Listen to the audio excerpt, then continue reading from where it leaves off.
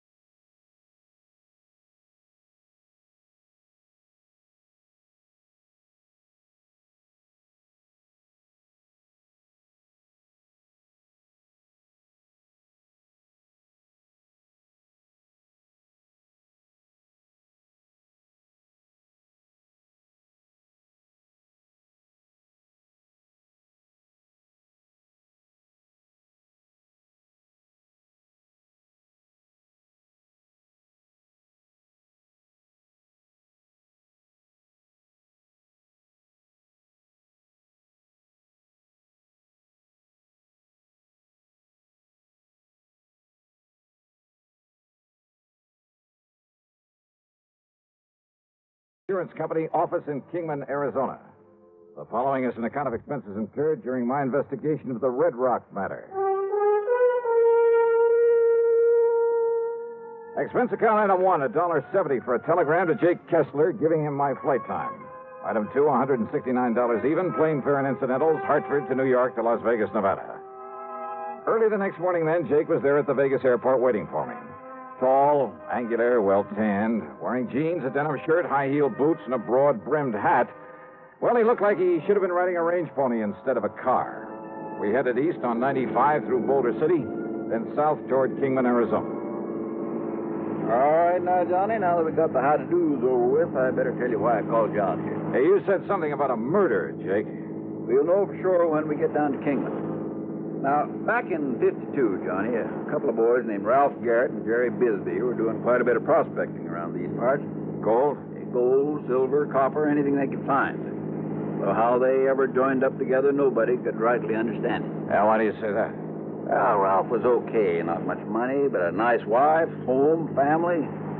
But Jerry Bisby, well, the town had been hoping he'd go somewhere else for years. Ah, I see. Anyhow, one day they set out to pound the rocks up near the town of Chloride over near Mount Tipton. A month or so later, though, Jerry Bisby came back to Kingman alone. Oh? Folks asked him where Ralph Garrett was. He said Ralph had left him to go out and get a job in California. And left Bisby with the rights to all their claims? Well, now, that wasn't even talked about. Not then. Yeah, well, go on, Jake. Anyhow, Ralph's wife claimed it was all a big lie, that Bisby had taken Ralph out there in the desert and killed him. But why? Why did she think that? Claimed Ralph almost hadn't gone on that particular trip, that he'd gotten suspicious of Bisby, that he was scared of him, and that Ralph wouldn't have just up and left her like that. Well, did she tell this to the police? Sure did. So they looked around all over the state, even notified the boys over in California, but nobody couldn't find a sign of Ralph. I see. So then she got a hold of some relative she has over in the state's attorney's office over in Phoenix. And, Johnny, before you knew it, Jerry Bisby was up on trial for murder. Oh, but on such flimsy evidence and without a body. Sure. Jerry was acquitted. Now, like I say, that was back in '52. But we only paid off the insurance on Ralph about a year ago, you know, lacking any legal proof that Ralph was dead until that statute of limitations said he had to be here or something. Yeah, I know. But now about this man Bisby. Does he still live in Kingman? No, Johnny. As soon as that trial was over, he sold his little place, left town, and never come back. Uh-huh. And with no actual proof that he'd killed his partner. Now, just a minute. Yeah? Didn't your Eastern papers carry anything about that big windstorm we had out here last week? Windstorm? Biggest one we've had in years. Must have blew 78 a mile an hour. Johnny. Oh, yeah, I guess I did read something about that. Sure you did. Yeah, I remember now. That wind uncovered the bones of a man who'd apparently become lost somewhere out here in this desert some years ago. Lost, huh? What do you mean? There's something the papers didn't say, Johnny. There was a bullet hole in the back of the skull. Oh? From exactly the same caliber as the old Winchester 94 Jerry Bisbee'd always carried with him. Uh-huh. Then it looks like the skeleton is Ralph Garrett's. Murdered and buried out there by this Jerry Bisby. Well, now, there's only one person can identify that skeleton for sure, Johnny. Who's that? Young Doc Blessing. And if we're lucky, we'll find him awaiting for us in Kingman.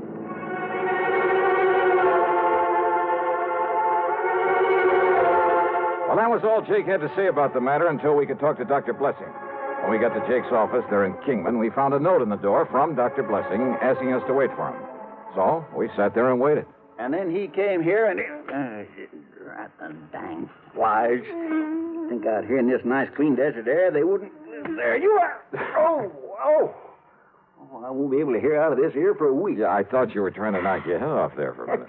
I almost did. But you were saying that young Doc Blessing took over his father's practice out here. Yeah, a couple of years ago.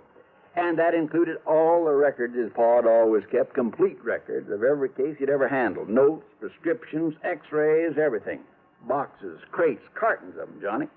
And that's what young Doc's looking into right now, all those old records. Why, Jake? Because he had a vague remembrance that one time, a long while ago, his pa... Oh, howdy, Doc. Jake? I take it you're Johnny Dollar. That's right. I'm Doc Blessing. Glad you're here, Dollar. Jake, I've been over at police headquarters.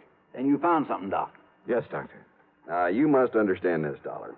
The police around here are fine. Good state authorities, too, but this thing may be beyond their reach. What'd you find in your pa's old records?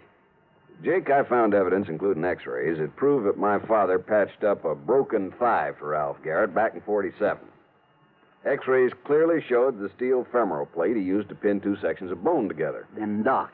It's been kept from the papers, Dollar. But on the skeleton they found in the desert was that very same fractured thigh bone and the stainless steel plate that my father... I knew it. Well, there's no question about it. That skeleton is Ralph Garrett's. Well... And with that bullet hole from Jerry Bisbee's gun in the skull. Exactly. Or a gun like Bisbee. Yeah, now, don't start kidding yourself, Johnny. Yeah, now, Dollar, there's... Yeah, okay. You got a point. It looks as though Bisbee murdered him, all right. Of course he did. Why else would he skip out after the trial? So what you got to do, Johnny, is get out and find it, bring him back to justice. That's all. That's all? Well, yes. Oh, sure.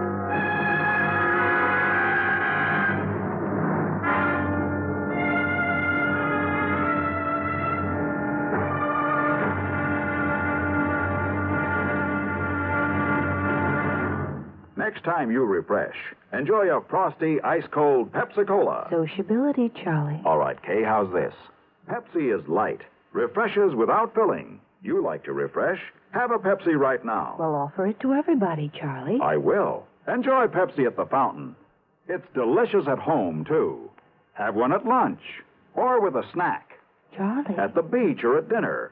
Wherever you go, wherever you're thirsty, Pepsi is there. It's here, too, in our Be Sociable song. Be sociable, look smart, keep up to date with Pepsi. Drink light, refreshing Pepsi. Stay on and get an air. Be sociable, have a Pepsi. For the weekend, have plenty of Pepsi around. Pick up an extra carton today. CK, I'm sociable. With Pepsi, everyone is. And now, the second act of yours truly, Johnny Dollar.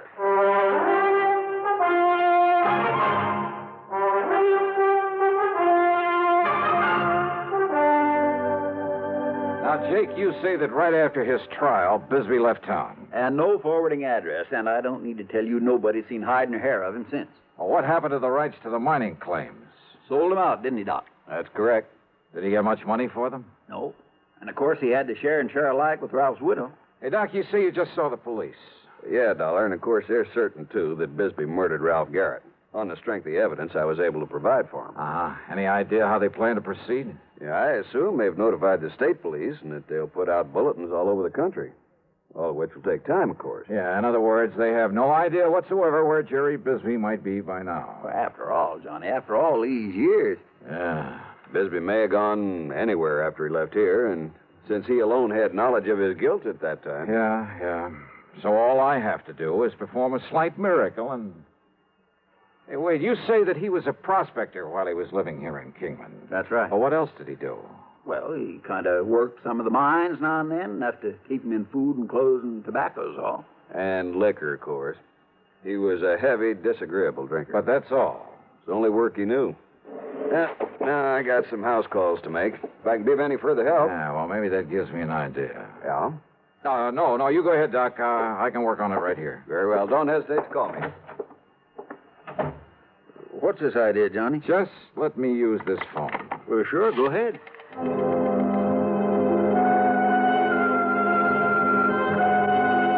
My first call was to the Bureau of Mines in Washington.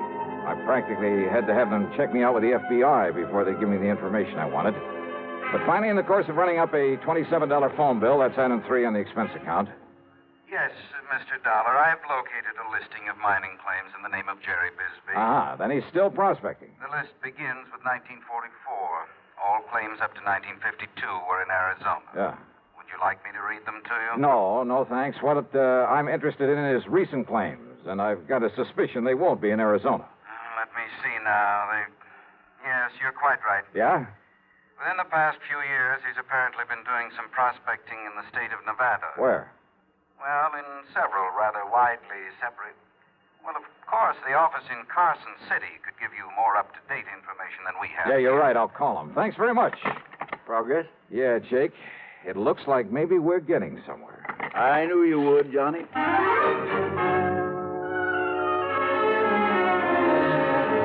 But on my call to Carson City, capital of Nevada, I ran into a stone wall. Well, I'm sorry, sir, but I have no authority to give out such information over the phone. All right, now, listen, please, when miss. Mr. Harker gets back to the office, if you care to call back in 2 or 3 hours. Look, isn't there somebody else there who can give me the information I need? All I want... Without Mr. Harker's authorization? I doubt it, sir. But look, miss, I just want to get... If you were to come here in person and show the proper credentials. Yeah, sure, thanks.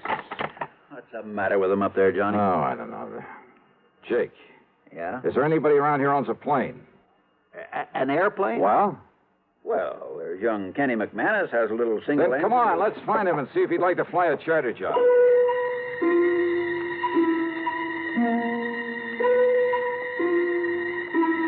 Expense account item 4, $175 to Kenny McManus for the use of his plane and his service as pilot. Only I'm not so sure I would have chartered that particular plane if I'd taken time for a real good look at it before we started off. Yeah, with 2 passengers, a full load of gas, and my luggage, it was hardly... Well, let's face it. It was old and definitely underpowered for such a trip. We missed the tops of several mountains by only inches along the way. But somehow, shortly after noon, we landed in the Nevada capital. Item 5, $1 to one of the lads at the hangar for a ride into the local bureau representative. Mr. Harker was somewhat reticent until I mentioned one word. What was that, Mr. Dollar? Murder, Mr. Harker. I want this man Bisby for murder. I see. And I'm certain I can be of help to you. And now, thanks to Mr. Harker's cooperation, I finally really got on Jerry Bisby's trail. Item 6, $50, deposit on a rental car, and I headed due east. I headed for the lively old ghost town of Virginia City. I didn't know I was also heading into one of the most dangerous situations in my whole career.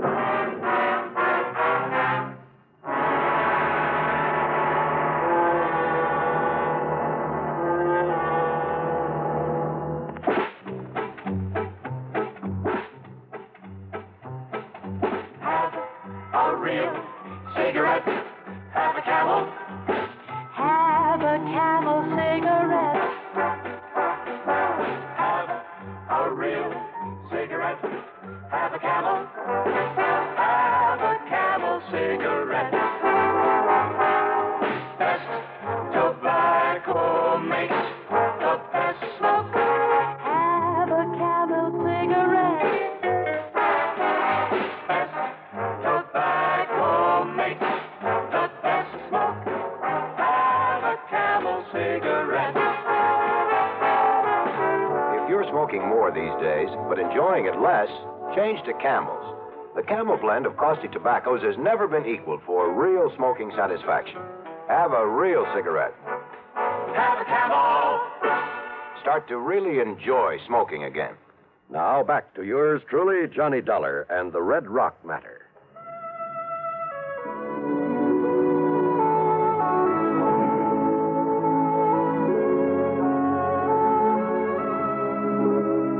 Virginia City is fabulous. A monument to the rip-roaring days of the Comstock Lode. When all too often a man's life depended on how fast he could draw, or how well he could defend a hunk of barren ground that he chipped away at in the hope it would give up millions of dollars worth of gold-bearing quartz, or the heavy blue mud so rich in silver ore. Still standing are many of the colorful buildings put up in the 1860s. Piper's Opera House. You picked up your key at the Bucket of Blood Saloon. There was the office of the Territorial Enterprise that carried editorials by Mark Twain. The famous Crystal Bar. The gambling halls where debts were paid in dust and nuggets. Famous names, too. O'Reilly and McLaughlin, Comstock and Gould, McKay and Mills, Fair, Flood, and O'Brien. Yeah, the Bonanza Kings. All of them had meant fabulous wealth in the days of the gold rush. Yep, you could almost see their ghosts walking the streets. Well, I found a fount of local information and a grizzled old character parked on a rocker in front of one of the ancient saloons. Bisby, son. Jerry Bisby. Yes, sir, that's right. Well, if I was you, I'd stay away from him. Yes, I would. Well, why do you say that, sir? Because, son, that D4 man's crazy. Staying up there in that shack on top of Red Rock Pass. Red Rock? Working away at that worthless claim he has up there. Oh, where is Red Rock Pass? About halfway up 12-mile road over there. There's a wagon track up the pass. Well, look, can I make it with this car of mine? Yeah, that's pretty new car. No. It take a horse or a burro to get... Yeah, but you ain't going up to see that crazy Bisby. Why not? Well? Whoa, he'd catch you anywhere near that mine of his. Then he'd shoot you first and find out who you was after. Yeah, well, I'll have to take that chance. Oh, no, you... Thanks a lot, old-timer. At Martin's stable, I had to shell out a $100 deposit when they learned I was going up into Red Rock Pass. And again, I got a warning about running into Bisby. But I made sure my gun was free in the holster and set out for the pass. It was after 3 when I left the 12-mile road and nearly sundown by the time I reached the top of the pass. And there I found Jerry Bisbee's weathered old shack, but no sign of Bisby himself. Bisby! Jerry Bisby! And then I saw the trail leading to the little mine on the face of a cliff. So I started over toward it, walking around the huge red boulders in my path, scattered about as though some giant hand many centuries ago. Whoops!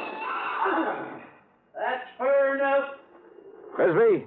Get back on that horse and get out of here. Sorry, but I gotta talk to you. You see this here gun? Oh, I see it all right. Shoot the eye out and a snake with it. Besides, I know why you come here. Do you? Because maybe... they found Ralph Garrett's bones down to the desert. That's right. But you won't take me in first. Don't be too sure of that. Talk up, boy. Son, I don't hear very good. I said I'm going to take you in for murder. Talk up, I said. Besides, you got no right to take me in. Wrong, Bisby. You hear me? I say you're wrong. Wrong, am I? Didn't they try me once for murdering? Didn't they let me free? So what? That doesn't mean I So you and anybody else ought to know they can't try a man twice for the same thing. Holy smoke, he's right. Them fools down there, they let me off. So now there's nothing you or anybody else can do about it. So get out. I said get out of here. A well-aimed shot kicked up the sand in front of me. I ducked behind a pile of boulders and crouched there, waiting to see what he'd do next. Then I heard it from a sort of hole under one of the rocks. A rattlesnake, almost to my feet. Slowly, carefully, I pulled out my gun. I took aim and... Hey, there were others in there. There must have been a nest of them. No use, boy. I'm coming over there to get you. Yeah, well, listen. I'm going to kill you. There was another rock to my left, a boulder that maybe I could reach without his seeing me. And the sound of the rappers at my feet wasn't exactly friendly. So I bent down low and made a dash for it. Brother, that time I could practically taste the lead. It's no good, boy. You're not so smart. Because from where you are now, you ain't got no place to go. Not without me having a shot at you. And all it's going to take me is one clear shot. Bisby, can you hear me? And this rock pile where you was, I can get to it without you having a shot at me. So I got you cornered, boy. Yeah, he was right. He knew it and I know it. Through a narrow cleft in the rock in front of me, too narrow even to push the barrel of my pistol, I could see him advancing slowly toward the pile of boulders where I'd left the nest of rattlers. But if he was so deaf, he'd never hear them. Oh, Bisby. Hey, Bisby, listen to me. Talk up. You got anything to say? Stay away from that pile of rocks. I'm going to kill you. Hey, look, I said stay away from that pile of rocks. I'm going to kill you dead. Unless you throw out your gun and come out here with your hands up over your head. Come on out of there. Yeah. Okay. I'll do it. What you say? I said yes. Here, look. Here's my gun. You coming out like I told you? Yes, look. With my hands up. Shows what a fool you are. What? Because I'm going to kill you anyway. The same as I did Ralph Garrett. Bisby. Hey, Bisby, wait. Stay away from those rocks. If you got another gun hit on you, it'll do you no good. Bisby! Things happened fast. He jumped backward into the protection of the rock pile, and he raised and aimed his gun to shoot me down. But a sudden movement among the angry nest of rattlesnakes. No! Rattlesnakes! No!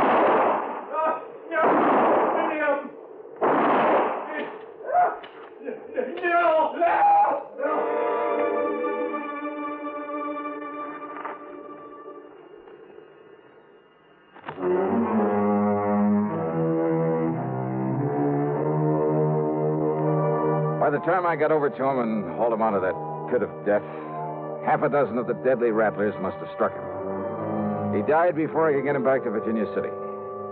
Yeah, justice again. In one of her own inscrutable ways. Expense account total, including a couple of good stiff drinks. Then the trip on back to Hartford, $496.25. Yours truly, Johnny Dollar.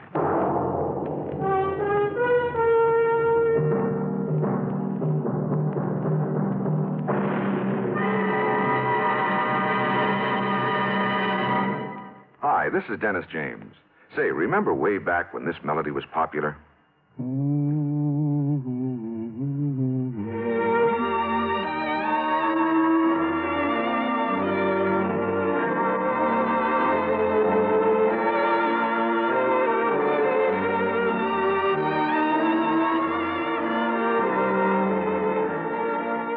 There's something very special about a long-time favorite, isn't there? Well, folks feel the same way about one of Kellogg's favorites, Kellogg's All-Bran. Going on 41 years now, it's been America's most popular good food way to fight irregularity from lack of bulk. Because it's whole bran, Kellogg's All-Bran gentles away irregularity safely and reliably. And because it's deep toasted for extra crispness, it never gets mushy in milk. There's only one All-Bran, Kellogg's All-Bran. That's ALL-BRAN. Kellogg's All-Bran. Now, here's our star to tell you about next week's story. Well, next week, the canned canary matter. You heard it right. And I promise you that title is a real fooler. Join us, won't you? Yours truly, Johnny Dollar.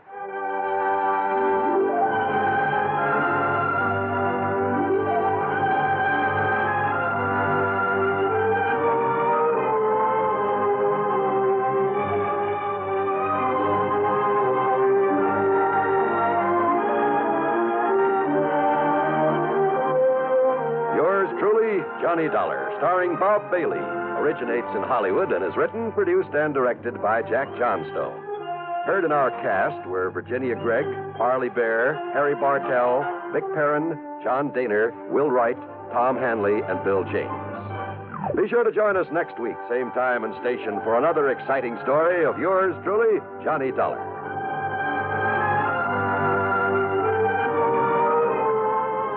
This is John Wall speaking. Suspense follows on the CBS Radio Network. You know, Dooley, I've been reading up on hypnosis. Come here and let me try it on you. I am an officer of the law and don't approve of making a man divulge his secrets. However, I'll stand by in case there's criminology involved. I just want to clear up some of his problems, Officer Suggs. But I haven't got any problems. I'm the soul of contentment. Maybe that's your trouble. You're too contented. Lie down, Dooley. You're going to sleep. I feel so good. He's under my influence. Now, little tyke, get up. Go straight to the beer of your choice. Astounding. He's heading for Utica Club. 'Cause Utica Club will still take the trouble to age beer the natural way. Utica Club, you see. He's got no problem. He's a happy, well-adjusted beer mug. Brewed by the West End Brewing Company of Utica, New York. You're tuned to WROW Radio in Albany, New York. Time, 5:30. From Hollywood, it's time now for... Johnny Dollar. Johnny, I've been trying to reach you for 2 days. Who's that? George Reed. Oh, well, I took off a couple of days, George. What's on your mind? A riddle. Riddle? Yeah, and a blonde photographer's model. That's better. How are you with riddles, Johnny? Not as good as I am with... But go ahead, try me. All right. A year ago, this model married Webster Prene. Prene Hat Company? Was Prene Hat Company. He sold it when he retired. Go on. Well, last week, Prene reported his wife had disappeared. And according to him, when she left home, she didn't bother taking any of her clothes or car or jewelry. And she forgot to tell her friends she was leaving? Right. Not even him. You think Prene told the truth? Johnny, that's the riddle.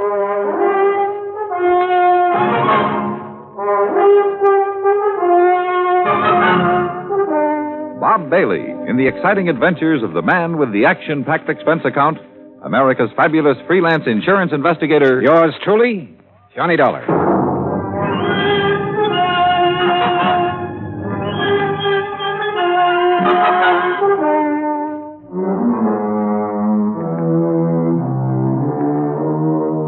expense account submitted by Special Investigator Johnny Dollar to Floyd's of England, American Branch Office, 443 North 15th Street, Hartford, Connecticut. The following is an account of expenses incurred during my investigation of the Mad Hatter matter.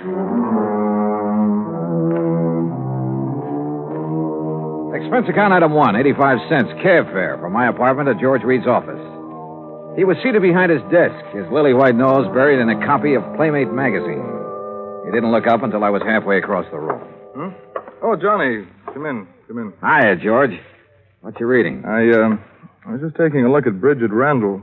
Or Mrs. Prene, I suppose I should call her. Yeah, let's see. Yeah.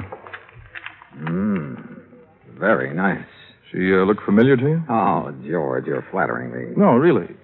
She should. Oh, why? Well, up until she married Prene, she was a very popular model. Figures. Is that a pun? No. Anyhow, her picture was in everything from the Police Gazette to the Ladies' Home Journal. And after she married him? She retired. Hey, this is a new magazine, George, this month's issue. Well, the picture must have been taken before she was married. Well, what do you know about Prene? Not too much. He's over twice her age, and from all reports has a lot of money. I'd bet on it. Their marriage caused quite a stir. You know, real winter and spring stuff. The newspapers played it up big. Where were they married? New York.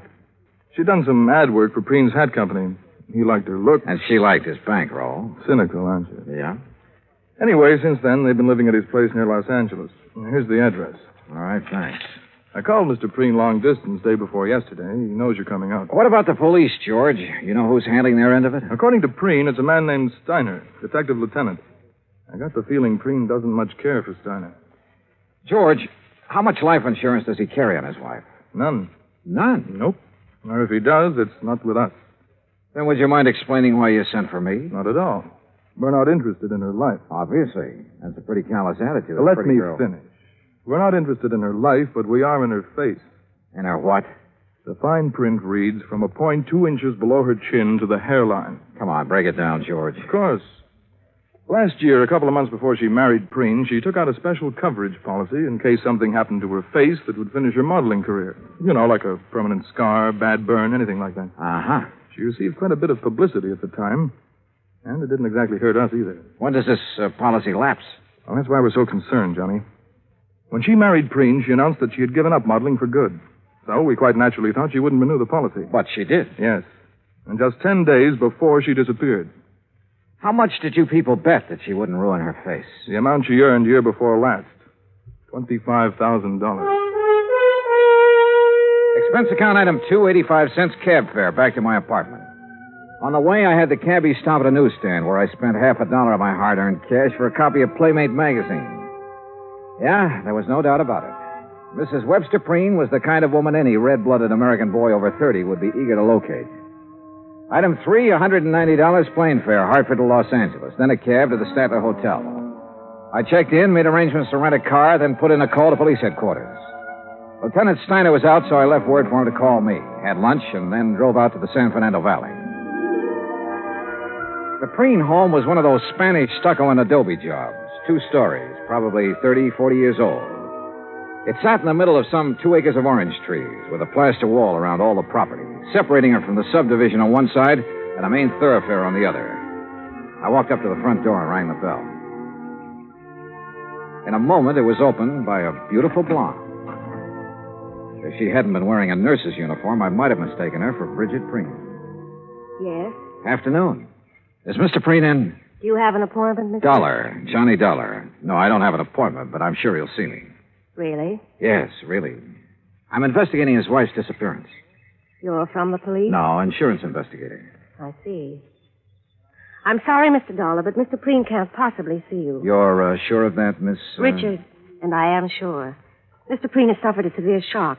His doctor left strict orders that he's not to be disturbed unnecessarily. And you feel qualified to say what is necessary and what isn't? I've been with him for nearly 5 years. Well, answer me this, Miss Richards. Do you think Mr. Prene's health would improve if somebody happened to find his wife? What? I mean, they haven't found her, have they? You haven't answered my question. You want my honest opinion, Mr. Dollar? Helen, who is it? Who's out there with you? Excuse me. No one important. It's Johnny Dollar, Mr. Prene. Now, just a minute. Mr. Dollar, come in. Come in. Have him come to the orchid room, Helen. Yes, sir. Well, I hope you enjoy steam baths, Mr. Dollar. Steam bath? What do you mean? Follow me. You'll find out. A pretty girl, in spite of her abrupt manner. And there was a lot going on behind those clear blue eyes. She led me into the house through a couple of large rooms, then up a winding staircase and down the hall to a door at the end of it. Miss Prene's waiting for you in there, Johnny. Thanks. Ouch! Hey, that doorknob's hot as... Oh, very funny. I warned you. Here, like this. Come here, Mr. Dollar. Hurry. I'll see you later, Johnny. Close the door. Close it. I don't want it to cool off in here. Well, you look surprised. Well, I didn't expect to meet you in a hothouse, Mr. Prene. I'm sorry if you're uncomfortable, but orchids must have plenty of heat and moisture. Now, me, I love it. I didn't used to, but since I am at the age where a man is nothing but stick and dried parchment, you can take off your jacket if you like, Mr. Dollar. Thanks. Do you know anything about orchids? Well, only that they're expensive. Aren't all beautiful things? Sit down, sir. Any place that's clean. We can talk while I do this. You know what I'm doing. I haven't the least idea. What the bees would normally do, that is, if these plants were in their native environment. Pollination? Yes, sir. Would you mind handing me those tweezers? Yes. Thank you. Hey, how many plants do you have here? More than 200, Mr. Dollar. 36 different varieties. Oh, beautiful. Oh, yes. Lovely, delicate creatures. Mr. Dollar, do you think you'd be able to find her? Well, I'm going to try. I'd appreciate it. I have so very few things left these days. Did you notice the orange trees when you drove in? Well, yes. When I bought this house, the land on both sides was nothing but orange groves. Beautiful orange trees.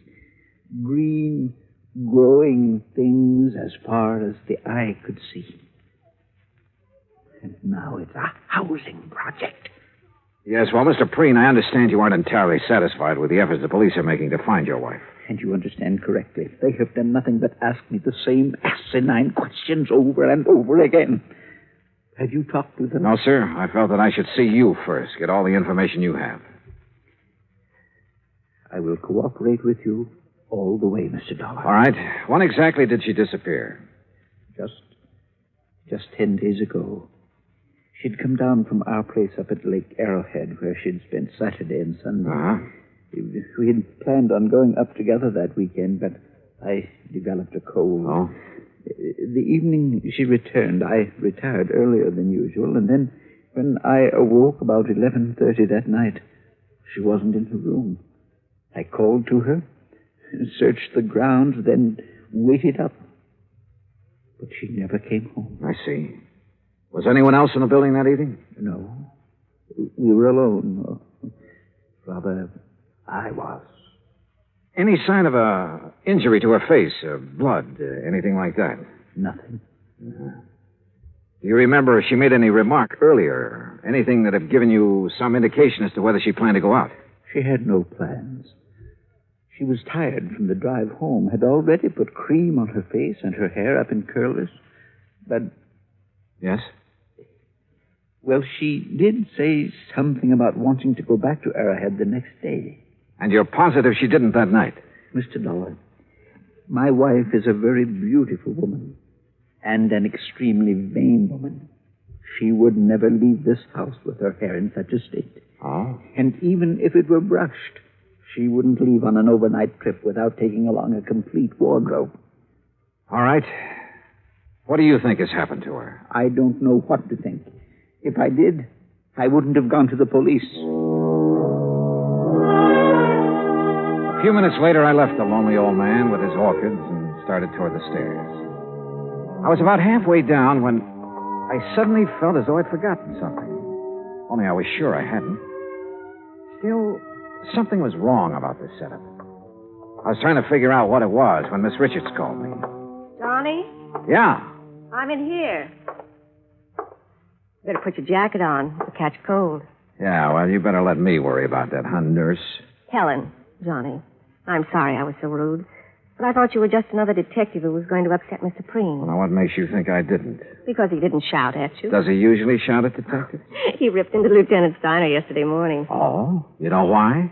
Well, the police have a crazy idea that Mrs. Prene's body could be buried somewhere on the grounds or upstairs in the hothouse bed. Well, how do you know that? Well, they've been after him, trying to get his permission to dig. If they were really serious about it, they wouldn't need his permission. They'd get a warrant. Johnny, you don't believe Mr. Prene killed his wife, do you? At this moment, I have no reason to. Well, everyone knows what a kind and gentle person he is. What about Mrs. Prene, Helen? Well? I hate her. Why? You, care for him? I don't like that. All right, sorry. He's a fine man, a gentleman. There aren't many left. No, I guess not. He called Mrs. Prene extremely vain. Would you go along with that description? It was made for her. Suppose something had happened to her that night. Suppose, well, something that scarred or burned her face. What do you think she'd do? If she lost her beauty, she'd kill herself. Even if she threw away $25,000 by doing it? I know about that policy, but even if it was doubled, she'd still do it. Why? Because she wouldn't have the nerve to face her friends? Friends. Bridget Prene never had any friends. But that isn't what happened to her. What did? I don't know, but I'm sure she's dead. Why? Why, Helen? Johnny, please. Tell me. Now, come on. I know you have a good reason for saying that. Now, let's have it. All right. Come over here. I put them away in this drawer. See? What are they? Caps. What? Plastic dental caps. Actresses, models wear them over their teeth to give a perfect appearance. Bridget wouldn't leave a bedroom without them. Where did you get them? I found them on the floor of the garage 2 days after she disappeared.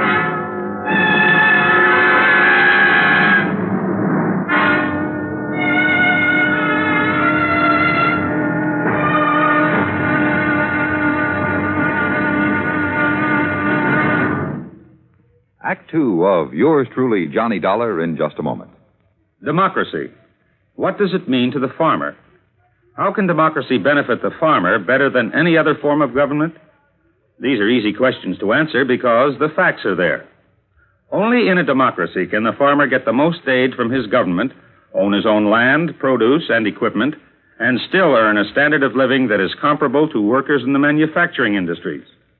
That's because the people in a democracy tell their elected representatives they want it that way. Government subsidy, free enterprise, open markets, and the will to work and better himself enables the farmer in a democracy, such as the United States of America, to produce one of the world's finest diets.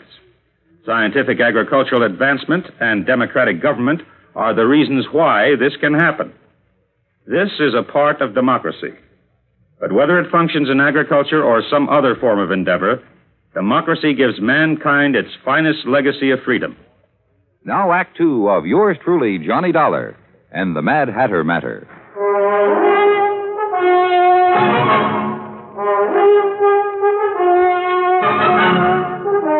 Helen, Mr. Prene's nurse, gave me the set of dental caps that Bridget Prene had used to beautify her teeth. And after telling her not to mention them to anyone, I drove back to my hotel in Los Angeles. Along the way, I racked my brain about whatever it was, something that had bothered me at Prene's home. Then, as I passed the newsstand in the hotel lobby, it hit me hard. I had been in almost every downstairs room of Prene's house, and not once had I seen a single picture of the beautiful and vain Bridget. In my room, I was about to call Prene and ask him why when somebody began pounding on my door.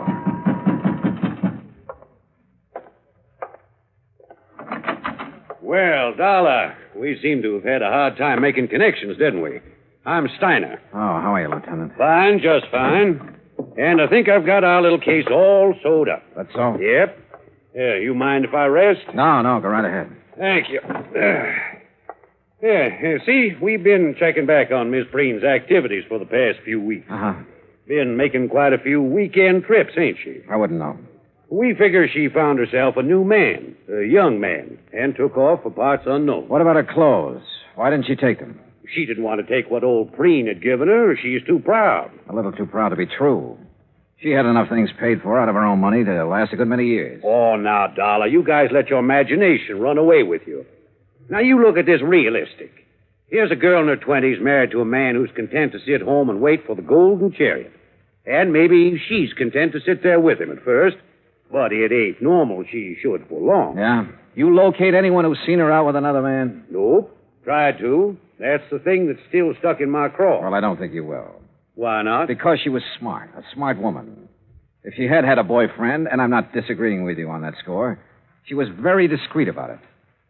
Mr. Dollar, I'm not sure you were aware of it, but each time you mentioned Mrs. Prene, you referred to her in the past tense. Why? Oh, no.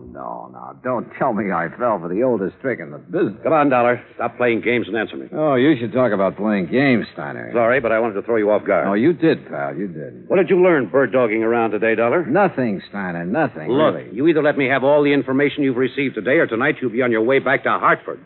Now, which is it? Okay. Prene's nurse, Miss Richards, found these on the floor of the garage 2 days after Mrs. Prene disappeared. You know what they are, I suppose. They don't have to be Mrs. Prene's. Take a look at this chart, Dollar. We got it from her dentist last week. Now look at the caps. Okay. What are you going to do? What do you think? Arrest Webster Prene for the murder of his wife.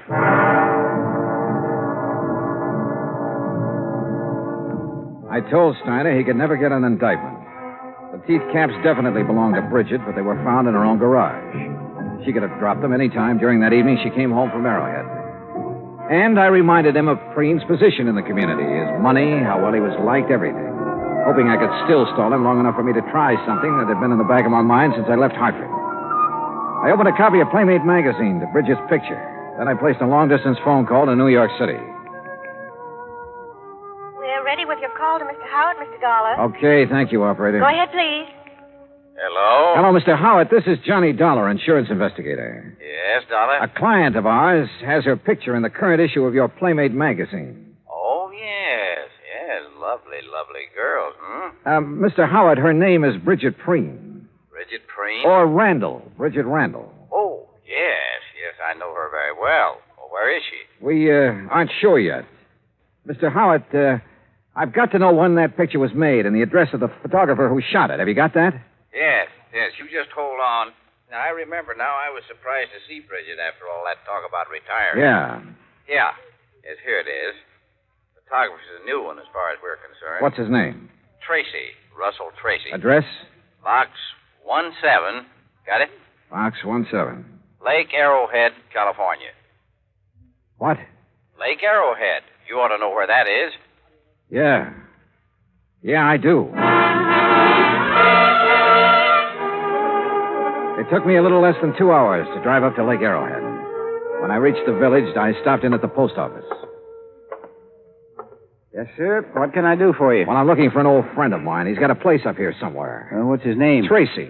Russell Tracy. Oh, yeah, sure. Nice little cabin on the lake, about a half a mile down toward the left.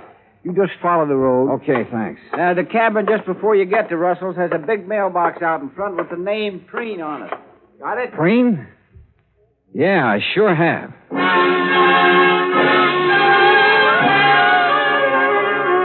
I was there in 5 minutes.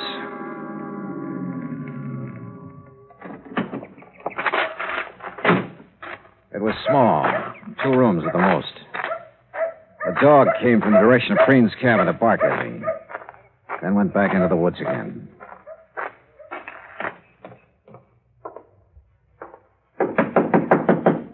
Yeah. Russell Tracy? Yeah.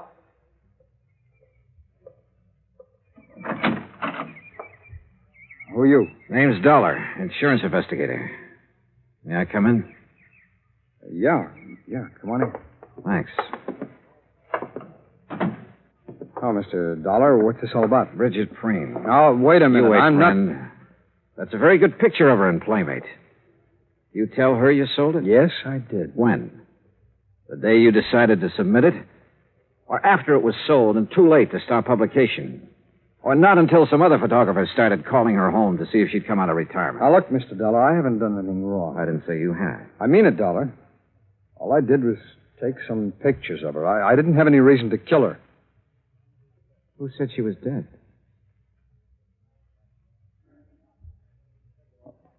All right, Dollar, sit down. I'll give you the whole story, at least all I know of it. Yeah, go ahead. Bridget liked modeling. She liked it better than anything else, I guess. And when she found out I was a photographer, well, she was over here most of the time. What about the day she disappeared? I'm getting to it. I'd needed some money a few weeks before that. I needed it bad. I had a run-in with the law in Texas a couple of years back. I haven't been able to hold on to a good job since. Go on. Well, I had this one shot of her, and I knew it was right, so I sent it in without her knowing about it. When did she find out? Well, like you said, photographers called her house. Her husband answered one of them. You ever meet her husband? Yeah, a couple of times when he was up here. He knew you were a photographer? He's been trying hard to get back at me for taking that shot of his wife. How do you mean? There's a dry well out in the back, about 20 yards from the fence line. After he killed Bridget. He killed? Yeah. Yeah, because the next morning I was out with my dog and we found her face down in the well. I guess he figured the sheriff would find her before I did, and figure I did it. How do I know you didn't? If I had, I wouldn't have dropped her in my own well, would I? Besides, why? All right, she's still there. No, I took her out that same morning, and it's a good thing I did, too. The sheriff and some detectives from L.A. were up here nosing around the next day. Why would Prene want to kill her, Tracy? All right, now, don't ask why, but Bridget was in love with me. The night she went back to L.A., she was going to tell him. I guess that, on top of the picture, was just too much for him to take. Dollar, you believe me, don't you? Why didn't you report this to the sheriff? I've got a record, Dollar, and Prene's got more money than he knows what to do with. Besides, there's no proof of what I've just said. It'd be his word against mine, and you know who'd come out on top. Where's her body now? I'll take it if you want. Yeah. Bring your camera. My camera? And plenty of film. Don't ask me why I trusted him. I couldn't answer. Except, like he said, he didn't have any reason for killing Bridget. He led me deep into the woods, into a clearing. And there, well, he'd done his best to make her comfortable. We removed the rocks, and Bridget she was very dead. Expense account item 4, $5.20. Assorted phone calls, Arrowhead Springs to Los Angeles. I've been hoping you'd call. Is Mr. Prene there? Yes, right now he's up with his orchid. Have you seen Steiner? Oh, yes, he was here this afternoon. He took Mr. Prene away with him. But in about an hour, Mr. Prene came Now, look, home. Helen, you stay there, but keep out of his way. Do you understand? Oh, Johnny, really, you're talking like he's a criminal. Helen, do just as I say. I'll be there as soon as I can.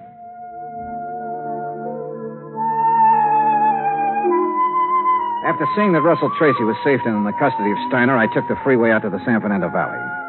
It was a little after 9:30 when I pulled into the Prene driveway. The porch lights were on, and Helen opened the door.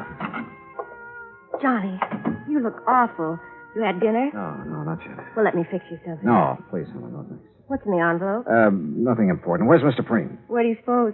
Upstairs with his orchid. Would you mind if I went right up? Of course not, Johnny. You go ahead.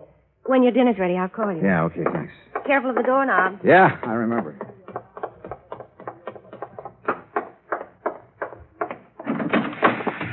Well, Mr. Dollar, I didn't expect to see you back so soon. Hello, Mr. Prene.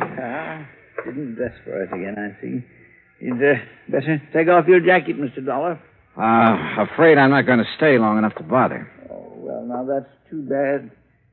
Beauty such as this isn't often seen, Mr. Dollar.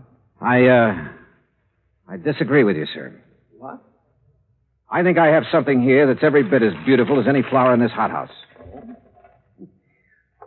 Well, now, you have aroused my sporting instincts, son, and also my curiosity.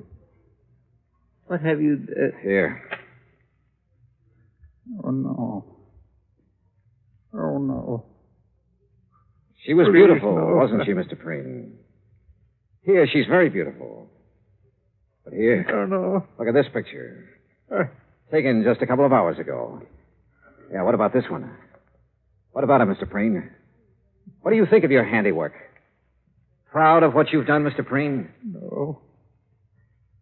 No, please. No more, please. Why did you do it?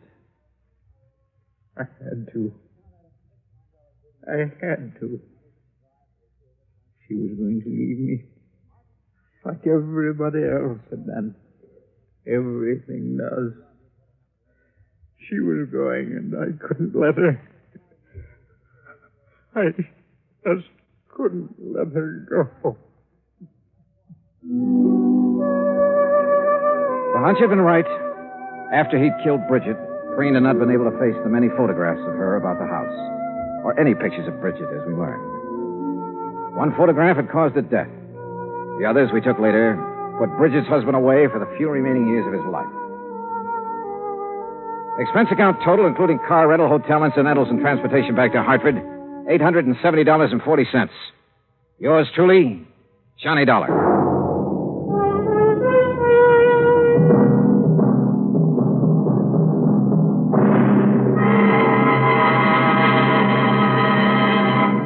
Now here is our star to tell you about next week's story. Next week, a fishing trip that could be very pleasant, except that one of the fishermen is deaf.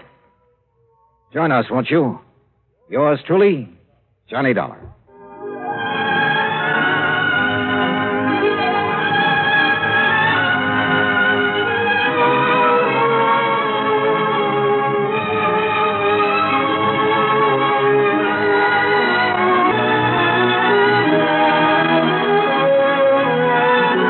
Johnny Dollar has come to you through the worldwide facilities of the United States Armed Forces Radio and Television Service.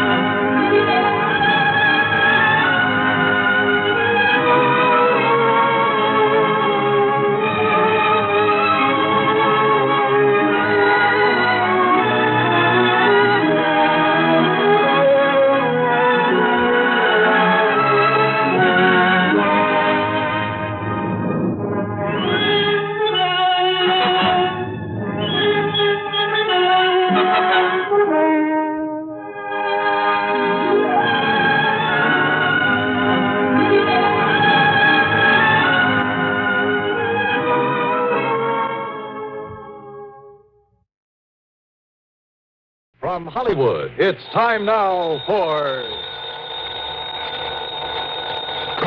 Johnny Dollar. This is long distance. Mr. Pat McCracken in Hartford, Connecticut is returning your call, Mr. Dollar. Oh, thanks, operator. Put him on. One moment, please. Hello? Hi, Pat. Oh, Johnny. Hey, this message I found. Boy, I'm glad you called. Say, what under the sun are you doing in Los Angeles? Just down here for a confab with Jack Johnstone. You know, the guy who dramatizes the cases I handle and puts them on the air? Yeah. Give him my best. And I just wondered if you had anything out here I can do before heading back to Hartford. And if so, it'll give you a chance to put your travel charges on the expense account. What else? Well, Johnny, I got a wire from him just a few minutes ago. You contact Herb Schilling at the Greater Southwest Insurance Company right there in L.A. Okay, will do. And you can address your expense account to them. Right. Oh, Johnny? Yeah? Have you got a gun with you? Sure, Pat, I always... Huh? Why do you ask that? Well, judging by Herb's wire, Johnny, you may need it.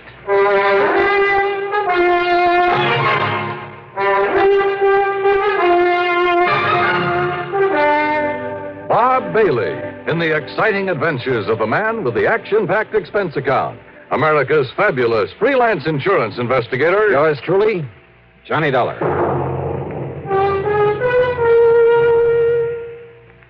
A young lady by the name of Scheherazade kept her audience of one enthralled for 1,001 nights with one of the longest stories in history. That's a long time to devote to one chronicle, but some of CBS Radio's winning 7 weekday dramas have put that record in the shade. entertaining audiences in the millions with many times 1,001 days of continuing dramatic serials. Each weekday on the CBS radio network, there's a wealth of daytime drama, including such outstanding serials as The Romance of Helen Trent, The Couple Next Door, Ma Perkins, Whispering Streets, The Right to Happiness, The Second Mrs. Burton, and Young Dr. Malone. Monday through Friday, follow these absorbing, true-to-life stories. Only CBS Radio brings you the winning 7 combination of top daytime dramas. Another important reason for the different sound of this CBS radio station. And now, Act One of yours truly, Johnny Dollar.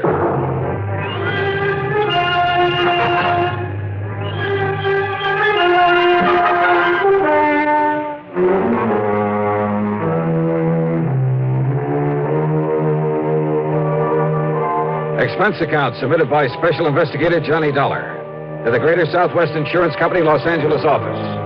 Following is an account of expenses incurred during my investigation of the Winsome Widow matter.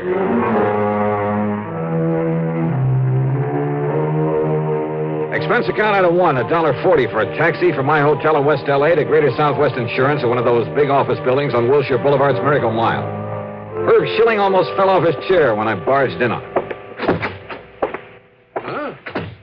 Dollar. Hiya, Herbie. Look, I know that some of those new jet flights are pretty fast, but I only sent that wire to Pat McCracken a couple of hours ago. I didn't waste any time trying to make plane connections, Herb. Just flew out under my own power. You're kidding, I know. But where were you when you got the word from McCracken? Right here in your own fair city. Oh, I wish I'd known that. Even those couple of hours could have been saved. Oh? What's the big problem? A little matter of a liquor store holdup. Only I'm afraid this one wasn't so little. Then tell me all. Yeah, sit down. Johnny, for some reason or another, these places that sell bottle goods are a pretty frequent target for stick-ups. Here in Los Angeles, there have been quite a few of them over the years. I'm surprised you insure them. Now, needless to say, premiums are pretty high. And at least so far as our company's concerned, the policies are somewhat limited. That is, insofar as maximum allowable coverage is concerned. Makes sense. On the whole, we've been pretty lucky. By that I mean we've had to pay off relatively few claims. But now in the case of Willie Lehman... Who's Willie Lehman? His store is out in West Los Angeles at 10921 Santa Monica Boulevard. And that's only about a mile from where I'm staying. The old man opened up his place late in 1951. Oh? Yes, 61. Early in 1952, he had his first holdup. The bandits got away with something over $900. So he bought some insurance from us. Well, go on. Since then, there have been 7 more attempted stick-ups there. A total of 8 in as many years, huh? Yeah. Then your company must be getting a bit tired of paying off. No, because after the second time. He know how to use it? He certainly did. He had a lot of medals from some German outfit he was in during the last war. Anyhow, he suffered no more losses. That is, until last night. Oh? How much? In money? What else? Something like over $400 out of the cash register, as nearly as the police can figure from the register slip. Well, couldn't Lehman tell you how much? No. Because you see, Johnny, he also lost his life. Oh. And I take it you wrote his life insurance, too. That's right. $30,000. I see. Look, it's a little late in the day, but you want to go out there, check with the police? Sure. I'll be in touch.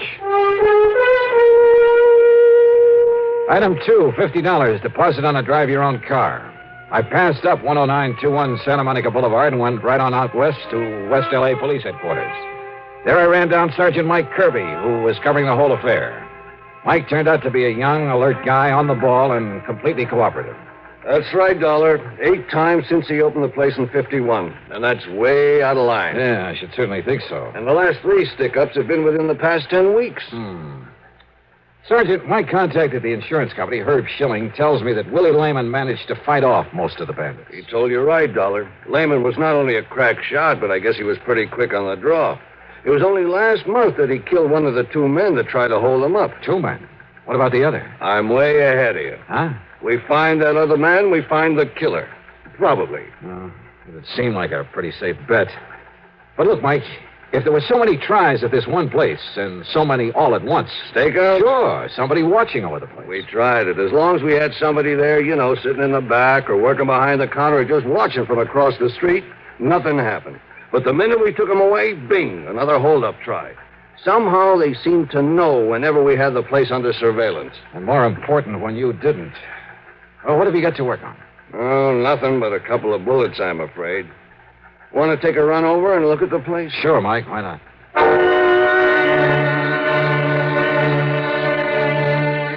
The liquor store was closed, but there were lights on in the living quarters above it. We knocked a couple of times, but got no answer, so Mike used the key that he had.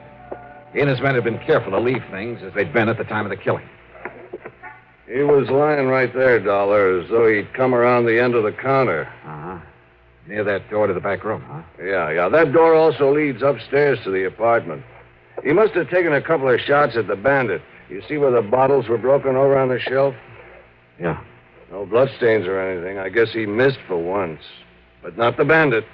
Caught him right in the heart, Johnny. Bullet went in at the right shoulder, then down through his heart and stopped against the lower left rib. Of course, until you get a lab report on that bullet. Huh? Well, it must be his wife. The wife, she didn't answer when we knocked on the door. Good evening, Mrs. Lehman. Oh, no. Are you here again? Gee, Sergeant, do you have to come around at all hours? Oops. Hold everything. Lehman had been 61, but his wife, Gloria, couldn't have been more than 30. Tall, dark, she was obviously very proud of her highly commendable figure. Yeah, and she was pretty. That is, almost. Maybe it was just a little too much makeup, especially around the eyes that she knew how to use so well. But a little bell had rung in the back of my head. Yeah. And since I'd noticed a phone booth at the gas station next door, item 3, 10 cents for a call. Johnny. That's right, Herb, and I'm sorry to call you at home. That's all right, Johnny. But there's one thing I forgot to ask you about when I talked to you. Yeah, what's that? Who's the beneficiary of old man Lehman's life insurance? Why, his wife, Gloria, Johnny. Thank you, Herb Schilling.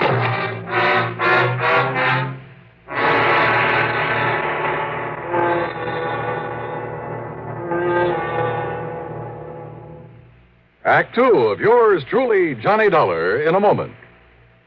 When Fidel Castro was biding his time in a remote fastness in Cuba, only a network like the CBS radio network had the equipment and manpower to go in and bring out the background of his revolutionary movement, his own words on what was to come and how it would come about.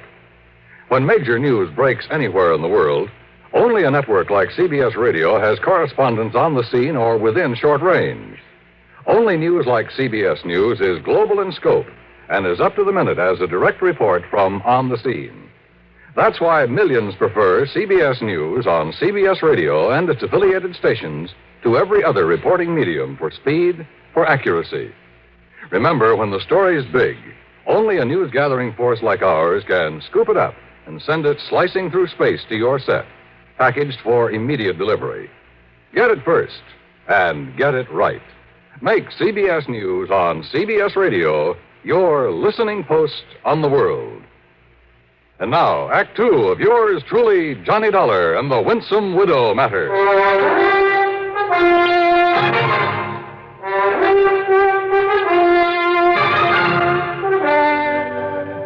After the phone call to Herb Schilling, I went back into the liquor store where Sergeant Mike Kirby was still talking to Lehman's widow, Gloria. You mean you don't plan to reopen the store at all, Mrs. Lehman? Not if I can help it. I'll sell this gum to the first person I find has enough money to buy it. And then what, Mrs. Lehman? Why don't you call me Gloria, huh? Everybody else does. And who are you, anyway, Johnny? You aren't a cop, and you don't look like a dick. Well, thanks. Mr. Dollar's here because of the insurance involved. From the insurance company? That's right. Well, listen, Willie had some insurance. I know. I mean, on himself, as well as the store. I don't know how much it is, but he promised me that he'd buy some. It was your idea that he insure his life? Sure, an old guy like him. I figured he'd up and die sometime while I was still young and beautiful, so why shouldn't I let him provide something for my future, like they say? Only whoever thought he was going to die as soon as this? Whoever planned and carried out his murder? You mean somebody planned to kill him this way? Just where were you when it happened, Gloria? I was upstairs in bed, asleep. Look, I've told the cops all about it. Well, you must have heard the shooting. I'll say I did. And what did you do? I put on a robe and come running down here. Well, I see the cash register open and poor old Willie laying there. And when I see that he's dead, I phone the police. You didn't see anybody else down here? Well, by the time I got here, whoever did it was gone. You don't seem at all upset over your husband's murder. Now, you want me to put on an act? Don't you know that he was twice as old as I am? Then why did you marry him? Well, you know how it is. A chance to settle down and let somebody else support you for a change. Made him happy to have me around, and I guess I liked it okay, too, for a while. But, gee, what a bore.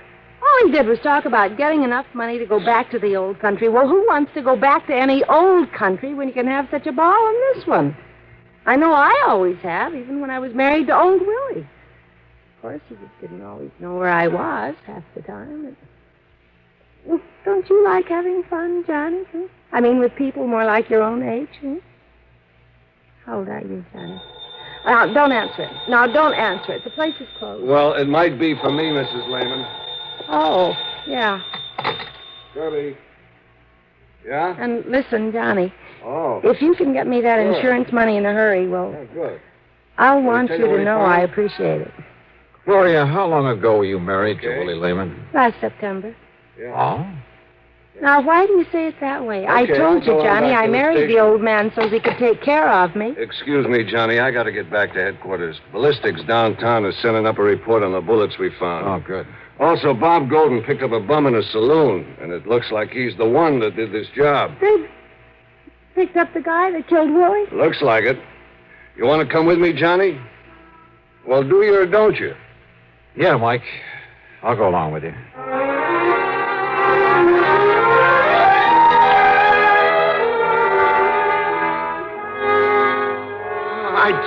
I told all those other cops. I'm the guy that heisted the dough out of Lehman's Liquors last night. Then you shot and killed him, Benny. Oh, no. No, I tell you, I didn't do it. That's the truth. So help me, that's the truth. Are you trying to say somebody else went in there and shot him after you left, Benny? Well, I don't know. There was no reason if you'd already taken his money. I don't know. How should I know? You think I stuck around there after I got his dough? How many shots did you fire at him, Benny? How many shots? I didn't fire none. You saw that gun the cops took off of me. It was made of rubber. That's all it was. It was made of rubber. If I hadn't got stupid and gone out and got drunk and showed it to somebody and told them how I got away with the money from that liquor store with it, you think these dumb cops had ever got wise to me? You didn't fire a single shot? How could I? I wave my rubber gun at him. He reaches under the counter. He comes up empty, so he gives me the dough and I leave. You're lying, Benny. You make a paraffin test, Mike. Yeah, and I think this is the result of it. Well, Conroy? The paraffin test was negative, Sergeant. No sign of powder on either of his hands. Also, Sergeant... Yeah, you see? I told you I never had no real gun. All right, Benny. I told you all I did was rob that joint. So Shut up, what do you want me Benny. to Shut do? up. Yeah, Conroy? Also, Sergeant, here's the report from downtown on the bullets from ballistics. Good, yeah, let me have them.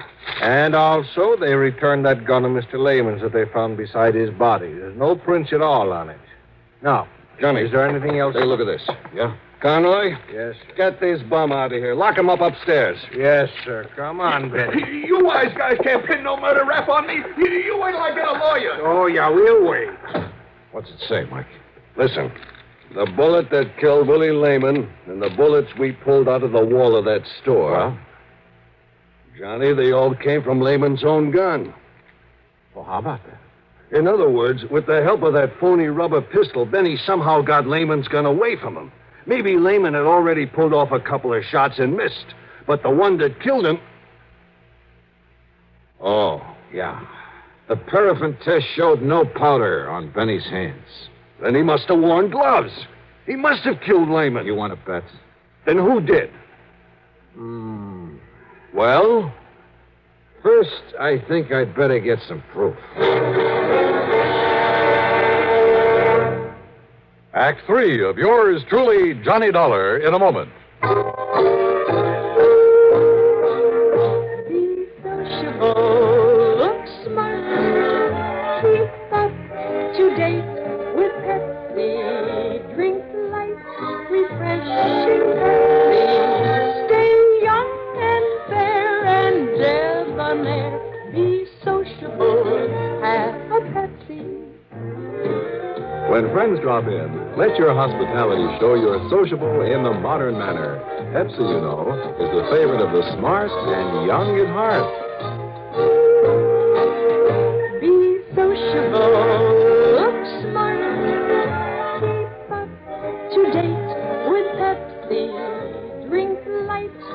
refreshing Pepsi. Stay young and fair and debonair. Be sociable. Have a Pepsi. Have you tried a Pepsi lately? Now, Act 3 of yours truly, Johnny Dollar.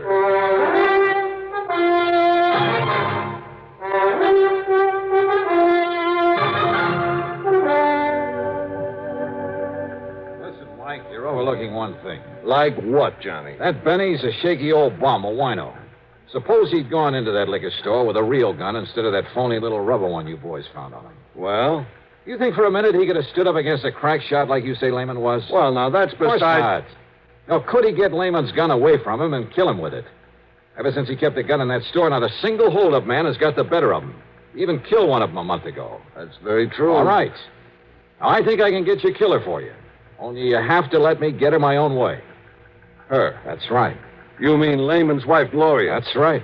Johnny, I thought of her, too. Motive, opportunity, everything. But proof. Let me handle it my own way. But if she didn't do it... If I'm wrong, it won't be any reflection on you, on your record. Oh. I see what you mean. Okay. We'll take my car. And you gotta promise me one thing. What's that? That you'll stay outside, that you won't make any move until I ask you to, no matter what happens. Well, now, Johnny... Otherwise, you can try hauling her in yourself. But, of course, if you're wrong about her. Okay, Johnny, let's go.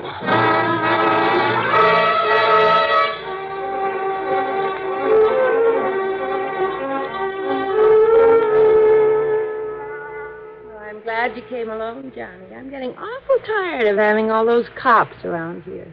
All right, listen, Gloria. And you are going to get that $30,000 insurance money for me in a hurry, aren't you? You know how long it'll take for me to get the rest of his stuff here in this state. A guy dies, it's sometimes a couple of years before they... What's the matter, Johnny? 30,000, huh? What? I thought you didn't know the amount of that insurance. Well, Johnny... Gloria, the only recent attempts at a holdup were made between the times the cops had a stakeout here, right? Yes, that's right, Johnny. Then somebody must have passed the word around when everything was clear. You think so? Gee, that's... Yeah, and I also think that the only people who knew when the police weren't here were you and your husband. Well, you don't think he'd go around blabbing it? No, I don't. Well, then... Now, wait a minute, Johnny Dollar. Don't get your back hair up, Gloria. Not yet. What? Your husband was good enough with a gun to have thwarted 7 robbery attempts in a row. That's right. So I think he could have prevented his own murder if he'd had his gun last night. Well, of course he had it. They found it laying next to his body. Somebody was glad to see these holdups, these attempts anyway, because it provided a perfect excuse to kill him. Now, listen, he kept Johnny... the gun under the counter, didn't he? Sure. Right here, under the register. Okay. I'm going to put my gun there. What are you up to, Johnny? Get behind the counter a minute. About where he'd stand when a customer came in. Well, sure. Right about here. So last night, a man came in and he stood about here. He pulled a toy gun out of his pocket, demanded the money in the register. What is this? What would your husband have done? Well? Grab the gun. Like this. You're pointing that right at me, you know. That's what he would have done. But there was no gun there last night. Because you had taken it. And when the bandits left, you were standing up on the stairs, there at the back. You'd come down from your apartment. What are you talking about? The bullet that killed him went from his right shoulder down to his heart, down to the lower ribs, because you were up on the stairs when you shot him. Then you fired a couple of shots into the wall and you called the police. To prove that, Johnny, enough for the cops? When I tell them, Gloria... But you won't, Johnny, because it happened just the way you said. But you're never going to tell. Gloria! Too late, Johnny. No. You took the bullets out. You tricked me. That's right, Gloria. Dirty, double-crossing. You lying cheat. You happy, Sergeant?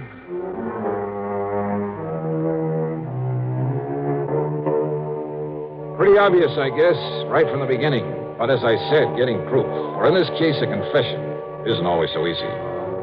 Anyhow, expense account total, including mileage on the rental car and the trip back to Hartford, I'll call it $250 even. Okay? Yours truly, Johnny Dollar.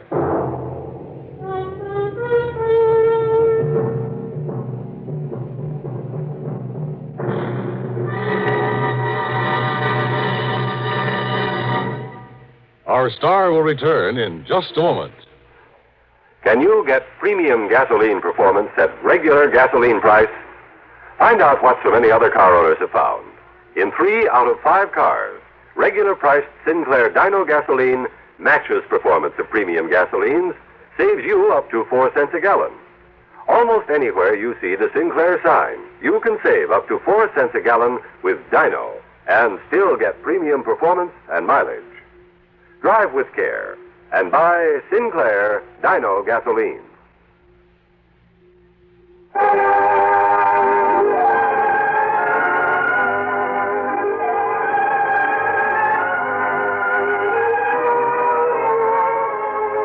Yours truly, Johnny Dollar, is written by Jack Johnstone, produced and directed by Fred Hendrickson.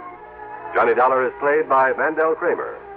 Also featured in our cast were Jackson Beck, Joseph Julian, Jack Grimes, Bob Maxwell, and Peter Fernandez. Music supervision by Ethel Huber. Sound patterns by Walter Otto. Tomorrow begins a new week's hilarity with Arthur Godfrey Time on the CBS Radio Network.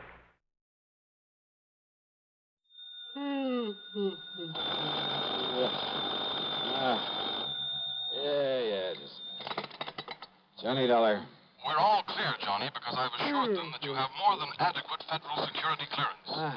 After all, you were permitted to investigate that missing missile matter a few months ago. No, wait a minute. What? So, in spite of the fact this sort of thing isn't exactly covered by the insurance we've written for them, well, I wish you'd go over there right away. Wait a minute, will you? Who are you? Oh, I'm sorry. This emergency and all. This is George Reed, Floyd's of England, here in Hartford. Now, Johnny, if you're free... Holy George, don't tell me you're in your office at this ungodly hour. Johnny... It isn't even 9 a.m. yet. I know. I just got here a few minutes ago. Well, what's the big emergency? A phone call I just received from Dr. Paulus Rayburn. Do you know him, who he is? Rayburn? No. He's the head of Nuclear Processors Incorporated. Where's that?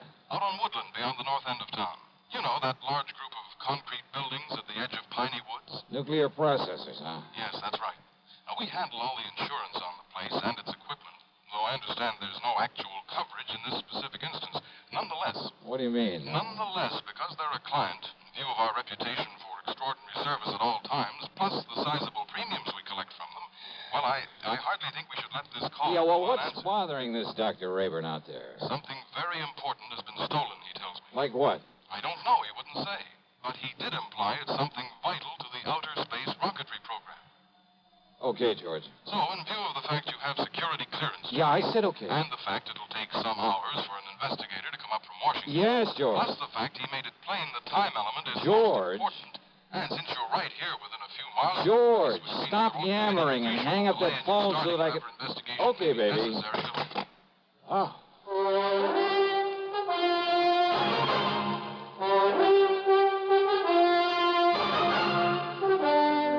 CBS Radio brings you Bob Bailey in the exciting adventures of the man with the action-packed expense account, America's fabulous freelance insurance investigator. Yours truly, Johnny Dollar.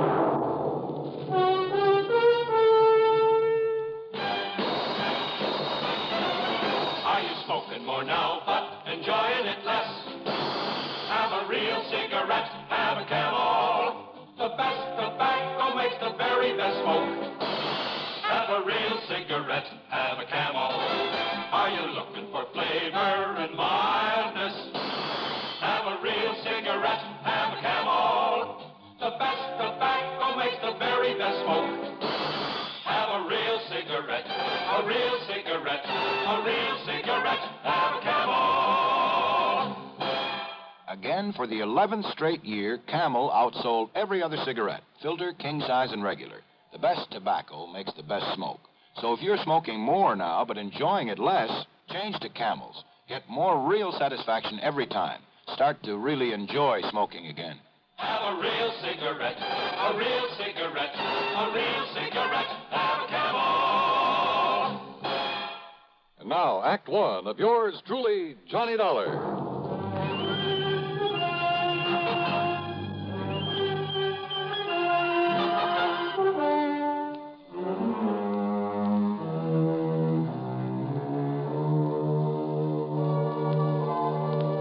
Expense account submitted by Special Investigator Johnny Dollar. To Floyd's of England, North American Office, Hartford, Connecticut. following is an account of expenses incurred during my investigation of the nuclear goof matter. Expense account item 1, 40 cents for some coffee and a couple of soggy donuts along the way during my drive out to nuclear processors. A tall, heavy wire fence surrounded a group of squat, windowless buildings, partially hidden by the huge oak and fir trees of piney woods. At a sort of glorified sentry box beside the gate stood not one, but 3 armed guards. One of them was chewing out the other 2. But he stopped long enough to look over my credentials, make a phone call from inside the sentry box, then open the gate for me. He directed me to a big steel door in the otherwise unbroken face of one of the nearby buildings. There, after I'd parked my car, another guard took me inside. He led me through a perfect maze of long, narrow corridors with heavy wooden doors at the sides, all of them closed.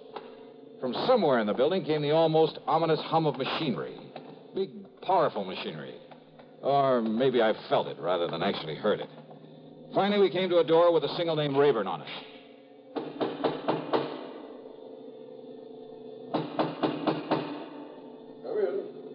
Come in, Mr. Dollar. Dr. Rayburn? Come in. Sit down, Mr. Dollar. Thanks. Only how do you stand it in here, Doctor? I beg your pardon? Oh, compared with this place, the city morgue is real cheerful. I'm afraid these buildings were put here not for decoration, but to carry on the very important scientific work we have undertaken. Yeah, something to do with rocketry, I understand. Partially. And does that mean space probes, lunar shots, atomic missiles, and so on? Yes, something of the sort. Now, the time is of the very essence, Mr. Dollar. I take it Mr. Reed of Floyd's of England was somewhat vague about why I asked for you? Oh, that's the understatement of the week. But he told me something's been stolen. Yes.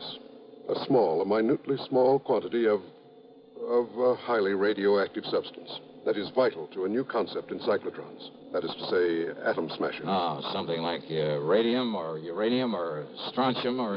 Yes, something like one of those elements. The point is that outside of the protective paramagnetic field in which we keep it here, it can become dangerous.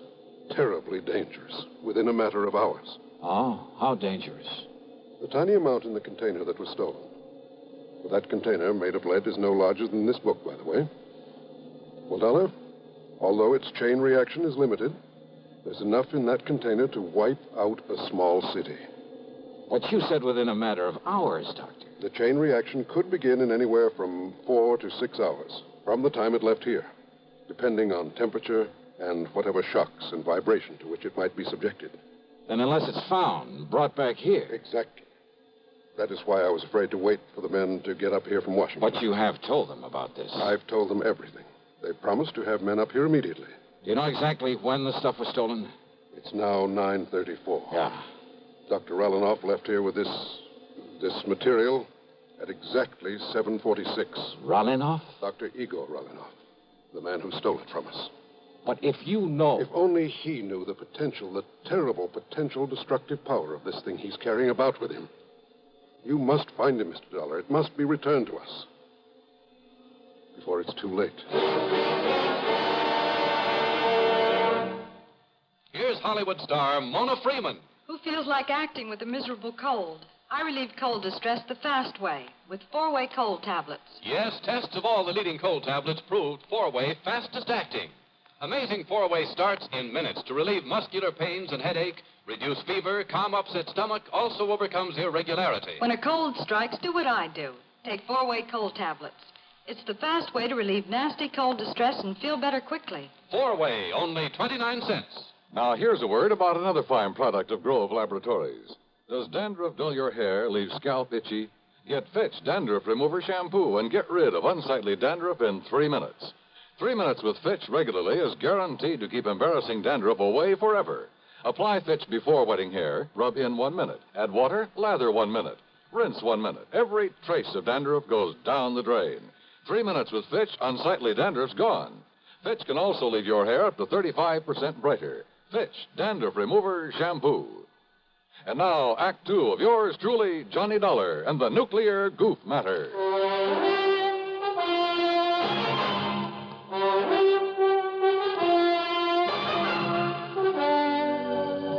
Yes, Mr. Dollar. Dr. Igor Sergei Rallinoff. whom I myself called in to work with us on one of our important secret projects. But it was one that had nothing whatsoever to do with this dangerous radioactive material he has stolen from us. He does not realize the potential death and destruction he's carrying about with him. He doesn't know what it is?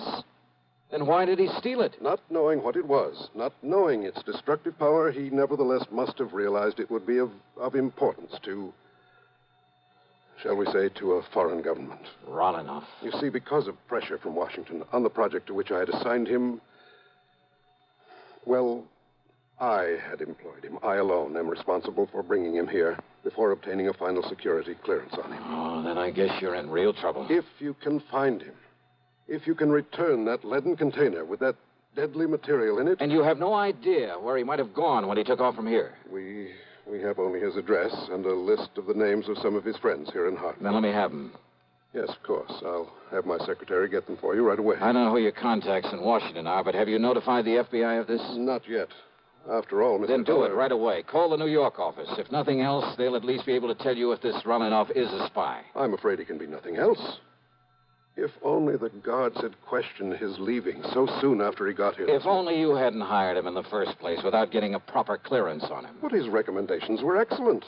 His references. I got no negative reports. Oh, let's face it, Doctor. You're in trouble, whether we find him or not. I know. To say nothing of what'll happen if heat or vibration or something triggers off that chain reaction you were talking about.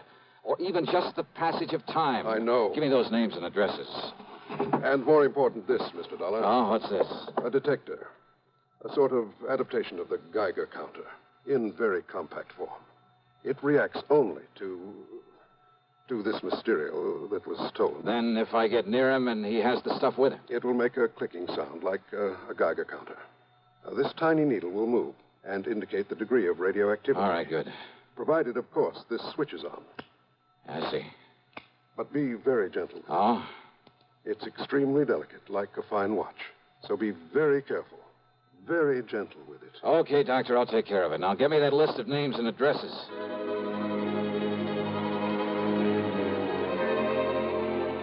Expense account item 2420 for a tank full of gas, and I really stepped on it getting back to town. The delicate little instrument on the seat of the car beside me. Simple-looking device. A tiny metal box with a switch on the front, a dial on the face of it with a needle pointing at 0. Even when I turned on the switch. Even the radium on the dial of my wristwatch got no response from it. I decided to go first to Rolinoff's address, way the other side of town, south of Colt Park.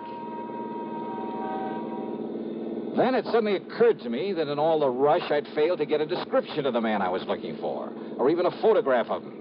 Oh, sure, with a name like Rolinoff and a scientist, it wouldn't be too hard to picture him mentally in a general sort of way. And if there was a landlord or landlady at the place he lived, even a neighbor, I could get all the description of him I'd need. Nonetheless, within a few blocks of the place, I decided to stop somewhere and telephone Dr. Rayburn. You know something? That decision got me nothing but trouble and delay. At the next corner was a drugstore. I knew there'd be a phone booth. I watched a bus pull away from the corner, then drove in to park, not seeing the young fellow who just stepped off the bus until it was too late. Good Lord, I've killed him.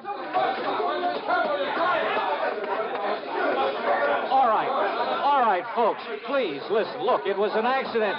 Now, look, he'll be okay. Come on, help me, somebody, will you, please? Pick up his bag there, and I'll get him to a hospital. Help me, will you? Here, I'll help you, mister. You think he's still alive? Yeah, he's still alive. He'll be all right. Please, open the door for me. For sure. And here's his briefcase. Toss it in back. Sure. There. Now, when the police come, tell them I've taken him over to General Hospital, please, will you? Yeah, sure.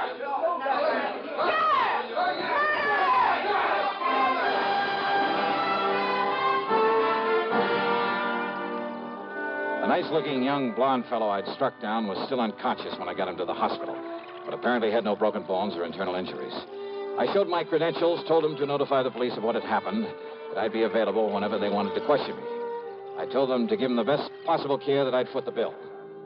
Then I went back to my car and took off again, cursing the delay that my own carelessness had brought about, because I knew the terrible danger to wherever Rolinoff might be because of the deadly package he was carrying, because of the...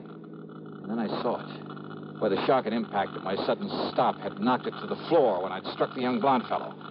The delicate device that could have been the one, the only way of detecting that radioactive material. My one sure way of spotting Relinoff. It was ticking merrily away. Switch on or off, it didn't make any difference. Ticking away. Broken. Utterly useless.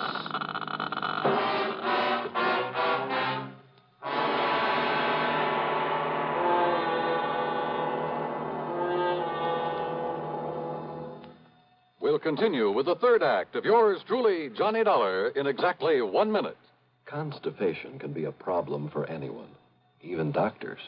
And when constipation occurs, it's interesting to see just what doctors consider important about a laxative they might use or recommend. Well, a majority of the doctors we heard from had this to say. A laxative should be effective, gentle, as close to natural acting as possible, and a medicine that can be used with complete confidence. Now, X-Lax has been popular with many doctors and millions of people over the years because chocolated X-Lax is effective. Overnight, it helps you toward your normal regularity. X-Lax is gentle. Next morning, it gives you the closest thing to natural action. And that's why many doctors and millions of people use X-Lax with complete confidence.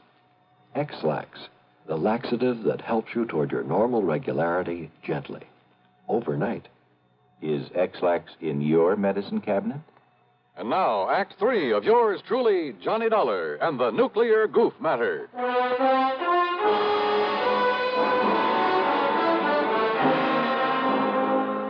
Driving fast, but a lot more carefully, I went to Relinoff's address. On a nondescript sort of side street, it turned out to be a rather cheap-looking rooming house. Hardly the kind of place you'd expect to be the residence of an important scientist. But it was the address Dr. Rabin had given me. And if I could find there some clue as to where he was, where he'd gone. Come on. What's the matter with you? This door ain't locked. Listen, ma'am. You Mr. Parker, the man that telephoned? and Parker? talked No, listen. Dr. Relinoff's room. Room? Oh, he's got 3 of them, regular apartments. Yeah, where? Only you won't find him there. Not him, anyway. Where, I said. Please, come on. Well, it's up on the 3rd floor. Okay, thanks. That's the whole floor he has. Okay. Who are you? What do you want, anyhow?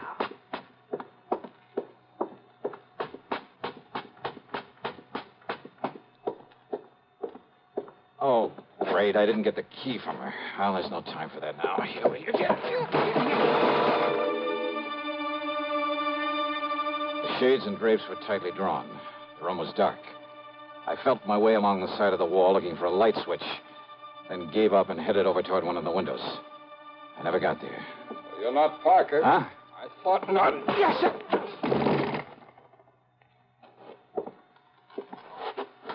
No bag with you, so you aren't Relinoff either.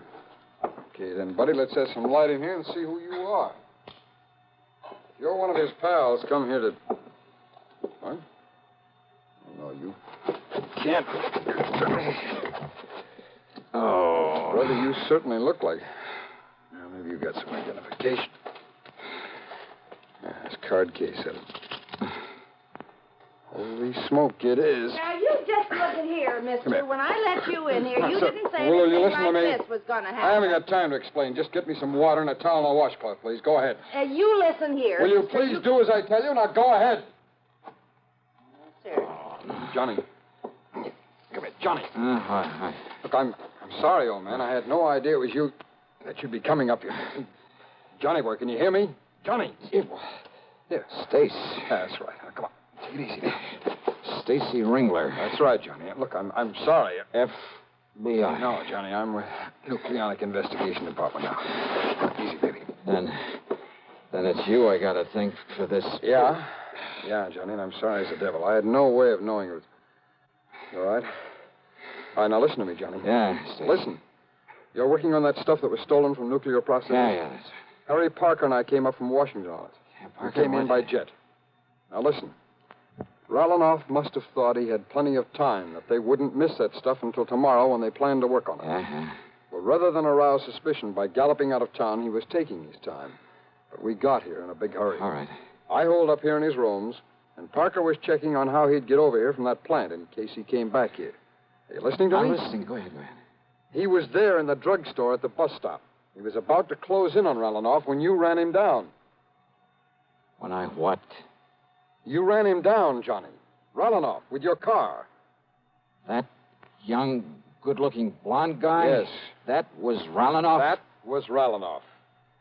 And Stace? Parker couldn't get through to him with that crowd around him. He didn't have time. He just saw you pile him into your car and take off. And I, not knowing who he well, was... thanks to a couple of traffic cops where you tore through some red lights, he traced you to the hospital. You'd left, but he put the cuffs on Ralanoff. And you didn't know who he was. Oh, I was kicking myself for my goof and well, running baby, him that's down. the greatest goof you ever pulled. Well, now, wait, Stace. Yeah? The radioactive material. Well, that we haven't got yet, or any sign of it. Then somebody in that mob That's right, Johnny. But don't you see, unless we can find that stuff. I know, and there isn't much time. Come on, Stace. The only thing we can do is start the search for it there at the bus stop. But,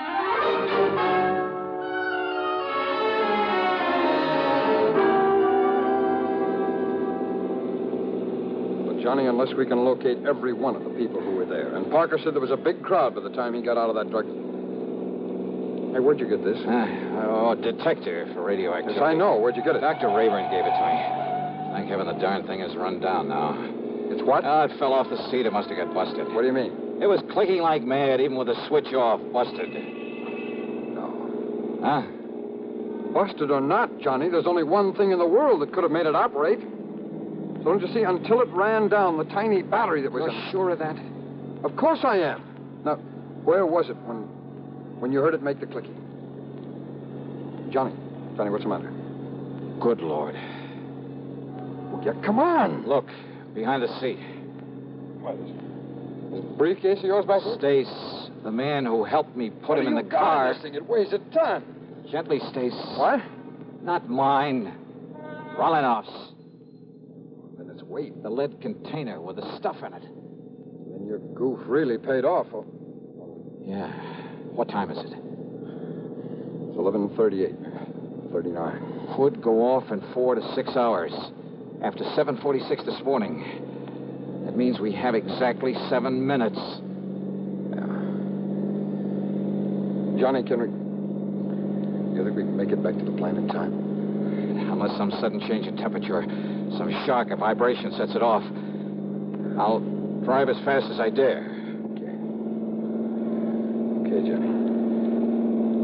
Hold it gently, Stace. Yeah. And maybe you'd better pray a little. Yeah.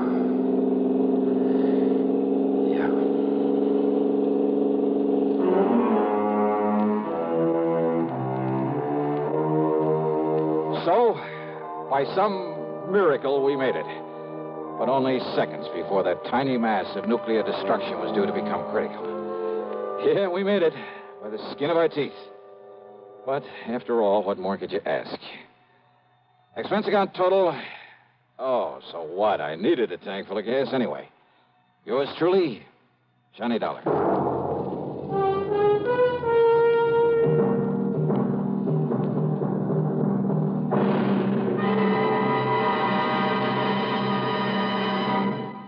Now our star has a word or two for you about next week's show. Thank you, Daniel. You're a good man. Well, thank you, Johnny. We're going to miss you. Next week, well, let's face it. The case I have to work on has more twists and turns and angles than anything you can imagine. It's called the merry-go-round matter, and believe me, the name fits. It all starts out with the loss of a valuable object of art, but from the collection of the wildest, most unpredictable old character I've ever known. What's more, he has a friend along, another character, just to complicate matters. And I'll tell you this, you'll get more than one shekel out of the whole affair.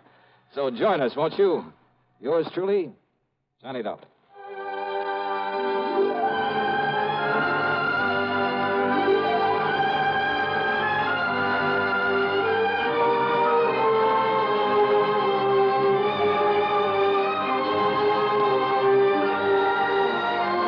Yours truly, Johnny Dollar, starring Bob Bailey, originates in Hollywood and is written, produced, and directed by Jack Johnstone. Heard in our cast were Virginia Gregg, G. Stanley Jones, Bartlett Robinson, Sam Edwards, and Stacey Harris. Be sure to join us next week, same time and station, for another exciting story of yours truly, Johnny Dollar.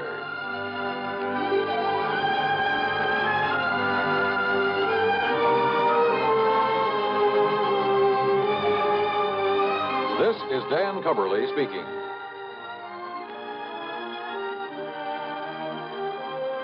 This is the CBS Radio Network.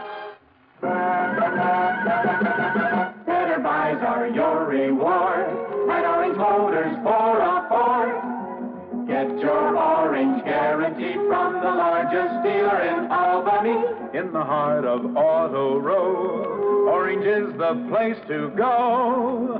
Orange Motors has the parts it's true, plus 44 years of experience too. Orange Motors, if you're wise, for better service, better buy. Talk about service. Do you know about Control Tower service? Come to Orange Motors, 799 Central Avenue, and see the most efficient automobile service department in eastern New York.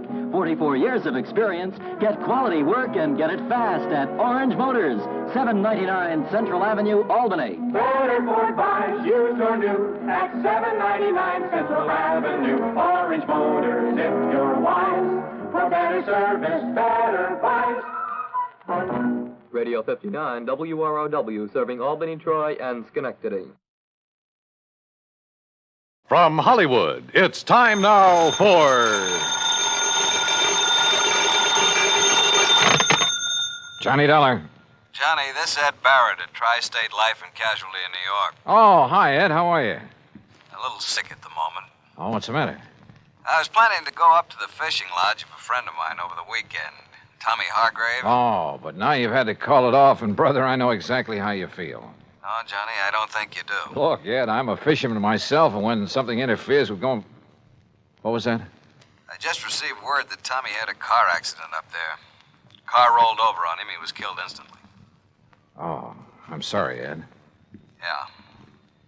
And company policy being what it is, since he carried $70,000 in insurance, double indemnity, since there was an accident involved, well, I got to order the usual investigation. Yeah, sure, I see. Who's the beneficiary? His wife, Mary. They get along all right? No, as a matter of fact, Now, look, Johnny, don't get any crazy ideas. Just go on up there and help her all you can. Oh, sure. Where, Ed? The place is called Shadow Hill, near the little town of Bethel. New York? Yeah, up in Sullivan County. The police department is a man named Skinner. Police? If everything's okay? It was Skinner who called me, that's all. Oh, yeah. Okay, Ed, I'm on my way. And if I dig up anything... Johnny, I assure you that everything's all right about this one. Oh, sure. You say that as though you don't believe it. Well, just my suspicious mind showing, I guess. Forget it.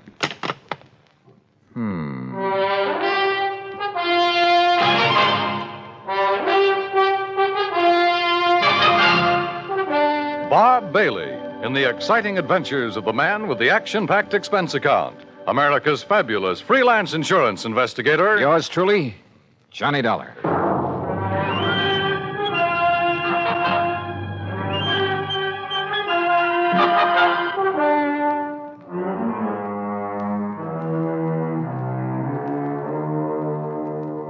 Expense account submitted by Special Investigator Johnny Dollar to the Tri-State Life and Casualty Insurance Company, New York, New York.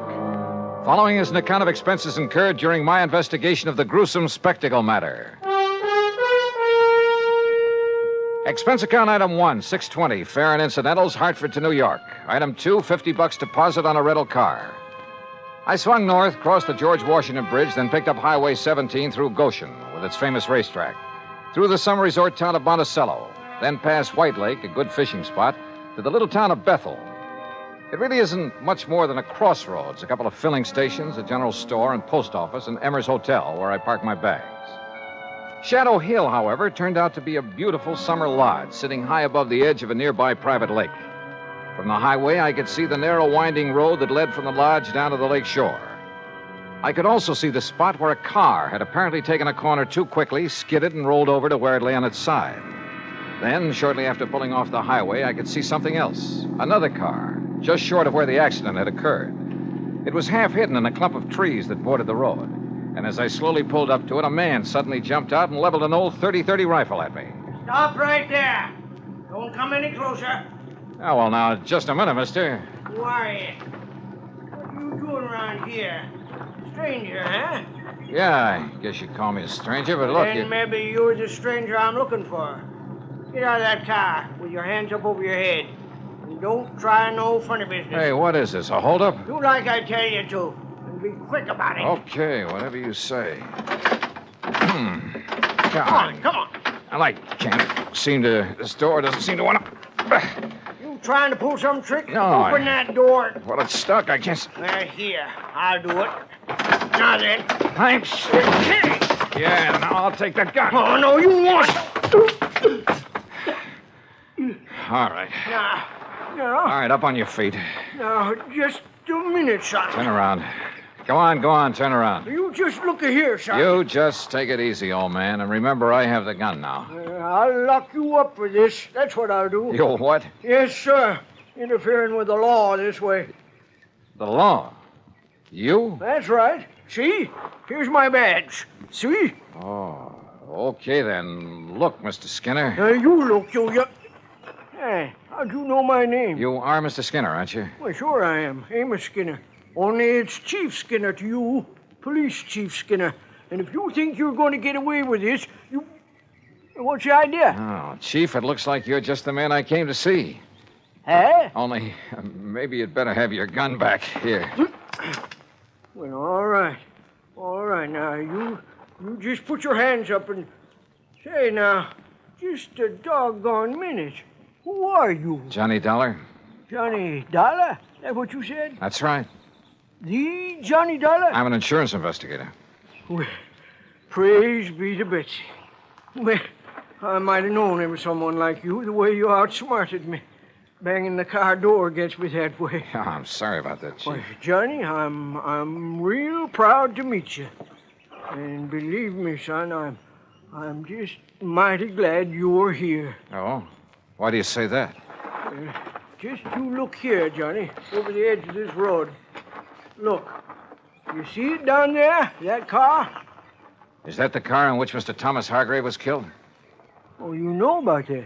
That's what I came here to investigate. Well, all right then. Now, you listen here to me, Johnny. Well? I'm the one that telephoned down to Mr. Hargrave's insurance company down to New York. So I understood. I did it as a favor to Mary. That's his wife. On account of she was so broke up and all. Never did like her, but she was pretty upset. Very considerate of you, Chief. And I told the insurance company just what I told everybody else. That Tommy Hargrave took this turn in the road too fast. Now, you see the turn right above here? Yeah, that's a sharp one. Well, he took this turn too fast and skidded off the side, and the car went over and pinned him underneath it, and that was that. Killed him. Well? Well, all right. Now, Johnny, I just come over here from old Doc Walton's. It was down to Doc that I took Tommy's body yesterday just after it happened. And you know why I come back here? Well, I can think of one good reason. Yeah. From something you just told me. Yeah. And from what I can see of the car down there. Yeah, well, it was because I suddenly started thinking, how could a man who knows this road so well ever make a mistake of... Hey, what were you going to say? Well, Chief, that car was coming down the road, down from the lodge, wasn't it? Yeah, that's right. That means he made a left-hand turn right here. Correct. The car went off the road, fell on its side, and leaned right where you landed, right where you see it, right on top of Tommy Hargrave. That car is a sedan. Yeah, that's right. And even from here, I can see that the windows are all closed, except for the one next to the driver's seat. Correct. But now... Then it's obvious it didn't roll completely over. No, sir. It just flipped over on its side and slid down there. And yet you say that Tommy Hargrave's body was under it. That's right. Under the right side of the car where we practically had to dig it up. Hey? Uh-huh. Can you tell me how he could have fallen under that side of the car, windows closed? Johnny. Yeah. Tommy was murdered. That's what. And the car pushed over on him to make it look like an accident. And Johnny, you proved it. A couple of other things we've got to prove, Chief. Hey? Like what? Who murdered him? And why? Act two of yours truly, Johnny Dollar, in a moment. Our flag now numbers 50 stars, and behind each star there stands yet another flag, representing one of the 50 states. Rhode Island's state flag is white with an anchor, first used as a colony symbol in 1647. The motto, Hope, was added in 1664, when the government was organized under a charter from King Charles II. A circle of 13 gold stars were added for the original 13 colonies. This is the flag of a unique colony and state which carried out a most noble experiment in freedom. The Royal Charter of 1663 reads, "To hold forth a lively experiment, that a most flourishing state may stand and best be maintained with full liberty and religious concernments." Rhode Island state flag, the flag of the 13th state to enter the Union, was adopted on May 19th, 1897. And now, Act Two of yours truly, Johnny Dollar, and the gruesome spectacle matter.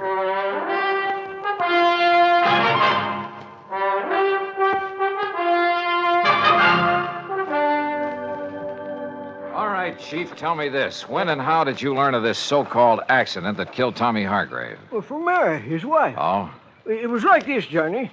I was sitting down at Bob and Ernie's and... Who are Bob and Ernie? Well, they run that mobile gas station down the highway you pass on the way. Oh, go on. Well, we were just sitting there talking about the Hamiltonian and all the money... What do you mean, the Hamiltonian? Well, you know, the big harness race they run down to Goshen every year. Oh, yeah. Why, it's world famous. Bigger than the Kentucky Derby. Yes, I know. Go on. Well, we was talking about how much money Barney Marson has made taking bets on those races, and we... Oh, Chief.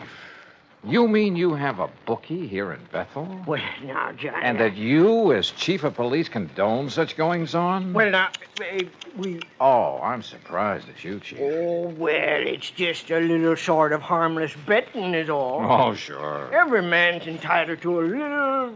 Well, you know how it is. Yeah, I sure do. Now, let's get back to the subject. Yeah, sure. Well, like I say, we was sitting there talking... And we seen Mary Hargrave driving by on her way back from New York, where she'd gone to do some shopping that day. She wasn't here when it happened? Well, no, sir. She couldn't have been. You're sure? Well, like I told you, she was in New York. Anyhow, she drove on up here, saw what had happened, and drove right back to tell us at the gas station. We came up here, dug Tommy's body out from under, took it down to Doc Walton's office, and that was it. How carefully have you inspected that car down there? Well, that's what I was about to do when you come. All right, come on. Let's take a look at it. Well, sure. Have you any way of proving Mary Hargrave was actually in New York? Proving? Well, no, I guess not. Hey, look here, Chief. Huh? Keys are still in the ignition, but the ignition's turned off. You're right, Johnny. You're right. This car wasn't rid over the side of the road. It was pushed. Here, let's see if we can get this door open. Yeah, I'll give you... Now, let's see if some of this... Yeah, very good. Well, what are you doing with that handful of dust? Well, it's not very professional, but some of this fine dust ought to bring out any fingerprints on the steering wheel, and we'll be... Yeah. No prints there that I can see. No, you're right.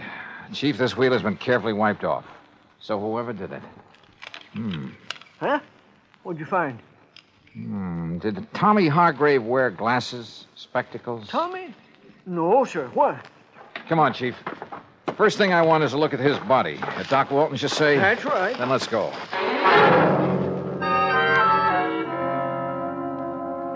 Well, as a matter of fact, it was I who suggested to Amos, to Chief Skinner, I should say, that he go back and have another look at that car, Mr. Dollar. Just why, Dr. Walton? Because a couple of things about this body made me wonder. Look here, the way the clothes are torn, as though he'd had some kind of a struggle. Scratches and contusions on his hands. But more important, here. Yeah? Here at the base of the skull, this mark. Up where that car is, there are no rocks, no stones, no anything that could make a mark like this. And there's another on the face below the eye. You know what that looks like to me, Doctor? Oh, what's that? The mark from the butt of a .38 automatic. And I've seen plenty of them. My Betsy, Johnny, you're right. Then that would indicate Hargrave was murdered. And the car pushed over on him to make it look like Yes, sir. And Johnny and me found a few other things around that car that would indicate the same thing. Doctor, I understand Tommy Hargrave did not wear glasses. No, not that I know of. Of course, Mary, his wife... She wears them? Yes, she does. Can't do without them. What kind? Well, just regular tortoiseshell, you know. Something like these, maybe? Well, no. Granted, one lens is smashed and part of the frame is broken, but is this the kind she wore? Yes, Mr. Dollar, I'd say so. Of course, a great many people. Johnny, surely you don't think his own wife... They didn't get along too well, did they?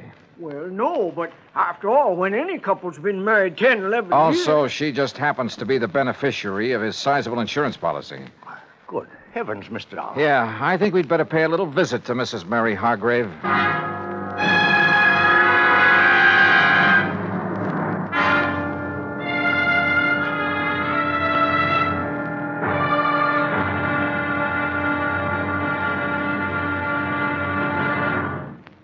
Act 3 of yours truly, Johnny Dollar, in a moment.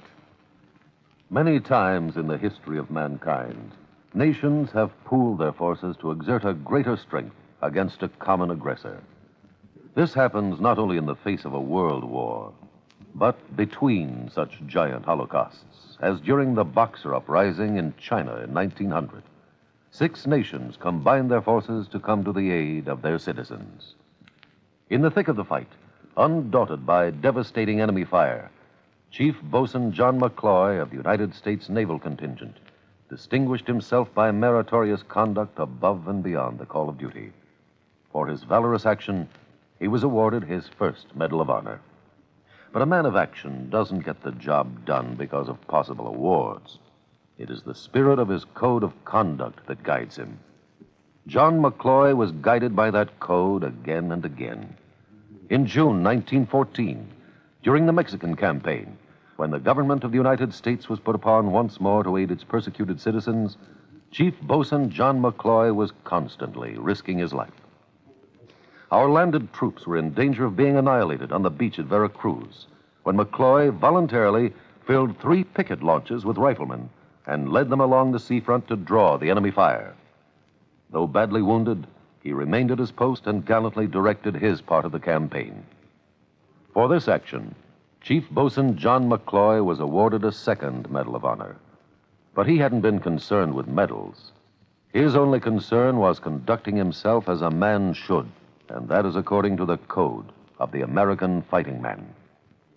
And now, Act 3 of yours truly, Johnny Dollar, and the gruesome spectacle matter. The 3 of us, Dr. Walton, Police Chief Amos Skinner, and I, drove up to the lodge outside the little town of Bethel, New York, to see why Mrs. Mary Hargrave had killed her husband, made it look like a car accident. That is, if she did it. And what little evidence we had pointed right straight at her. The obvious fact the car had been pushed over on him after he was killed. The marks showing he'd struggled for his life, had been struck with the butt of a pistol. The fact he and his wife hadn't got along too well, that she was his beneficiary. And finally, there were the glasses I'd found in the car. My Betsy, I wonder if she found out you were here, Johnny, and has flew the coop. Isn't that her car in the yard? Yes, Mr. Dollar, it is. All right, then. If she is here, well, sir, I'll arrest her right on the spot. No, let me handle this. But, Johnny... I said please, let me handle it. Yes? Oh, Dr. Walton and Chief Skinner. That's right.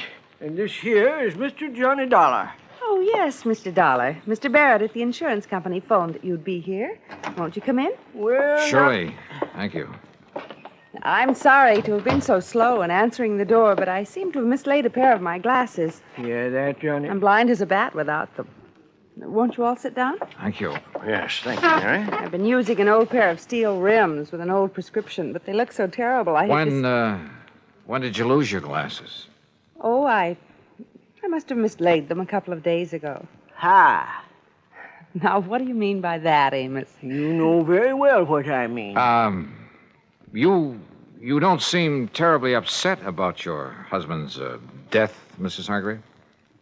Why should I, Mr. Dollar? We haven't been exactly getting along for years. All he seemed to care about was his fishing and betting on the horses day after day. Oh? And I never did care about spending every summer up in this stodgy little town with all its stodgy people and... Oh, I didn't mean you, Dr. Walton. Oh, yes, thank you. The first thing I'll do when I collect the insurance is sell this place and go back to the city where my friends are, where there's some excitement and... Mr. Dollar, are those my glasses you have there? Are they? Well, they look like mine. Only what happened to them? Sure, they are hers, Johnny. What? No, Dollar. No, I don't think they are. Let me have them, please. Sure. Here. What's going on here? Johnny, we're just wasting time. No, wait. These can't be hers. I should have realized. Sure they are. Gentlemen, please. I've seen your glasses, Mary, many times. Very thick at the edges, very thin in the center of the lens. Well, isn't this pair? This lens, the one that's still intact, bears no resemblance to yours at all. Oh? No. Wait a minute, wait. Listen, Mrs. Hargrave. Will somebody please tell me what's... Listen, will you? You say your husband was always playing the horses. Yes, of course he was. But do you mind telling me what Even while he was up here? Yes, all the time. Mr. Dollar, I don't see what you're driving at. I sure don't. Oh, brother, this is probably the wildest hunch I've ever had. What? Mrs. Hargrave, did your husband owe a lot of money on his betting? Owe a lot? I should say not. Just the opposite. He's been going around for nearly 2 weeks boasting about the big killing he made. If he ever collected... Doctor, let me have those glasses. Oh, yes. Look, here, this little mark inside the temple. Oh, that's the mark of the optometrist over in Monticello. Here, you see?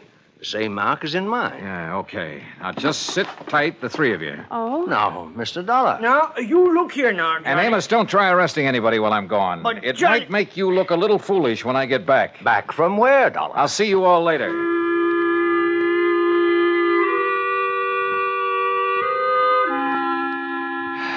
Well, that's really just about all there is to this case. Oh, except, of course, for the fact the optometrist in Monticello had no difficulty at all in matching the glasses I'd found with the prescription of... Yeah, you guessed it. They had belonged to the bookie Chief Skinner had told me about, Barney Marston. Of course, Barney wanted to put up a fight when we faced him with the facts. But then he couldn't seem to explain the various and sundry bruises he was carrying around until we reminded him of the fight he'd had with Tommy Hargrave. Yeah, he'd killed him and pushed the car over on top of him. The reason for it all? Simple. Tommy had won a cool $25,000 from him. Had threatened to put him out of business if he didn't pay, which he couldn't. So, Barney killed him and tried to fake the accident. And you know something? I have a sneaking suspicion Chief Amos Skinner isn't going to stand for any bookies operating in Bethel, New York from here on out. Oh, and Mary Hargrave found the glasses she'd mislaid. Expense account total, including mileage on the rental car and the trip back to Hartford, $148 even. Yours truly, Johnny Dollar.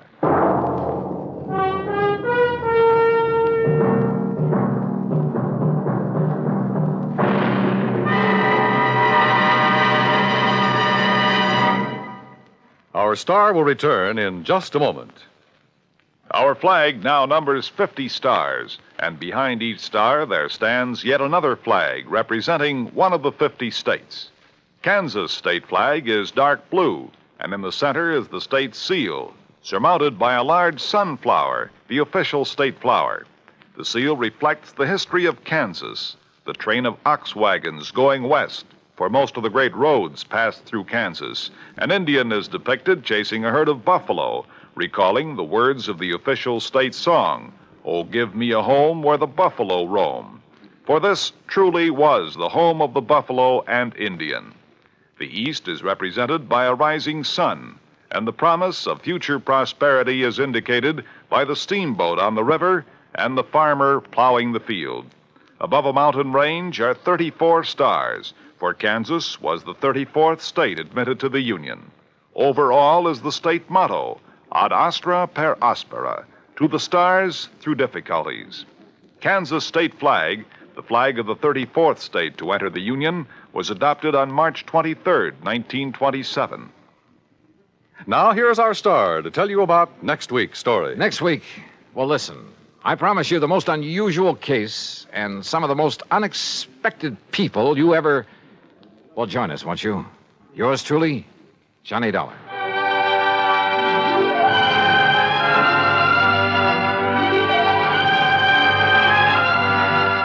Yours truly, Johnny Dollar, starring Bob Bailey, originates in Hollywood and is written, produced, and directed by Jack Johnstone.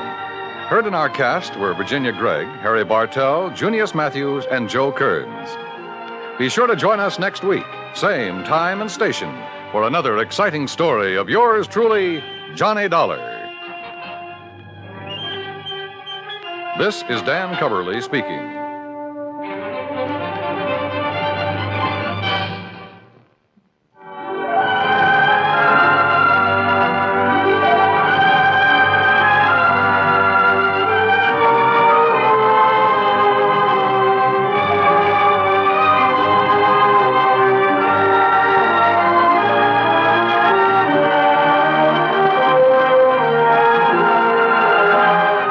is the United States Armed Forces Radio and Television Service.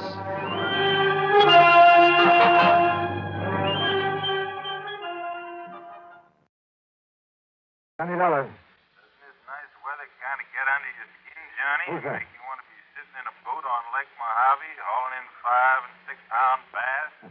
Maybe a really big one? Buster. That's right, Buster Faber. Where are you? Where are you calling from? Right here at Lake Mojave Resort.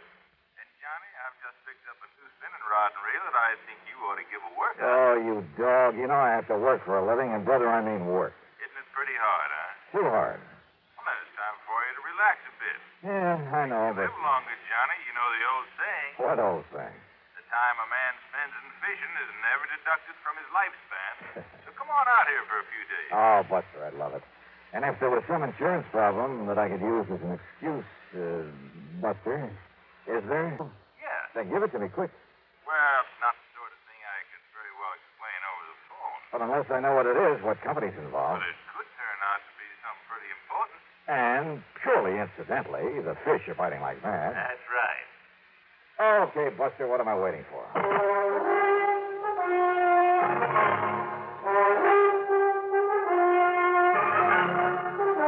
Bob Bailey in the exciting adventures of the man with the action-packed expense account.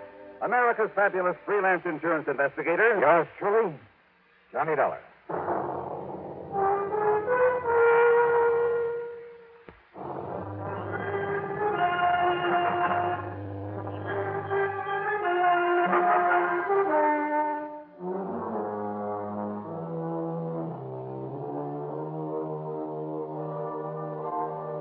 Expense account submitted by Special Investigator Johnny Dollar to the Greater Southwest Insurance Company, Los Angeles office. Attention, Mr. Royal J. Harkin. Following is an account of expenses incurred during my investigation of the frantic fisherman matter.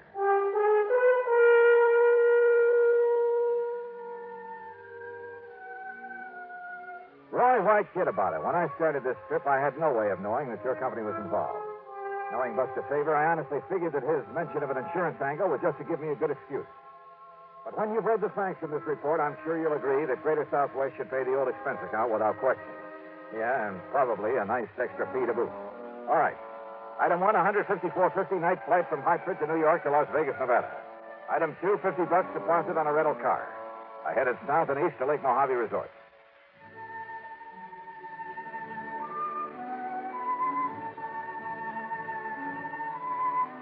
To me, this place is the answer to a fisherman's prayer. The lake itself is over 60 miles long, averages about a mile wide. The resort is at the lower end, complete with modern accommodations, cafe, dock.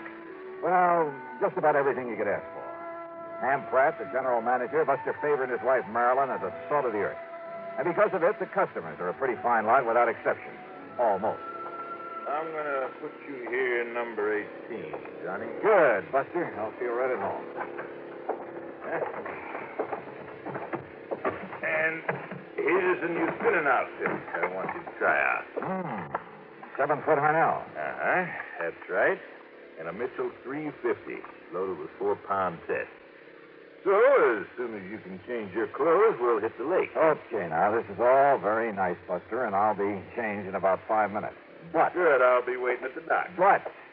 until you tell me what the insurance angle is for my coming out here, or where I'm going to charge my expense account. The answer to that is out on the lake. Oh, sure. That was all just an excuse to get me out here to fish. Wrong? But as long as I'm here, I might as well... Wrong, did you say? That's what I said. Then start talking. Sure, out on the lake. Buster! I'll meet you at the dock.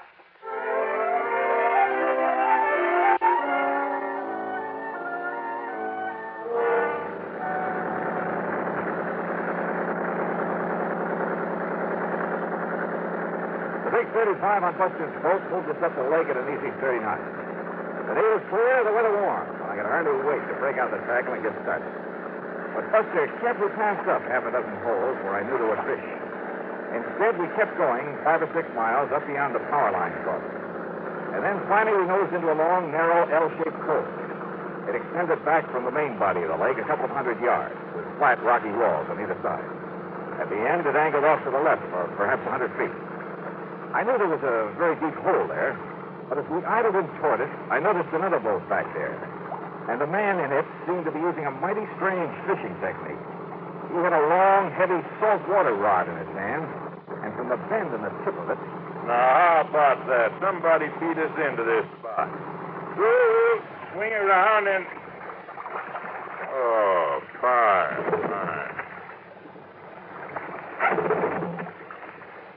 I guess that wire's dived loose again. But Buster, that man fishing down there at the end. Don't let him notice, but keep an eye on him, Johnny. You know him? No, I can't say that I do. His name is Otis Hellman. Came over here from Los Angeles. Did you see the way he was creeping up the water with that rig he's using? Yeah, I wondered about that rig. But he stopped the minute we rode into sight. Could you see what he has on the end of his line? No. He let it drop down in his boat. We'll just have to wait until he gets back to the dock. There we are. Well, now, as long as this goes taken, why don't we try a big basin up above? Yeah, sure.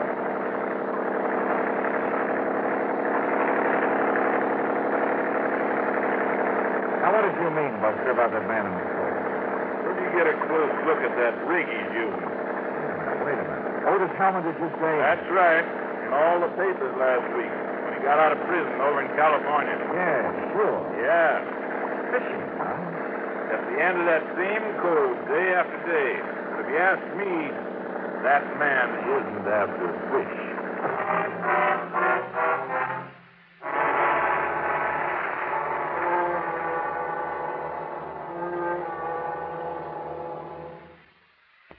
And the frantic fisherman matter.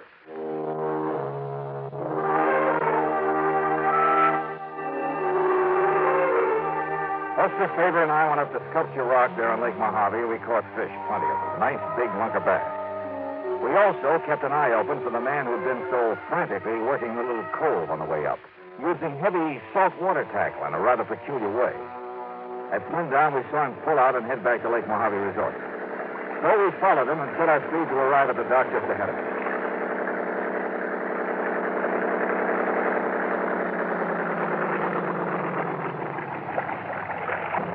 Well, here we are, Johnny. Back home same day. Yeah. Size up, Jim. Take care of these fish for us. Sure thing, Buster. Hi, Mr. Dollar. How'd you make out? Oh, pretty good, Jim. Here you are. Hey, you men did all right. Evening, Mr. Hellman. How'd you do today? Nothing, Mr. Faber. Not a thing. Oh? Where were you fishing? All over the lake. Didn't I see you in the long, narrow cove above the power line? Yeah, maybe so. Hold on, Jim. Tie me up. Tie me up. Yes, sir. Sure. Take a look, Johnny. Oh, I'll take care of the tackle myself. Oh, sure. Anything you say. Anything you say. Hellman quickly stuffed the tackle from the end of his line into a fish sack. But I caught a glimpse of a couple of huge triple hooks with lead collars. They were big enough, heavy enough to catch a whale. A respectable freshwater bass couldn't even get one of them into his mouth. Back in my room over a scotch and soda, Buster and I talked about it. When I asked him, Johnny, the first day he came here, he muttered something about trying to snag some carp with that rig. Snag some carp? But if you noticed up there in that cove before you saw us looking at him. Yeah, he was right over the deep hole at the end of it. The only place I've ever seen him fishing. If you can call it that. Well, he was apparently dropping those heavy gang hooks down to the bottom and then scraping them up the rocky sides. Like a grappling hook, Johnny? Right. Yeah, he's trying to snag something down there, all right, Buster. But it's certainly not carp. Have you tried dropping a line down there to see what you might hook onto? Well, you can't get near the place because he's always there. Even at night? Well, no, but Johnny, you know what I think it is? And he's just got out of jail, too, remember? I remember. Well, Johnny, I think there's a body down there. And for some reason, he's trying to bring it up. It very well be. Yes, sir. And that's why I called you. Well? Okay, Buster. I'll see what I can do.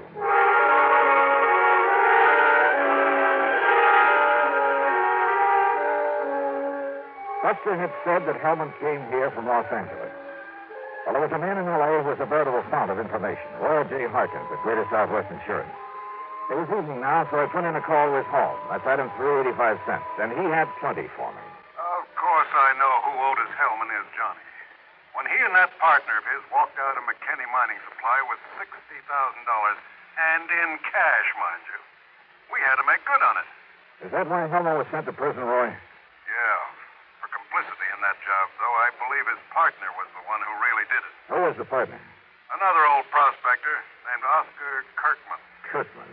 Is he still in jail? Oh, he disappeared, Johnny. Just before he was to go to trial. And the money? Not a penny of it was ever found. So if you have any ideas about how and where you might recover it... Sorry, Roy. But if you're interested in Kirkman's body, I might be able to find that for you. What? Or what's left of it. And yet, how could I be sure? I mean that it was a body that Hellman was trying to locate up there in that deep little cove. Well, there was only one way to find out, and I needed some special equipment for it. So early the next morning, I climbed into my rental car. Try Shelby's Sporting Goods up in Las Vegas, Johnny. That's the closest place you know, huh? I'm afraid so. Okay, then, here I go. Ordinarily, there'd be dozens of folks around here who could loan it to you, but most of the people right now are either fishermen or water skiers. Hey, incidentally, did Hellman go out in his boat this morning? No, Johnny, and listen. Yeah? Maybe my imagination's working overtime, but listen. Yeah. Hellman had breakfast real early over in the cafe. Then he sat by the window where he could look over at your room. He must have drunk a dozen cups of coffee sitting there, but he didn't budge until you came out. Oh? When you did, when you went over for breakfast, he sort of casually walked down to the boathouse. Only it was a little too casual. And he just stood around down there, still keeping an eye on you. Well, I don't like it. Somebody must have told him who I am. Not one of the help, Johnny. I warned him not to before you arrived. Well, I don't think any of the guests know. Just the same, I think Hellman's suspicious of you. And Johnny? Oh, stop worrying, Buster. Just the same, Just Johnny. keep an eye on him. I'll see you when I get back from Las Vegas.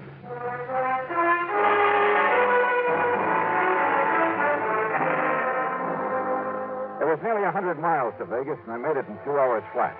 There at Shelby's Sporting Goods, I spent item 4, $169.18 for a complete skin diving outfit.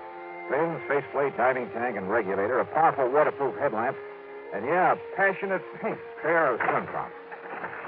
There you are, partner. You going to do your skin diving over Lake Mead? Down at Mojave. Oh. The last time I outfitted a man for down there was a couple of years ago. A man called himself a miner, a prospector. Oh? Yeah, rented $150 worth of stuff to him and never got it back. Hey, wait a minute. You know what his name was? Sure. In spite of the fact that he gave me a phony one, it was right after that his picture was all over the papers with his partner, another crook named Otis Hellman. And his name? Rings a bell, doesn't it, partner? It sure does, Mr. Sure. While Hellman took the rap, this one disappeared. Name was Oscar Kirkman. Mister, you've just given me a wild idea. That's all? Just wild enough to make some sense. Yeah, and help me solve a case. Solve a case? What kind? Who knows? Maybe murder, among other things.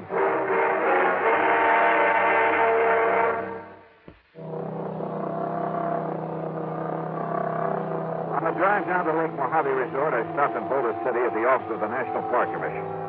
There I got hold of a topographical map of the whole area before Lake Mojave was filled up by David Sands. Then, back in my room at the resort, I went over it very carefully.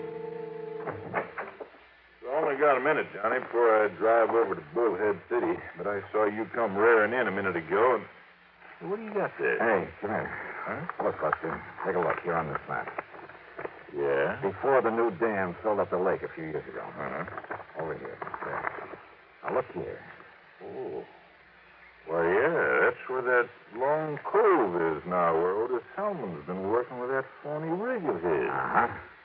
And in the deep hole at the end of that cove... Kirkman's Folly. That is right.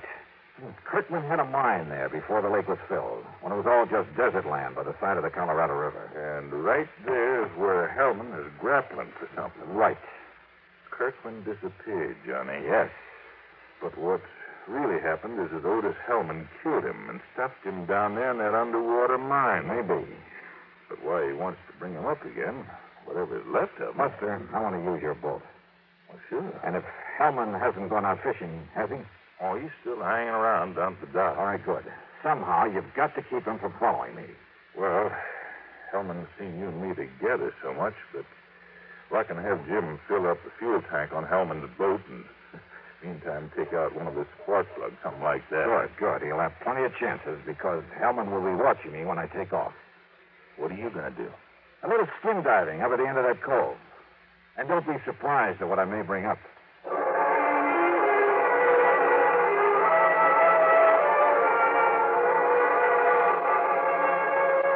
Hellman was still at the dock, and I thought he kept his eyes only on me as I piled the skin diving stuff into Buster's boat. Meantime, Jim went through the motions of fueling up his motor. Then I took off and with the throttle wide open, drove up the lake to the long L-shaped cove. At the end of it, where the deep hole was, I tied up to an overhanging rock, put on swim trunks, faceplate, slippers, and tank, and gently let myself over the side.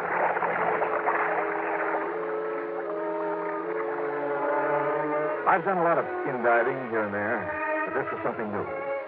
The bright desert sunlight from above filtered through the clear, cool water and blended almost eerily the colors of the rocks in the narrow canyon that made this little cove, where the tremendous forces of nature over millions of years had stood up in the very face of the earth, had melted, then cooled and crushed and twisted the rocks into strange and wonderful shapes.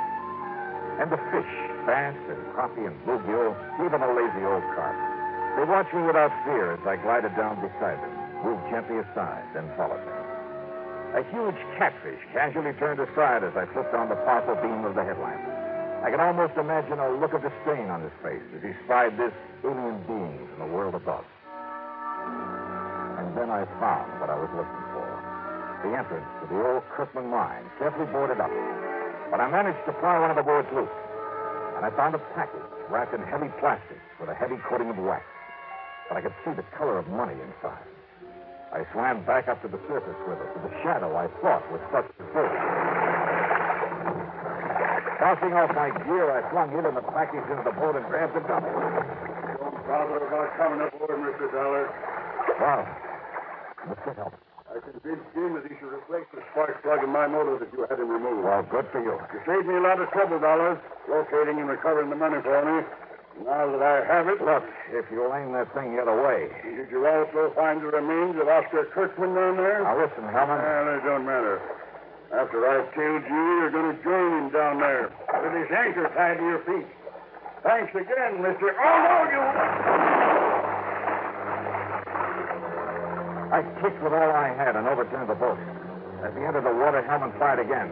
A concussion hit his throat, but he dropped the gun, and with the help of the fins of my feet, I was able to turn him, to grab him around the neck and drag him down.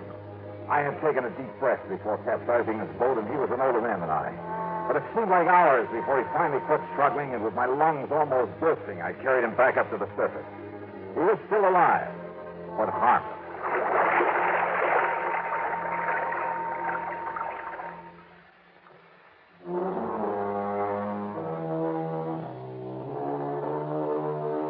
Buster, bless his heart, had been worried when he saw Hellman follow me up the lake. So he had borrowed a boat and was waiting for us there at the end of the cove. Otis Hellman? Well, that's up to the court. The money, of course, all $60,000 of it will go back to the company. Small expense account total, including all the incidentals I could think of, and a couple of days of good fishing. $650.85. Yours truly, Johnny Dollar.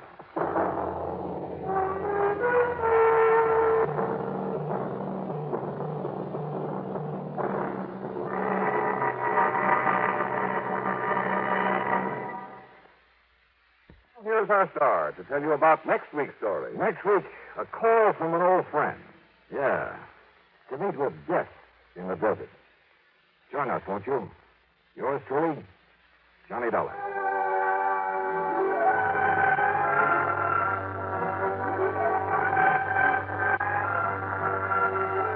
Yours truly, Johnny Dollar, starring Bob Bailey, originates in Hollywood and is written, produced, and directed by Jack Johnstone. Heard in our cast were Barney Phillips, Sam Edwards, Bartlett Robinson, Horace Lewis, and Ralph Moody. Be sure to join us next week, same time and station, for another exciting story of yours truly, Johnny Dollar. This is Jim Matthews speaking.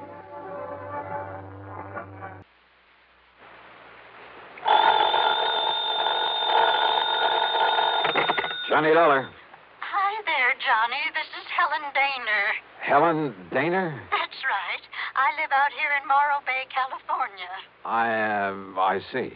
Insurance with one of the companies you represent, the Greater Southwest Insurance Company. Oh, yeah, I do a lot of work for them. But also, Johnny, do you mind if I call you Johnny? Well, no, not at all, Miss Daner. Or is it Mrs.? It's Miss, or better still, just Helen. As I started to say, I not only have that insurance, but, Johnny, I never miss that radio program of yours where you tell all about those exciting cases you solve. Sometimes I just don't see how you do it. Well, I hope you never find out about the ones I miss out on. But now, Miss Daner... I don't think I've missed a single one of your programs. Good. I'm your most loyal listener, and I think you're wonderful. Well, thanks. And that's why I'm calling you instead of the police about this. Well, look, Miss Daner, Oh? Yes. Calling about what? Johnny, if the police weren't able to nab them, isn't that what you say, nab them? Yeah, sure, but go on. Well, Johnny, these terrible people might suspect that I'm the one who told the police about them. What people, Miss Daner? And if that happened, well, I guess you can just imagine what they might do to me. Well, who are these people you're talking about, and just what is it they're up to? All right, Johnny. Now listen carefully. Yeah. Yes? Miss Daner? Hello? Hello? Hello?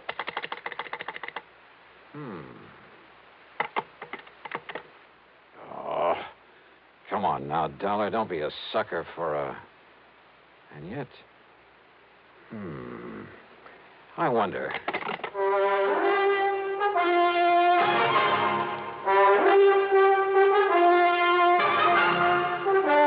Bob Bailey in the exciting adventures of the man with the action-packed expense account.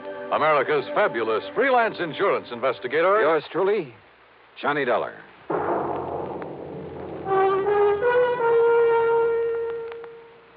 Oh, Act One of yours truly, Johnny Dollar.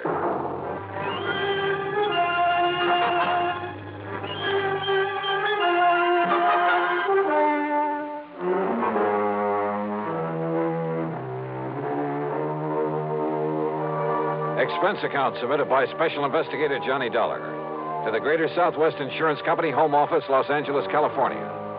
Following is an account of expenses incurred during my investigation of the Big H matter.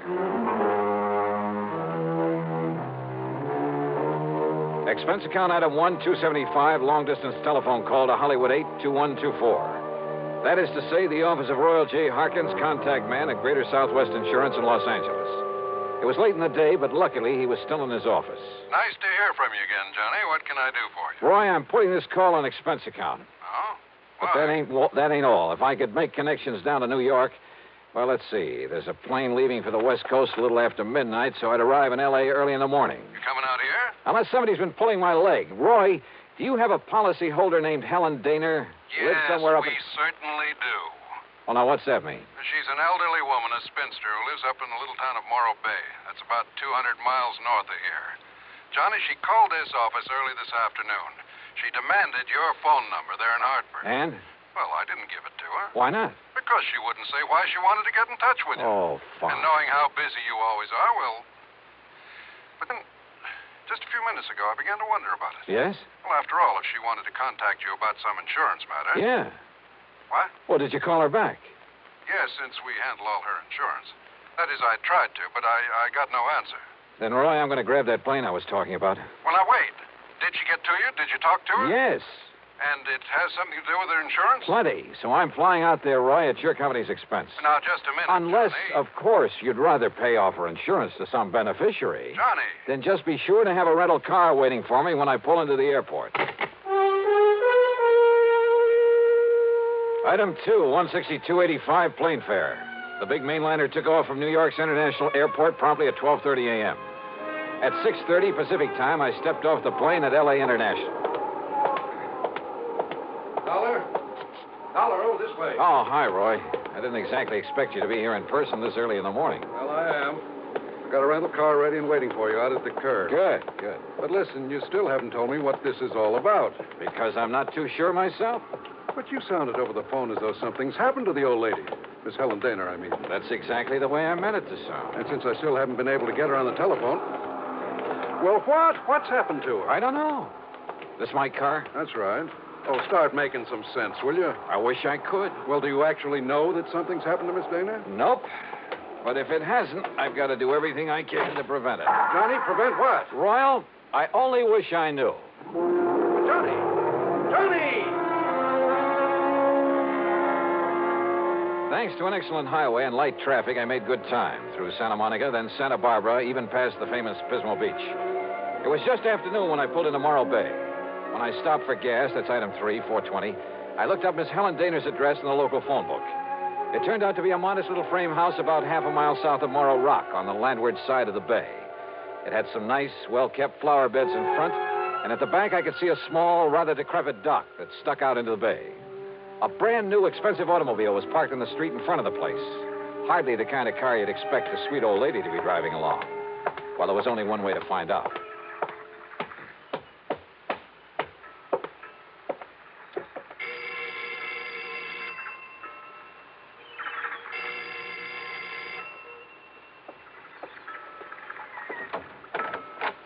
Yes? Miss Helen Dana?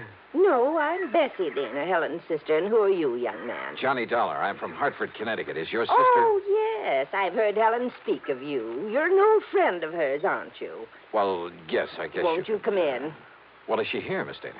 Well, she ought to be back from the market any minute. The market? But she hasn't been at all well, you know. That's why I've come to live with her, sort of take care of her. I see. But I did think it was all right to let her walk down to the market this morning. Would you like to come in and wait for her? Which market, Miss Dana? Well, it's the first one down the street. Now, do you see it? That little supermarket just 2 blocks away. Oh, yeah, I see. So if you'd like to come in and wait, no, thanks. I'll pick her up there. Well, but Mr. Dollar... Thank you very much.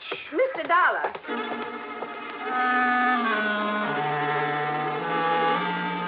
There was something very funny here, but I wasn't sure just what.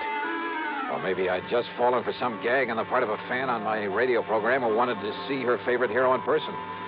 In any event, there was one sure way to find out, from Miss Helen Dana herself. And if she was still at the market. But as it turned out, I got that well-known kick in the face. Why, of course I know Miss Helen Nor well, sir. Then will you please point her out to me? Miss Helen Dana? That's right. Oh, but she isn't here, sir. Oh. Then perhaps she went to some other store. Most certainly not, sir. What? We deliver everything that she orders to her little house up the street. Well, that still doesn't prove well, anything. You see, Miss Helen hasn't been out of that house for weeks, hasn't budged. You're sure of that? Why, of course I'm... Why, what's the matter, sir?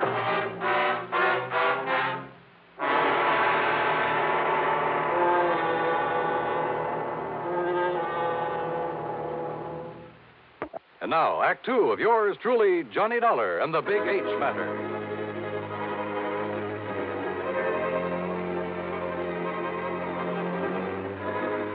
If old Miss Helen Dana, who telephoned me in Hartford, asked me to come out here to Morro Bay in California, if Miss Dana hadn't budged from her little house in weeks, why had her sister told me she was at the market? Could all this somehow tie in with the people, the terrible people she tried to tell me about on the telephone? I jumped into my car and drove back to the little home on the bay.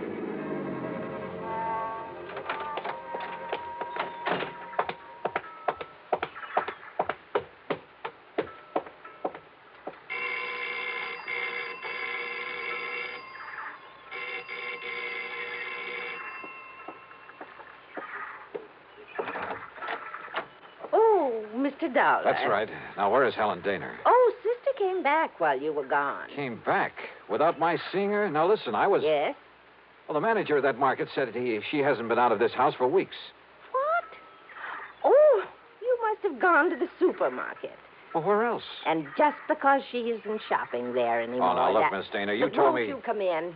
I think she'll be terribly disappointed if you don't. You see, she's told me all about you now. In the couple of minutes I was away from here? An insurance investigator. I think it's awfully thrilling. But now come in and see her. I think she's been kind of expecting you. Yeah. And if you'd like to know what I think, Miss... Good Lord.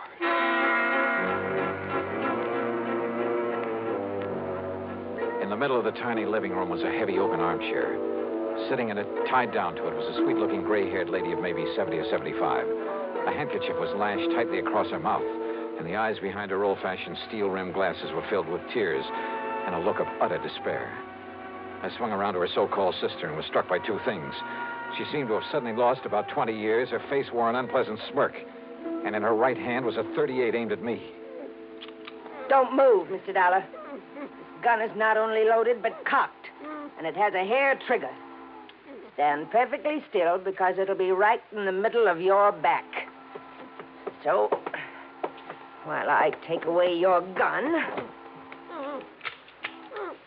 All right. Now, sit over there in that chair against the wall. You'd better do as I say, Mr. Dollar.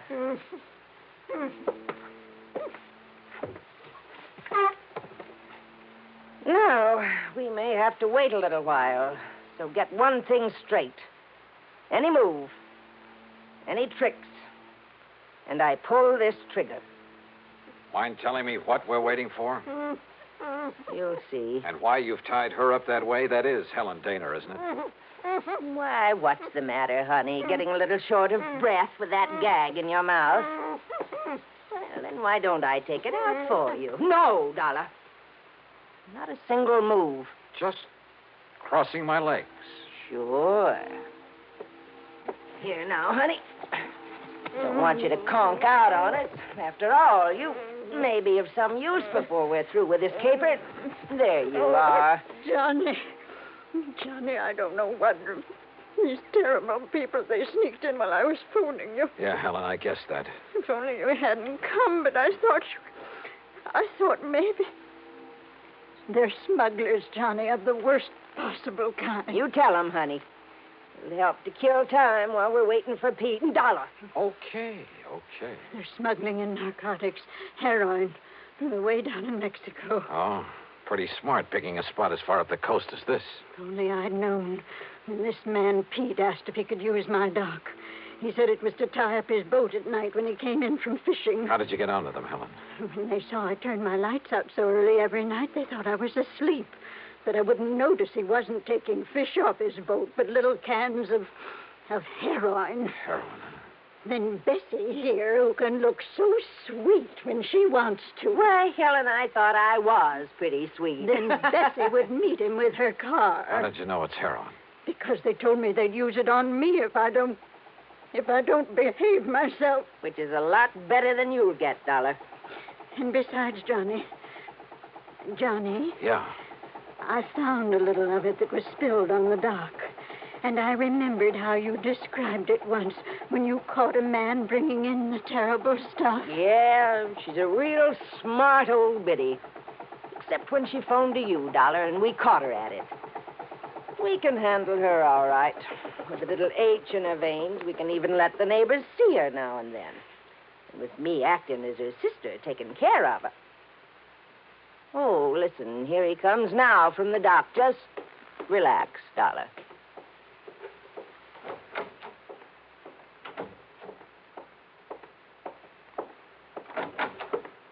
Well, what a charming little party. Johnny, this is... Nice work, Bessie. Dollar, huh? That's right. You want to take care of him, Pete? So you made the mistake of coming out here. Believe me, mister, it was a mistake. I said, are you going to take care of him? Why, of course, right away. We don't want him lying around here. Which is to say, Dollar, we're going to do something I haven't thought of since the old days in Chicago. You and I are going to take a little ride.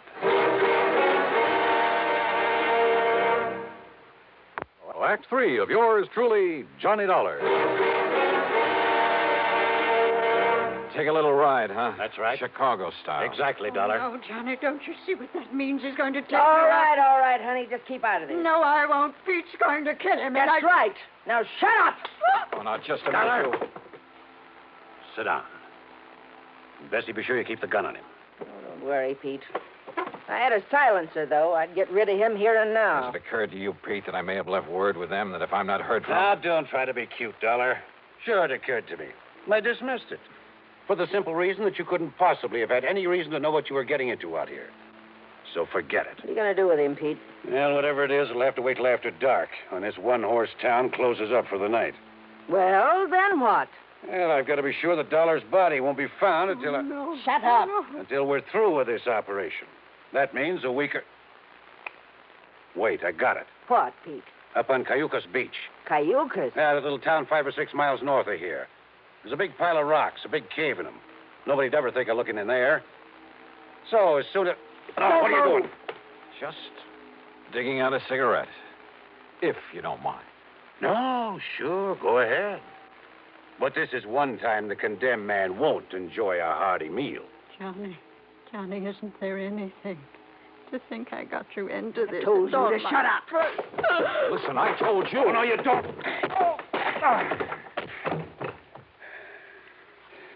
Finish him off, Pete. No.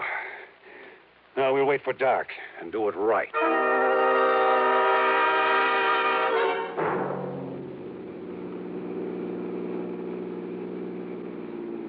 I guess he had really slugged me, because by the time I fully came to, it was night. I was in the back seat of a car driving along the highway beside the ocean. Pete was at the wheel. Beside him, leaning over the back of the seat watching me, was Bessie. And the .38 in her hand was aimed straight at my head. You're sure the old lady won't be able to work herself loose, Bessie? I'm sure. If we'd had any sense, Pete, we would have brought her along on this ride, too. It would have saved us a lot of trouble. Oh, so you've woke up, Dollar. Yeah. Now, just stay put in that back seat. Any funny business? Now, I said any funny business. Just trying to dig out a cigarette. Stay back in that seat. Yeah.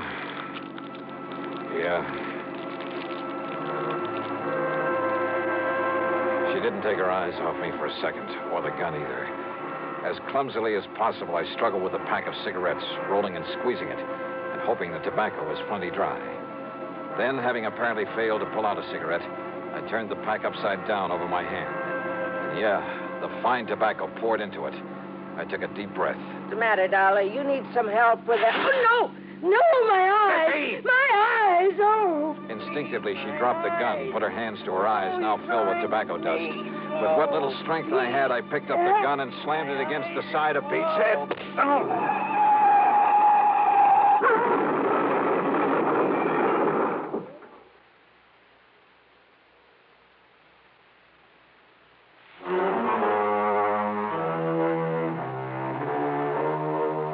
It was a commercial trucker driving one of those big interstate trailer jobs who pulled off the highway to give us a hand. Yeah, somehow those boys are always around when you need them. And he used his head. When he found my credentials in my pocket, he saw the whole picture in a flash. So he hailed down the first police car that came along and turned both Pete and Bessie over to them. Miss Helen Daner? Bless her heart. The spunky little old character was tickled pink to be involved in the whole thing. Yeah, she just can't wait to go to court and testify against those two. Expense account total, including the trip back to Hartford, $447.45. Yours truly, Johnny Dollar.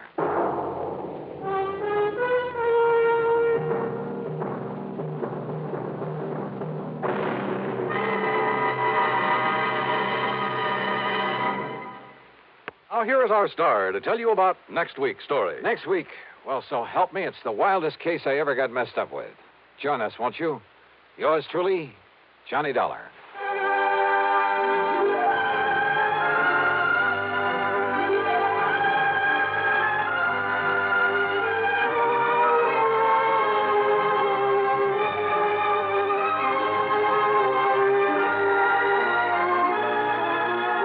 Yours truly, Johnny Dollar, starring Bob Bailey, originates in Hollywood and is written, produced, and directed by Jack Johnstone. Heard in our cast were Peggy Weber, Virginia Gregg, Bartlett Robinson, Joseph Kearns, and Russell Thorson. Be sure to join us next week, same time and station, for another exciting story of yours truly, Johnny Dollar.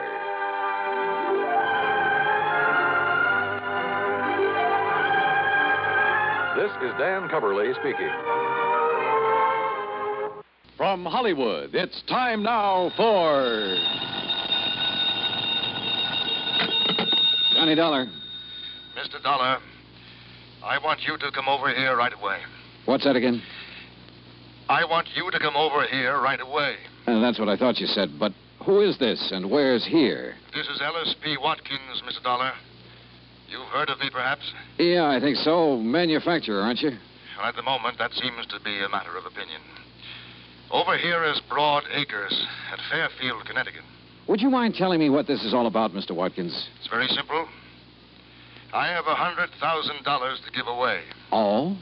To whom? That is what you are going to tell me, Mr. Dollar. I'll get there as soon as I can.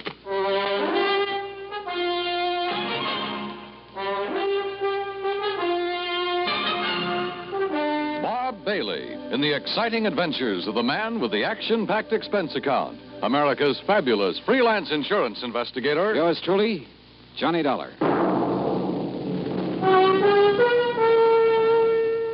And now, Act One of yours truly, Johnny Dollar.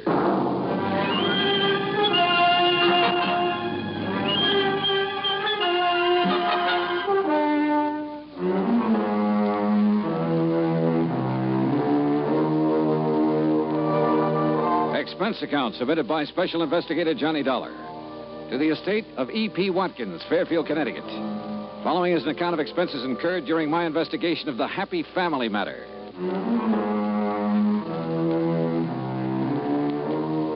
Expense account item 1, $1.20 taxi from my apartment to the home office of the Universal Adjustment Bureau and Pat McCracken. Well, didn't take Mr. Watkins long to get in touch with you, Johnny. Yeah, I figured he must have got my name from you, Pat. E.P. Watkins holds a life policy for $100,000. Beneficiary was to have been his wife, but she died several months ago. Now he wants to designate a new beneficiary. You mean he wants me to tell him who the beneficiary should be? That's right. No, thanks. Now, look, You Johnny... look, Pat. I got tangled up in a family matter once before. I still have the scars to prove Johnny... it. Why doesn't Mr. Watkins pick his own beneficiary? Ordinarily he would, but in a case like this, it might take time. So what? From what I can gather, Johnny, Mr. Watkins doesn't have much time left to live. Oh? Okay, Pat. Item 2, $4.30 transportation by car to Broad Acres, the Watkins home in Fairfield. It was a big place, and it was old. I was shown into the library. E.P. Watkins was sitting in front of the fire. I could see that he wasn't well, but there was still a lot of strength in his face.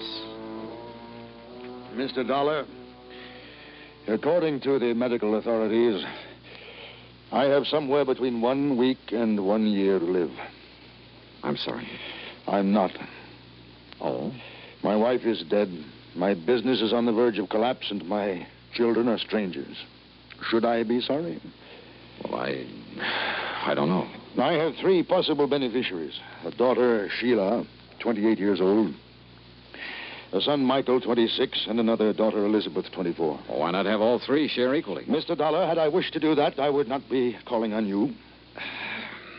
The others will be taken care of elsewhere in the estate, I suppose.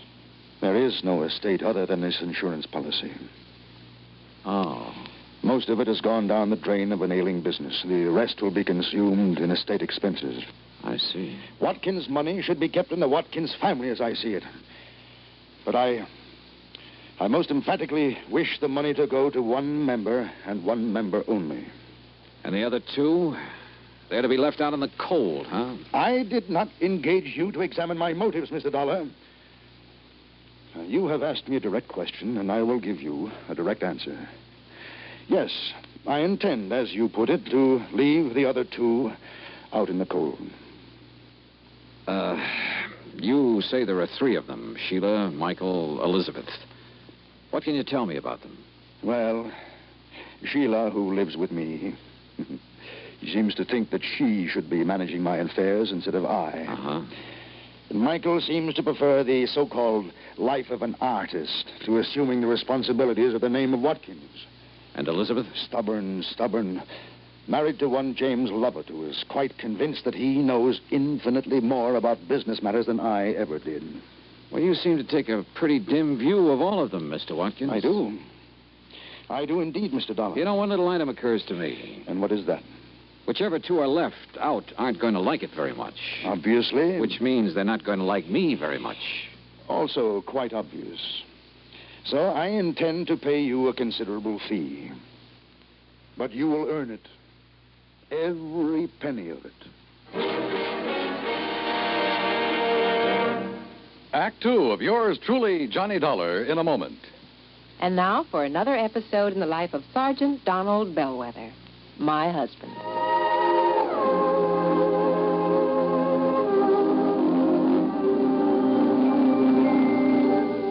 Reba, is everything packed in this duffel bag? Yeah, everything but these, Sarge. Oh, let me see that bottle.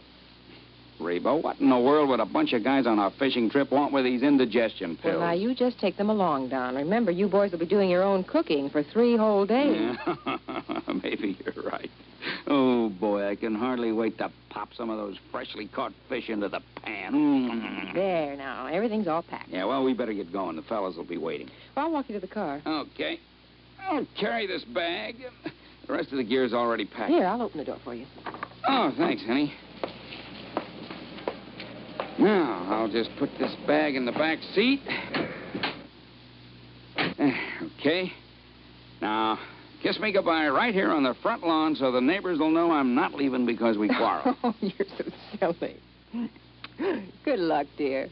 Have a wonderful time. You really deserve this fishing trip. Oh, is that all you got to say? I mean, you usually tell me to drive carefully, et cetera, et cetera. Well, this time I will not say a word. Oh. Okay, dear. Well, I guess I better be going.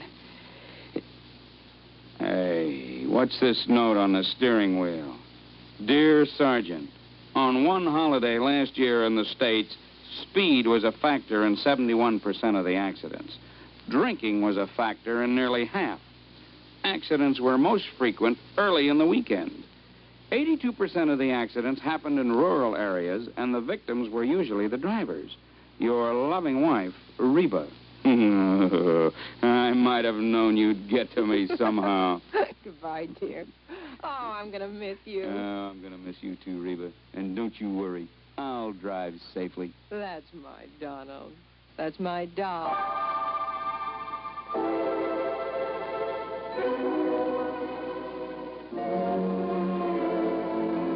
And now, Act two of yours truly, Johnny Dollar, and the Happy Family Matter.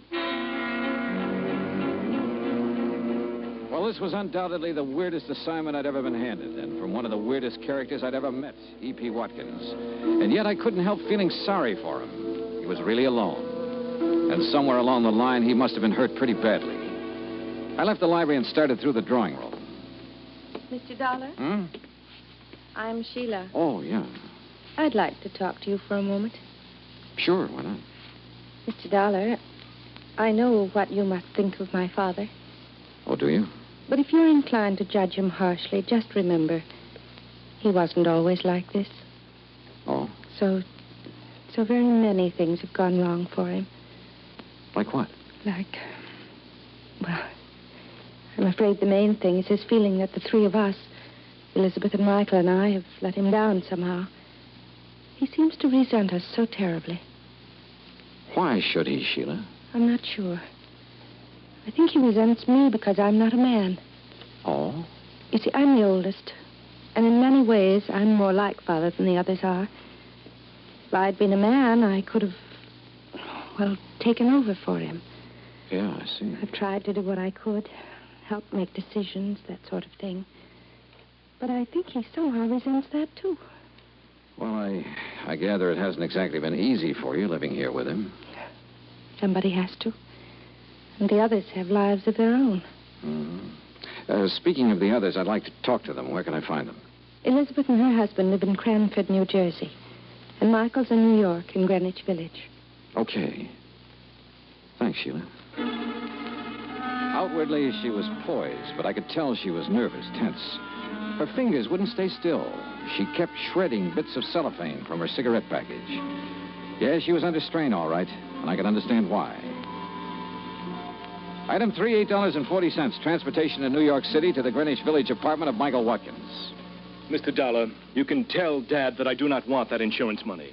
Why not, Mike? Because it doesn't... Well, he doesn't owe me anything, and I don't owe him anything. It was a clean break, and that's just the way I want it. You're sure about that? I am. I'm doing what I want to do. I'm painting. Everything is just the way I want it. You know, Mike, you sound sort of like you were trying to convince yourself. I resent that, Mr. Dollar. Our family is split apart, that's all. Sheila's been trying her best to hold it together, but it won't work. Why not? Because I have had it. For years, Dad's been trying to cram Watkins and Company down my throat. He knew my heart wasn't in it, but did that matter to him? No. Look, Mr. Dollar, I can make your job real easy for you. Yeah? There's one person in our family really deserves that money after what she's been through. Sheila? Yes, Sheila.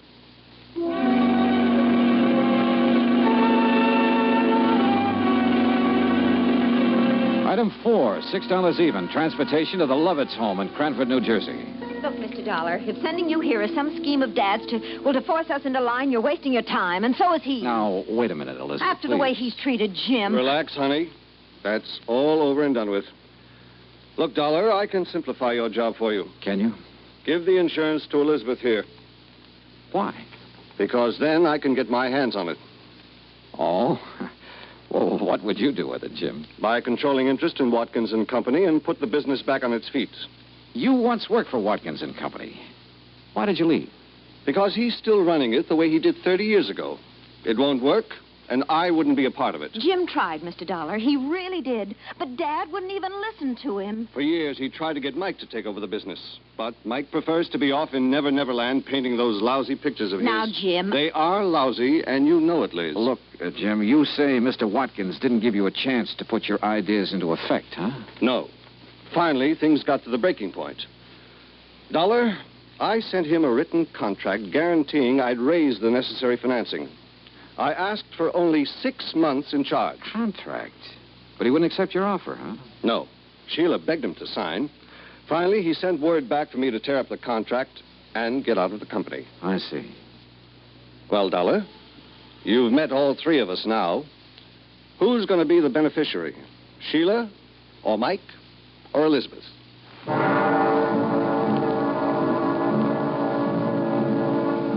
One thing I wanted to check on was Jim's opinion that Mike was not a good painter. I nosed around until I found an art dealer who'd handled his work. He showed me a couple of paintings and then leveled with me. So far as he could see, Mike was a lousy artist. I went back to my hotel to think it over, but I found a message that Mr. Watkins' attorney wanted to talk to me. He'd taken a room on the floor above, so I went upstairs. Come in. Halfway into the room, I noticed it was dark. Then, as I heard the door slam, I felt a gun barrel in my back. Hold real still, Dollar. Who are you? That don't matter. What's this all about? Dollar, this case you're working on, you drop it right now. And if I don't? If you don't, you get dropped for keeps.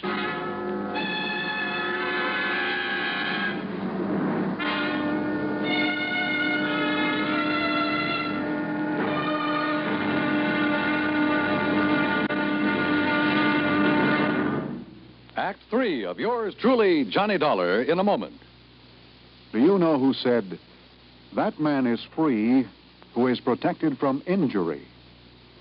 Those words came from Daniel Webster, one of the most eloquent orators in American history. Webster knew that a man could not be free unless he lived in a country which recognized his right to freedom and created laws to protect that freedom.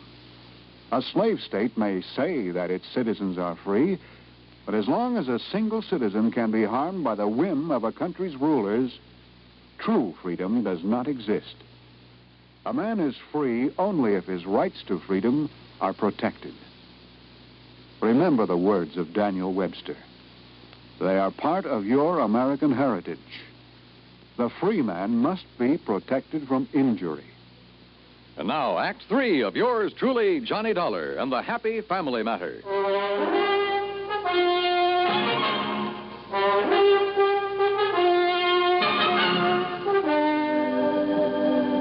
You get the message, Dollar? Sure. I dropped the case or else. Look, you're obviously not Watkins' attorney. The message was just a decoy to get me here. Who hired you to give me this warning? Don't get so nosy, Dollar. You got the warning. It's the main point. Just to make sure you get the message. I'd seen what was coming and ducked, then swung and knocked the gun out of his hand. He gave me a knee in the stomach that flattened me.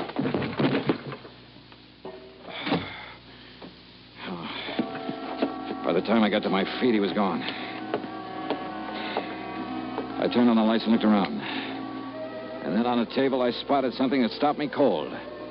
The truth had been right under my nose all the time. I called the various members of the family, asked them to meet me at the Watkins home.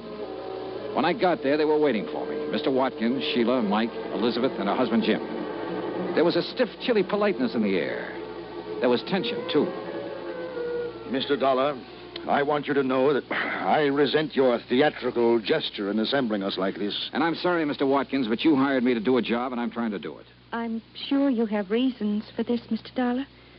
But you must know how painful this is to Father. Yes, I know, Sheila, but it's necessary. I don't see why, Dollar. I'm coming to that, Mike. Now, look, let's face it. This is not exactly the happiest family in the world. It's been torn wide apart. All right. Why is it torn apart? Oh, that's ancient history, Mr. Dollar. Maybe some of it is, Elizabeth, but a lot of it isn't. Well, I don't see what's to be gained by rehashing all this. Let him finish, honey. Just what are you driving at, Dollar? Just this, Jim. I was hired to find out what I could about the 3 beneficiaries. On the surface, everybody was very cooperative. On the surface? Somebody in this family didn't really want me to make this investigation, Sheila. They hired a strong arm to rough me up earlier this evening to make me drop the investigation. Nonsense. Sorry, Mr. Watkins, but I've got the scars to prove it. But who? Let's start with you, Mike. I want to know why you quit the family business and started painting. I told you. It was because Dad kept trying to cram the business down my throat. Why, you ungrateful. Well, it's true. I couldn't take it any longer. Sure. But you'd felt that way for a long while. What led you to make the break, Mike? Well, when even Sheila agreed it was no use, I She thought encouraged you. Of course I encouraged him. I felt he should have the right to a life of his own. But, Sheila, you told me that you had begged Mike to stay in the company. She what? What? I was acting in the best interests of the family. Were you, Sheila? Mr. Dollar, I don't know what you're trying to suggest. That brings us to Jim and Elizabeth here. Jim, you quit the company, too. Why? I've already told you, Dollar. Mr. Watkins refused my last offer of help. Kicked me out. Well, that's not true. What offer are you talking about? That contract I sent you. What contract? You never saw it, did you, Mr. Watkins? I most certainly did not. But Wait a minute. I gave the contract to Sheila. She said it'd be better if she handled it. Then she told me later she discussed it with her father, and he refused. Sheila, you lied. Well, Sheila? Mr. Dollar, I refuse to discuss. Sheila, you have a nervous habit of shredding cellophane cigarette wrappers to bits. In the hotel room where that hired strong arm jumped me, I found a little pile of shredded cellophane near the ashtray. Sheila.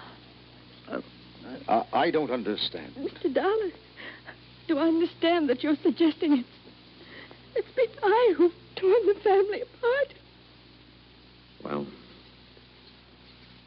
Sheila. Yes, Father. Why? I'm not sure. I don't know. Hey, look, I'm an insurance investigator, not a psychologist. But I don't think this is too hard to understand. Sheila, weren't you trying somehow to punish? I'm not sure. Sheila. Oh, Sheila, if that's true, you need help. They all had a life of their own. Except me. We'll help you, dear. We'll get help for you. I hated what I was doing. But I just couldn't seem to help myself. Mr. Dollar, you will understand that I am rather bewildered by all this. I do, Mr. Watkins. Now, you suggest that she was deliberately trying to tear the family apart in order to punish someone? Well, that's only a guess, Mr. Watkins, but I think it's probably a good one. Then she was trying to punish me. I think so. Should I understand why? Did she ever have a life of her own? Was she ever allowed to have one? Mr. Dollar, I requested you to designate a beneficiary for me. That's right. I now request you to suspend further action for the time being. It appears the matter requires further thought. Yeah. Yeah.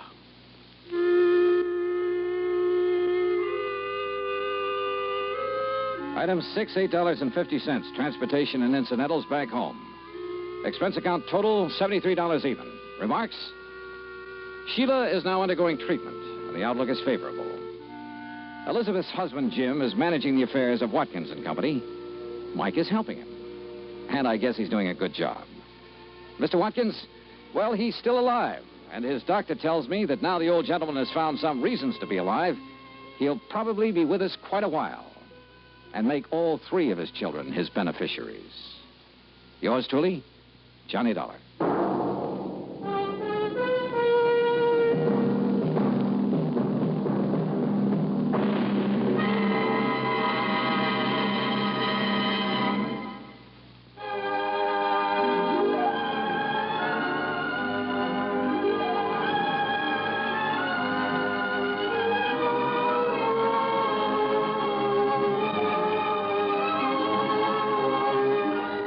Truly, Johnny Dollar, starring Bob Bailey, originates in Hollywood and is produced and directed by Jack Johnstone.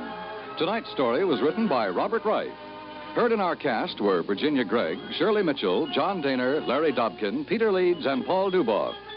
Be sure to join us next week, same time and station, for another exciting story of yours truly, Johnny Dollar. This is Dan Cubberly speaking.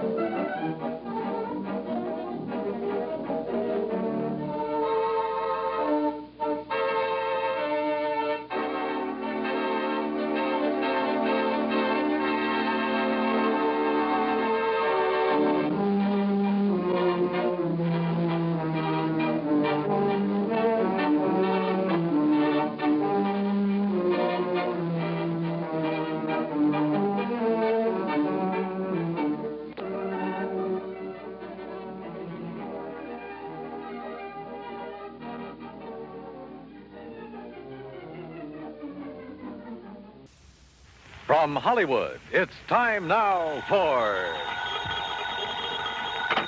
Johnny Dollar. Earl Poorman, Johnny, down in Sarasota. Don't tell me, Earl. Huh? The Florida weather's finally behaving itself. The water in the Gulf is warmed up, so I'll grab my fishing clothes, tackle box, couple of rods and reels. Maybe you better grab your Levi's, boots and saddle, and a couple of 6-guns instead. Huh? What is this, a Western? It may be an Eastern Western before we're through. Listen, Florida is the leading cattle state here in the Deep South. I had heard something to that effect. Okay. The freezing weather a short while back hit some of the ranchers pretty hard. To say nothing of the tourist trade. Right. Ordinarily, the year-round pasturage makes it unnecessary to lay up a lot of hay and feed for the winter. That figures. But this year, thanks to the freeze, the cattle were so weakened by malnutrition and then sloshing around in soggy pasture land that, well, at least a couple of 100,000 of them have died. Well, what's your problem, Earl? Outside of the high cost of steak. A rancher's just hit me with a big fat claim. Oh, how much? $78,750. Says that he lost his entire herd. Well, I knew a lot of them had lost quite a few. But the entire herd? Yeah. You coming? I sure am.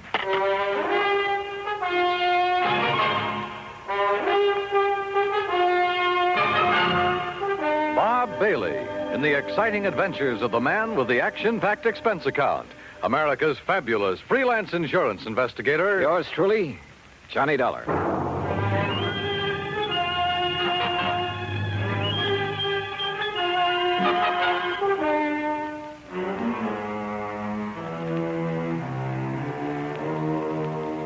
Expense account submitted by Special Investigator Johnny Dollar to the Tri-State Life and Casualty Company, Sarasota, Florida office. Following is an account of expenses incurred during my investigation of the Eastern-Western matter. Expense account item 1, 9480, plane fare and incidentals, Hartford, Connecticut to Sarasota. As I expected, Earl Poorman met me at the airport. We headed north on Route 41. 13 miles later at Bradenton, we turned east on 64 after grabbing a late lunch. That's item 2, 575. Then, still traveling eastward, we crossed the Kissimmee River onto a narrow, unimproved road into the swampland. And it struck me that what should have been lush green vegetation in this low, damp country was brown and lifeless. That's what the cold weather did, Johnny. All that grass, that good pasture froze and rotted away. No wonder the cattle haven't been eating well. But didn't I read somewhere they were fed the ruined orange crops? Yes, but that still didn't save a lot of the herds. Losses have been pretty heavy, huh? Yeah, but as I told you over the phone, Trimble is the only one I know of who lost all his steers. That the one who's made the insurance claim? Yeah, Bart Trimble. His fence starts at the next turn in the road. Have you had many claims, Earl? Oh, a few, a month or so ago, small ones. Not many of these people insure their herds. There, that's where Trimble's place starts. You see it? I saw it all right. Hundreds of acres of wet, brown, dead-looking pasture land. I also saw the steers, hundreds of them, their carcasses lying there rotting in the sun. Or what was left of them. The buzzards had done well. 525 head, Johnny. But surely some of them must have survived. Not according to the claim I received.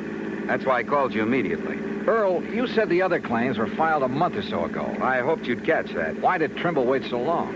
That's another reason I called you. Yeah, I see what you mean. Here's his gate. Let's see what he has to say. The Trimble place was unexpectedly new and tidy looking. The main house was a concrete block affair, all white with a slab roof. Behind it was a barn and a corral. The stack of bale hay was obviously for the horses and hardly big enough to feed a herd of steers. A few chickens pecked around here and there. Coming. The woman who opened the door was about 40, tall and nice looking, well made up, almost out of place on a cattle ranch. Yes. Oh, Mr. Foreman, how are you? And her voice was soft, gentle, pleasant. How do, Mrs. Trimble? It's nice to see you, Mr. Foreman. Won't you come in? I hear you say Foreman, Betty? Yes, Bart, and he has a friend with him. Well, I won't kid you, Mr. Foreman. I'm glad to see you. Howdy. I hope you brought me a nice big insurance check. This is Johnny Dollar, Mr. and Mrs. Trimble. He's with our company. Well, how do you do, Mr. Dollar? Won't you please come in? Thank you. Dollar. I think I've heard of you. Oh? Sit down, won't you? Supper will be ready in a little while, and of course you're going to stay, aren't you? Johnny Dollar. Well, now, that depends. Now, of course you'll stay. I really should get back to Sarasota tonight. My wife... Yeah, wait a minute. How I know you're the insurance investigator. That's right. And what's he doing here, Pullman? What's there to investigate? Are you maybe trying to say I killed off the herd myself to collect the insurance money? I said nothing of the sort. Then what's to investigate? I told you. I don't like this, and I'm telling you right to your face. Now, Bart, you shouldn't talk like that. Well, it's the truth. Just what do you think you're going to do around here, Dollar? Bart, please. Well, that depends, Mr. Trimble. Does he have to say it's okay, Pullman, before you can pay my claim? Yes, he does. Well, believe me, if I'd known this was the kind of outfit I was dealing with, paying premiums to... Okay. All right, poke around as much as you want. Stay around as long as you like. We'll bed you down, we'll feed you, we'll show you what kind of people we are. Just don't get in my way. I've got a lot of work to do. And don't tell me I'm a crook. Now, let's be reasonable about this. Me? I'm being reasonable. You're the one that... what do you want, Shorty? Well, you told me to tell you, boss. Tell me what? A truck has come to pick up them hides. And help them load them on the truck. Go ahead, go ahead. You're selling the hides from those animals? I will. Sure. Why not? Oh, we could salvage, that is. Anything wrong with that? Nothing at all. All right. You want horses to snoop around? Help yourself. Saddles are in the barn, but just stay out of my way. Come on, Shorty. Let's get out where the air's nice and clean. Sure, boss. I'm sorry. But Bart's been so upset over losing all those steers. Well, of course, we can't blame him for that. He's been working so hard, trying to save some of the hides and sell the carcasses for fertilizer. Yes, I know. But with so many ranchers trying to do the same thing. Why did he wait so long before filing his claim, Mrs. Trimble? Well, because he's been so busy and because he hoped he could salvage something from the herd, I guess. Or because this lapse of time has given the bodies a chance to decompose? What? Has given the buzzards and other scavengers a chance to remove any evidence that maybe those steers were deliberately... Oh, no. Oh, surely you don't think for a minute that my husband would... Where can I find the nearest veterinarian? Well, the vet we use is up in Kissimmee. Okay. But Mr. Dollar, you don't... Well, you can't possibly think... I'll let you know what I think. After a good cow doctor has a look at those animals.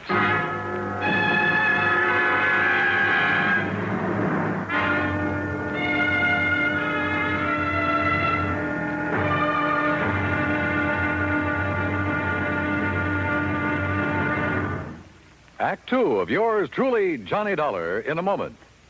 From the halls of Montezuma to the shores of Tripoli is an exciting beginning to a stirring song. It is an historic salutation to the efforts of a valiant group of fighting men. Why is their history glorious? What spurred them on? Patriotism and desire for excitement are sometimes given for reasons, but these are not the answers. The answer is, these were men of vision, men who understood our country's needs. Respect, honor, and prestige are things that go hand in hand with a country's greatness. Major Smedley D. Butler recognized this in the year 1915. At that time, our diplomatic negotiations with Haiti were disrupted by Coco bandits who perilously affected the lives of some United States citizens in Haiti. A contingent of Marines under the command of Major Butler was sent in to bring the bandits under control. Though they were holed up in Fort Liberté, Major Butler found an opening in the wall and led a terrifying charge through the breach that resulted in very dangerous hand-to-hand combat for himself and his men. Amid a furious onslaught of Coco bandits and a hail of enemy bullets, Major Butler succeeded in overcoming the resistance and creating a peaceful atmosphere. His grateful country awarded him the Medal of Honor for bravery, forceful leadership, and action above and beyond the call of duty. The second time he was awarded this high honor. Major Smedley Butler had a code of conduct born of years of devotion and service to the United States of America. And now, Act two of yours truly, Johnny Dollar, and the Eastern-Western matter.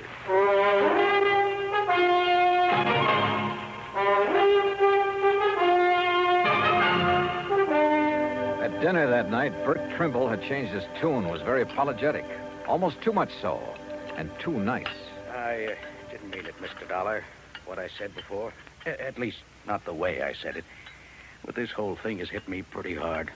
Losing over 500 steers, and a handful of calves. I told you, Bart, when they all went so quickly that night, you should have been suspicious. What night, Mrs. Trimble? Well, it was the last big freeze. Yes. I got back here late. I'd been up to Lake Wales trying to beg some feed. No luck. Then it blew up cold. By the time I got back here, got the hands rounded up. How many, Mr. Trimble? Well, there were 5 of us, including Shorty Skinner. I've seen that Shorty somewhere before. Oh? Well, anyhow, when we got to them, the cattle were all bunched up at the north fence. We thought we'd drive the strong ones back here, where they'd have some shelter, and we could give them the hay we keep for the horses. But they wouldn't move. Most of them couldn't move. And it was dark, and the freezing wind was cutting across the swamp. So all we could do was come back here and pray. Next morning, they were dead. All of them. I've put everything I had into this ranch. Every penny I saved from my factory work up north, Betty's money from nursing, even cashed in my own life insurance policy. And now they're gone. So if I got a little nasty, well, I guess a man can take only so much. It's been awfully hard for Bart these past 3 years. And then just when things were going good. Your hands bunk out in that building beside the barn, huh? Only Shorty skinned out all the steers we could. The other boys left. I still owe Shorty some wages. I'm going to ask a pretty blunt question, and I want an honest answer. Huh? Had you ever thought of giving up, going somewhere else? Sure, lots of times. For Betty's sake, too. Even thought of going out to California. I see. She has relatives out there, all doing fine. They've kept after us to go out there and crop farm with them. Maybe I should have. But we stayed, didn't we, dear? Yes, I wouldn't give up. Even Betty reconciled herself to sticking it out. If only we'd known that this was going to happen. Yeah.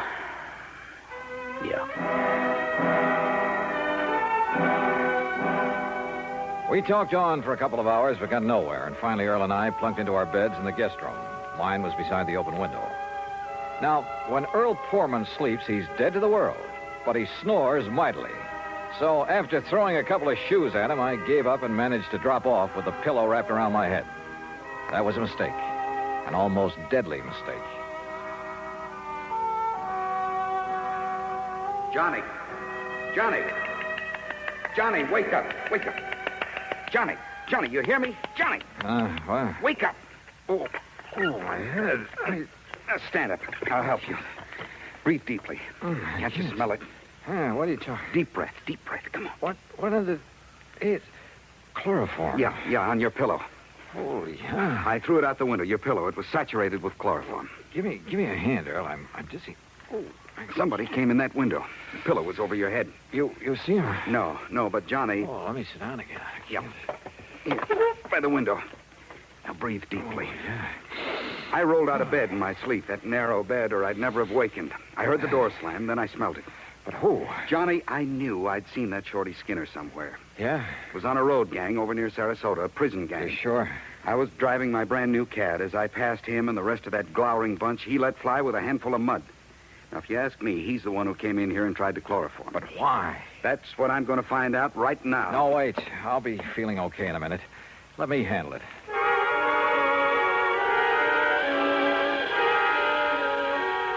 By the time I was able to navigate and get dressed, Mrs. Trimble called us for breakfast. To say the Trimbles were upset over what had happened to me would be an understatement. Breakfast waited while we all went out to the bunkhouse. Shorty was gone. Took what little he owned with him, too. Has either of you any idea why he'd attacked me? Good heavens, no. But I never did really trust that man. He was such a sneaky-looking... like a little rat. Yet he was the only one who stayed when I couldn't keep their wages up to date. Where would he ever get hold of chloroform? That's the part I don't understand. From the locker, dear. Back in the barn. Huh? You know, the stuff we got to put that old sick mare out of the way. Oh, yes, of course. I think why Shorty did this is pretty obvious, Johnny. Yeah? He was afraid you'd find out what and who killed off this herd. Bart, look. Here, Betty. The note on top of this bunk. Here, let me see it. What's it say, Johnny? I'm tired working for no pay. I will leave you know where to send my pay when you collect on that there insurance. Shorty. Shorty Skinner. The crazy fool. Wanted his money.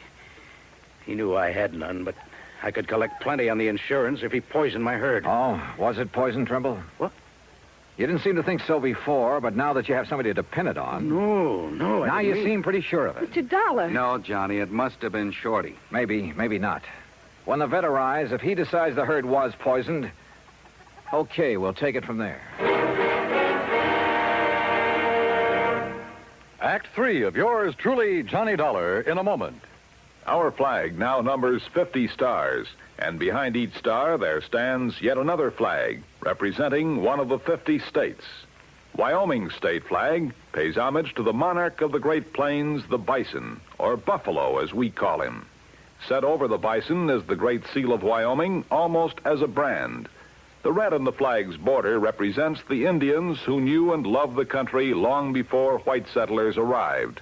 It also represents the red blood of the pioneers who gave their lives in reclaiming the soil. The red, white, and blue border of the flag indicates Wyoming's oneness with the Union. Wyoming's state flag, the flag of the 44th state to enter the Union, was adopted on January 31st, 1917. And now, Act 3 of yours truly, Johnny Dollar, and the Eastern-Western matter. The veterinarian arrived from Kissimmee. He, Bart Trimble, Earl Poorman, and I rode out on horseback to inspect the dead cattle. As I had anticipated, the vet made it plain that the bodies were too far decomposed for him to tell anything. Until, that is, he noticed a pale purplish line around the inside edge of a watering trough at a far corner of the fence. Whoever used it didn't realize it'd leave this telltale ring around the trough. Used what, Doctor? Well, let me scrape off a little, make sure. You think it's a poison, Doc? If I can taste it without getting enough to hurt me. Ooh. Well? Yeah, no doubt about it. Phenolphilic acid. That's what killed the herd? Yeah, beyond a shadow of a doubt. That's not a very well-known poison, Doctor. I know. It's used almost entirely in laboratory experimentation. I remember it well from my college days. But out here? Who did this to me? Who did it? You don't know? Shorty. Who else? Mr. Dollar. Look, I'm going back to the ranch house to a telephone. I'll see you when you get back there. I called the state police to get out on all points on Shorty Skinner. Then I started on the police in the neighboring towns. The second call to headquarters at Lake Wales got me unexpected results. Sure, we got him right here in the clink, sir. Oh? What are you holding him on? Just vagrancy, no visible means of support. Found him sleeping on a bench in the park about 9:30 last night, so we hauled him in, let him put his X on a police blotter. His what? His X, you know. I certainly do. Thanks very much. The others hadn't got back from the pasture yet. Mrs. Trimble was in the kitchen making lunch. Quietly as possible, I sneaked into their bedroom. Carefully hidden in a desk, I found a lot of letters from the relatives in California. Letters urging that they give up the ranch, do something, anything, to get the money out of it and move to California. Those letters were addressed to only one of the Trimbles. They were addressed to... And then I saw it, neatly framed on the wall, a diploma. A diploma from the famous Lippenwall School of... Why, Mr. Dollar, what are you doing? Mrs. Trimble, I found out that Shorty Skinner has served time. Shorty? At least to the extent of working on a road gang. What for, I don't know. Then he is a criminal. Then there's no question about who poisoned the herd. Oh? You know about the vet's findings? That they were poisoned? Well, no. No, but I thought it was understood. A lot of things have been understood. Wrong things. Did Shorty give you a home address when he came to work here? Yes. Yes, he did. Do you think he'd go there after what I'd like he's to done? see it, please. It's here in this top drawer. Yes, here. That's not his writing. No, that's mine. You see, Shorty can't write. Oh? So he couldn't have written this note you found in his bunk. But who... But look at it. Doesn't that curlicue on the letter T look like the one here when you wrote his address? And how about this capital I? Good heavens, Mr. Dollar. Friends who wanted you to go to California, and you wanted to go. Of course. But as Bart told us, you reconciled yourself to staying here, apparently. I did. I did stay here, even though I wasn't happy. Then the big freeze gave you a chance to kill off the herd, collect a lot of insurance money, and get away with it. You thought. Mr. Dollar, how dare The method? you? A little-known poison you'd learned about back in the Lippenwall School of Nursing. No. But you hadn't expected me here to investigate, so you had to get rid of me. How? As a nurse, you knew all about chloroform. Look, Mr. It Dollar... was a natural, with me sleeping with my head on the pillow, and you knew that Earl was a sound sleeper. He's been here before. And who'd get blamed? Shorty, because he'd left. Only Shorty had left long before that. What? He was picked up in Lake Wales at 9:30 last night. What? Well, then, no, listen. You killed the herd. You tried to kill me. Is that true, Betty? Bart. Tell me. Is it? Yes. Yes, it's true. You know how I hated this place, this horrible, miserable cattle ranch, this living out in this godforsaken wilderness. Betty. Well, you wouldn't do anything about it, so I did. Oh, good Lord. But I failed. But I failed.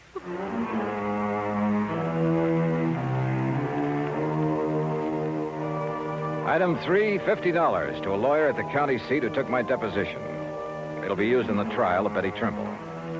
As for Bart Trimble, well, I'm sorry for him. Expense account total, including transportation back to Hartford, $207 even.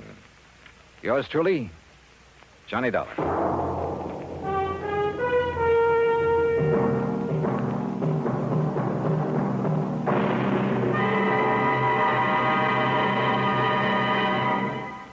Our star will return in just a moment.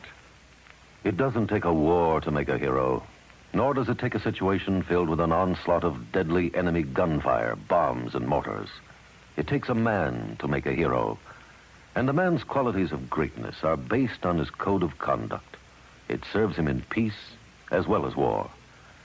In August 1916, when the United States was still at peace with the rest of the world, part of our fleet was anchored off Santo Domingo City. The USS Memphis was in danger of total destruction from a hurricane. Only the efficient operation of the engines and boilers could get her out of the critical area. Lieutenant Claude A. Jones was senior engineering officer aboard. In rapid succession, boilers and steam pipes began bursting about him, scalding him with clouds of steam. Thousands of tons of water came down on him. In complete darkness, Lieutenant Jones nobly remained at his post as long as the engines would turn over.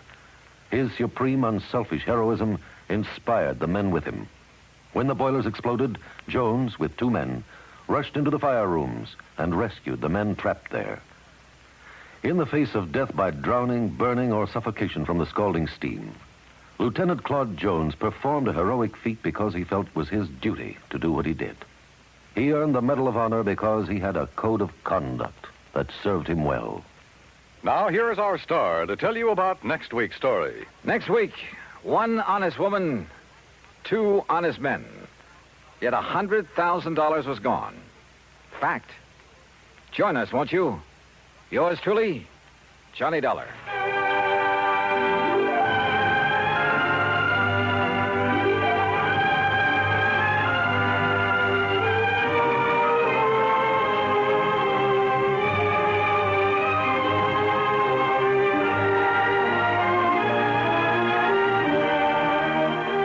Yours truly, Johnny Dollar, starring Bob Bailey, originates in Hollywood and is produced and directed by Jack Johnstone, who also wrote today's story. Heard in our cast were Virginia Gregg, Vic Perrin, Jack Moyles, Marvin Miller, and Herb Vigran. Be sure to join us next week, same time and station, for another exciting story of yours truly, Johnny Dollar.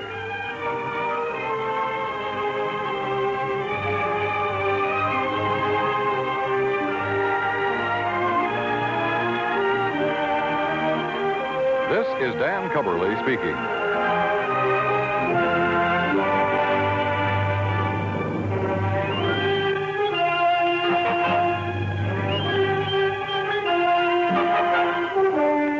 This is the United States Armed Forces Radio and Television Service.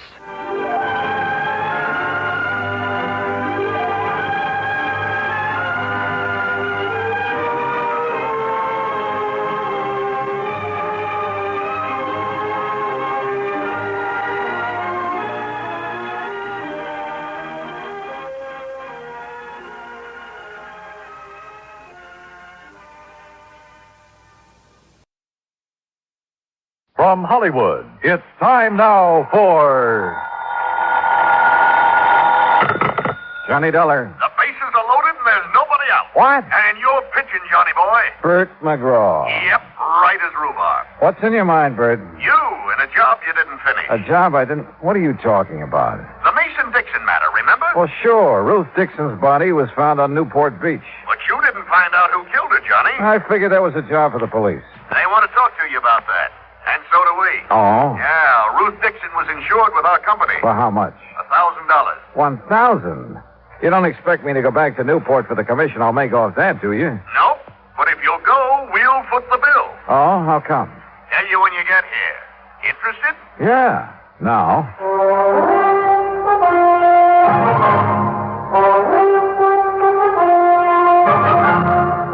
Bob Bailey in the exciting adventures of the man with the action-packed expense account, America's fabulous freelance insurance investigator. Yours truly, Johnny Dollar.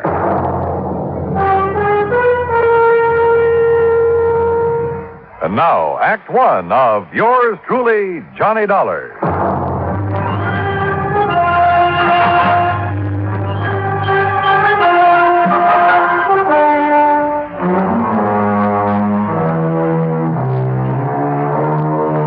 Expense account submitted by Special Investigator Johnny Dollar to the Providential Assurance Company, 393 Dewey Avenue, Hartford, Connecticut. The following is an account of expenses incurred during my investigation of the Dixon murder matter.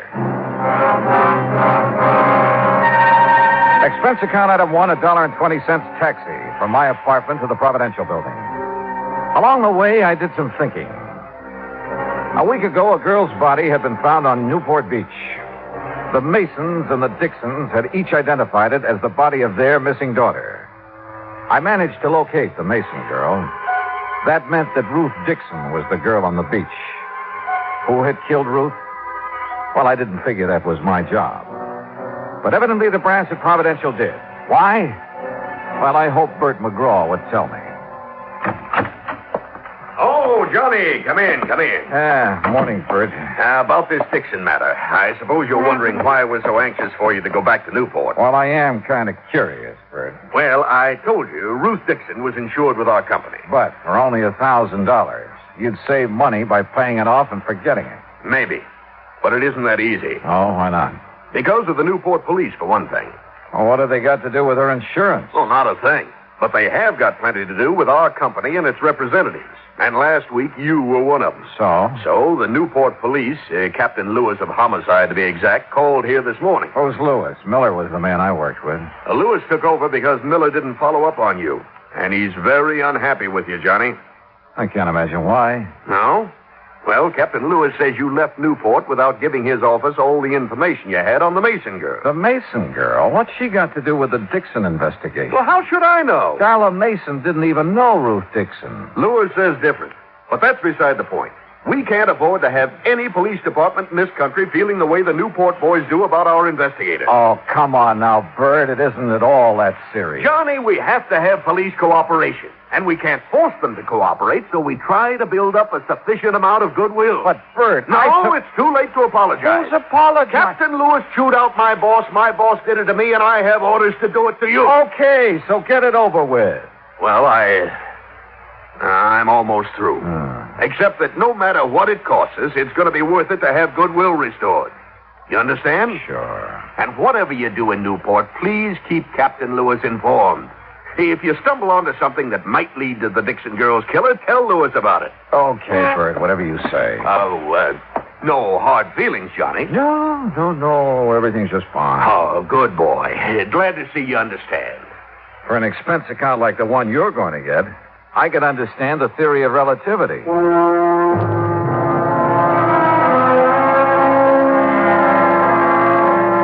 I took a cab back to my apartment. That's item 2. Item 3, $18.50, transportation to Newport, Rhode Island. After checking into the Ogden Hotel, I called headquarters. Captain Lewis wasn't in, so I left a message asking him to call me. Then I called the girl in question, Darla Mason.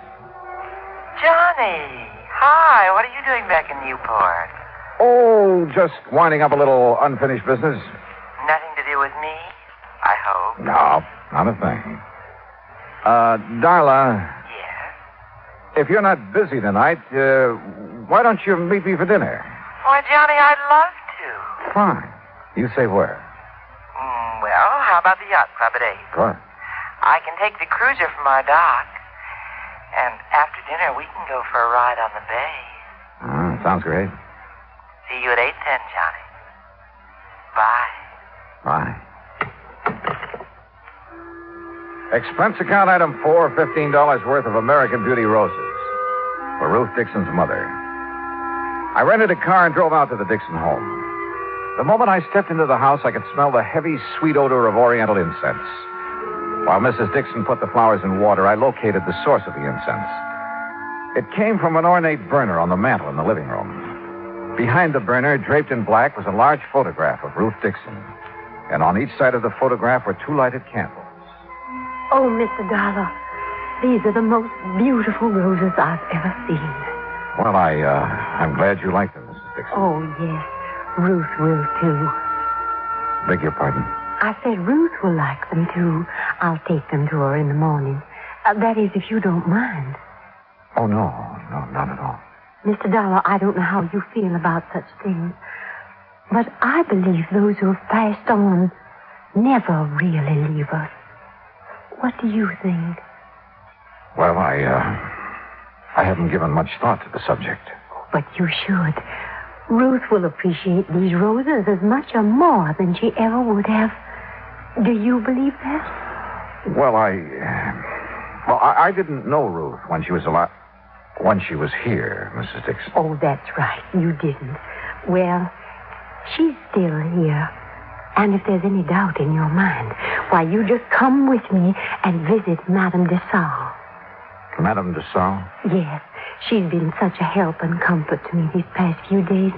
Well, without her and her teaching, I'd have been completely lost. This Madame de Salle, what is she? She's just an ordinary person, but she has wonderful occult powers. She can see beyond the veil, Mr. Dollar. And she's promised to let me speak to Ruth as soon as the conditions are right. Do you know when that will be? Lucille? In here, Henry. Oh, excuse me, Mr. Dollar. I have to put out these candles. Henry doesn't believe like we do. My, you've been at it again, haven't you, woman? Now, Henry. Open the windows. Get the smoke and the smell out of... Oh, Mr. Dollar. Afternoon, Mr. Dixon. What are you doing back in Newport? He's trying to find the man that caused our girl to pass on. Oh, she didn't pass on, Lucille. She died. Henry, really? Well, anyway, I wish you luck, Mr. Dollar. I have a hunch I'm going to need it, Mr. Dixon. Mr. Dollar, wouldn't you like to stay to dinner? We aren't having anything fancy, just leftovers and boiled cabbage head. Oh, my. Now what? Why, I just remembered why I burned that incense. And it wasn't what you thought, Henry Dixon. It was on account of the cabbage. It covers the smell. That's not the truth, and you know it. Oh, now, Henry. Look at that mantle, Mr. Dollar. She's made a regular shrine out of it. Looks like a heathen altar. Henry. Well, it's the truth. And I wouldn't blame Mr. Dollar if he was afraid to stay to dinner with a woman like you around. You aren't afraid to stay, are you, Mr. Dollar? No, of course not, but I do have another engagement. Oh, well, anytime you can come, you just let us know. Yes, thanks. I'll remember. Well, now, if you men will excuse me. You will. And you open the windows in the back. Yes, Henry. Oh, Mr. Dollar. Yes? When Madame de Salle arranges... That fraud. When Madame de Salle arranges for me to talk to Ruth, I'll let you know what she says. Good evening. Poor dear. She hasn't been the same since Ruth's body was found on the beach. Mr. Dixon, according to the medical examiner, Ruth's body was in the ocean for approximately 6 weeks. That's right. Do you remember if Ruth was going with anyone in particular just before the time she disappeared? The police asked me the same question. I couldn't answer it. You mean you don't remember? I mean that Ruth wasn't a girl to be tied down to one man, and any more than she's content to live like she had to after my health failed. Did she date very often? Well, you know, she worked as a hostess at the yacht club. Yes, sir. She met a lot of rich young men there. And if you ask me, she dated too much. Of course, her mother took Ruth's side, said she had to if she was ever going to get herself a husband. But she went with no one in particular. No. She never settled down enough. What about her friends, Mr. Dixon? Was there someone she might have confided in? She didn't have any girlfriends. Liked men a lot better. But, Oh, there was somebody. Well, I expect you could say he was her friend. Too old to have been a boyfriend. Besides, he doesn't have enough money. Who is he? His name's Sam Hood. He runs a small craft repair shop down by Viking Beach.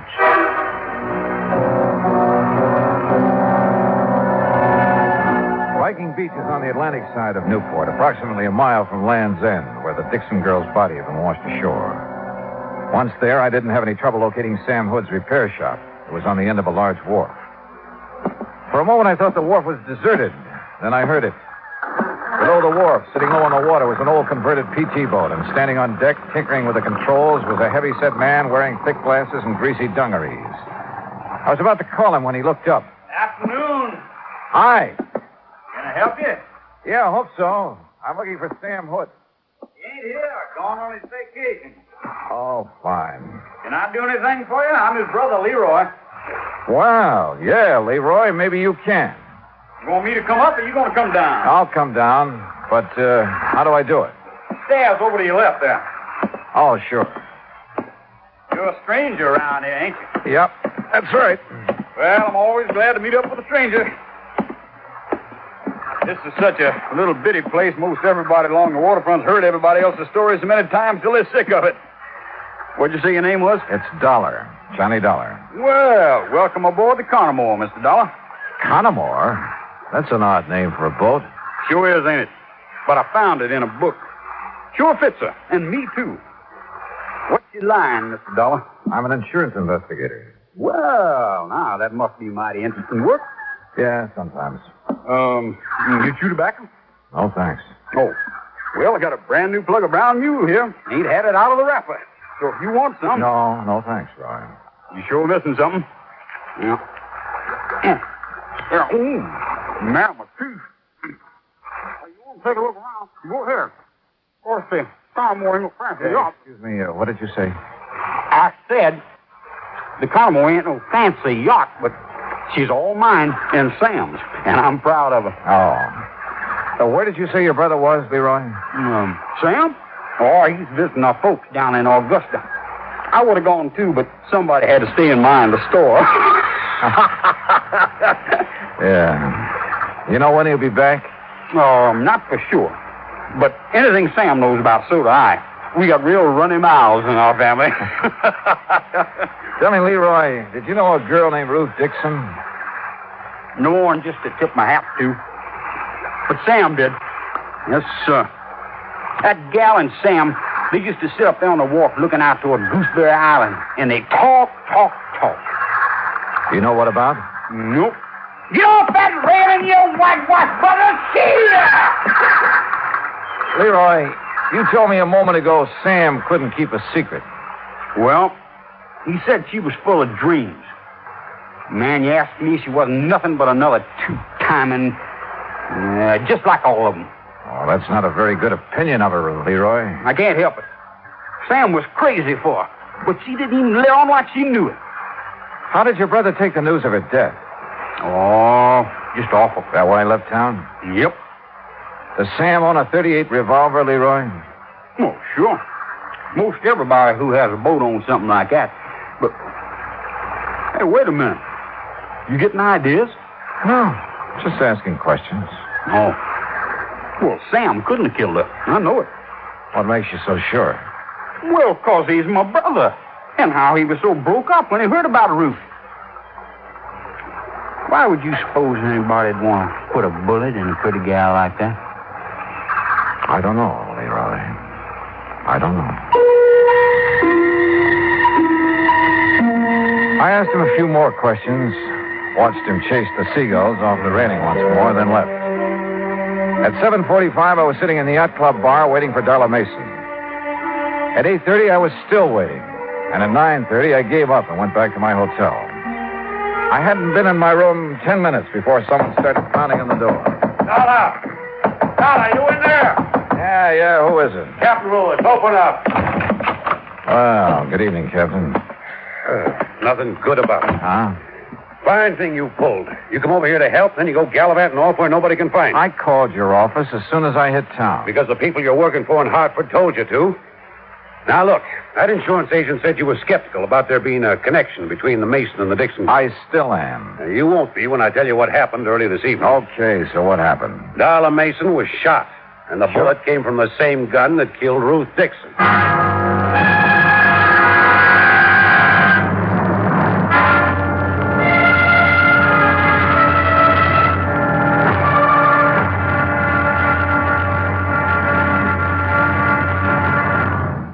Act two of yours truly, Johnny Dollar, in a moment.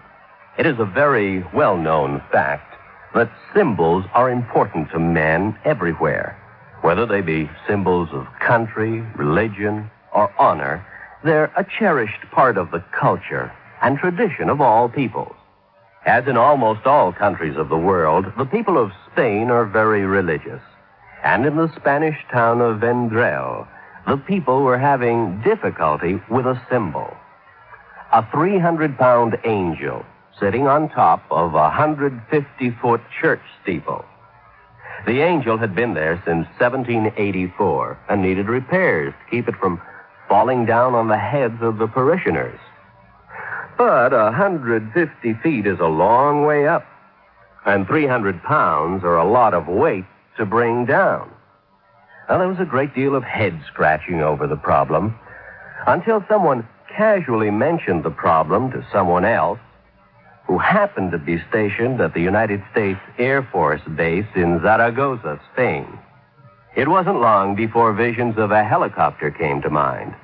Because Americans like to help other people everywhere, the Air Force whirlybird lifted the angel from the church steeple, brought it down for repairs, and later returned it to its perch.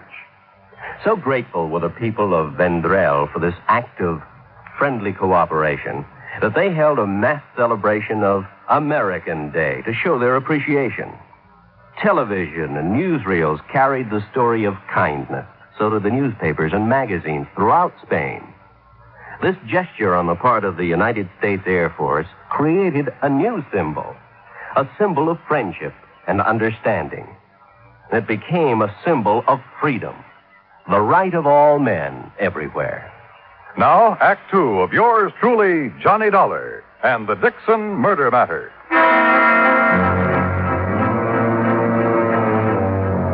Expense account item 620 cents for 2 cups of coffee at the Eat Right Cafe near my hotel, where Captain Lewis proceeded to give me the details surrounding the shooting of Darla Mason. She had been on her way down to the Mason boathouse, where she'd planned to take the cruiser across the bay to the yacht club. As she neared the boathouse, someone had fired at her, and the bullets that wounded her came from the same gun that killed Ruth Dixon. So there was a connection between the Mason and Dixon girls. And if you want more proof, I have it. Like what? Well, they both spent a good deal of their time at the yacht club. Yeah, but for slightly different reasons. Ruth worked there before she was killed. But she must have known Darla Mason. No, that's no good, Captain. You go to the district attorney with that kind of evidence, and he'll throw you out of his office.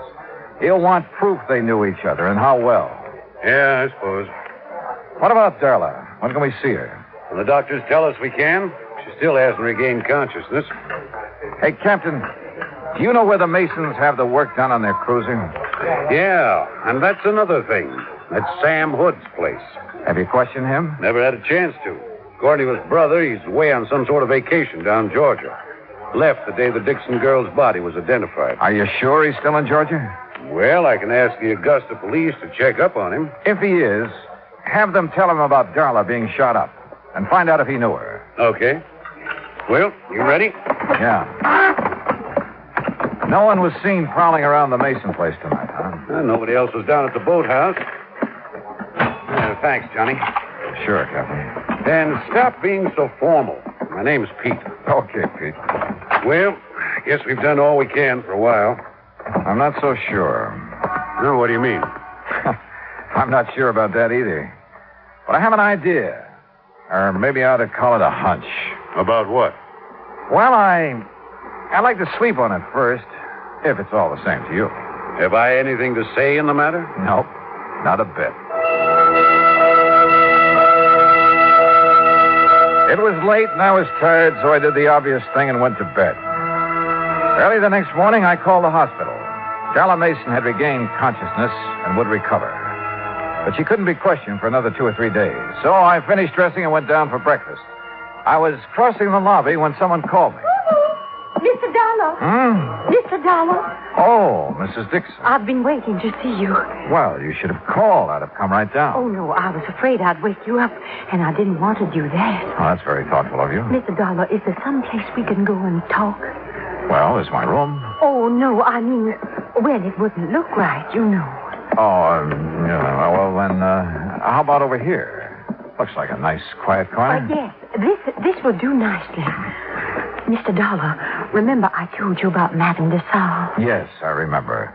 Would you like to sit down? Oh, no, I'm too excited to sit. Excited? About what? Well, I've been trying to tell you about Madame de Salle and what happened last night. What did happen? The conditions were right. I beg your pardon? The conditions. They were right. Remember, I told you Madame was going to let me speak to Ruth when the conditions were right. Well, they were last night. Oh. Well, aren't you interested in what Ruth had to say? Oh, yes, I am, Mrs. Dixon. She told me who killed her, Mr. Dollar.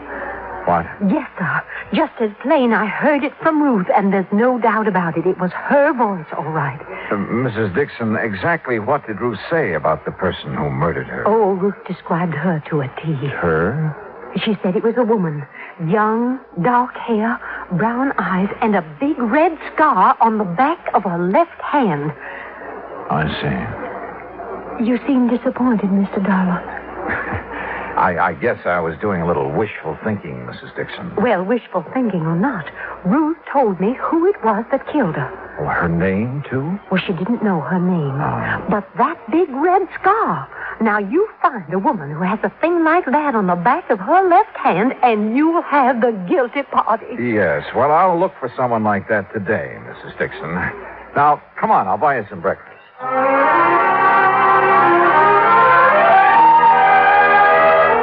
An hour later, back in my room, I put in a call to Captain Lewis. Morning, Johnny. Morning, Pete. Anything new? Well, we heard from the Augusta police. Yeah? Sam Hood's in Augusta, all right. Been there for over a week. Uh-huh. Did they ask him if he knew the Mason girl? Yeah, said he did. Said the Masons used to let him and his brother service their cruiser. Uh-huh. Johnny, when are you going to stop playing games and tell me your idea? Hunch, you mean, Pete. And I'll tell you just as soon as I get back from the library. The library? Oh, and while you're waiting, call back the Augusta police. Have them get hold of Sam Hood again. What for? Ask him who named his boat. What? Yeah, ask him if it was his idea to name it the Connemore or his brother's. Johnny, are you feeling all right? Never felt better, and I'll see you in about an hour. I found what I was looking for in the library. Then went back to Captain Lewis's office and told him what I was now beginning to believe. While I was there, Sam Hood called from Augusta with the answer to the question the police had asked him. Then I went alone down to the wharf on Viking Beach.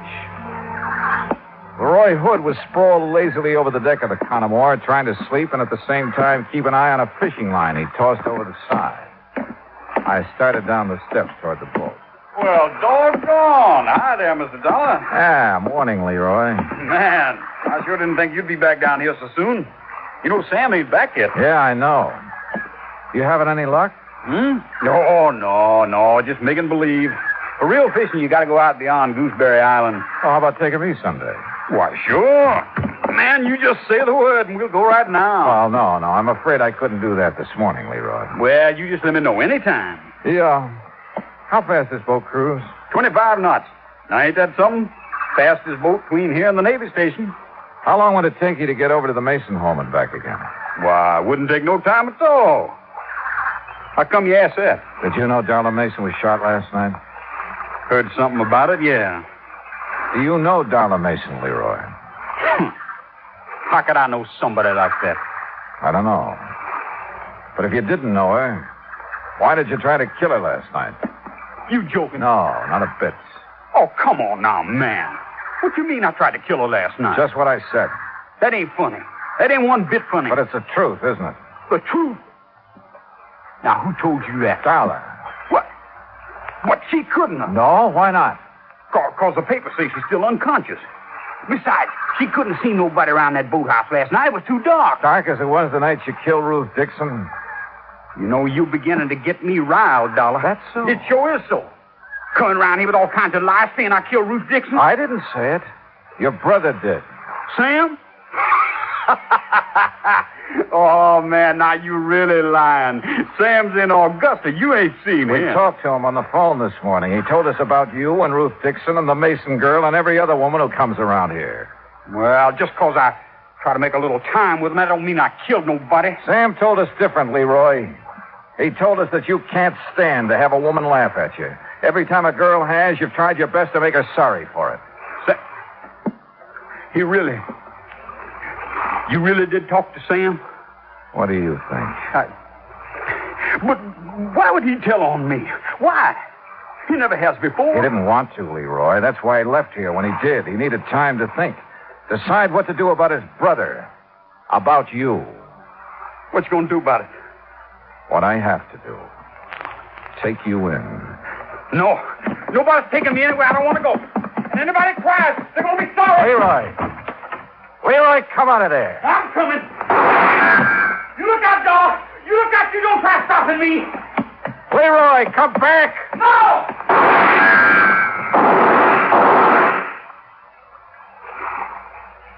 Johnny? You all right? Oh, yeah. I'm just fine. Come on up. All over. Yeah, Captain. I know.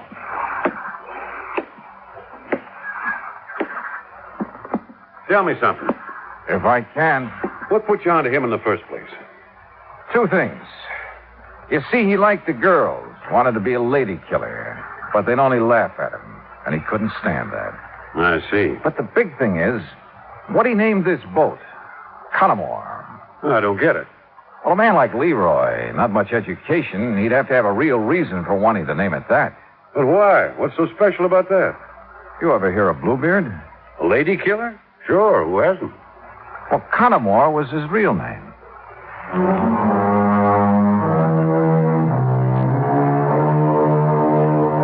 I saw Mrs. Dixon late that same afternoon. I'm afraid she was a bit disillusioned, having been so sure that the person who had killed her daughter was a woman. But there was one funny thing. On the back of Leroy's left hand was a long red scar. Expense account total, including car rental, hotel bill, and transportation back to Hartford, $968.20. Yours truly, Johnny Dollar.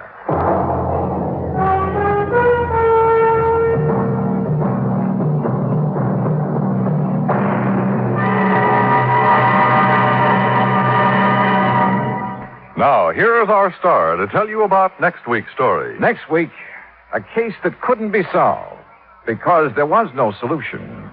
And yet, well, join us, won't you? Yours truly, Johnny Dollar.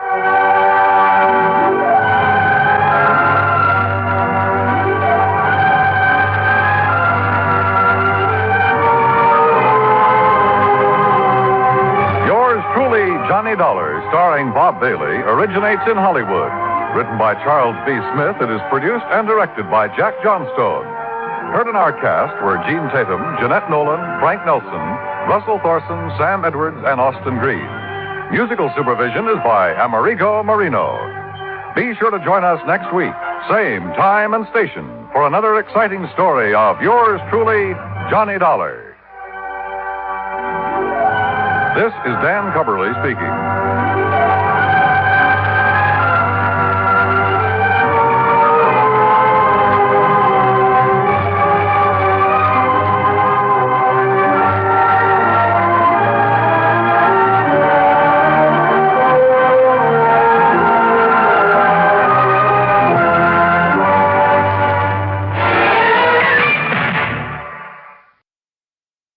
From Hollywood, it's time now for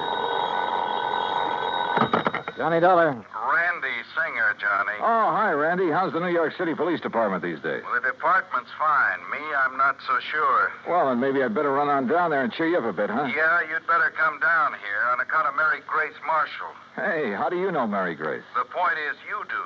Well, matter of fact, I just got back from a weekend in that town of yours. Yeah, Mary Grace and I had a ball. We took in a couple of shows, did the nightclub routine. Yeah, I know. Even spent Sunday afternoon together out at the... What do you mean, you know? Johnny, your little girlfriend's been murdered. What? Yeah. Randy, have you got any leads, anything to go on? Yeah, Johnny, plenty. Then I'll grab the first plane. Yeah, you'd better.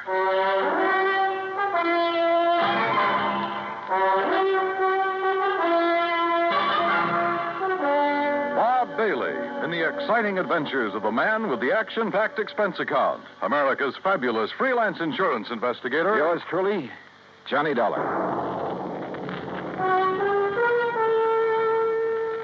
Act one of yours truly, Johnny Dollar.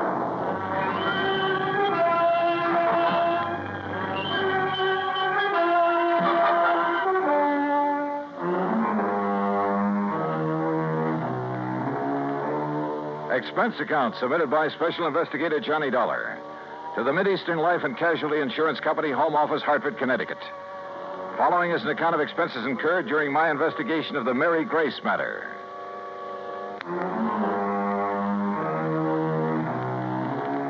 Expense account item 1, 10 cents. Phone call to the airport to reserve a seat on the first plane to New York. Item 2, phone call to Ben Perrin at the Claims Department of Mideastern Life. Aaron here? Ben, this is Johnny Dollar. Oh, hello, John. Now, listen, I'm on my way down to New York at your company's expense, though the expense part is beside the point. What? No, just wait a minute. Mary Grace Marshall has just been murdered. Marshall? Your company holds a policy on her, and I'm going down there to investigate. Well, now, wait, John, until we issue proper authorization for you to conduct the investigation. Don't give me that, Ben. I'm going down there now. Well, then it's completely without sanction from this or any other office. Okay, forget it. I was trying to save time, and I thought I was doing you a favor. Well, Well, I suppose you are, but until a request for your services can be I routed through said the proper forget it. channels- Didn't you hear me? I gotta go. Gotta catch a plane. Well, for heaven's sake, man, what are you so up in arms about? Why you're so concerned about this particular... Because that girl was a personal friend of mine. A very dear friend. Oh. John, I'm sorry. I can see now why you're so upset. Yeah, I'm upset. By all means, go ahead, officially. And if there's anything I can do... Yeah, there is. You can stop all this yammering so I can hang up and get out of here. Goodbye. John. Yeah, what now? You really cared for that girl, didn't you? Yeah, Ben. I cared.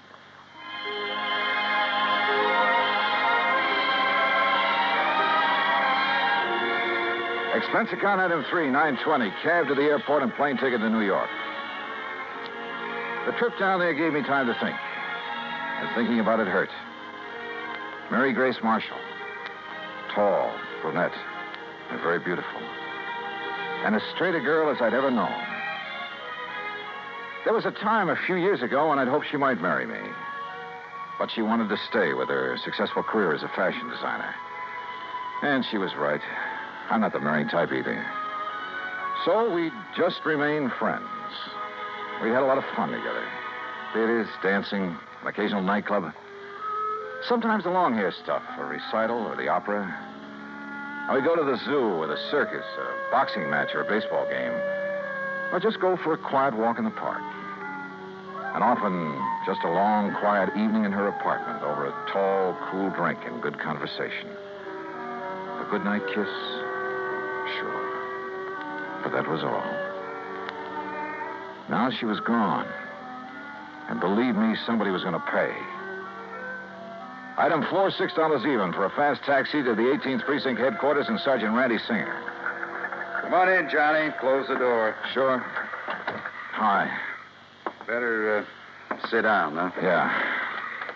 All right, when did it happen, Randy, and how? You said on the phone you have some leads. Clues all over the place. They all point toward one person. Oh. Toward the one person known to have been with her at about the time the coroner says she was killed. How was she killed? Struggle. Fell and struck her head on the base of the fireplace. Cigarette, Johnny? Oh, yeah, thanks. Incidentally, so far I've been able to keep this thing out of the papers. Oh? Hey, give me a light, will you? I seem to have forgotten my lighter. Yeah, you have. Here. Thanks. Now, the coroner says she was killed Sunday night, late. What? By somebody who must have spent several hours with her. You said late Sunday night. That's a... Go on, Johnny. Hey, look, stop snapping that lighter and... Wait a minute, where'd you get that? According to all the evidence, it was left behind by whoever murdered Mary Grace Marshall. Here. Look familiar? Are you crazy? This lighter is mine. Yeah, Johnny. I know. And now, Act 2 of yours truly, Johnny Dollar, and the Mary Grace matter.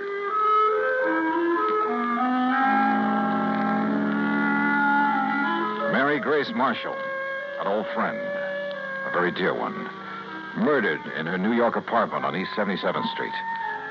Sergeant Randy Singer, my old friend at 18th Precinct Homicide, had called me immediately. And when I got there, showed me a very damning piece of evidence. Presented to Special Investigator Johnny Dollar by the International... Sure, of course it's my lighter. And I must have left it in Mary Grace's apartment Sunday night. But that certainly doesn't mean that I killed her. Coroner says she died about the same time you were there. Oh, how do you know what time I was there? Wife of Charlie Walker, the building superintendent, Johnny. She saw you leave. That isn't enough evidence to convict a fly, and you know it. There's plenty more. Yeah, like what? Your fingerprints all over the place. Well, sure, I told you. Cigarette butts, same brand you smoke. So what does that A prove? lot of them, Johnny. Like a very nervous smoker. Well, I was with her all evening. Doing what? Oh, now, look, Randy, surely you can't be serious. You can't think for a minute You that look, Johnny, this is my case, nobody else's. I'm keeping it that way. I've kept it out of the papers. I think you know why. Oh, sure I know why. Because we've been buddy-buddy for so long, you want to be sure that if anybody hangs me, you will, for old time's sake. I asked you what you were doing. Well, let me tell you something, Randy. That girl meant a lot to me. What were you doing shut Sunday up and night? tell me what other evidence you have, what you know that can help me find out who... I'm sorry, Randy. Sure, it's your job. I'd probably do the same thing to you under the circumstances. If you didn't, I wouldn't have any use for you. But don't you see? Okay, look. We spent Sunday afternoon at the zoo, the Bronx Zoo. Went up on the subway. We walked a lot, got pretty tired. I promised her a dinner at the Chambord over on 3rd Avenue. But she said she had some food at the apartment, so we went back there. Then we just sat around and talked, played some music, that's all. And had some drinks. Yeah, I picked up a bottle of scotch on the way. How many drinks? Oh, 1 or 2 light ones is all. Sorry, Johnny, that bottle was nearly empty. But that's him. Who discovered the body? Mrs. Walker, wife of the apartment super. The one who saw you leave shortly after hearing the screams that made her... Screams? Yeah, that made her finally go up and look in the Marshall girl's apartment. She's crazy, Randy. You're lying. Can you prove it? I'd like to talk to that woman. I think you She's off better. her rocker if she told you she... What'd you say? I think you ought to see her. Huh? But if I'm your big suspect... Well, sure you are. Until you can help me prove I'm wrong. We drove over to the place on 77th Street in a prowl car. Everything was exactly as it had been when I'd left Sunday night, except that there were signs of a struggle, as Randy had said. A chair and a lamp had been knocked over, the hi-fi shoved aside when she'd fallen at the fireplace. Even the bottle of scotch from which I'd poured a couple of small... What's the matter, Johnny?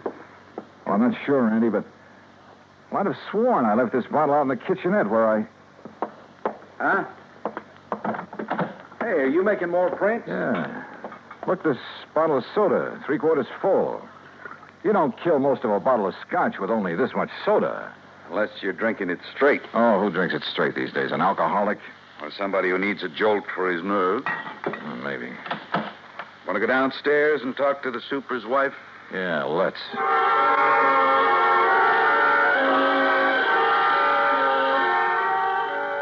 The superintendent's wife turned out to be a living doll. Young, pretty, with too much makeup. The sort who looked like she decided to get out of the chorus line for a quieter life as the wife of a building superintendent. I noticed a peculiar, spicy kind of odor when she first let us in, but thought nothing of it at the time. Now, you're sure this is the man you saw leaving Miss Marshall's apartment, Mrs. Walker? I was standing right here in this doorway. It was after I heard her screaming up there, around midnight. You're sure you heard her scream? Well, my husband heard it first. He woke me up, pounding on the wall between our bedrooms. Well, didn't he get up to investigate? Oh, no, the lazy... Well, he's been sick. He's still sick. But then I heard the screaming, so I run into his room and asked him what to do. Go back to bed and forget it, he says. It's probably just a party upstairs. Then you went up and found the body, huh? Well, first I tried to sleep, but I kept thinking I heard noises. From upstairs? Well, no. You're sure? It was like maybe my husband was getting up or something. Go on. Well, finally, about 2 a.m., I went up to her apartment. When she didn't answer my knock, I let myself in. And there she was, dead. Who called the police, you or your husband? Him? Huh. Besides, I told you he was sick. He still is. I'd like to talk with him. Oh, sure. If he's sober enough. Come on. That was a funny crack. If her husband really was sick. She led us toward the rear of the apartment, and I mistakenly started to enter her bedroom. That peculiar odor again, only more pronounced. And believe me, it was an arpege. Here, mister, this way. Her husband's bedroom was pretty much of a mess, untidy, with pictures of bathing beauties, calendar art, and some striking pictures of Mary Grace Marshall plastered all over the walls. This room had an odor about it, too, of stale booze. Here you are, Charlie. No, I tell you, I don't want any more of that stuff. Well, you seem to think it'd make you feel better. I did. What did you... Oh, the cup again. That's right, Mr. Walker. And this is the guy I seen coming down from your girlfriend's apartment after all the screaming. His name's Johnny something. You actually heard screaming up there, Mr. Walker? Yeah, awful racket. Woke me up. Scared me. What do you mean? That poor girl up there, all alone. Only she wasn't alone. But then it stopped. I figured maybe I'd been wrong. Had a nightmare or something. Yeah, sure. A dream about her. You think about me for a change instead of dreaming about that dame. Shut up. Talking about her, dreaming about her, sneaking around to have a look at her when she came in and out. I tell you. If you wasn't sick, I think you'd sneaked up there and done her in because you couldn't have her. Will you take her out of here? It wouldn't be the first time a drunken bum has killed somebody because... Shut up! Shut up! Mrs. Walker, I thought I told you this man was supposed to be kept quiet. Oh, well, now, look, Doctor, Yet I walk in here and find this sort of thing going on. Go on, all of you. Out of here while I attend this man. Just a minute, Doctor. Out immediately. This is a heart case complicated by a very serious virus infection. Doc, if I can have just one minute. Later, officer. I must save this man's life. Come on, Randy. You too, Mrs. Walker. Sure. He's been getting alcohol again, strictly against my order. Now, look here, Mrs. Walker. No, wait. Huh? Come on upstairs with me again. Oh? What'd you think of? A couple of things, Randy, that I believe will clinch this case so fast. Come on. Act 3 of yours truly, Johnny Dollar, and the Mary Grace Matter.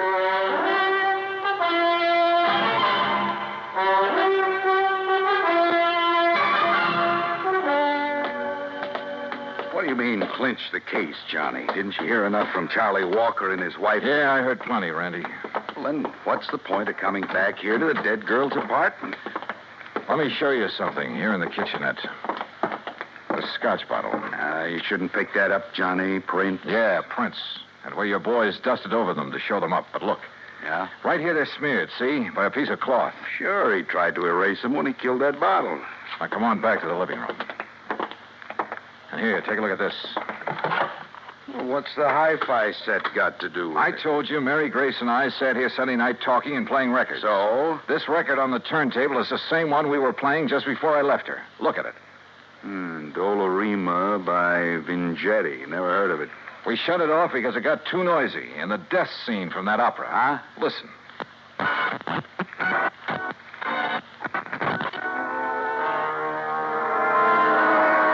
Yeah, here it is.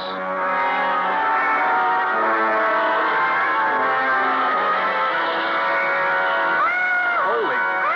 It sounds like somebody... Shut it off! I'll be darned. Sure. The screams that Walker and his wife said they heard. And that record's what gave him the idea. And now it's a matter of pinning it on him. All right, what have you got for his motive? Motive? Are you kidding? Didn't you see those pictures of all those beautiful those babes he has on the wall of his room? And the pictures of the Marshall girl? All right. He was gone for Mary Grace, talked about her, dreamed about her, had her pictures all over his room, but she wouldn't give him a tumble. All right. All right. So he hits the bottle heavier than ever on account of this frustration over the Marshall girl. Wouldn't be the first time that sort of thing has happened. Happens all the time. So if he can't have her, he's going to kill her. You see my point? Yeah, and it's well taken, Randy. All right. Last weekend, you're taking his dream girl out on the town, having a good time with her, doing all the things he wished he could do. Go on. Well, it's too much for him, driving him out of his rum-soaked mind. Then he hears that screaming on that opera record. It gives him the idea. He wakes up his wife, so she'll hear it, too, so his wife will think somebody's getting killed up there. But he doesn't let her go up there, right? Sounds good, Randy. After his wife goes back to bed, that's when she saw you leave, he goes up there and kills the girl. But if he was as sick as he appears to have been... John, the time like that, a man gets superhuman strength. Strength of a madman, they call it. And listen. I'm listening. His wife said she thought she heard him walking around, remember? I remember. So that's it. She finally got up, came up here, and found the body. So naturally, she tied it all in with the screams her old man woke her up to hear. And that suited him perfectly. She couldn't help but alibi for him. Come on, let's get downstairs again. I realize, Johnny, it's all circumstantial, and I still have to pin it on him. Or her. But I'll hold him on suspicion. Or her. The same circumstances would work just as well for Walker's wife if she were the killer. Yeah, but what about the motive? Jealous wife. Jealous of somebody taking that drunken bum out of her hair? That funny odor I noticed about her when I first stepped into this place. I finally remembered what it is. Hey, I noticed that, like a cooking spice. Well, it is sometimes. Cardamom seed. Cardamom? Yeah, they used to call it the drunkard's friend. A man could booze all night, chew a couple of cardamom seeds, kiss his wife good night, she'd never be the wiser. Well, I'll be. That odor was so strong in her bedroom that... Well, maybe she's the lush, huh? Hey. And tried to make the same thing out of her husband, on the excuse it would make him feel better. You mean he isn't a heavy drinker, Doctor? No, he is not. Doctor, you said he has a heart condition. A very serious one. Complicated by a... Yeah, I know. Could he possibly have got out of bed, climbed those stairs Sunday night, struggled with, and killed someone? The odds against his surviving such a thing are 1,000,000 to 1. 100 million. All right, I heard it all. That means you're going to start accusing me of killing that girl up there. Mrs. Walker, I told you to stay out of your husband's room. Yeah? Well, he's dead, Doc. Dead? I don't know what you give him, but he's dead. Did you give him more liquor? No. But you gave him enough before I came to... Wait here, all of you. Well, you going to try to pin that Marshall dame on me now that Charlie's gone? You've already pinned it on yourself, Mrs. Walker. What? You thought you'd left no fingerprints on that bottle up there. Well, I didn't. I used a handkerchief. Yeah. I... That's what I thought. But, no, wait a minute. I didn't mean that. Too late, I'm afraid. Oh, no, it ain't. Put down that gun, Mrs. Walker. All right. So I killed that dame on the second floor. And if I have to kill you, Oh! Yeah. Thanks, Doctor. It's quite all right, sir. Well, Randy, there's your killer. Happy? Yeah. I guess I ought to be. You? It doesn't bring back Mary Grace.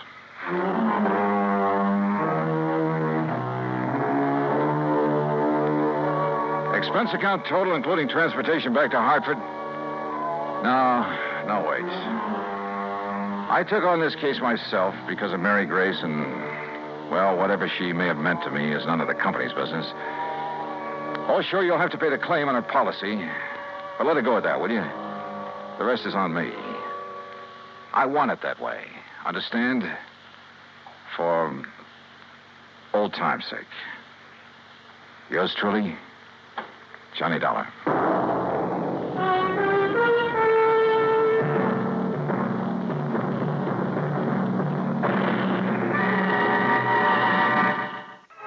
Be sure to join us next week, same time and station, for another exciting story of yours truly, Johnny Dollar.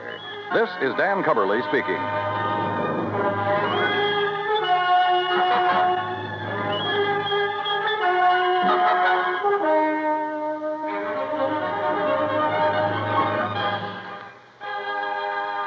This is the United States Armed Forces Radio and Television Service.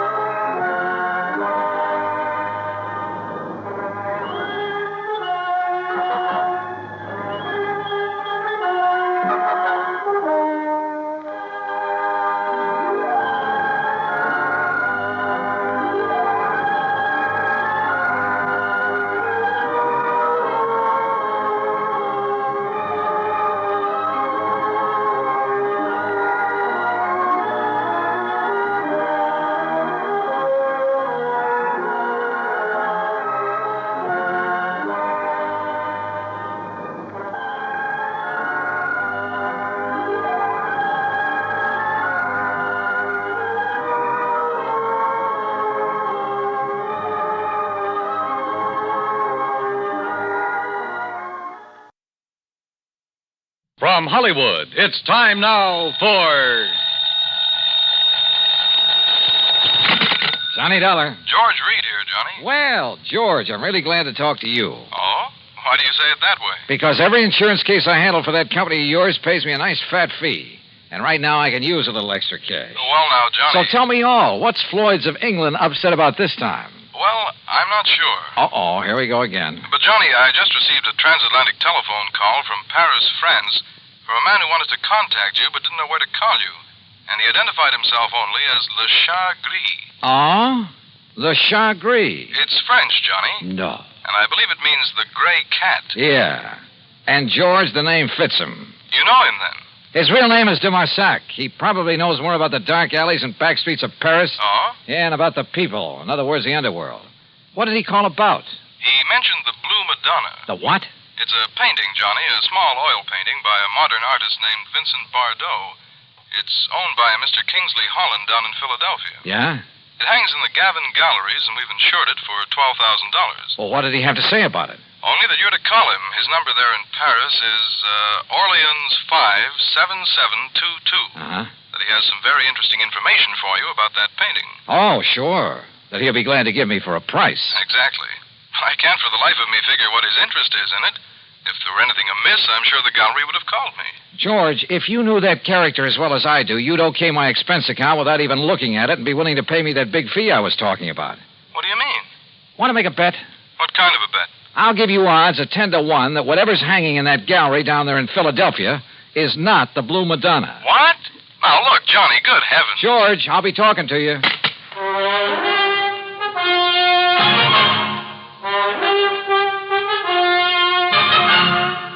Bob Bailey in the exciting adventures of the man with the action-packed expense account. America's fabulous freelance insurance investigator. Yours truly, Johnny Dollar.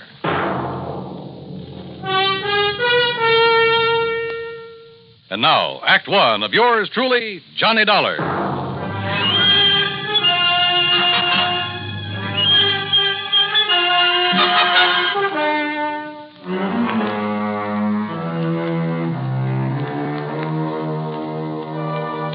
Expense account submitted by Special Investigator Johnny Dollar to Floyd's of England, North American Office, Hartford, Connecticut. Following is an account of expenses incurred during my investigation of the Blue Madonna matter. Expense account item 1, $12 even for a phone call to my underworld contact in Paris, France, a man by the name of Dumarsac, who calls himself the Gray Cat. Oh, oui, Monsieur Dollar. This is your very dear friend, Le Chagris? Very dear friend, huh? Now listen, you telephoned George Reed that you have some real hot information about a painting his company insured. Ah, oui, Le Madonna Bleu. What did you call the Blue Madonna? That I slave and suffer and risk my life on your behalf only for money. How much, Dumarsac? Say, $1,000. 1,000? Look, if your info's worth anything, I'll send you a check for $50. $50? No. 900? Okay, I'll make it 75. But, Monsieur, 750? How about an even 100? 500. 2. 4? 3, that's final. Oh, please. 200? Okay, 200. Oui. Eh? No. It's all settled, $200. Now, what about the Blue Madonna? Uh-huh, yes. It is now here in Paris. Yeah, where? In the shop of Monsieur Dubuisson on the Rue des Pas de l'Amour. Dubuisson? Huh. You sure it isn't just a copy? That he'll try to foist it off on some wealthy sucker? Dubuisson is a crook, an evil crook. But he's an honest one. Oh, sure. Yes, and he knows the works of art. Also, he's very clever. To get his price, he will wait until the real Madonna is discovered missing. If it really is. That's what I'll check on now. And then you will send me the $500, my very dear friend. 200, remember? Oui, I cheated myself. But, Monsieur... Yeah? Suppose I could find out who smuggled the painting into him, eh? Fine. That would be worth a lot to you, no? Say, 1,000? We'll see. I'll be talking to you.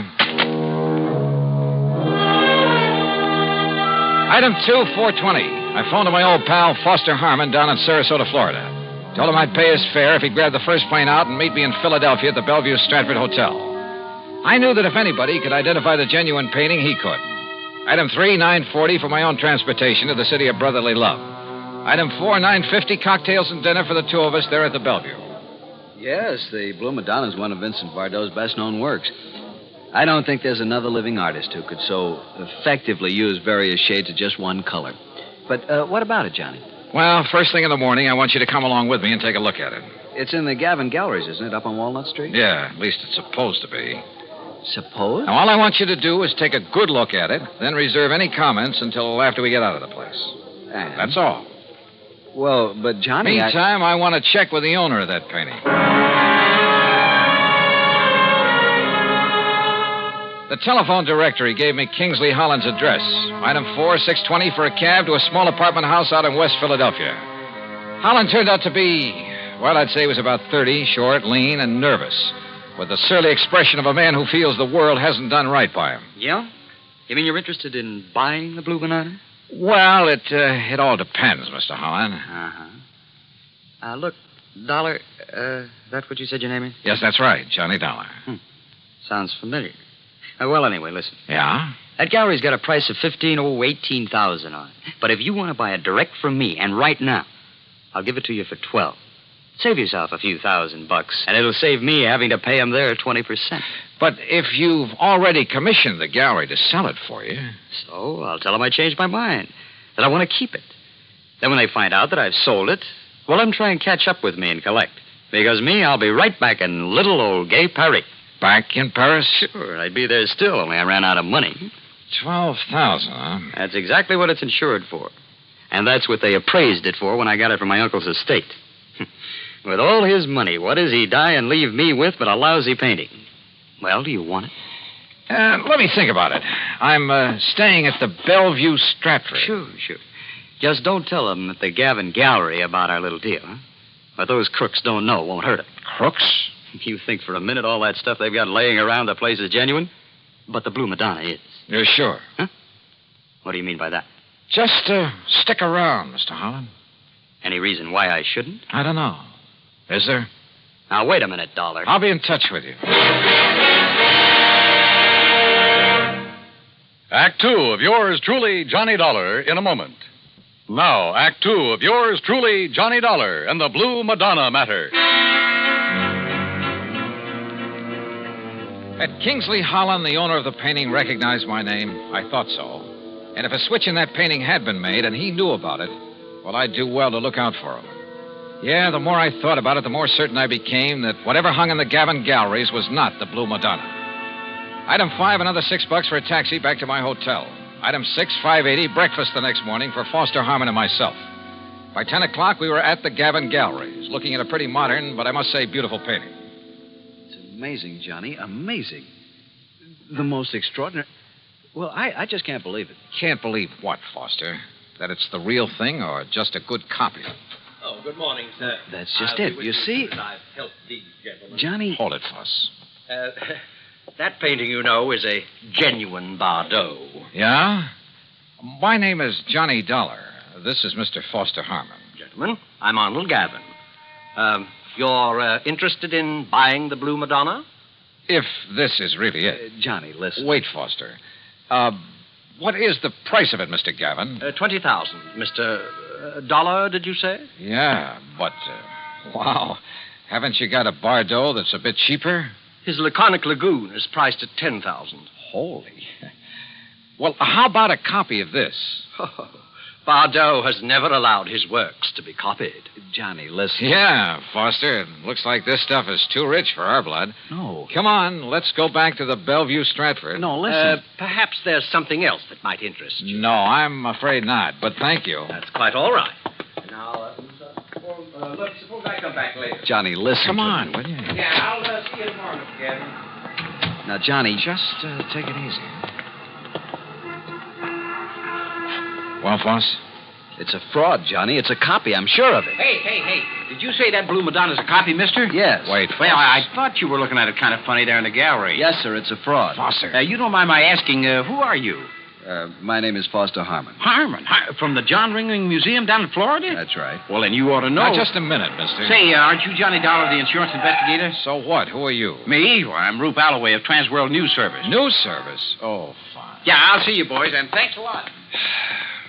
Well, Foss, it looks like you opened your mouth and stuck my foot in it. Well, I'm sorry, Johnny, but what I said is true. That Blue Madonna is an imitation, a phony. That much I already knew. At least I was pretty sure of it. But don't you see the amazing thing? Well, Johnny, that copy is so perfect, so exactly in the style of Vincent Bardot, even to little things, little idiosyncrasies that even the finest copyist couldn't match. Certain minute details about an artist's work are as distinctive, as impossible to copy as a man's own fingerprints. Yeah, What I'm trying to say is that if I didn't know every brush mark on the original... Okay, Foss, forget it. Forget it? Hey, listen. Kingsley Holland, the owner, and I wouldn't trust him for a minute. I think he knows who I am. If so, and if he knows that painting is just a copy, well, he's pretty sure to figure out what I'm doing here. Johnny, he must know it's a copy. If he gave it to the galleries to sell. Perhaps. Or maybe the switch was made after it was hung there. Then What you're saying is that either one of them could be responsible for the fraud. That's right. How well do you know the Gavin galleries? Well, they're not very big. You could see that for yourself. And, of course, they're rather new in the business. I think I'd better get a rundown on this Arnold Gavin while we're waiting at the hotel. Waiting? What for? Well, you plant a couple of seeds. You hope that one of them will sprout. I'm afraid I don't understand. Foss, I told both of them who I am in the hope they'd guess at why I'm here. I also gave them reason to suspect I think that Blue Madonna's a phony. Well, I'm afraid that I may have led Arnold Gavin to feel that way. Same thing. I also made it very plain to them that I'm staying at the Bellevue Stratford. In other words... Good heavens, Johnny, if you mean what I think you do. Yeah? Like what, Foss? You think that one of them, the crook, will come to the hotel and try... Well, don't you see, Johnny, knowing that you're on to him, he might try to kill you. Can you think of a better way to bring him out in the open? Johnny. Come on, let's get back to the hotel. And wait.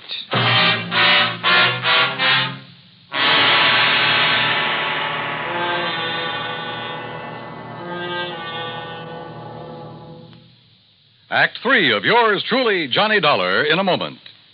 And now, Act 3 of yours truly, Johnny Dollar. After all, there was no reason to drag Foster any further into this mess, although I knew he'd be game to see it through. So I paid him for all his expenses. That's item 7, 151 even, and sent him on back to Sarasota. Item 8, 10 cents for a phone call to Sergeant Jerry Hawkins at police headquarters. About mid-afternoon, he called me back. Boy, did you ever start a riot. Well, what'd you find out for me about Gavin and Holland? Well, Holland's just a lazy kid that's been trying to live off his relatives all his life. And Gavin? Okay, so far as we know. But listen, you seen the papers? No. The story about that phony painting is on every wire service in the country. All you can see in the headlines is that name Bardot. And I don't mean Bridget. Johnny, you and that Foster Harmon ought to collect a publicity fee. Are you holding Gavin or Holland? Well, what on? Sure, the boys have questioned both of them, but unless we can show some evidence that one of them pulled the switch. Johnny, you got any ideas? Yeah, Jerry. Suddenly, I think maybe I have. Well, then start talking so I can make a pitch. No, I don't think you will. What do you mean, if you know who did it? Well, I didn't say that.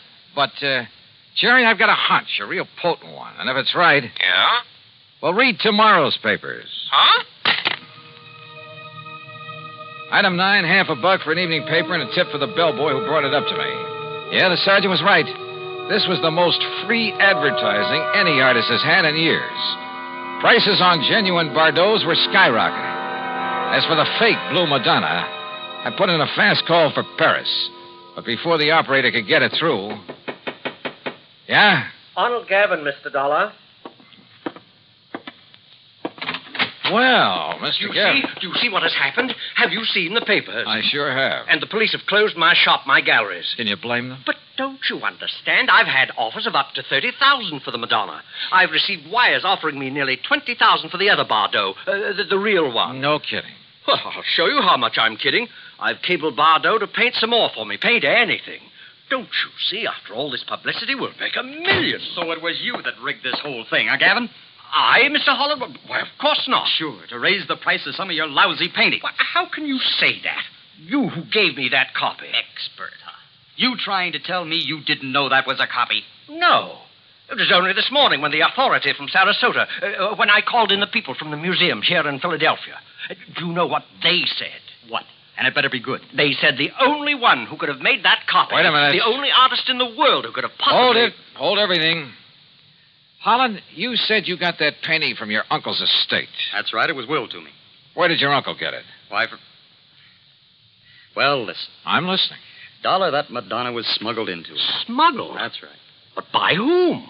Well, believe it or not. I think I can tell you who. And if this is my call to Paris, well, maybe I can even tell you where he is now. Johnny Dollar. This is your dear and faithful friend, Le Chagris. Good. Now listen. And for the information I can give you this time, you will have to pay me a vast sum of money. You're about to tell me that the Blue Madonna was smuggled into Paris by none other than the artist himself. That's it? By Vincent Bardot. Exactly. So that should be worth it, but how did you know? All right. All I want to know now is where is he? You know. He's not in Paris. Where is he? For $100? $150? 300. Oh, for that much, I'll find out for myself. Goodbye. No. Okay, 200 or I hang up on you. Well, only for you, my oldest friend. Where? He is aboard the plane for the United States. I might have guessed it. He has the Madonna Blue with him. He received the cable this morning. Great. I'll send you a check. You hear any of that, Mr. Gavin? Holland? Well, yes, but I'm afraid I don't understand. Well, I sure don't. Then maybe this call will help you.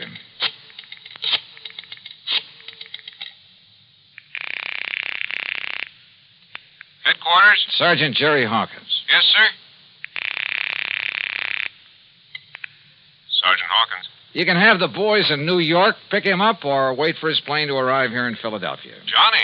If you're sure you really have any charges against him. What? Yeah, he's on his way in from Paris. The guy who painted the copy of the Blue Madonna. Or maybe this is really the original over here. Huh? Well, at any rate, he'll have the other copy with him. So do you want to tell the papers or shall I? Look, will you make sense? Oh, and his name is Bardot. Bardot? That's right, Vincent Bardot. Well? You mean that he painted two of them? Sure, with probably something like this in mind. But I can't And believe... look what it's done for him. Put him on the map. Anything he paints now will net him a fortune. And I don't think you'll suffer particularly either, Mr. Gavin. Well, no. As for you, Holland, well, you'll get a lot more than you thought for that painting of yours. Man, what a fast. Sure. But you know something? What, Mr. Dollar? I just wonder if Le Chagris was in on this thing with him from the beginning. Le Chagris? So help me, I wouldn't put it beyond him.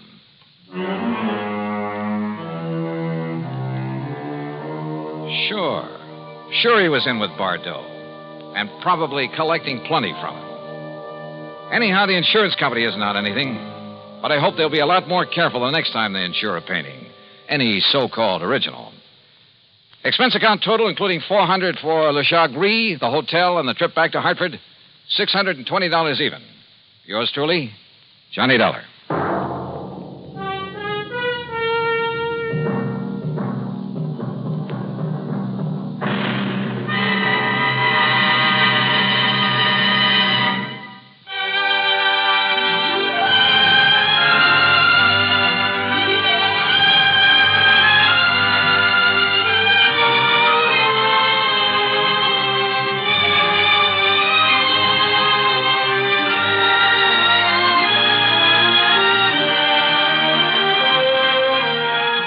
Yours truly, Johnny Dollar, starring Bob Bailey, originates in Hollywood and is written, produced, and directed by Jack Johnstone. Heard in our cast were G. Stanley Jones, Forrest Lewis, Harry Bartell, Joseph Kearns, Bert Holland, and Byron Kane. Be sure to join us next week, same time and station, for another exciting story of yours truly, Johnny Dollar.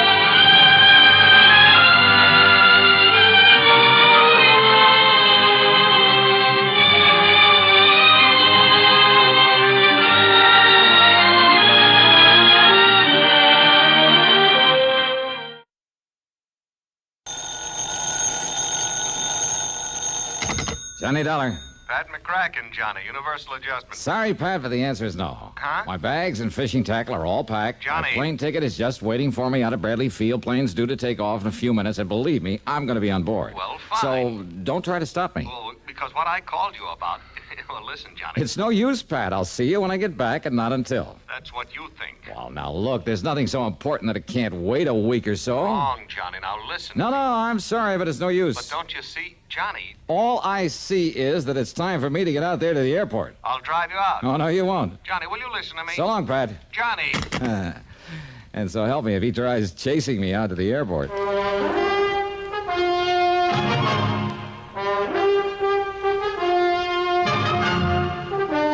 CBS Radio brings you Bob Bailey in the exciting adventures of the man with the action-packed expense account, America's fabulous freelance insurance investigator. Yours truly, Johnny Dollar.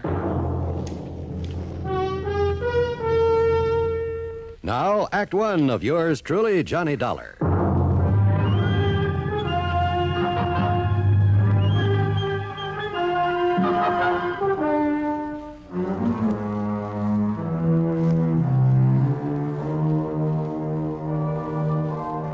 Expense account submitted by Special Investigator Johnny Dollar. Yeah, to the Universal Adjustment Bureau, Home Office, Hartford, Connecticut.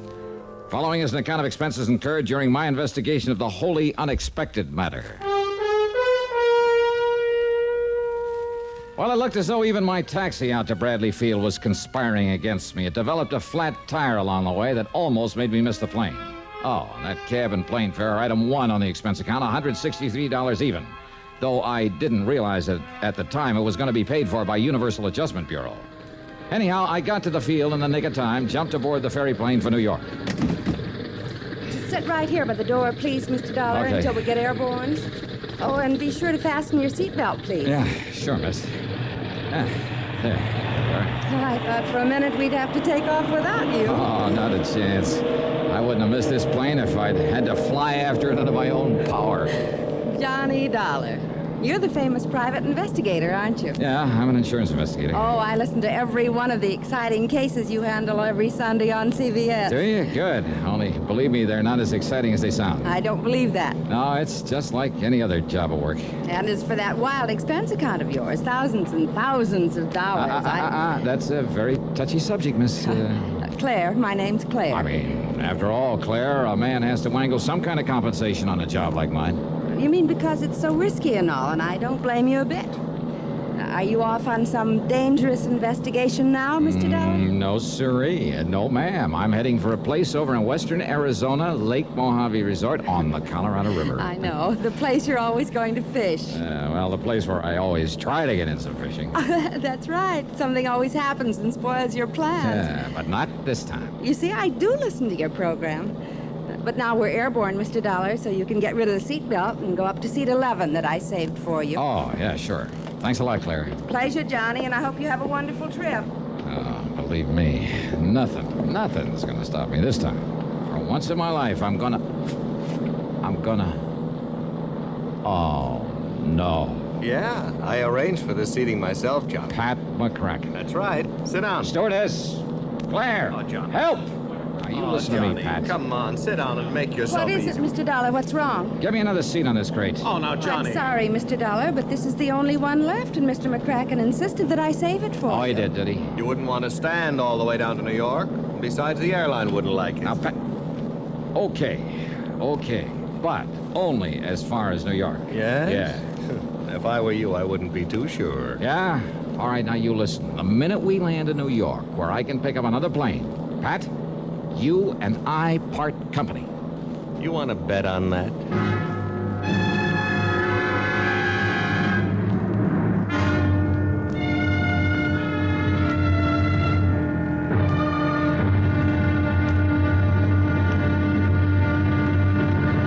It's an interesting fact that many of our greatest inventions and discoveries have been hit upon accidentally by doctors, engineers, or inspired tinkerers while working toward some other objective.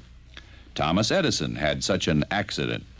While working on an advanced telegraph instrument, he noticed a faint musical sound coming from the revolving paper-covered cylinder he was using.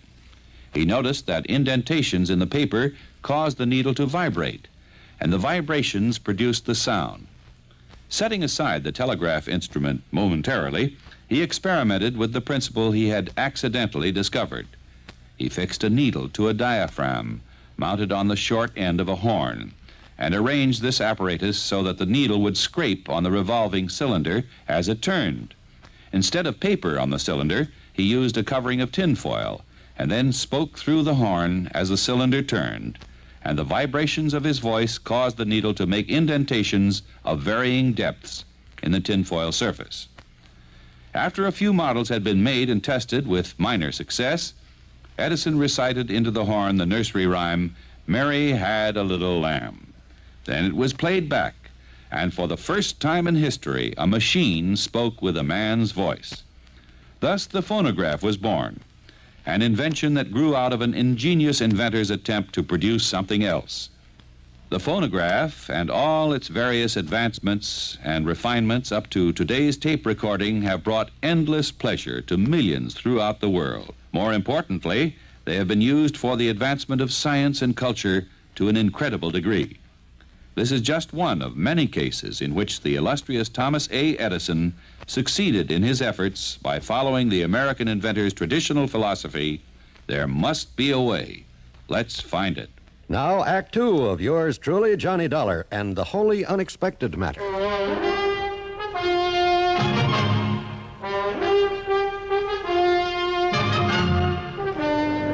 When we got home from New York, I said so long and goodbye to Pat McCracken, then climbed aboard one of the big jets. But just before takeoff, who should come barging in and take the seat next to me? Well, of course, Johnny. This is the seat that was assigned to me. All right now, Pat. How did you know what flight I was taking out of Hartford? Which one out of New York? Easy, Johnny, easy. I simply checked with the airline back there at Bradley Field. Ish. Now, instead of clamming up the way you did on the trip from Hartford to New York, let's talk about this. I'm sorry, Pat, but I'm on a vacation, and this is one time. Neither you nor anybody else is going to keep me from going out to... Yes? Well, Go ahead and say it, Johnny, to Lake Mojave Resort out along the Colorado. How did... I mean... Oh, what makes you think that? Well, where else in the world would you go to get away from it all for a few days? Well, lots of places. Not this time. How do you know? I'm just betting on it. That's why I dragged along all my fishing tackle. Huh? Sure. After hearing you rave about the place all these years, I decided it was high time I took a crack at it, too. Now, wait a minute, just a minute. Yes, Johnny. You mean that when you called me back at my apartment, it wasn't about some kind of an assignment? Farthest thing from my mind. Oh, yeah? Honor bright. What? Then why didn't you say so? So who had a chance? Well, do we go fishing together or don't we? All right, just one condition, Pat. Yeah? Not one single word of business until we get back to Hartford. Who said anything about business? Don't you think I need a vacation now and then as much as you do? Okay, then, okay. Now, that's settled. That's settled, yeah. Now, make with some talk about those nice big fish that we're gonna... Okay, Huh? What's the matter? Nothing. I've been looking at that fellow sitting up there in the seat next to the emergency exit. Oh, what about him? Nothing, really. It's just that he looks very familiar, and what's more, I'm sure he was also aboard the plane out of Hartford. Oh, so were several other people. Remember, the plane was full. Yes, and I tried to tell you about the way he kept looking back at you in a funny sort of now, way. quit it, Pat. Just well, quit it's a fact, John. Oh, look, did you see that? He gave us a quick glance and then buried his face in his magazine again. So what? Well, almost as though he didn't want to be seen by us. Now, you look here, Are Pat. you sure that you don't recognize him? That face is mighty familiar. Well, it isn't to me, so forget it and relax and let's enjoy ourselves. Funny little scar on his cheek when he half turned just... Johnny, are you sure you didn't... Now, I said forget it. Okay, whatever you say.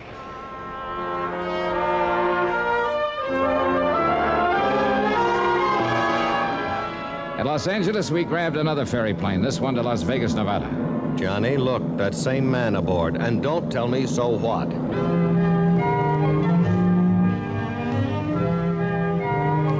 It was late when we arrived at the fabulous city of Chance out there in the middle of the Mojave Desert.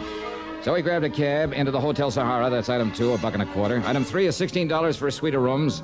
Item 4 is $12.20 for a couple of drinks and a good meal. Then we dropped into the casino. Oh, real excitement. Yeah, watching the little ivory ball click around the roulette wheel, the snap of cards at the blackjack table, the rattle of dice, the click of poker chips, the ring of silver dollars, and over it all, the constant chuck and whir of the slot machines. Pat and I had separated, and by some stroke of good luck, I did all right with the dice.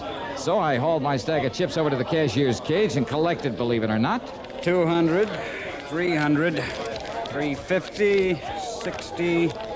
$365. Right on the nose. Thanks very much. Yes, sir. Next, please. Johnny, there you are. Yeah, I sure am. Well, how you doing, Pat? All right, fine. Now listen. Yeah? That man we saw on the plane. That you saw? Well, I saw him again a little while ago while you were at the roulette table. He was watching you, and when he saw me watching him... Now, Pat, would Johnny, you... Probably, look, half a dozen people from Hartford have taken this same set of planes out here. After all, it's vacation time. A lot of people. Okay, Johnny, I hope you're right. Oh, sure I'm right. Now, look, let's get some sleep, and first thing in the morning, we'll head down to the lake, huh? Come on. Well, whatever you say, only... Stop worrying, will you? Will you? Sure, Johnny, sure.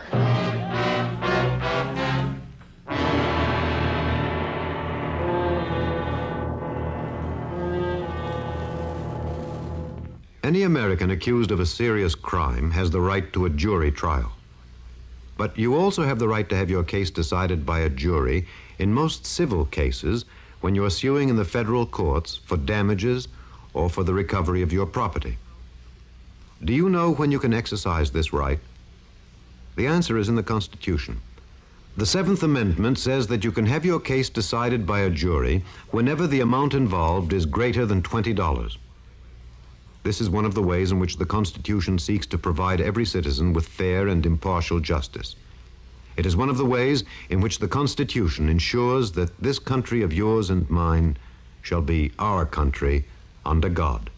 And now, Act 3 of yours truly, Johnny Dollar.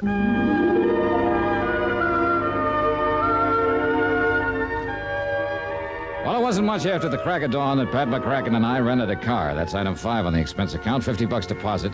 And then we headed south. 5 miles short of Kingman, Arizona, we swung right on 68 down toward Davis Dam, down to Lake Mojave Resort. Once over the mountain pass, there were miles and miles of nothing but sun-baked rock and sand, of sagebrush and Joshua trees, of tumbleweed and cactus. And then, right in the middle of it, that clear blue water of Lake Mojave. The resort itself, with everything for water sports and, more important for me, for the fishermen. Buster Favors signed us in at the office, and then... Okay, you're number 8, Johnny. And if you and Mr. McCracken don't get limits every day... Mr. McCracken? Out here, Buster, it's Pat. Okay, Pat. Wow, shall we? Oh, incidentally, you're not the only one that's out here from Hartford. Oh, that right, Buster? Mr. Malloy arrived late last night. Malloy. Does that name ring a bell, Johnny? It certainly does not. Now, will you forget about that man you saw? Excuse me. Okay, I'm sorry. Well, you ought to be. Okay. Now let's unpack and go fishing. Oh, brother, just try and stop me. Just forget all about business. Well, excuse me, Pat. What? This calls for you. Oh, thanks. You mean you told somebody where you were coming? Only my office, Johnny, you know. Idiot. Here you are. Thank you.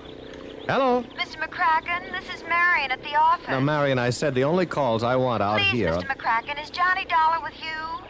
You know he is. Why? That arson case you assigned him 3 years ago, the Morley warehouse? The Morley warehouse fire? What? What's that?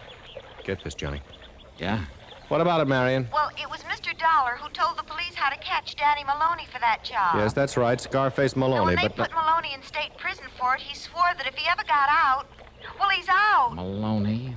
Did you hear me, Mr. McCracken? Scarface Maloney has escaped from the state prison over at Weathersfield night before last. Yeah. And if he carries out his threat against Johnny Dollar... You hear that, Johnny? Yeah, I heard. The man aboard the plane with a scar on his cheek? And you wouldn't bother looking at him. All right, now. Okay, wait. Johnny, you're on the expense account. Hey, what's this all about? Buster, the man from Hartford. Malloy, is it? Has he got a scar on his face, Buster? Why, yeah, on his cheek. Where is he? And come to think of it, Johnny, he asked when you'd be arriving. Where is he? Oh, he went out fishing early this morning. You know where, Buster? Just up the lake somewhere is all I know. All right, now. Did you tell him when I'd arrive? No, wasn't sure myself. Then we're one up on him. Maybe. Mr. Malloy looks like a mighty fine man to me. Don't be fooled, Buster. Johnny, what'll we do? Buster, you're the best judge of character I've ever known. Thanks, Johnny. Well, Johnny? Pat, you and I are going fishing. What?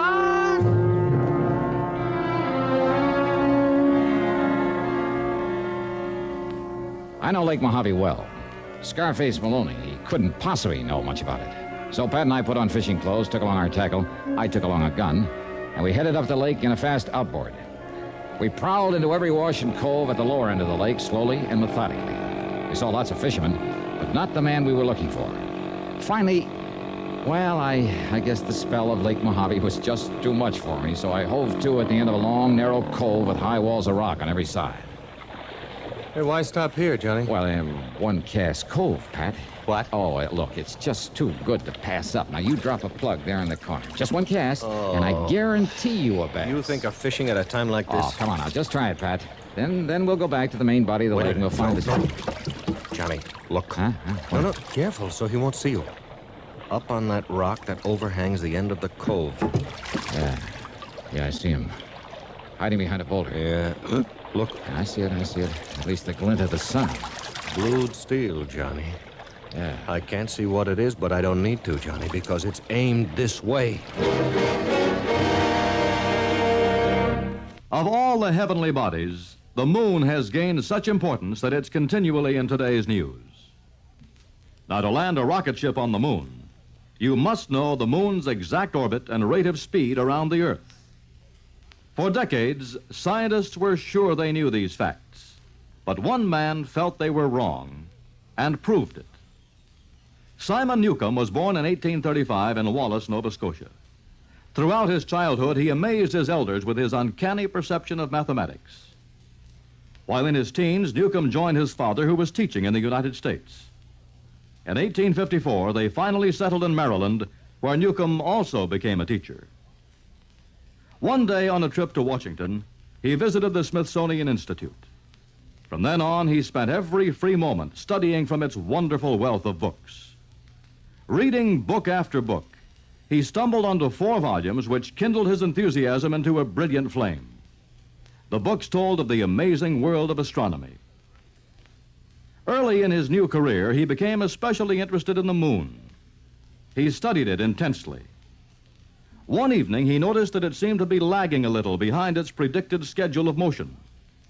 Surrounding himself with tables and charts, he painstakingly pursued the possible error. After exhaustive effort, he found it.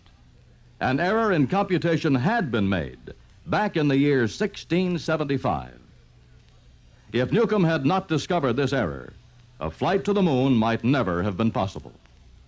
Simon Newcomb, another American scientist dedicated to the principle that somehow there must be a way. Let's find it. Now, here's Act 4 of yours truly, Johnny Dollar.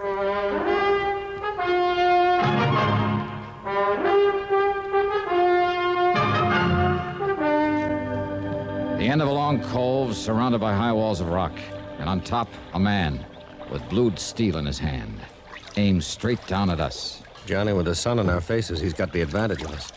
We're like sitting ducks down here. What do we do? Now listen, Pat. Yeah? I don't like it, but it's the only way. If I rock us forward a bit, like this, yeah, it'll put my end of the boat behind the ledge. Yeah. I'll tie up to it, out of his sight. You'll be the sitting duck. So what? It's you he's after. Well, you'll be in plain sight of him, so go ahead and fish. If you get something, and I'm sure you will, make like you're talking to me, like I'm still here, huh? And you? Through that crevice. Do you see it there? Yeah. Maybe, just maybe I can get around and up behind it. Oh, Johnny, that gun It's he our only has. chance, Pat. Now, look, I can tie us up now, with only you inside of me. Okay, Johnny. All right, start fishing. And believe me, brother, good luck. Right. One cast cove, huh? Well, Johnny, we'll just see about that. Right there in the corner, huh? You mean like this? Carefully, Holy smoke, slowly, you are right. He's a lot I of edged my way up the long crevice in the rocks toward the man who'd been spying on us from above. I was afraid that every step would loosen a slide of rocks and warn him. But all of his attention was on the boat in the cove below where Pat, bless his heart, was dragging out his fight with the fish. The man's back was to me, and then... Wait a minute. Blued steel? Sure it was. Yeah. An old pair of binoculars. Then I slipped on a small rock. Oh, why, Mr. Dollar. Yeah, that's right. Who are you? Malloy's the name, Mr. Dollar. Franklin J. Why, that gun. That's right. Why, good heavens, I didn't realize you were this jealous of your fishing secrets. Now, what's that supposed to mean? Malloy, Maloney, whatever your name is? Please put it down, sir. Brother, you start talking. Well, you see, it's just that I've heard so much about your fishing over here over the years. Oh, yeah? And when my lady friend who works for the airline back there in Hartford... Your lady friend... Well, when she told me you were coming out here again, I thought maybe if I kind of spied on you, well, maybe I could learn to catch some of the nice big fish out here the way you do. Now, Mr. Malloy... I didn't think you'd go so far as to use a gun to protect... Johnny! Yeah, I'm here, Buster. Oh, yeah.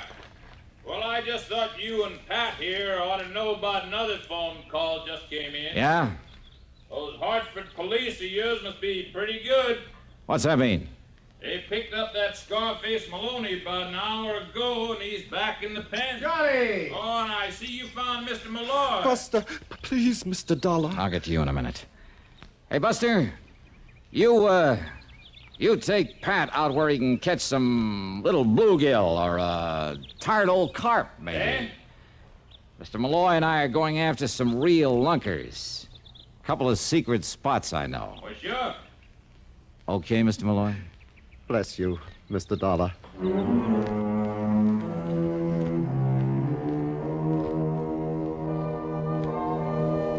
Well, you sure can't win them all, especially when there isn't anything to win. And at long last, I got in a full week of fishing at Lake Mojave. Expense account total? Well, Pat, you add it up. After all, you're paying for it. Yours truly, Johnny Dollar.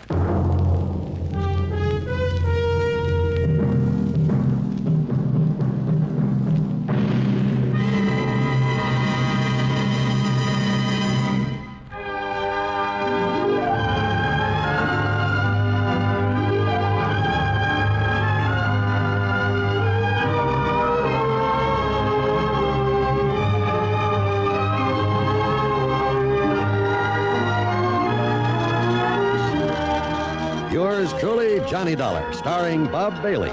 Originates in Hollywood and is written, produced, and directed by Jack Johnstone. Heard in our cast were Virginia Gregg, Shirley Mitchell, Larry Dobkin, Sam Edwards, Barney Phillips, and Edgar Barrier. Be sure to join us next week, same time and station, for another exciting story of yours truly, Johnny Dollar. This is John Wall speaking.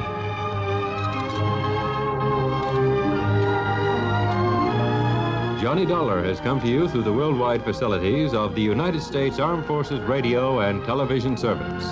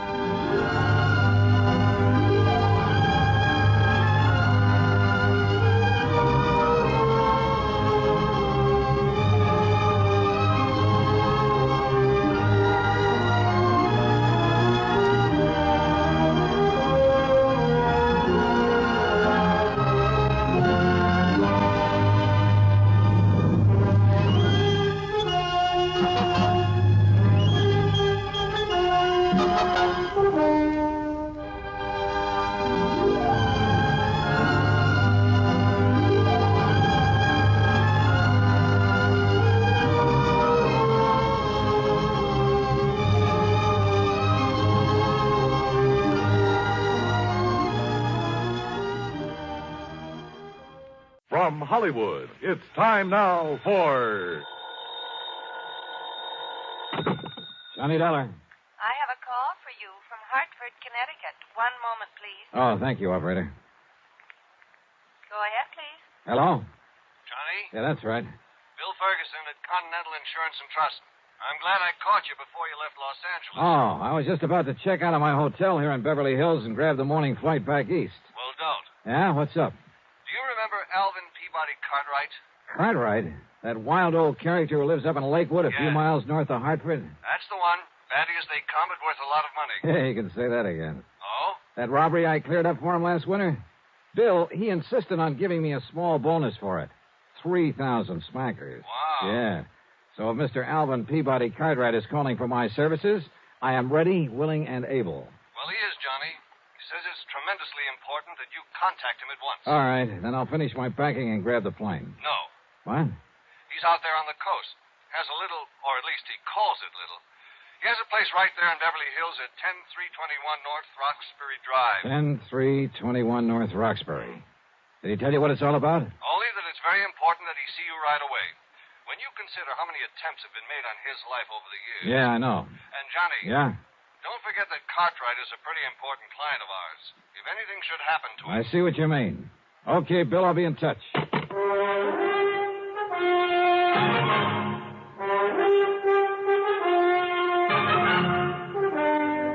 Bob Bailey in the exciting adventures of the man with the action-packed expense account.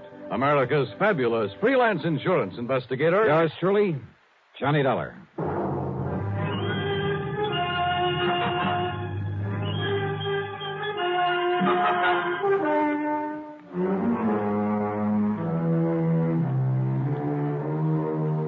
Expense account submitted by Special Investigator Johnny Dollar to the Continental Insurance and Trust Company, Home Office, Hartford, Connecticut.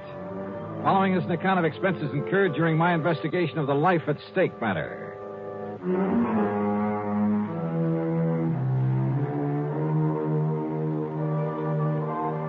I notified the Beverly Hilton that I'd be staying over for a while and grabbed a Beverly Hills telephone directory. Expense account item 1, a call to Crestview 32121.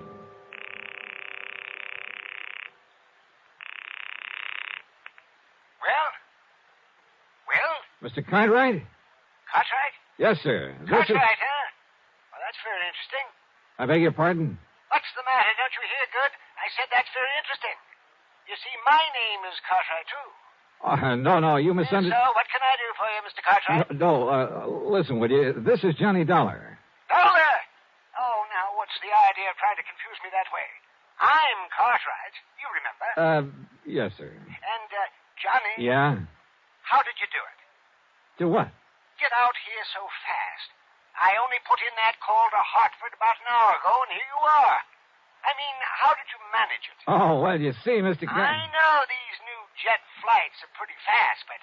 Now, Johnny, you haven't been fooling around with some of those rocket ships, have you? No. I'm afraid not. I just happened to be here already, you see. I was working on a case up at Morro Bay. Oh, and did you solve it? Yeah, it came out all right. Well, congratulations.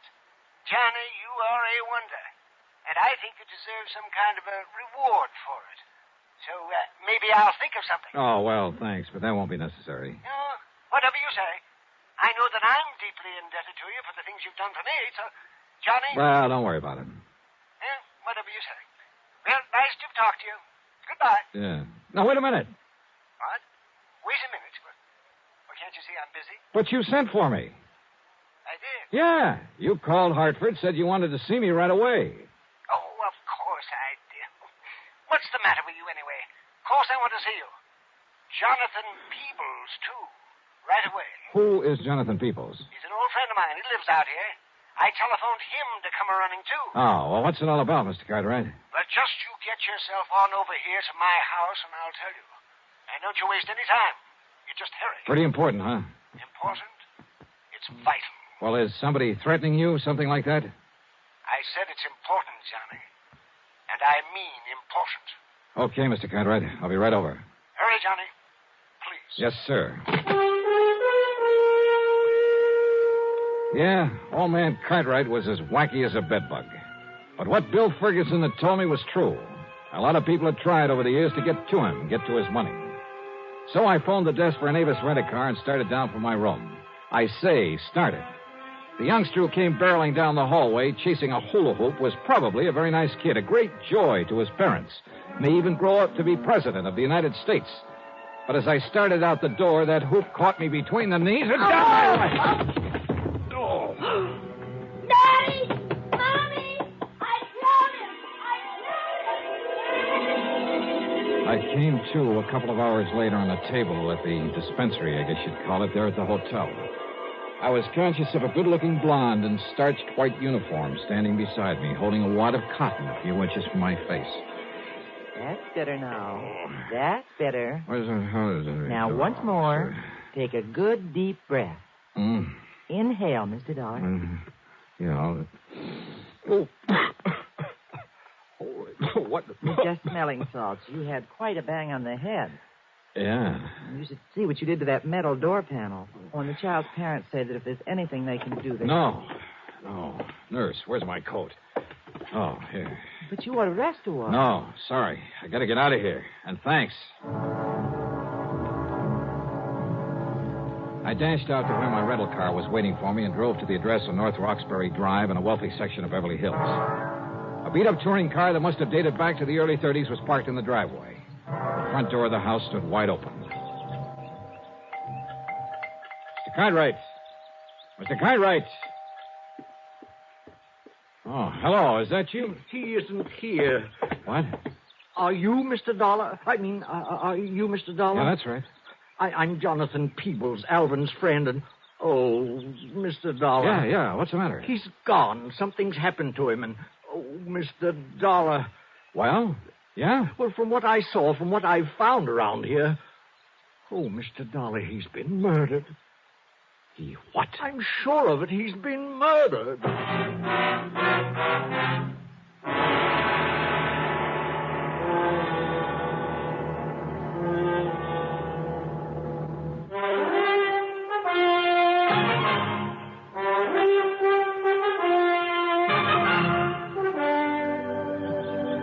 Mr. Cartwright has been murdered? Oh, Mr. Dollar, what can we do? Well, what happened? How long have you been here? He telephoned me, told me to come over here, that it was very urgent. Yeah, he told me the same thing. But he often does that. You know how he is. Always has to see me right away, immediately. And often it's just for some little thing like sharing some ice cream with him or seeing a new flower that's just come into bloom. Yeah, I know. Most anything. So now... that's why I didn't hurry coming over here. And anyhow, Betsy doesn't like to be pushed. Who is Betsy? Well, that's my nice old car that's parked out front. Didn't you see it? Oh, yeah, sure. I named it Betsy after an old white horse I used to have when I first came to California. I see. A wonderful horse. And would you believe how old she was when she finally died? No, and I don't care. Now, about Mr. Cartwright. Oh, yeah. Oh, dear Mr. Dollar. Well, when I finally got here a few minutes ago, I was surprised to find the front door standing wide open.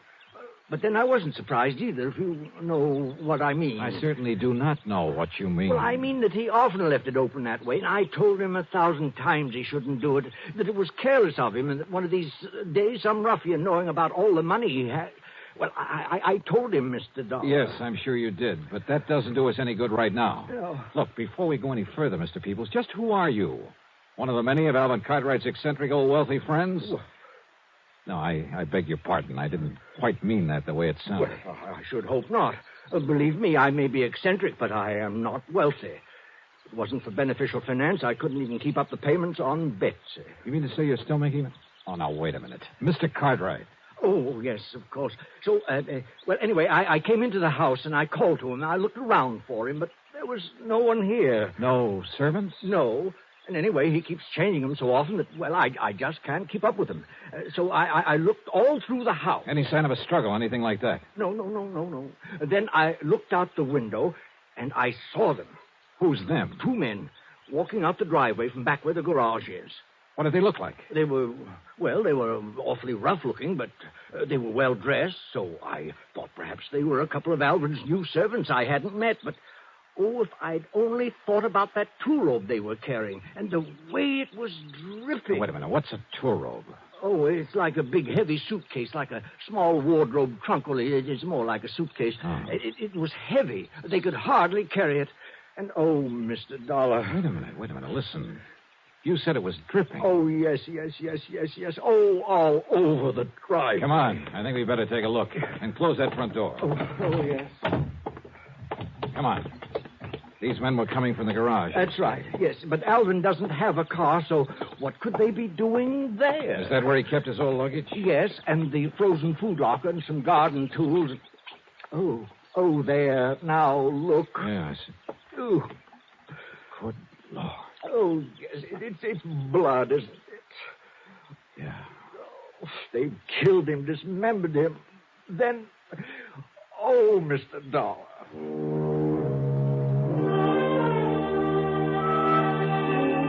I made a hasty inspection of the garage. Nothing. I found no sign of a struggle anywhere in the house.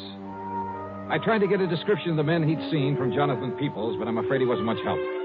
And yet, with that funny mind of his... Oh, dear, Mr. Dollar, I'm afraid I'm so distraught that I just can't remember it all. All right. Poor Alvin. Now, look, they must have had a car, Mr. Peoples. Did you notice a car out front? Car? Why, yes, I did. All right. Can you describe it to me? Yes, it was a touring car in 1931. Oh, no, that's my car, I'm thinking. Oh, great. But there was another at the end of the driveway. And, Mr. Dollar, I've seen that car before. What kind? Well, it was a four-door sedan. It was a big car. Yeah? It was silvery on the sides and a cream color on top, like vanilla ice cream. You know the make? And the license number was CFU160. Good. You're sure of that? Oh, I never forget things like that. And you say you've seen it before? Many times. Where? At the dock. Where? At the Malibu dock. That's where he keeps the Alpi car. Where? Who keeps the what? Where Alvin keeps the Alpi car, his yacht. Alpi car. Alvin P. Cox. Okay. It's a pretty slim lead, but come on. And it was a slim one, believe me. But I couldn't see calling in the police until I had something more definite to give them. Oh, here. We can take Betsy, Mr. Dollar. Are you kidding? We'll make better time in mine. Oh, yes, of course. Oh. We cut out through Westwood, then Santa Monica, then hit the coast highway and headed north. Finally, we pulled up at the entrance of the Malibu dock. Look, that's the car I told you about, parked there at the side. Yeah, and it looks like coming here may pay off for us. But the boat, the Alpi car, it isn't at the mooring. Whitey. Oh, Whitey. Oh, hi, Mr. Peebles. Yes. Have you seen Mr. Cartwright this morning, Whitey? Yeah, I didn't notice. His boat went out, though. How long ago? Oh, I'd say 10, 15 minutes. Yeah? Yeah. See it out there, going up towards Point Doom? Yeah, I see it. Yeah, but those two men... What? Yeah, they had the shore boat take them out to the Alpi car. Yeah? Well, I ought to sue them. What do you mean? That little trunk that they was carrying. You see what I'm mopping up? The messy trail it left all over the pier for me to clean up. Blood. Yes, sir, I ought to sue them. Oh, Mr. Dollar, that means they're taking poor Alvin Cartwright's dismembered body out to sea to dispose of it, and on his own yacht. Well, we've got to find something fast enough to catch up with it out there. Well, there's that Thompson cruiser of Larry Comstock's tied up there. Yeah, who's Comstock? Oh, has a boat and motor shop in Los Angeles. Well, if it's fast enough. Well, he has a couple of big Johnsons on it, fastest one that's out here now. Then call him on the phone. Tell him we borrowed it. Well, now... Tell him why. It's an emergency, and that we'll pay him plenty for the use of it. Well, now, I don't know if you really ought to. I do, and listen, call the Coast Guard in Santa Monica. Have them send out a patrol boat. Come on, people. But, Mr. Dollar, those men on the yacht are desperados. They're killers. Okay, then stay here in the dock. I'll go it alone. No. Alvin was my friend. I shall help to avenge his untimely death.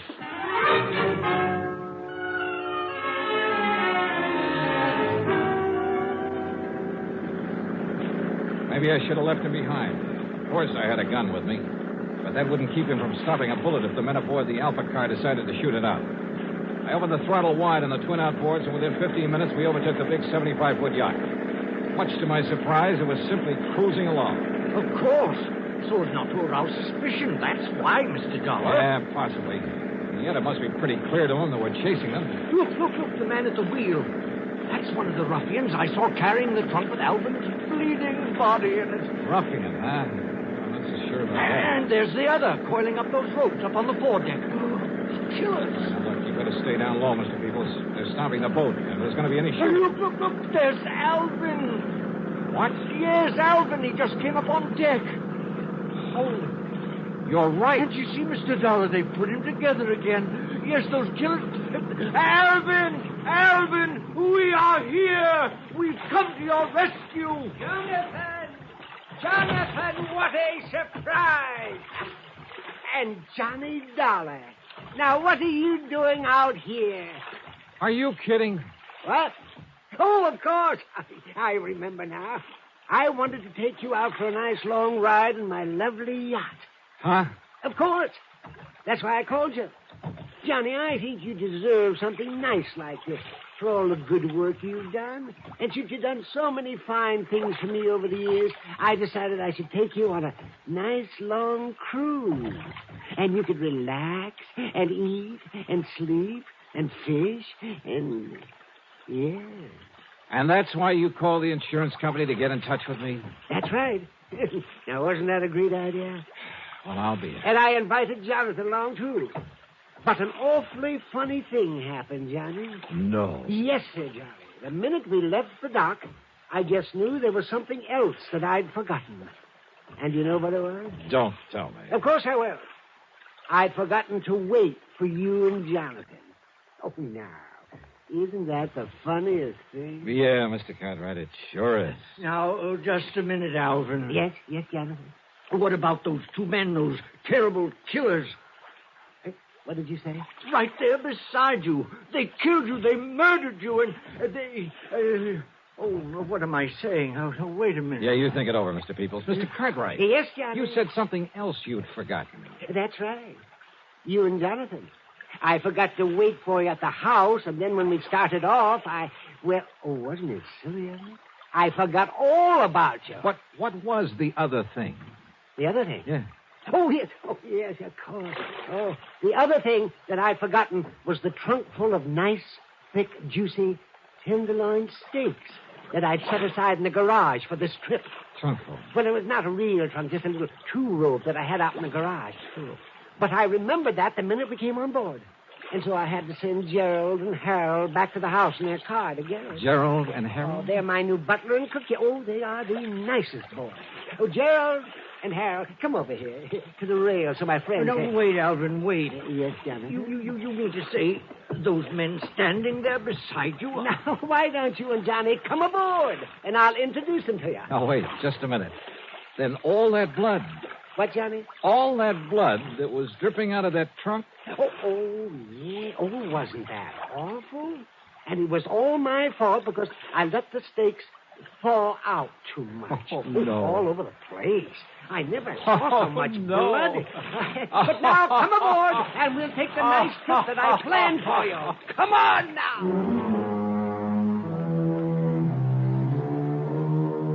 Hey, you know something? It's crazy. It's wild. But it does my heart good to get tangled up in something like this sometimes. Helps keep away the ulcers. As for the expense account, forget it.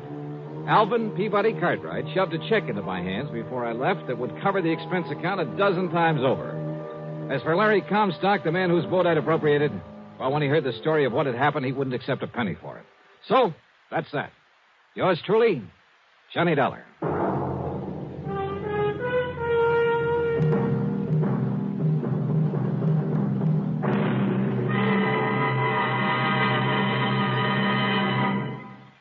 Here is our star to tell you about next week's story. Instead of telling you about next week's yarn, congratulations to station WDBJ in Roanoke, Virginia. 35 years on the air. Pretty good, huh? Yours truly, Johnny Dollar.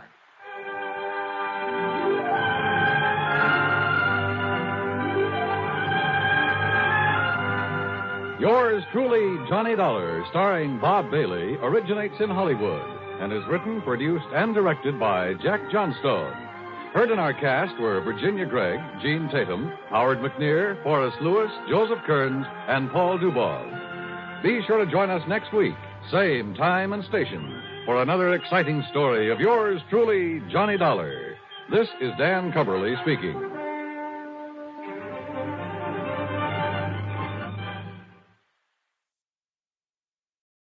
From Hollywood, it's time now for... Johnny Dollar. The count's 3-2 and the bases are loaded. And Ted Williams is at bat, huh, McGraw? Oh, Johnny, how'd you know it was me? Oh, just psychic, I guess. What's on your mind, Bert? Fella named Henry Sampson. Ever hear of him? Name's familiar. Well, it should be. He owns about half the newspapers in the South. Which means he isn't exactly struggling for money, huh? Right. In fact, he collects it. Figures. Especially Confederate money. Well, anybody can... What? Yes, sir, Johnny. He has one of the largest collections of old coins in this country. Oh? And a Confederate $50 he owns has disappeared. Bert, Confederate money isn't worth its weight in salt. That's where you're all wrong, Johnny. Huh? This particular $50 is insured for $20,000.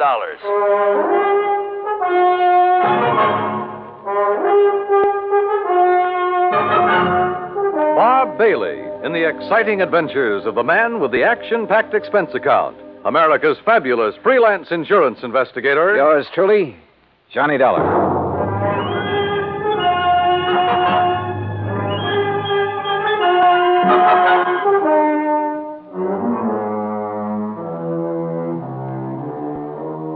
Expense account submitted by Special Investigator Johnny Dollar. to the Providential Assurance Company, 393 Dewey Avenue, Hartford, Connecticut. Following is an account of expenses incurred during my investigation of the Confederate coinage matter.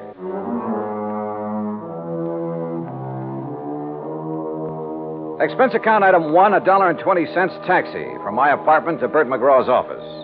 He was seated behind a haze of cigar smoke, reading a magazine. Oh, Johnny, come in. Hey, morning, Bert. Sit down. I was just reading about an old teammate of mine. Oh, who's that? Bob Feller. Feller? Yeah, he was a pretty fair country pitcher. Of course, he wasn't in my class. Course. Yeah. Many's the time I had to help old Bob out of a spot. Yes, sirree, Bob. That boy could get himself into more jams. Well, I remember... I didn't know you played with the Cleveland Indians, Bert. What? Well, I... Blasted cigar.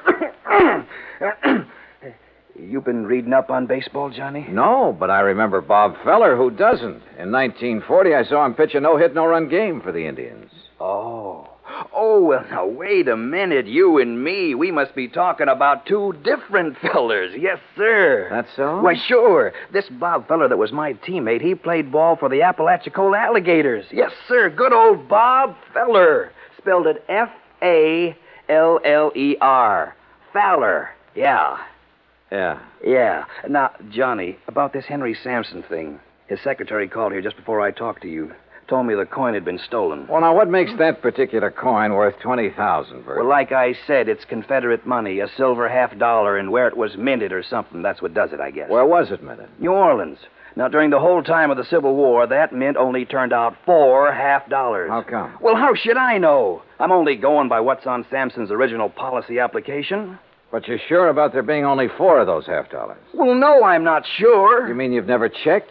You insured the thing on Sampson's say-so? Well, Johnny, look, we were glad to get his business. Well, you must have been out of your mind. mind. Now stop balking, Johnny. You want to know how come that mint didn't make any more of them? You go ask him. I plan to. Where'd you say he lived? Right outside Birmingham, place called Shade Mountain. Expense account item 2, $107, air transportation, Hartford to Birmingham, Alabama.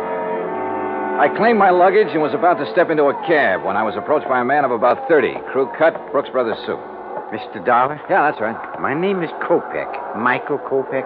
I'm Mr. Sampson's secretary. Oh, yeah. Your Mr. McGraw was good enough to tell me the time of your arrival. Are you all ready to go to Zora? Zora? According to the Bible, it was the village of Sampson. Oh, yes. Only I'd like to check into a hotel and freshen up a bit first. That is, if you don't mind. Mr. Sampson would mind, sir. But look, I've been aboard He instructed me to assign you a room in the guest house. I'm sure you will find it more than comfortable, Mr. Dollar. This way, please.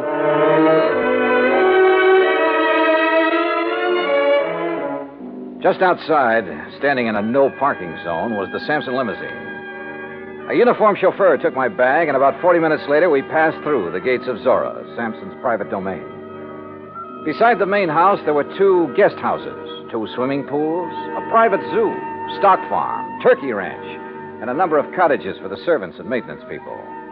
Inside the main house, Kopek led me down a long hall lined with statues and oil paintings and other art objects. Finally, he stopped and opened a heavy door. Henry Sampson was seated behind a large desk, and standing near him was the most beautiful woman I had ever seen. Mr. Dollar, sir. Thank you, Michael. I'll call when I need you. Yes, sir. Well, Johnny, come in. Come in, sir. You had a pleasant journey down, I hope? Yes, fine, thanks. Good. Would you like a sample of our southern hospitality, Mr. Dollar? Well, Forgive me, my dear. Johnny, this is Mrs. Sampson. Delilah, Mr. Dollar. Mrs. Sampson? In case my question confused you, Johnny, I meant, would you like a drink? No, thanks. Not just now. Let the man catch his breath, Delilah. Now, Johnny, let me get on my feet. I can't give you more than 10 minutes of my time. So, let's get right down to business. This here's a display case that was broke into. Mm-hmm. None of your other coins were taken, huh? No. Whoever did it knew what they wanted. They got the most valuable one. What about this lock? Was it tampered with? Wouldn't have done them no good to tamper with it. It's the biggest and strongest that Yale makes. Reckon he knew that. That's why he broke the glass. Then you think someone familiar with this room and your collection took the coin? If you want to know the truth, he suspects me. Delilah. Mr. Sampson, did anything unusual happen that evening? Did you have any visitors? None. Delilah and I ate our supper. I worked for a couple of hours, same as always. Then we played casino till 10:30. We always play casino until 10:30, John. It's the only thing that relaxes my husband. I see. There were only 4 people besides myself in the house. Mrs. Sampson, Mary, her maid, Digger, my manservant, and Michael, my secretary. Good old Michael, the trusty troubleshooter. Mr. Sampson, according to your policy application, only 4 of those Confederate $half were ever made. Is that right? Yes, 'tis. Confederate states didn't have any silver bullion to make more. Dirty Yankee blockade. Yeah. Could you give me a description of the coin, sir? Sure. Originally, it was a regular Union 1861 piece. At the New Orleans Mint, they ground off the reverse side and stamped on the shield of the glorious Confederacy and the words Confederate States of America. Hallelujah. May the South rise again. Now, that's not funny, Delilah. I think it is. Don't you, Johnny? Well, I'm just... You just give me your answer later. Right now, I'm going to have another drink. You ready? Not yet, thanks. No, you don't know what you're missing. You'll have to forgive my wife, Johnny. She isn't herself this evening. I haven't been myself in several years. Not since I married this You shut up, woman. Michael. Yes, sir? Mrs. Sampson is tired. Very tired. She wants you to take her to her room. Yes, sir. Well, see you at supper, Johnny. I'll have your supper sent up to Don't you. do me any favors, fat man. Get her out of here, Michael. Get her out before I... Sorry. But she...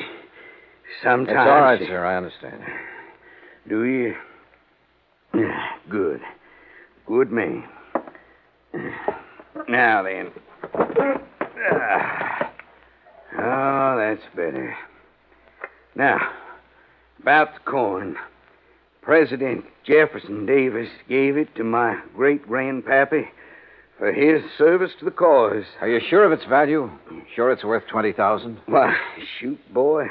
My grandpappy turned down 10,000 for it back in 1879. Way things are now. It's got to be worth 4 times that. Well, what's the matter? Don't you believe me? I didn't say that. Well, then what are you looking at me so suspicious for? Well, Mr. Sampson, I have a hunch you're holding out on me. Johnny, you're getting paid money to find the person that took it. Now, you earn your pay. I'll try to. Only I'd appreciate some help. I'll give you help. In fact, already have. Like how? Like the gates to Zora. I've kept them locked ever since it happened. And until you find that coin, nobody leaves here. Those gates stay closed.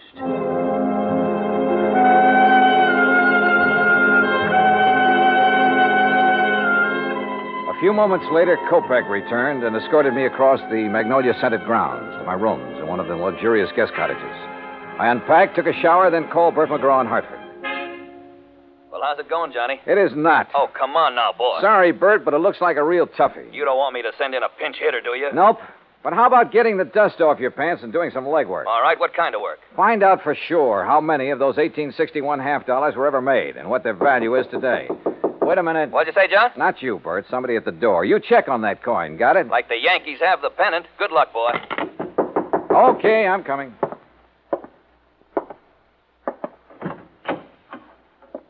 Yeah? Mr. Dar, Yeah, that's right. I'm Mary Williams, Miss Sampson's maid. And I'm Digger. Everybody just calls me Old Digger. He's Mr. Sampson's man. We snuck off and come over here to see you. Oh, well, come in, please. Thank you, sir. Oh, yes, sir. Thank you. sure hope nobody saw us come in here. Well, what's this all about, Mary? Mr. Dollar, being an insurance investigator, you work for a company instead of the police, is that it? Yes, the company I'm working for now is in Hartford, Connecticut. Way up north. Oh, that's good. Mr. Dollar, Digger here, he's just scared to death. Scared of what?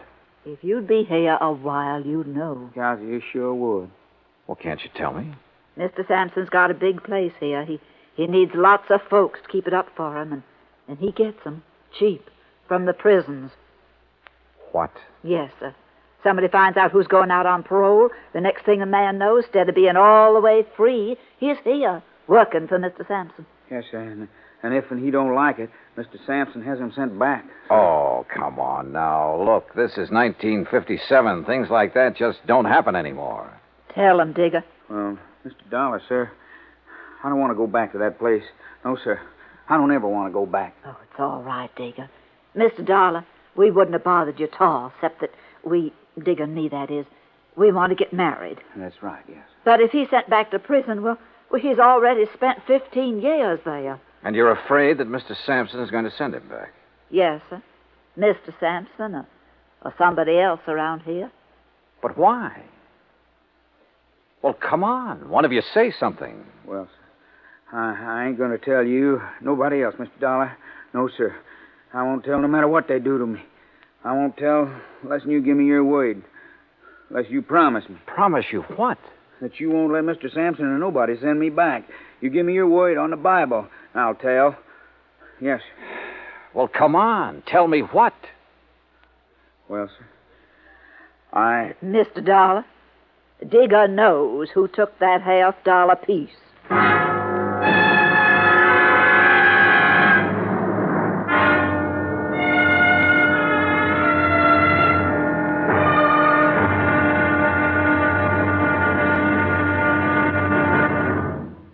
Act Two of yours truly, Johnny Dollar, in a moment. The American writer Christopher Morley once wrote, "When you sell a man a book, you don't sell him just 12 ounces of paper, ink, and glue. You sell him a whole new way of life," unquote. Now, that goes double when you give, not sell, a book. But the gift of 550 books to little children increases the legacy tenfold. Near the end of 1960, the employees of the Chase Manhattan Bank started a people-to-people program with such a gift to school children of a town in Tanganyika. That's on the southeast coast of Africa. And to give you an idea how the books were received by the children, let me first quote from Francis Bacon. He's an English writer of a few centuries back. He said, "Some books are to be tasted, others to be swallowed, and some few to be chewed and digested." In the past, children in Tanganyika may have done a little tasting and chewing and a little swallowing and digesting. But there's one certain thing. They wound up devouring the books they received from the United States. And they did so much of it that they, the ones in high school anyway, were able to reach the level of English children their age and pass the exams at the same time. That takes a lot of book learning, as they say. Now, the gift of these books from the United States of America may have seemed a small thing to the senders, but the boys in Tanganyika who received them know that they've opened a whole new way of life. They've greatly increased understanding in the classroom of freedom, the right of all men everywhere. And now, Act Two of yours truly, Johnny Dollar, and the Confederate coinage matter. I wanted to help Digger, the Sampson servant who claimed to have information concerning the missing Confederate $half. But I couldn't promise him anything without first knowing more about the part he had played, if any, in the theft of the coin. I did promise to think over his offer and let him know if I was interested by the next afternoon. Anyway, at 8 that evening, I joined Mr. Sampson and Kopek for dinner in the large dining room. After we'd finished our coffee, Sampson rose and excused himself. When you're ready, we got work to do, Michael. Yes, sir. Huh? See you in the morning, Johnny. Well, how is the investigation coming, Mr. Dollar? Have you found any valuable clues? Nope, not a thing. Oh, that's too bad. But you haven't given up. Kopek, I haven't started. Well, would you care for something else? If not... No, I'm fine. Then shall we... Yeah, sure. Say, tell me something, Kopek. Anything I can. What about the servants who were in the house the night of the theft? Digger and Mary? Yeah. What do you know about them? Everything that there is to know. I have a file containing the record on every one of Mr. Sampson's employees. If you like, I shall have the information on these two sent to your rooms. I'd appreciate it.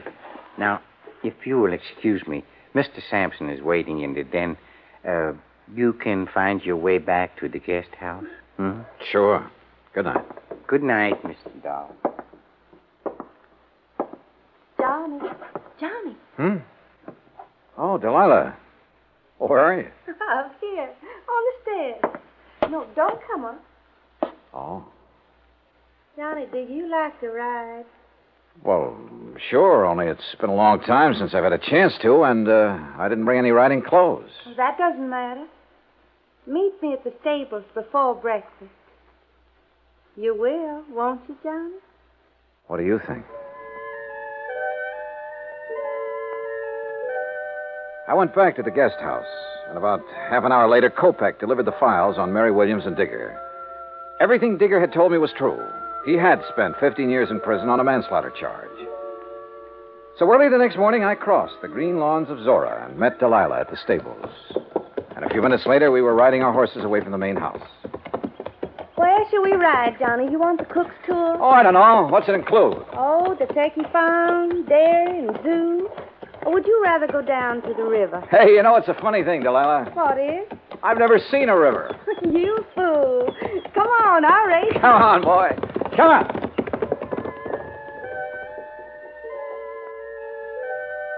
Finally, when we reached the river, we dismounted. And she just stood there for a long moment, looking down into the water. Well? I guess I'm just reaching for something I can't have. Yet. Do you understand, John?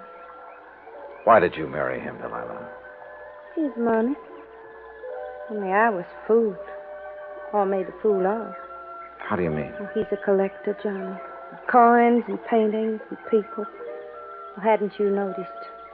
I'm just another one of his possessions with all the rights and privileges of a statue. And you know why Sampson married me? Because my parents named me Delilah. Well, why don't you leave him? Oh, I'd need money, a lot of it. And I thought I was going to get some. But now, maybe I'll get another chance. And when I do, Johnny, you keep in touch, huh? We rode on back, had breakfast, and I returned to my rooms in the guest cottage. Around 11 o'clock, I picked up the phone and called Bert McGraw again. Johnny, about time you called. Yeah, what'd you find out, Bert? Enough to know that I'm in trouble, and you got to get me out of it. Trouble? What kind of trouble? That Confederate $50. Do you know what it's worth? $5,000. What? But you insured it for 20. I know it, but look, Johnny, it wasn't all my fault. I mean, well, how did Sampson know about the dies? What dies? The dies a man named Scott made 500 of those $50 from back in 1879. That's what lowered the price of the original $50. You mean there are 500 of those $50 in existence instead of 4? 504. The 4 original ones made in 1861, the rest were made later. Well, looks like you're out 20 grand, Bert. Oh, don't say that. Unless. Yeah? Unless you're willing to let me try something down here. Anything, Johnny boy, anything. Even if it costs $5 grand? Well, you know what'll happen to me if the company has to take a loss of $20,000 for something worth only $5. Johnny, please, go ahead. Thanks, pal. I'll call you later.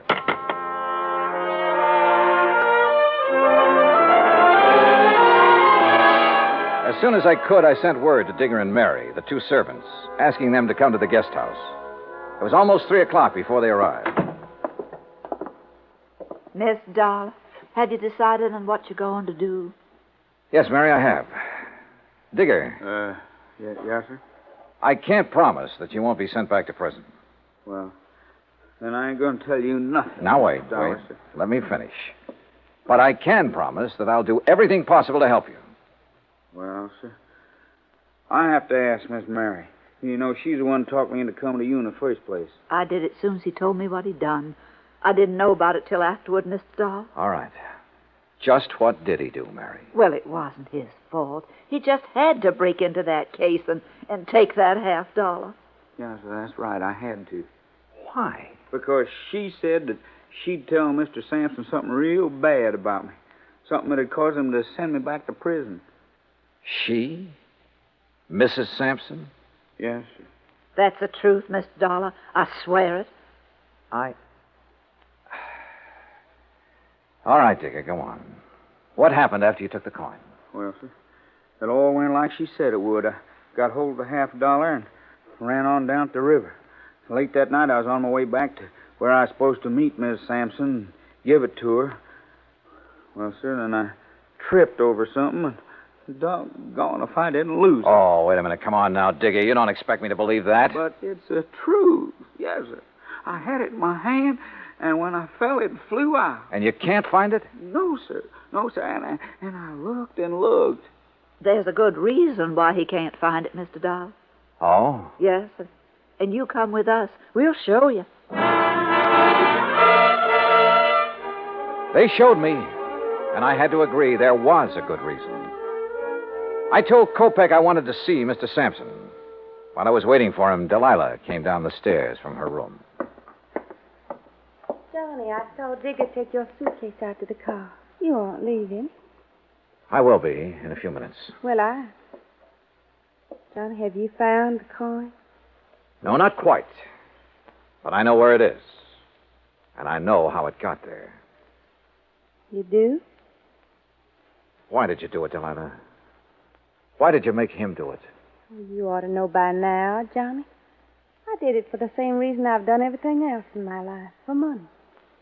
I thought I could use the money to get away from here. What'll you do now? I don't know. It's up to him. You do have to tell him, don't you? Yes, Delilah. I'm afraid I do. There's no other way. I mean, well, couldn't you say one of the servants? No, Delilah, don't you say it either. Okay, Johnny. See you around, huh? Sure. See you around.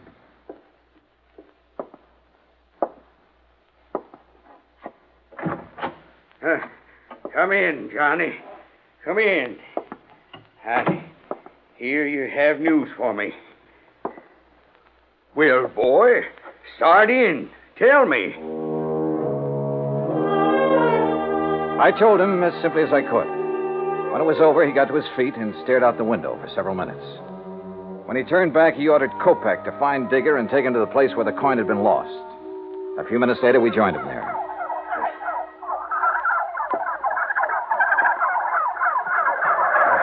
I can't believe it. This where you lost the $50, Digger? On the turkey farm? Yes, sir. Yes, Mr. Sampson, sir. Right over there. Well, why didn't you get in there and find it? Well, I told Mr. Dollar how come I couldn't, sir. Well, Dollar? He couldn't find it because when he dropped the coin, one of those turkeys swallowed it. Dollar, what do you mean, one of those turkeys swallowed it? Well, sir, just what I said. Turkeys will eat anything that glistens or shines that's dropped near them.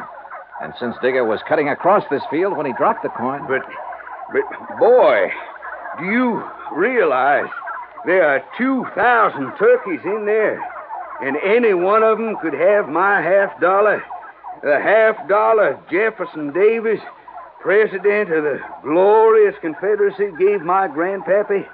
Any one of them could have it stuck in his skinny redneck? Yes, sir, it certainly could. Well, good. Now, you just tell me, how do you propose to get me my $50 back? You can't do it. You'll have to give me my insurance money. Yes, we know. That's why we're willing to buy the turkeys from you. What? Yes, sir. I'll give you $5,000 for the turkeys and guarantee to return the coin within 90 days, providing... Go on. Providing you allow Mary Williams and Digger to leave here and be responsible for the recovery of the coin. You mean You gonna let them tend the turkey? I'm going to give them the turkey. What? Oh, Mr. Dollar, you're a good man. Digger, you miserable... You hush up. Well, Dollar, you sly fox. Doggone, boy. You just got yourself 2,000 turkeys.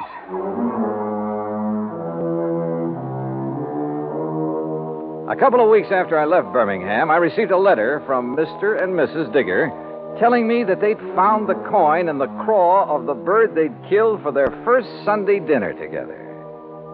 Which proves once again, miracles do happen. Expense account total, including transportation back to Hartford, $405.10. Yours truly, Johnny Dollar.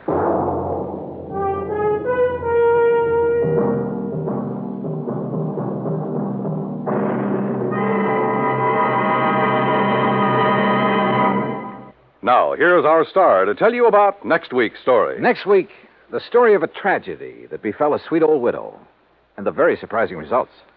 Join us, won't you? Yours truly, Johnny Dollar.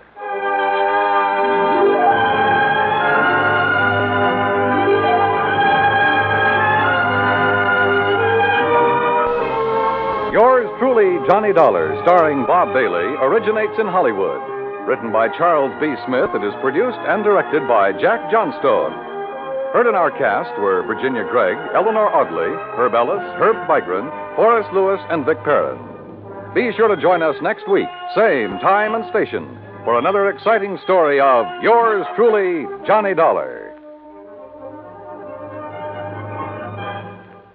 This is Dan Cubberly speaking.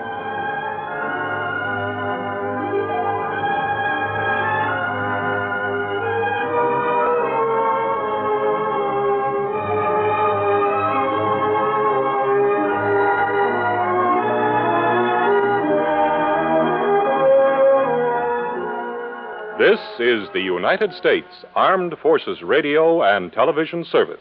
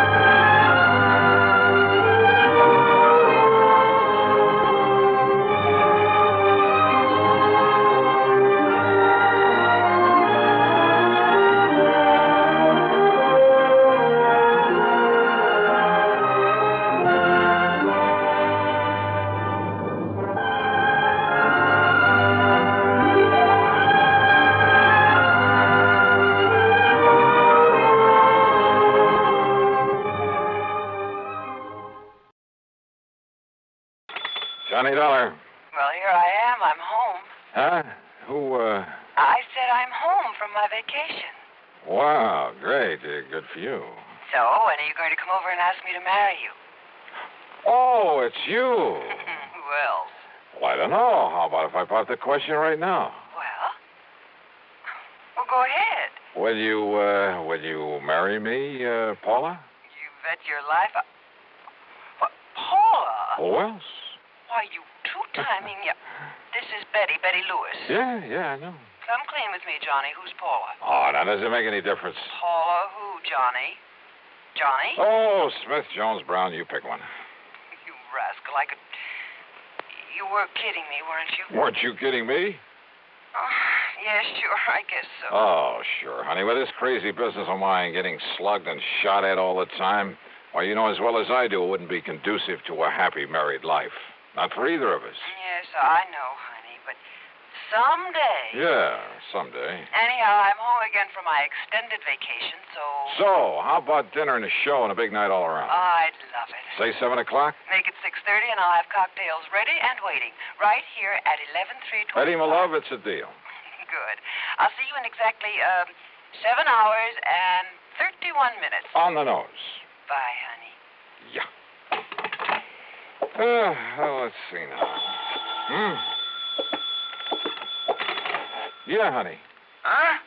Don't give me that honey stuff. This is Randy Singer. Randy, how's the old New York Police Department these days? Johnny, I gotta see you. Okay, I'll run on down there first thing in the No, morning. I mean now, right now. Oh, well, now, look, Randy, I got a date tonight, important one. And I gotta go out of town with the chief on a murder case, leaving in a couple of hours. Maybe gone a week, maybe longer, so grab a train, will you? Well, if I could be sure of getting back here by early this evening. Back there in Hartford is where you should be, as quickly as possible. Huh? After I've talked to you.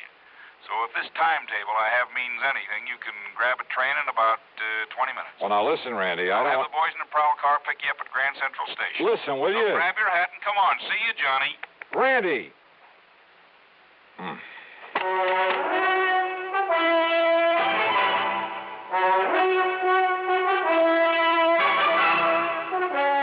CBS Radio brings you Bob Bailey in the exciting adventures of the man with the action-packed expense account, America's fabulous freelance insurance investigator. Yours truly, Johnny Dollar.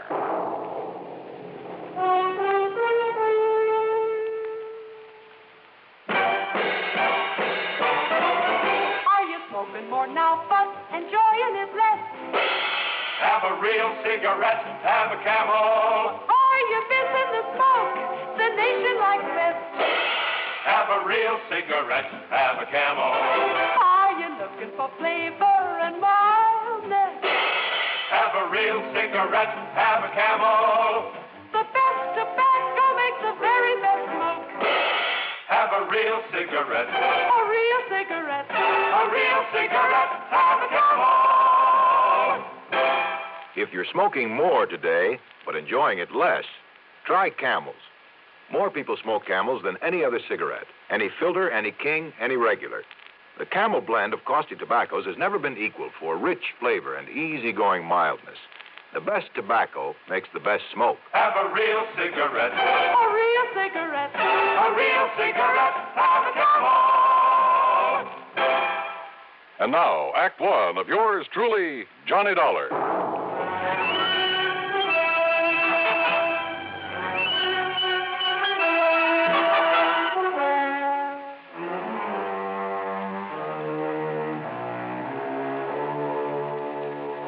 Expense account submitted by Special Investigator Johnny Dollar to the Universal Adjustment Bureau, Hartford, Connecticut. Attention, Mr. Pat McCracken. Following is an account of expenses incurred during my investigation of the double identity matter. Pat, you haven't assigned me to this case, but it does concern some of the insurance companies that Universal Adjustment Bureau services.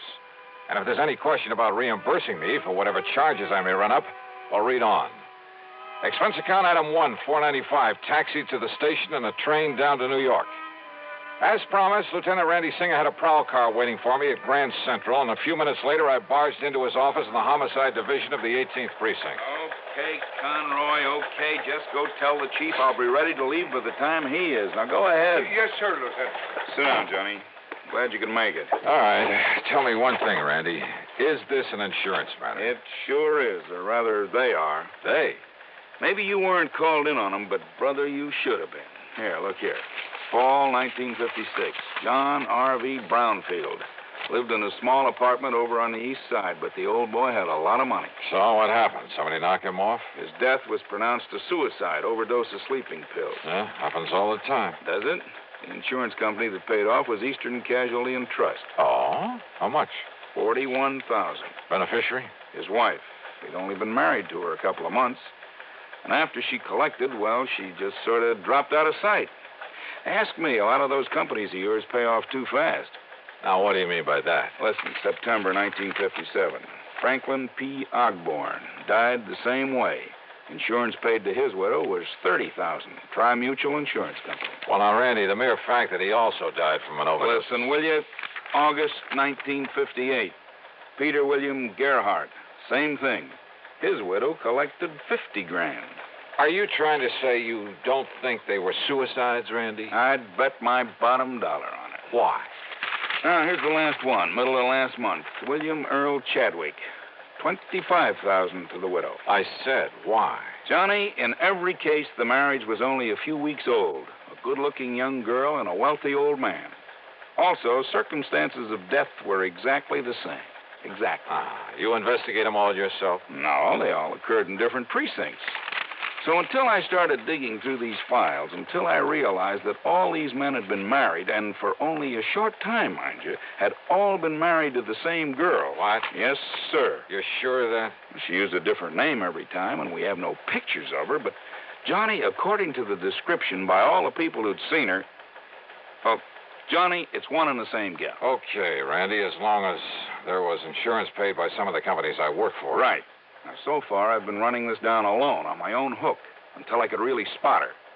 So what happens when I finally do locate this dame? I'll bite. What happens? She turns up outside my bailiwick. Also, I suddenly got to go out of town for a week, maybe longer. But you, being right there. Yeah? Right where? Hartford. That's where I've traced her to. Oh?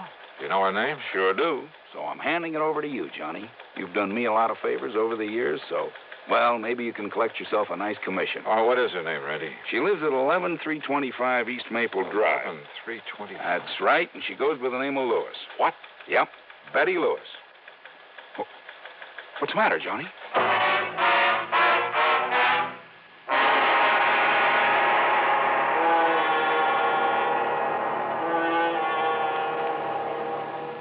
Act two of yours truly, Johnny Dollar, in a moment.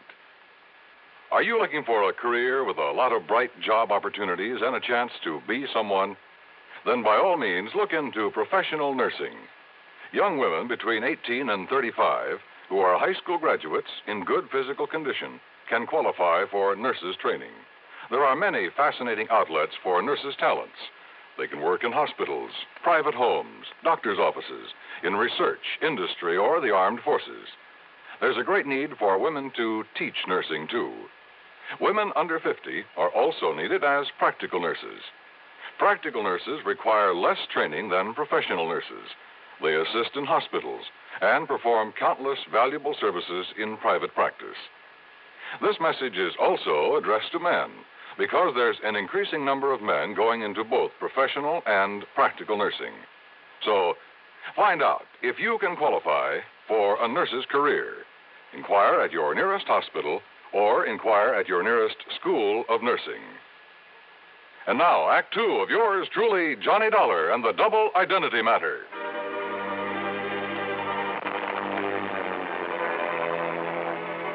I went over the files on the so-called suicides word for word. I read and reread the descriptions of the widows. They all were the same. No question about it, the same girl had been married to each of the four victims, had been married to each of them only a very short time. Then after death, from an apparent overdose of sleeping pills, she had collected the insurance and quietly dropped out of sight. But Lieutenant Randy Singer, NYPD, had tracked her down and traced her to Hartford.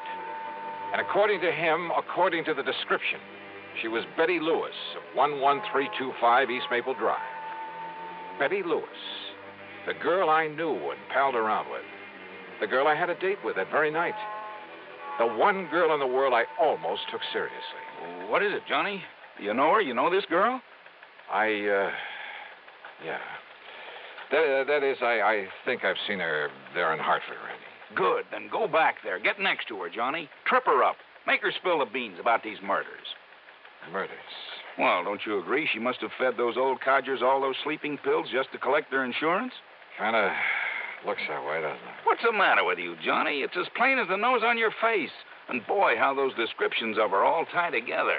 Yeah. Height, weight, build, complexion, eyes, everything. Of course, she dyed her hair differently a couple of times. Blonde. When she married her last victim, she was a redhead. What'd you say? She's a blonde? She's a blonde now? Randy. Yeah? How'd you get onto her? It's a long story, Johnny, but somewhere along the line, I got suspicious about those sleeping pills. They were all the same, a special prescription. Are you listening to me, Johnny? Yeah, I'm listening. Well, then I found out that not one of those old men had been given a prescription for them. So to make a long story short, I finally ran down a kid working in a drugstore who'd been getting them to her. I see. But instead of nabbing him, that would have spread the alarm, you see. Johnny, I got real lucky. In the trash barrel where the kid lives, I found some letters for her, all written within the last month, telling him to start making some more of the stuff for her. In other words, Johnny, as soon as she can trick some other guy into wedding bells, somebody up there in Hartford. But if you can grab her first, pin those 4 murders on her. Huh? Hey, Lieutenant. Yeah, Conroy, what do you want? That newspaper reporter that was here to see you. Ah, what newspaper reporter? I told him you was tied up with Johnny Dollar on that suicide run. You what? Well, I seen them files there on your desk. Conroy, you dope, when the chief and I get back from this trip, That's another thing, Lieutenant. Huh? The chief said if you don't want to start pounding a beat again, well, you see, he's been waiting out front for you for about 5 minutes. Conroy, you crazy? Why did you say so? Tell him I'm coming. I'm coming right away. Yes, sir. I'll tell you. Johnny, will you take it from here? Down. Sure, Andy. Attaboy. It's truly Johnny Dollar in a moment. Meet star Stuart Irwin. Nothing's worse for an actor than a nasty cold. To feel better quickly, I take wonderful 4-way cold tablets, the fast way to relieve cold distress. Right. Tests of all the leading cold tablets proved 4-way fastest acting. 4-way starts in minutes to relieve muscular pains, headache, reduce fever, calm upset stomach, also overcomes irregularity. Take my advice. For your next cold, take 4-way cold tablets, the fast way to relieve those cold miseries. 4-way, only 29 cents. And now here's a word about another fine product of Grove Laboratories. To get rid of embarrassing dandruff in 3 minutes, change to Fitch Dandruff Remover Shampoo. 3 minutes with Fitch regularly is guaranteed to keep unsightly dandruff away forever. Apply Fitch before wetting hair, rub in 1 minute. Add water, lather 1 minute. Then rinse 1 minute. Every trace of dandruff goes down the drain. 3 minutes with Fitch and embarrassing dandruff's gone. At the same time, Fitch can brighten hair up to 35%. Get Fitch Dandruff Remover Shampoo today. And now, Act 3 of yours truly, Johnny Dollar. Hi, Johnny. Betty, what are you... what are you doing here? Hey, don't I even get a kiss after being away for a solid month? Betty, tell me. And don't you think I'm the one who's entitled to ask the questions? After all, honey, you stood me up. Or did you completely forget about our date for this evening? Listen, will you? Much as I hate to admit it, I guess maybe you were right, darling. Yeah? About what? No decent kind of a married life, that sort of thing. You wore out on some case, I suppose. Yeah. But you know something? I'm just not going to give up on you, Johnny Dollar. One of these days... Yeah, Betty, now listen. Well, what is it, Johnny? What's the matter? How did you get in here, Betty? Well, when you didn't come for me as you promised, and when you didn't answer the telephone, well, I was afraid something terrible might have happened to you, so I drove on over here to see you. The door was wide open, so I just came on in. I started looking around for you in the den and the bedroom, and then that's when you came in. Betty, your vacation. Well, it's about time you asked me about that. I missed you while I was away, honey. A whole long month. Where did you go? You didn't get all those pretty postcards I sent you? From the Poconos and Atlantic City and New York? New York. How long in New York? Oh, a couple of days going and a couple of days coming back. That's all? Of course it is. Johnny, whatever's the matter with you? Your hair, Betty. What? What color was it before? Well, I like that. What color? Tell me. You mean to say you think I'd dye or bleach it or something? You know very well that I... Johnny, what's come over you? My desk there. Well, yes, I wondered about that, darling. I hope you're not always that sloppy, leaving things scattered around that way. All right, Betty, listen. And do you always leave that window to the fire escape open when you go out? That window? To say nothing of leaving the front door open, too. Hey, Betty, look. Look, it's been jimmied open. See the marks here. Well? Yeah, see, look. Here, where it was pried open. See there. Well, it's just like my mailbox. Sure. You seem almost happy about it. Well, maybe I am. Or did you think maybe I had... Only you know darn well I can't even use a can opener properly. Well, now, listen, Johnny, will you please tell me what this is all about? Why are you acting so strangely? Betty Lewis.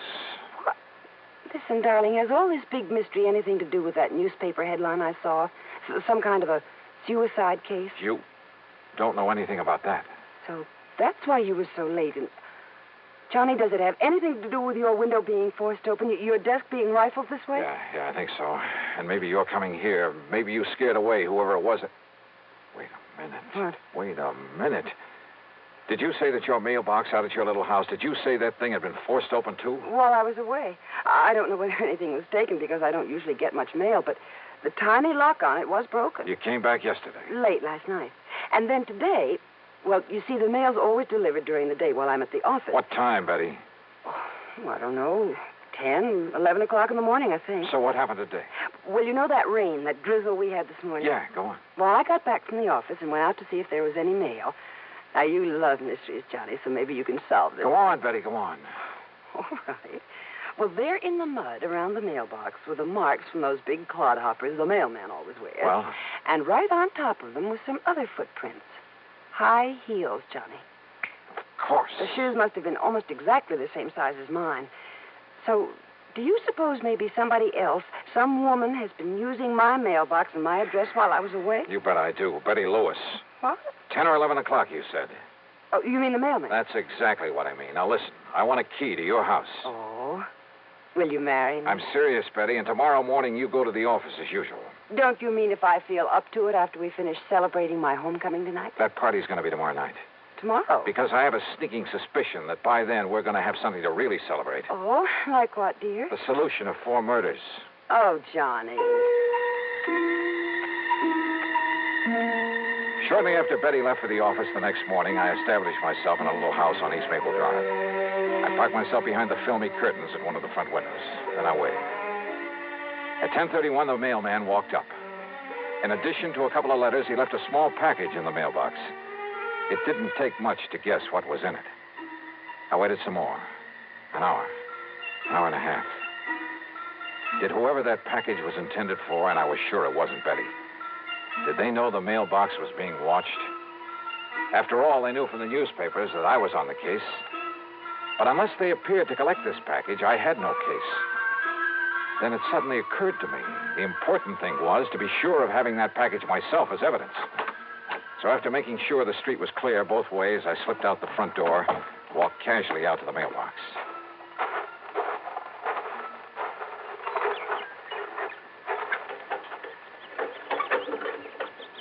Aha.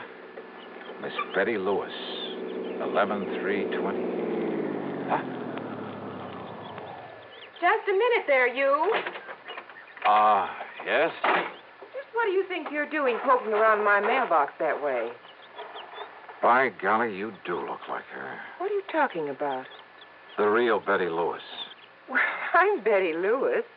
Now, if you don't mind, that package you just took out of the mailbox. Sorry, miss, whatever your name is, but I need it as part of the evidence. Evidence? Yeah.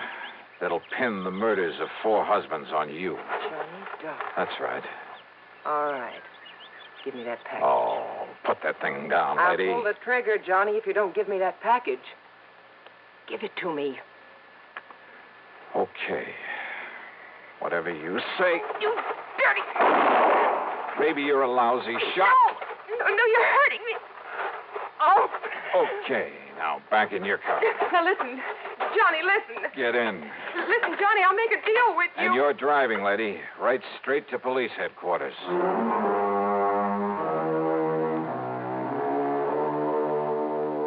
Sure, there's a lot more to be done, only by the police, both in Hartford and down in New York. But there's not much doubt about the outcome, especially since the kid who supplied the drugs broke down and said plenty. The insurance companies, well, the money she had left can be prorated among them, and that'll be that. My problem, of course, will be explaining things to Betty. But you know something? That may have its pleasant aspects, too. So expense account total, well, call it $20, provided there's also a fee on this one. Yours truly, Johnny Dollar.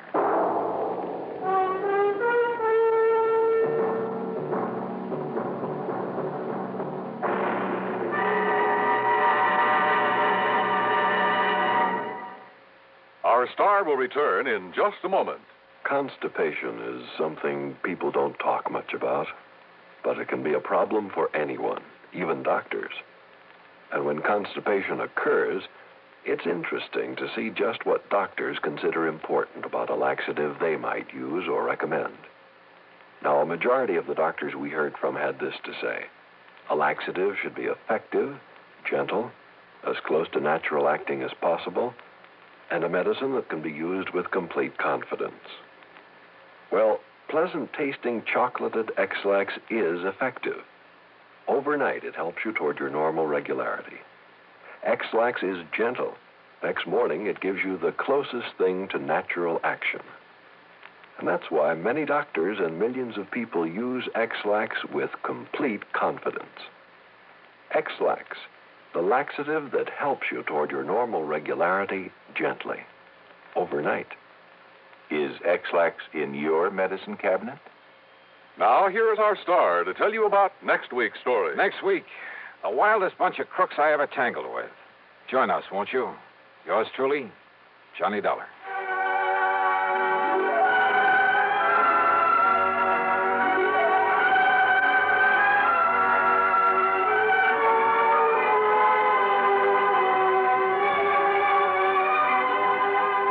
Yours truly, Johnny Dollar, starring Bob Bailey, originates in Hollywood and is written, produced, and directed by Jack Johnstone. Heard in our cast were Joan Banks, Lillian Bayef, Herb Vigran, and G. Stanley Jones. Be sure to join us next week, same time and station, for another exciting story of yours truly, Johnny Dollar. This is Dan Cubberly speaking.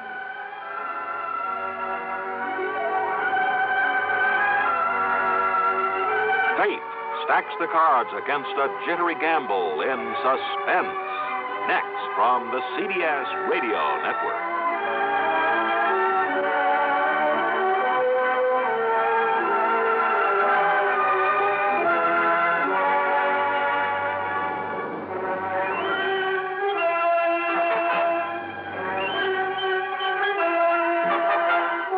From Hollywood, it's time now for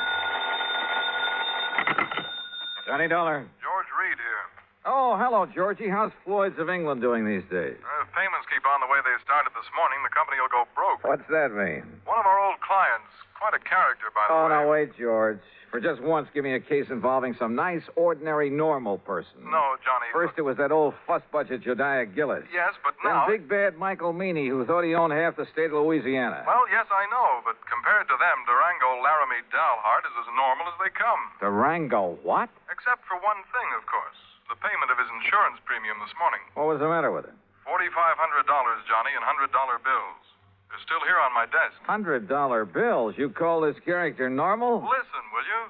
Every one of these bills is counterfeit. Oh. I'll be right over.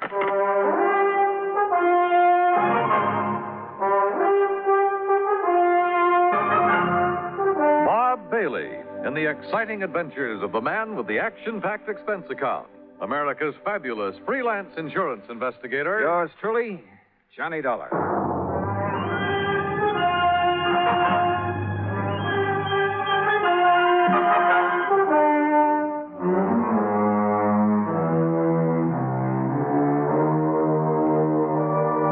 Expense account submitted by Special Investigator Johnny Dollar to Floyd's of England, North American offices, Hartford, Connecticut. Following is an account of expenses incurred during my investigation of the funny money matter. Expense account item 1, $1 even, taxi from my apartment to George Reed's office. I found him sitting, staring grimly at a pile of paper money spread around on the top of his desk. Well, there they are, Johnny. 45 $100 bills, and every one of them as phony as I've ever seen. Look at them. Yeah, I see what you mean. Whoever turned these out didn't even have sense enough to use the proper kind of ink. Yeah, it looks like he must have diluted it. Yeah. Have you ever seen such washed-out-looking money in all your life? Good tough paper, though, just like the real McCoy. Yes, real crisp and new. But, Johnny, look at those colors. Even the black isn't really black. Yeah. You'd think they'd at least have tried to wrinkle them up a bit and dirty them. Yeah. This is the most obviously flagrant... What are you looking at, Johnny? Well, this is unusual. For counterfeit, that is. What? Well, they've all been printed up with different serial numbers. See? Here. And here. Huh? How about that? Pretty smart. Funny, isn't it? The thing that usually makes this stuff easy to spot is the same number on all the bills. Sure. And whoever made these was clever enough to think of that. Had sense enough to use good paper, too. Uh-huh. But he certainly slipped up when it came to the color and quality of the ink. As for the press work, Well, I don't pretend to know much about phony money, George. Who needs to? And heavens knows I don't see too many $100 bills. But to me, this engraving looks just about perfect. That's just what I'm saying. Perfect plates, sense enough to change the numbers, good paper. Yet look at the result. Yeah. Has he ever tried anything like this before? What? Durango? Yeah. And just for the sake of the record, what is his real name? That's it. Durango Laramie Dalhart. Oh, I can't believe it. And the answer to your first question is no. Durango is as honest as the day is long. Well, maybe you mean he was. Well, maybe. But if so, I want to know why. There'd have to be a mighty good reason, believe me. Running out of dough is the best one I can think of. But he's always had plenty. After all, $4,500 to spend on insurance year after year. Well, just who is he? And where is he? He lives on a ranch in Oklahoma. What kind of a ranch? I don't know. But it must be awfully big. Where in Oklahoma? A place called Bum Spung. Bum Spung? Yes. Oh, now, look, George, this whole thing is beginning to get a little too thick.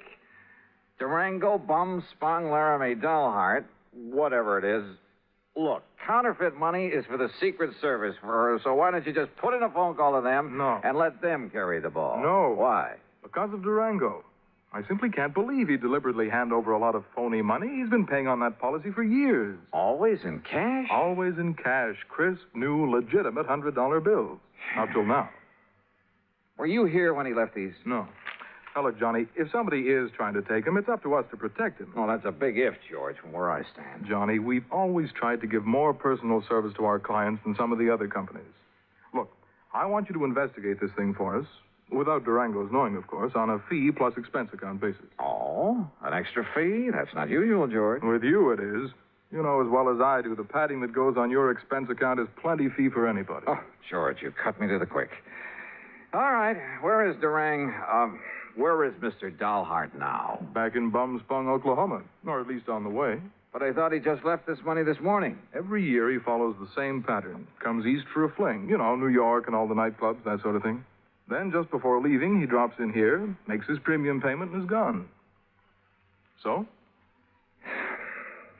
George, I still think you should have called in the Secret Service. But I'll take this on for just one reason. What's that?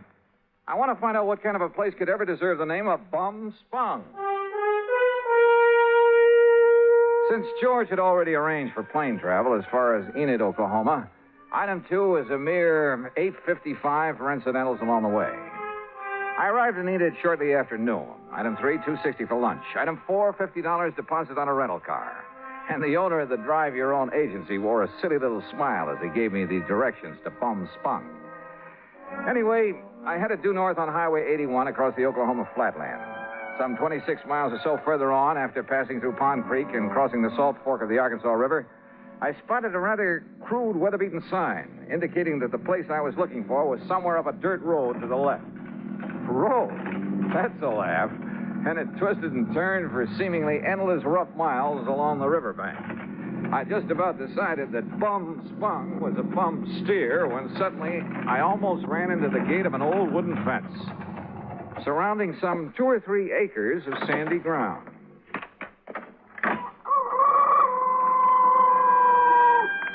And there they were. A huge, ramshackle, unpainted building that passed for a house. An even more dilapidated affair, propped up with timbers that probably served as a barn. There were a couple of broken-down outbuildings, too. And on a small irrigated plot in the back, 2 cows. Steers? Well, anyway, 2 rather sad-looking bovines munched on the faded grass. There were some decrepit-looking chickens, a mangy old dog. There was a horse of sorts in a small corral. The windmill? Its whole tower sagged with fatigue, and the rudder on it slapped idly against the broken vanes. But right next to it, in complete contrast, stood a spanking new Cadillac convertible. And on the other side of the house, hanging some flimsy pretties on a clothesline, she was maybe 23 or 4, a brunette, and wearing a pair of well-tailored white riding breeches and a tight flowered silk blouse. She was slim, and she was pretty, and had a couple of rosebuds tucked in her hair. Hi. And about as out of place as anything I ever saw. I said hi. It was like seeing the vision of a goddess. And... Come on in. Just swing aside that post that you left. It's what Durango called the gate. Oh, yeah. Durango, did you say? Don't tell me this is Bum Spunk. It sure is. Didn't you see the sign down the road? The vast acreage within this broken-down fence is the cattle ranch of Durango Laramie Dahlhart, who happens to be my uncle. I'm Carol Dahlhart. Who are you? Why, my name's Johnny Dollar. Dollar? That seems to me I've heard that somewhere. Oh? What are you doing out here? Oh, just driving around, summer vacation. You look like a city man. I was intrigued by that sign down the road. Curious about what Bum Spunk could mean. Bad water. Bad spring, so the Indians called it Bum Spunk. Ah. Durango liked the name, so he bought up these 2 acres and settled here. And this is all there is to his ranch? What's the matter with it? He likes it. But I'd had an idea. Well. Yeah? Nothing. From what you've told me, I think I'd like to meet Durango. Is he around? You trying to kid me or something? I haven't told you anything about him. Now look, Johnny Dollar. Yeah, look! Suddenly she turned, drew an old Colt 45, and as I ducked, she let go with it. Holy! I got him, see? She got him all right. A small snake that had poked up out of a hole in the ground some 25 feet away. And she'd got him right through the head with both shots.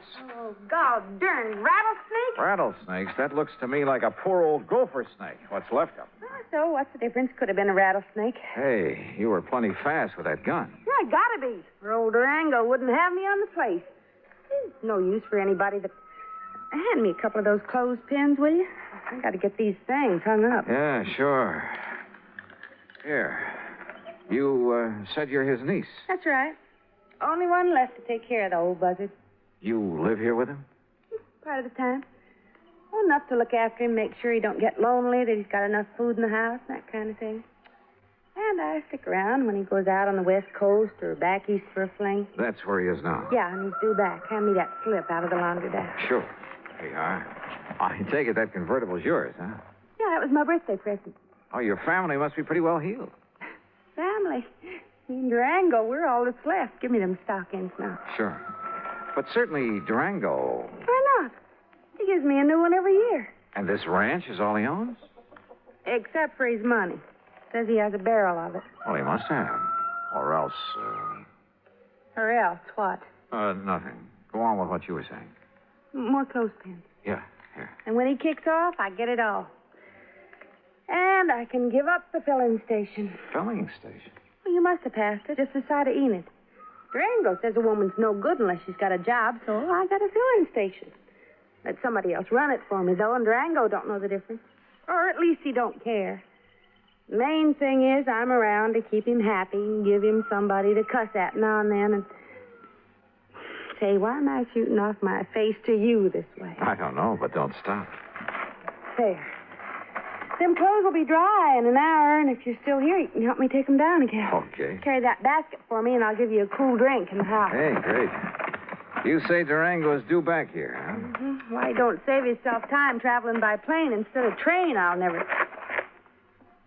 Johnny, if you're just around here on vacation, I'll eat my shirt. Why'd you come here? And don't give me any guff. All right, come on. Pour me that drink and I'll tell you. Now, I'll tell you. If you're here to pull something on... Oh! What's it?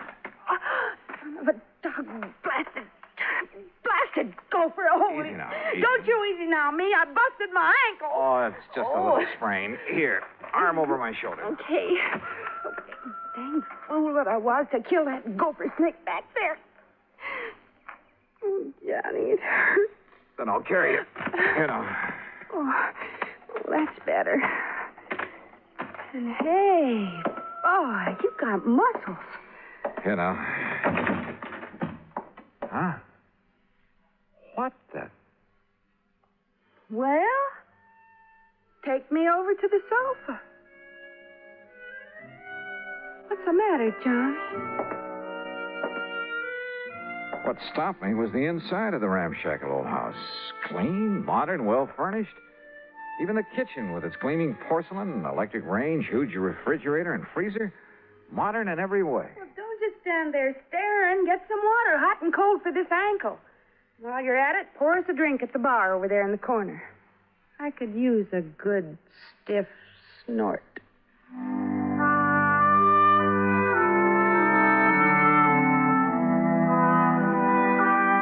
I did what I could to reduce the swelling in her ankle.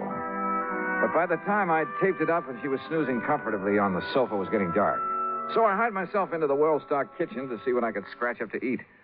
And I'll be honest about it, with this mighty attractive patient on my hands, I'd completely forgotten about my mission in these parts, the investigation of one Durango Laramie dollheart.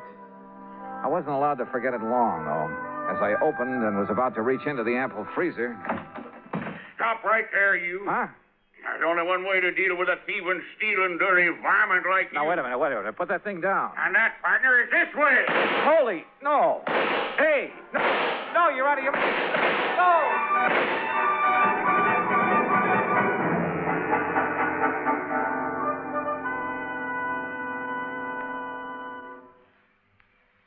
Act Two of yours truly, Johnny Dollar, in a moment. A number of years ago, it was said that, in spite of the large population of this planet, men and women remain the most inaccessible things on it. Today, we see this lack of understanding among peoples of the world reflected in headline stories. But it isn't because the people of the world are enemies. All people want to be friends. Long before the termination of World War II, Reverend Eugene Wood, a Methodist minister from Oceanside, California, went into a Scottsdale, Arizona camp where German prisoners of war were interned and offered his services to the imprisoned men. Among other things, Reverend Wood taught the men English, and he taught them about the United States of America. During the following years, after the men had been repatriated to their native Germany, nearly half of the internees corresponded frequently with Reverend Wood. Those men expressed a unique understanding of the people and the country of the United States of America. This great feeling of friendship and understanding prompted the minister to make a pilgrimage to Europe to seek out the men he had befriended in the prisoner of war camp in Arizona. This gesture on Reverend Wood's part gained him a fantastic welcome everywhere he went. In all the places he visited, he spread the gospel of love and friendship and had it returned to him. There were no enemies, only men with the love of freedom, the right of all men, everywhere. And now, Act Two of yours truly, Johnny Dollar, and the funny money matter.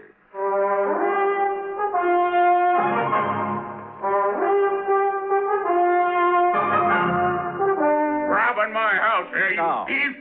Now, wait a minute. Not my old Durango's around. Durango, you old maverick! Watch it.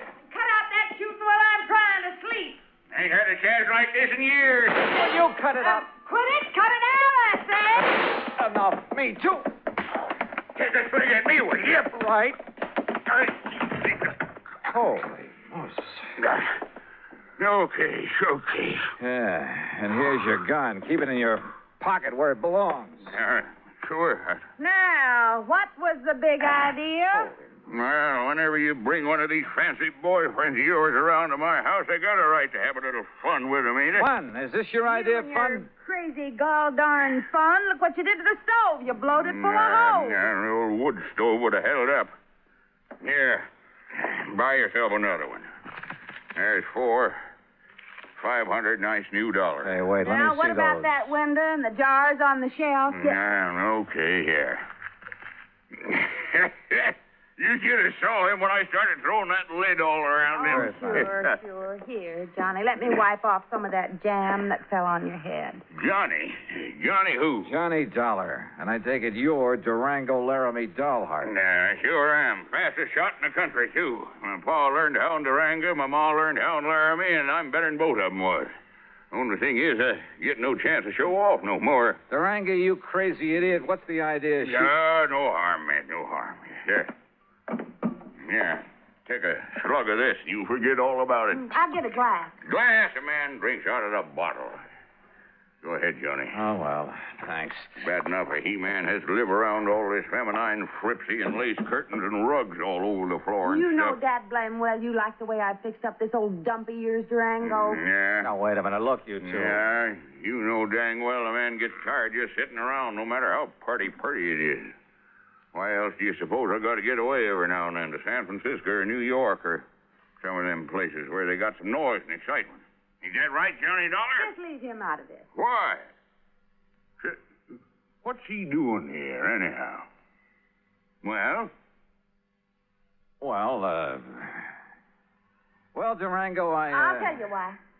Because he's just driving around on his vacation, and he happened to get to the end of the road, and I made him come in. That's why. Thanks, girl. You got any objections? now, I'll say this. He's got a lot more get-up and guts than most of the boys you bring around here. That larrup on the chin he give me is... Yeah, well, I'm sorry about that, Durango. Sorry for what? Because you didn't act like some of them lily-livered kids she brings around run for home? No, sir, boy, you're all right. Just... Carol, what the Sam Hill you got on your foot? Well, it's high time you noticed. Well, what happened to it? I like to have busted my ankle and a gopher hole, and if it hadn't been for Johnny, I'd still be laying out in the yard howling with pain. Yeah, me, I'd seen that happen. I thought she'd broke her leg. I'd liable to took her out and shot her. But Johnny, boy, you done a real good job on my little ticket. Here, honey, I have to get back on the sofa. No, now, let Johnny. He's a lot gentler. And besides, well, I kind of like him. You hear that, Johnny? You better look out when a pretty girl starts talking to you like that. You're sure fixing to get lassoed and thrown. Well, I can think of a lot worse things. Durango, you just shut up and fix us up some victuals. We're hungry. Yeah, sure. No sooner than I get back here and some woman starts giving me orders. Take it easy now, girl. Oh, I don't need help. I'm feeling fine now. I just wanted to talk to you. Hey, you should have stayed on that sofa. What, missed all the fun? Fun? You too? You know. Oh, thanks. Hey, sit beside me, Johnny. Well, sure. Why not? Now, none of that mush stuff. That isn't what I meant. Oh, I can't say as I'd mind it with you, Johnny. Well, now, if that isn't an invitation, Hey, you get some nice steaks, a couple of chops, maybe some pancakes and beans to fill you up, be all right? Just make it good and take your time. Or shall I do it? Yeah, woman, I can cook better than you any time. Oh. Well? Johnny, before you start that... What's the matter with some lights in there, you kids? It's getting dark. Oh. Just mind your own affairs. And I warn you, Johnny, you better watch out for yourself. Yeah, I'll risk it, Durango. You don't, want the light, do you, Carol? You know what I want? What? I don't know why you come out here to bum spun. Can't I wait? Dollar, I bet you got somewhere else to go. It's going to be pretty late by the time we met. Or I might as well bunk here tonight. Got plenty of room. What do you say? Johnny? Sure, Durango. Thanks a lot. No, Carol. You haven't answered my question, John. Tomorrow. I'll tell you tomorrow when we can be alone. Aren't we alone now? Oh, not as much as I wish we were. You're a mighty cute guy, Johnny. Oh, you don't know me, Carol. I'm really just an old wolf. Oh, I don't believe that. I don't. Ooh. Just one of the roses fell out of my hair. There it is. With buds of roses in her hair and kisses on her mouth. What's that? Pretty? Just a line from an old poem. I have the roses in my hair. What about the rest? Why don't you find out? You kids want to bell down on the jug while you're waiting? Oh, why don't you tend to your cooking? Johnny? That Durango, he certainly puts together a meal in a hurry. Too much of a hurry. And the meal itself, enough for an army. And to see him pack it away, you'd think he'd been out on the range for years. Yes, sir. Nothing like coming home to give you an appetite. Here, scoop yourself up some more beans, Johnny. I still hadn't made any progress in my investigation and encouraged him to talk about himself. He did, willingly. And how much of it was true was something else again. Said he left his father's little farm in Colorado to hunt for gold. Said he'd found it, too, a lot of it. Claimed he'd used that money exploring for oil, wildcatting. That everything he touched had turned to money. That he'd made and banked so much he could never spend it all. That's why he'd go on those flings to San Francisco and New York, just to get rid of it. Then come back here to this little plot of ground and rest up for the next excursion to the big city. His only regret was he was too old to make the new West like the old West. Yes, sir. If I was 20 years younger, I'd ride a horse into Dodge City and show all them law and order. I'd show them just exactly how it was in the old days. Like I read about in them magazines. But if all this were true, why the counterfeit money? Those phony, washed-out $100 bills I'd seen on George Reed's desk. The bed in the guest room was as comfortable as my own, but I couldn't get to sleep. Fortunately, for long after the house was dark, it must have been close to midnight, I heard the door of Durango's room open, heard him sneak out of the house the back way. Quickly, as quietly as I could, I slipped on trousers and shoes, took along my gun, and went after him. From the back porch, I could see that there was a light on in one of the small outbuildings.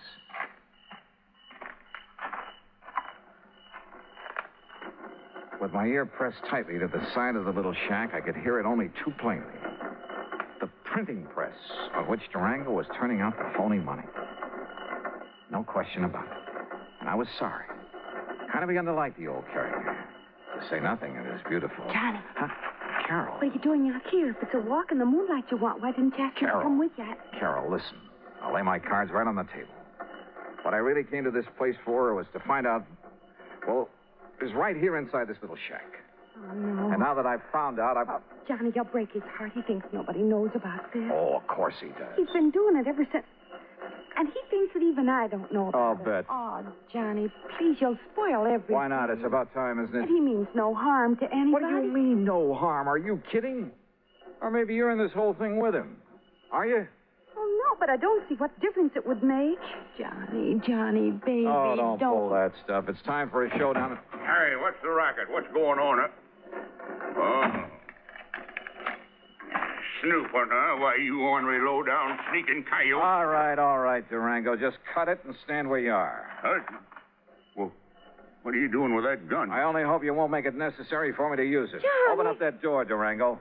I want to see what you've got inside there. Go ahead now, open it. Yeah. Now, look, son, there ain't no harm in what I'm doing in there. No harm? That seems to be a pat phrase around here. Well, it's just that well, ever since I made my pile, everywhere I'd go, I'd spend a lot of money. So you told me at great length. Always, maybe it was sort of showing off a bit, but when I'd draw it out of the bank, I'd make them give me brand new money. You know, to impress the folks, like a big shot up in Hartford where I pay my insurance for Carol here every year. In brand new $100 bills, supposedly. That's right, and no supposedly. But this last insurance payment to George... Yeah, I know, but... Johnny, it wasn't my fault. The bank didn't have some nice new ones for me, and they couldn't get them in time either, so I had to... Well, this was the next best. Oh, that's a likely Johnny, story. please. Open that door. Oh, God, I kept hoping nobody'd find Come on, open it. Okay. There you are. What under the... That's the washing machine there.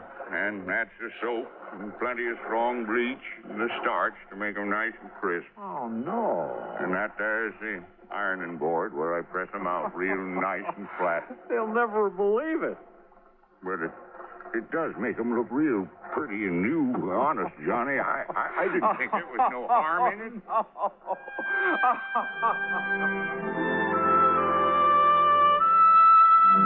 Well, there you have it, George.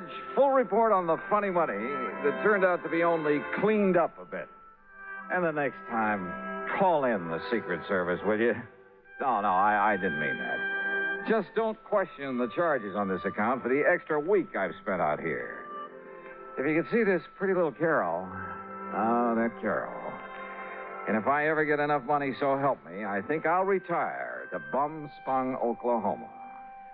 Expense account total, including incidentals, and the trip back to Hartford, $171.25. Yours truly, Johnny Dollar.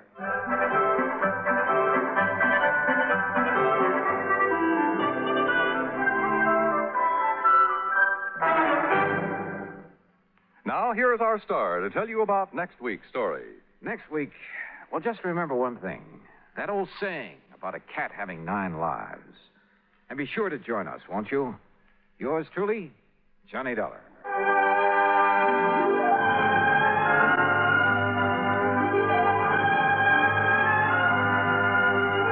Yours truly, Johnny Dollar, starring Bob Bailey, originates in Hollywood. It is produced and directed by Jack Johnstone, who also wrote tonight's story. Heard in our cast were Virginia Gregg, G. Stanley Jones, and John McIntyre. Be sure to join us next week, same time and station, for another exciting story of yours truly, Johnny Dollar. This is Dan Cubberly speaking.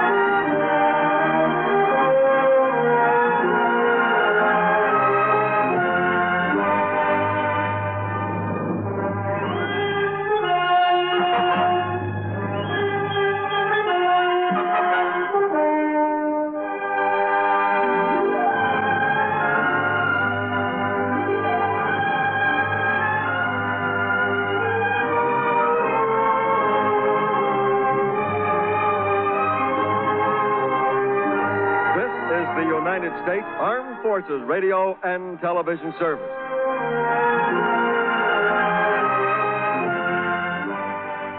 It's time now for...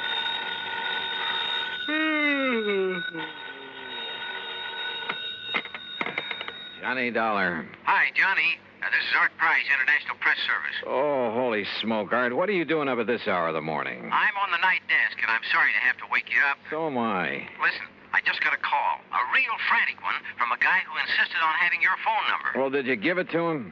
He said he's an insurance man, and it was about some insurance matter, so yes, I did. Well, why'd he call you? Yeah, that puzzles me, too, but he was so excited, so frantic. Well, he probably called the first person he could think of. And he said it was a big emergency. Oh, did he give you any details? No. And, Johnny, it's aroused my curiosity. Let me know what it's all about, will you? Yeah, sure, sir. Promise? Okay, Art, promise.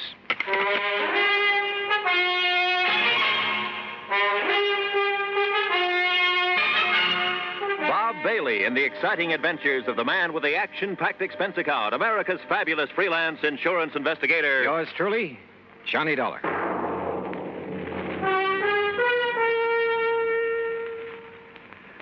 And now, Act One of yours truly, Johnny Dollar.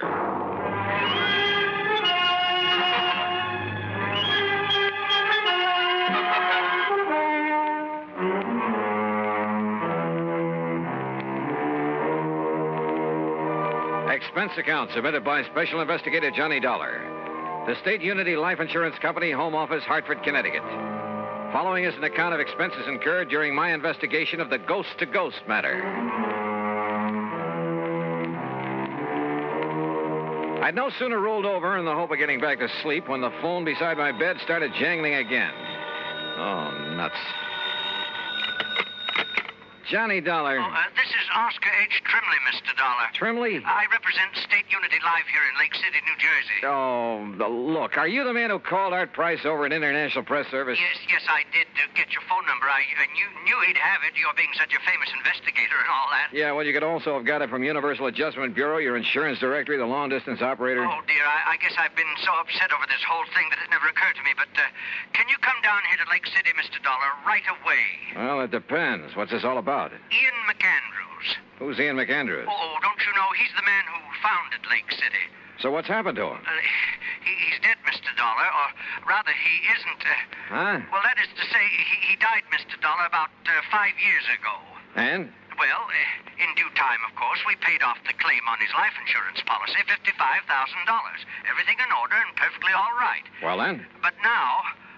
Oh, no, Mr. Dollar, you just won't believe it unless you come here and see for yourself. Oh, won't believe what? Ian McAndrews has come back. Huh? Either he or his ghost has come back here. Oh, now, wait a minute. No, it's true. It's absolutely true, sir. Ian McAndrews is haunting Lake City. So please come as quickly as you can. I'll think about it. Oh, dear, is that the best answer you can give me? Yeah, I'm afraid so, until I see how things line up for me these next couple of days. Goodbye, Mr. Trimley. Think about it.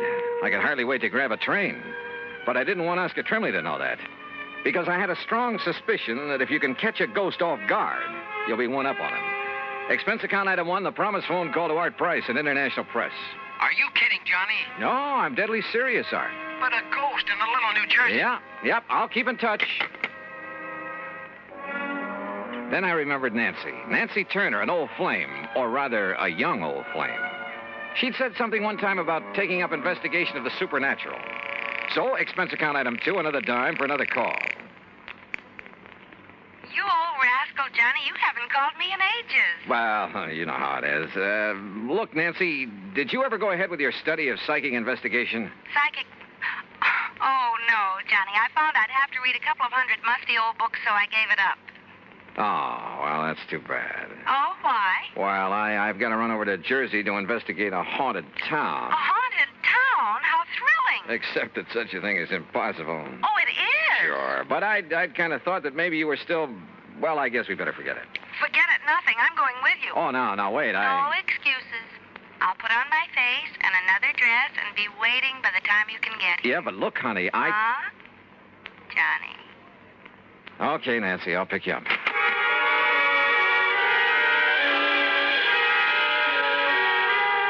Item 3, 1085, taxi and train for 2 to New York. Item 4, $50, deposit on a rental car when we got into Grand Central Station. We crossed over into Jersey and hit Route 22 for Somerville and points west. And every mile of the way, Nancy chattered away like a magpie. It was a small town She in kept England. quoting some of the stuff she had read on the subject. A lot of authorities who decided that some of the reports on haunted towns and houses and people, things like that, had decided there was something really supernatural about them. And you know, after a while, I began to wonder. Yep, I began to wonder.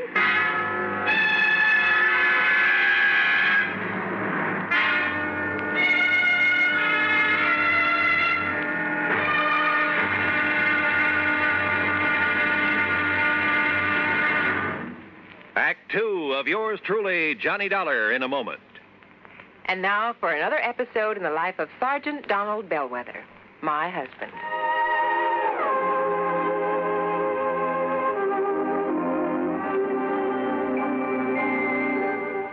Donald! Donald! I'm out here on the back porch, honey. Oh, there you are. Honey, why on earth did you choose a time like this to clean your hunting rifle? We're due at the Jamesons at 7. I'm ready, honey. All I have to do is wash my hands. I'll finish this tomorrow.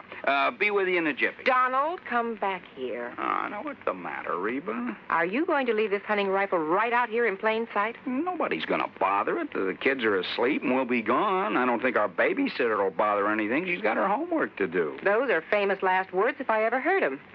Donald, don't you realize that accidental death by firearms ranks second only to deaths from fall, fire, and poison? But the kids are in bed. Well, sure they are. But what if our 6-year-old Marshall Dillon should wander out to the kitchen for a drink of water? You know, he'd love to play with his gun. Yeah, I suppose so. Well, please put it away under lock and key. Yes, dear, yes, right away. And for heaven's sakes, take those shells, too.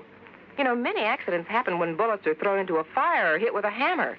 Those things are dangerous. You ought to know that. I know, honey. I guess I just wasn't thinking. The unloaded gun and ammunition lying around the house is even more dangerous than itchy-fingered hunters. Statistics prove that. Okay, there. Everything is safe under lock and key. Now, you still angry with me? Oh, Donald, I don't want to sound like a nagging wife, but... My dear, you have every right to reprimand me. Me, a non-commissioned officer. I should know better. But that's the way it goes. We forget. That's why there are accidents in the field, out hunting, and in the home. We all know better. We just forget or get careless with firearms. Well, come on along. Let's get over to the Jamesons. Okay, dear. Now, this won't happen again, believe me. You know, I wouldn't have started to clean that rifle if you hadn't taken so long to get dressed. But you sure did a good job. Oh, you look beautiful. That's my Donald. That's my doll.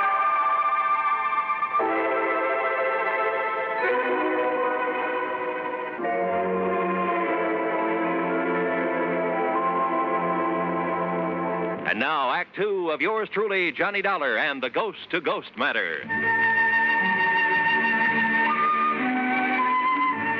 Lake City, nestled in among the soft, rolling North Jersey hills. But a kind of has-been town. I saw the reason for that in the abandoned mill, the old McAndrews cotton mill at one side of the lake.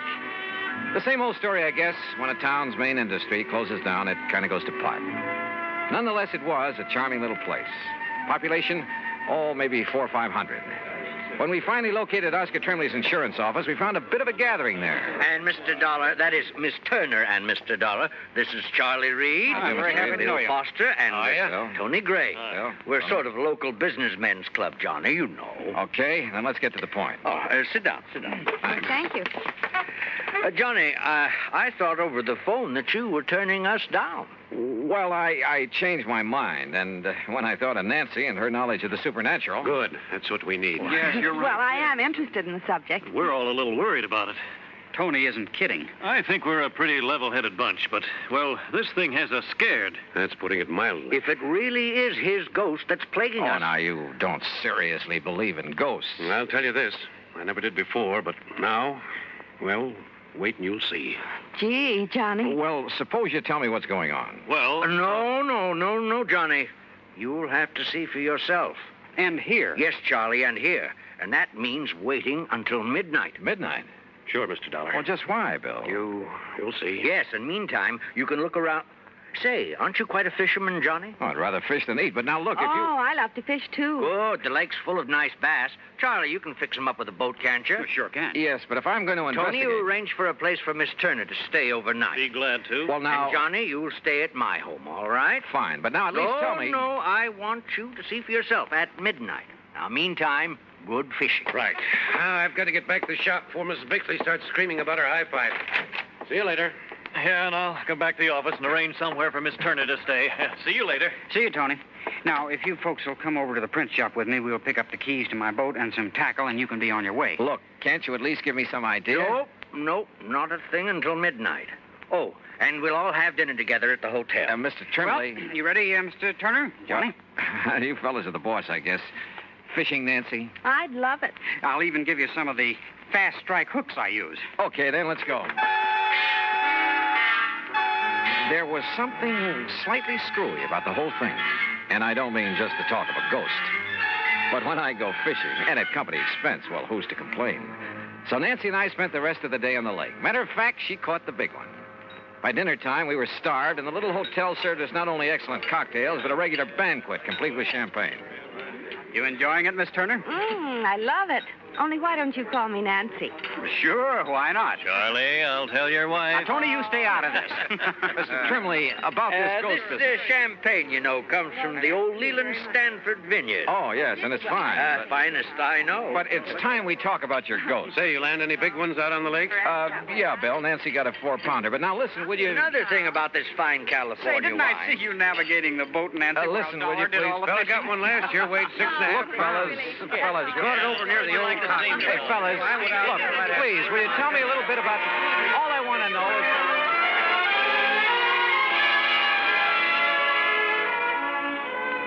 is... So, I got nowhere. But then, finally, after a lot more food and wine and chatter, we drove off in Tony's car. Now, I'm stopping here in the middle of town, Johnny, because it's the best place to be when things start popping. Like what? Hey, when are you fellas going to stop this runaround and start making sense? You'll see. I'm all excited. Look, Johnny. Yeah, Charlie? You see the old tower clock? Almost midnight. So what about it? Old McAndrews passed away at the stroke of midnight, Johnny. Personally, I think that has something to do with this. You still haven't told me with what? Wait. Listen. There goes the tower clock. Oh, midnight. Count them, Johnny. That was 4, 5... And, Johnny, see how all the lights are flickering along the streets? That happens every night? And no reason for it.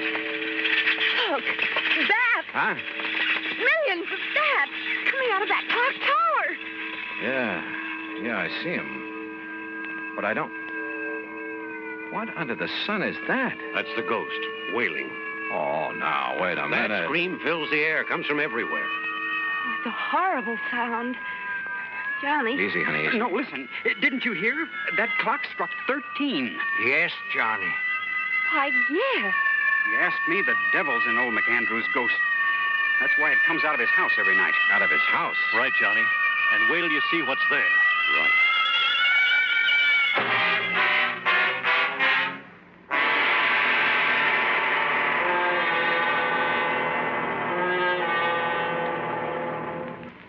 Act 3 of yours truly, Johnny Dollar, in a moment. Do you know who said, "They that can give up essential liberty to obtain a little temporary safety deserve neither liberty nor safety"? Those words were written by Benjamin Franklin in the year 1759. Even before the United States of America had come into being, Franklin realized that the path toward freedom was a difficult one. He knew that there would be many people who would prefer easier paths to the difficult one that led toward freedom. These people, he felt, did not deserve to enjoy freedom. Just as there were in Ben Franklin's time, there are people today who would choose what looks like the safe and easy way to protect American freedom. They would be willing to sacrifice some of their liberties in order to be comfortable. But the surrender of a little freedom soon leads to the surrender of all freedom. Liberty can be protected only by constant vigilance and the willingness to fight to protect it, if necessary. Remember the words of Benjamin Franklin.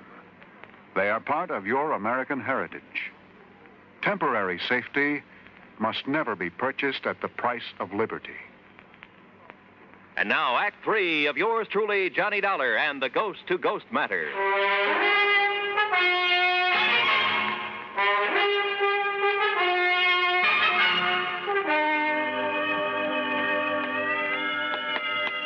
Is the front door of this old house always left wide open? Yeah, Johnny. Sure you want to go in? Sure. Come along, Nancy. I'm coming. If only there was more light around. Oh! Well, that's nice. Slammed right in our faces. I knew it. Unlocked, though. Let me have that flashlight, Tony. Here. No sign of wires or strings on it. Come on. Okay. Come on, fellas. Now, Johnny. Yeah, Bill? As you can see, there's just one big room downstairs here. Johnny. Easy, Nancy, easy. Don't you see that? Look, I admit this is all pretty strange, but a ghost. Well, what else? We've been over this house with a fine-tooth comb. Hey, listen. You hear that? Somebody's walking on the ceiling. And listen. Oh. Oh, yeah. That's the kind of stuff you hear. Poltergeist, noisy spirits. You can hear them, but you can't see them. Don't you see, Johnny? It can't be anything normal or natural. Is that the end? No, sir. The old ghost has a regular... See? Hear those shutters banging? There's no wind out there. Why didn't you tell me it'd be like this, Johnny? Let's... Look. Yeah. Lights moving around somewhere outside. You can see the reflection in the trees. But they're green. Ghost lights. Oh! Johnny, look. There's a rocking chair. It's rocking. In front of the window, where old McAndrews used to sit and look out on the town before he died. Give me the flashlight. Here.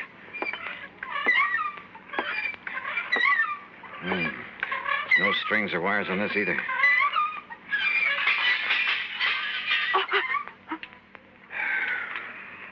Well, that's the end of it. The same crazy routine every night. It's the ghost of Ian McAndrews. That's all there is to it. Well, from what you fellas have shown me tonight, it kind of looks that way. It is, Johnny. But tomorrow I want to investigate these things in broad daylight. I investigated all right, the old house, the clock tower, everything I could find. And thanks to the help of the boys, we covered a lot of ground. Result? Nothing. Meantime, I noticed that the town, the sleepy little town of Lake City, was being mobbed. People from all over, streets jammed with cars. And as we sat down at lunch in the hotel... Miss, waitress, will you please bring me another cup of... Oh, dear, she didn't hear me. Where'd they all come from? Yeah, business has certainly picked up around here. Why, yes, I noticed that. Any idea why, Bill? Not the least. No wonder Tony couldn't be with us for lunch. And Charlie's at his print shop getting out an extra. Hey, excuse me. Aren't you Johnny Dollar, the investigator? Yeah, that's right. Man, can I use you? Now, just let me get a picture. Well, now, wait. Hold it. Okay, Johnny. Thanks a lot. Hey, that photographer's from one of the New York papers. No kidding. Oh, really? Listen, if Art Price at International Press gave out the word about this ghost story... Oh, now, Johnny. Okay, Nancy, you all finished? Uh-huh. Then, Oscar, Bill, we're going to leave the check with you and pull out. You mean leave town? Yep, going back to Hartford. Johnny. I've investigated. I've come up with nothing. So there's no point in staying around any longer. Oh, Johnny. Thanks a lot, fellas. And, Oscar, I'll send you my expense account. Come on, Nancy. Give up? Hardly. Sure, Nancy and I hit the highway, but for only a few miles. Then shortly after dark, we drove back. And for a couple of hours, for 3 or 4 hours... Well, anyhow, shortly before midnight, Nancy and I walked quietly up on the porch of Oscar Trembley's insurance office. You mean you didn't leave a message at my office to be here tonight? I certainly didn't. I found a message from Charlie. Are you kidding? Somebody left a message at my print shop to be here. And I got one at my radio shop. Well, I'll be Good girl, darned. Nancy. Now, I And, want... of course, they couldn't know your handwriting. Wait a minute. There's somebody outside. Huh? Johnny. What's he for? Good evening, gentlemen. Why, I thought you'd left town, Johnny. What are you doing back Yeah, here? that's right. I wanted you to think so. Well, listen. The old tower clock has started to strike midnight. Oh, yeah, that's 5, 6. Boys, I suddenly realized that in all my investigation this morning, I was being handicapped by what I thought was help. What do you mean, Handicap? Johnny? Yeah, what's that? I had too much help. 2 or 3 of you were with me every second. Oh, we wanted to be sure you wouldn't overlook anything. That's right. You wanted to be sure I would overlook a few things. Hey, now, wait. That's 11, 12. Well, hey, it only struck 12. Yeah, that's right. No ghostly wail tonight, is there? I know. No, fellas, no. Because the ghost is no more. You, found the ghost, Johnny? I found out that he's one of you, maybe all of you. What are you talking about? Alone, without your careful guidance, I finally located that sub-cellar in the old McAndrews house. You did? And that mess of complicated electrical stuff that was making the weird sound effects, the rocking chair, the banging shutters, and so on. Very clever. Your handiwork, Bill? Sure. But Johnny... Oh, fellas, it was a wonderful publicity stunt, especially after international press was notified. But you did that. Not only for your radio and electronics shop, Bill, for your real estate business, Tony, your print shop and newspaper, Charlie, and your insurance business, Oscar. Well, now, but for the Johnny, whole town. It's going to put Lake City on the map again. Which is to say, the motive wasn't entirely selfish. No, of course it wasn't. Okay, man. And because of that, and that alone, I won't give you away. Provided the ghost of Ian McAndrews never walks the streets of Lake City again. Well, you can be sure of that, Johnny Dollar.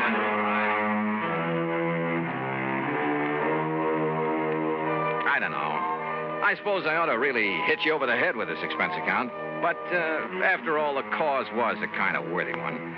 So I'll be honest with it for a change. And it was fun to have Nancy Turner along. Expense account total, including mileage on the rental car, less deposit, $31.50. Yours truly, Johnny Dollar.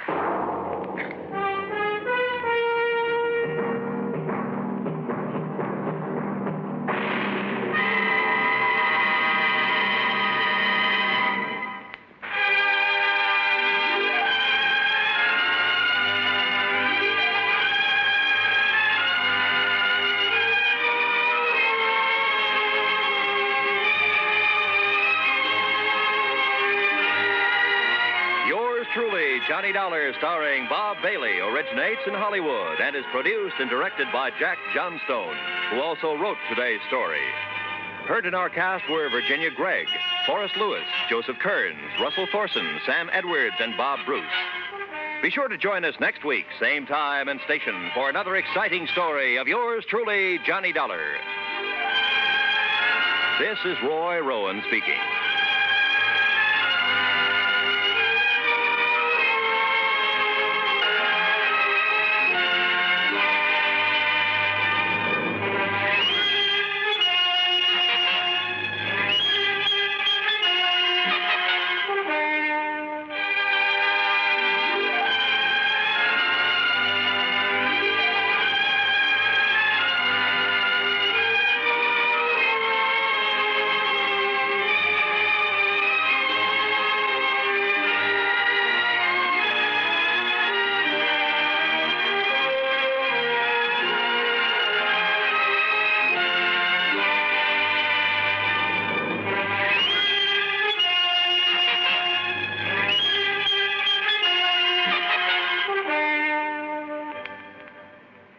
Johnny Dollar has come to you through the worldwide facilities of the United States Armed Forces Radio and Television Service.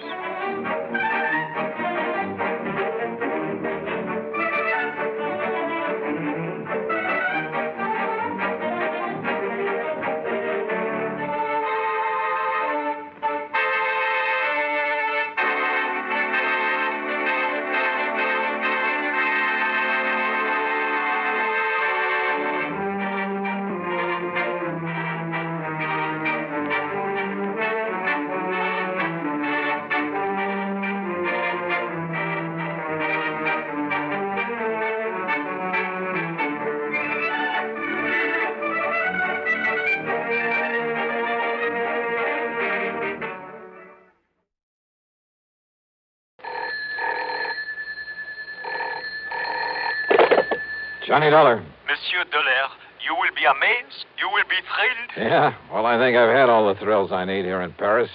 And who are you? I, monsieur, am the night clerk here in the hotel. Oh, well, what's all the excitement about? Monsieur Dollar, I have the telephone call for you. And, monsieur, Yeah. it is wonderful. It is the long distance. It is the transatlantic. A transatlantic call. From the, what you call the United States. Well, bully for you. But across the ocean. It must be the most important. Yeah, well, put 'em on and we'll see. Oui, monsieur. Hello? Johnny? That's right. George Reed here. Well, George. All right, clerk, you can get off the line now. What, Johnny? You hear me? Clerk? But, monsieur. Go on, hang up. Very well, monsieur. Now, George, you get my cable report on the Only Jewels? Yes, you did a great job in spite of all the money you threw around. I mean, what you gave that man de Marsac. But listen, I'm glad I caught you before you left. I'm flying on back tonight. See you in Hartford in the morning. No. What?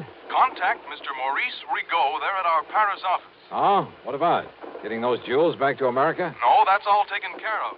But in talking with him a minute ago, I happened to mention that you're there, so he wants you to stay around and see if you can help locate a Cellini medallion. Cellini, the famous Italian artist? Yes.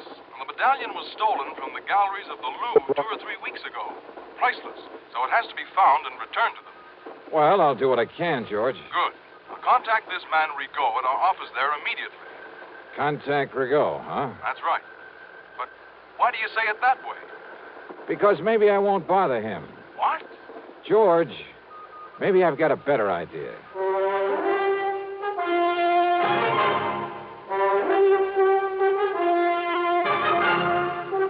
CBS Radio brings you Bob Bailey in the intriguing adventures of the man with the action-packed expense account, America's fabulous freelance insurance investigator. Yours truly, Johnny Dollar.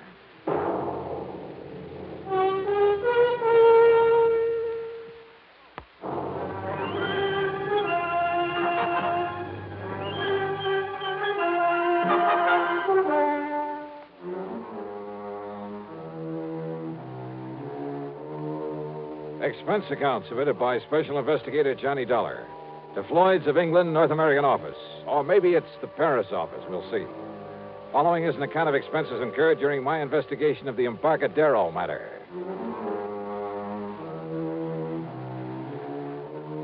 Expense account item 1, a few francs. Call it 10 cents American for a telephone call. Not to Rigaud at Floyd's of England, but to my old underworld contact, Louis de Marsac. The strange little character who calls himself the Gray Cat. Oui, Monsieur Dollar. C'est la Jacques. You most loyal, most faithful friend. Yeah, I'm sure. Are you living it up on that money I gave you for locating the only jewels for me? Oh, alas, monsieur, I have been most unfortunate. Only one small, what you call investment. And now... Easy come, easy go, huh? Oui, the 5,000 is gone. And I was so sure of this one. What kind of an investment, de Marsac? Well, even you would have been attracted. Oh, she was young. She was so beautiful. She? Oh, no. Oh, that Marcel. How could such a lovely vision deceive me so? Oh, I'm crushed, a man without hope. And monsieur... Yeah? I'm also very, what you call, broke. Uh-huh. Think $100 might help to raise your spirits? $500? Oh, oui, monsieur. But for what? 100. For some information about what happened to the Cellini medallion. Ah, oui, stolen from the Louvre. Oh, you know about it then? But of course. You know where it is? No. But for you and me, I will somehow find out. Good. But it may be dangerous, monsieur. The people I will have to see, the cutthroats, I will have to pay for the information.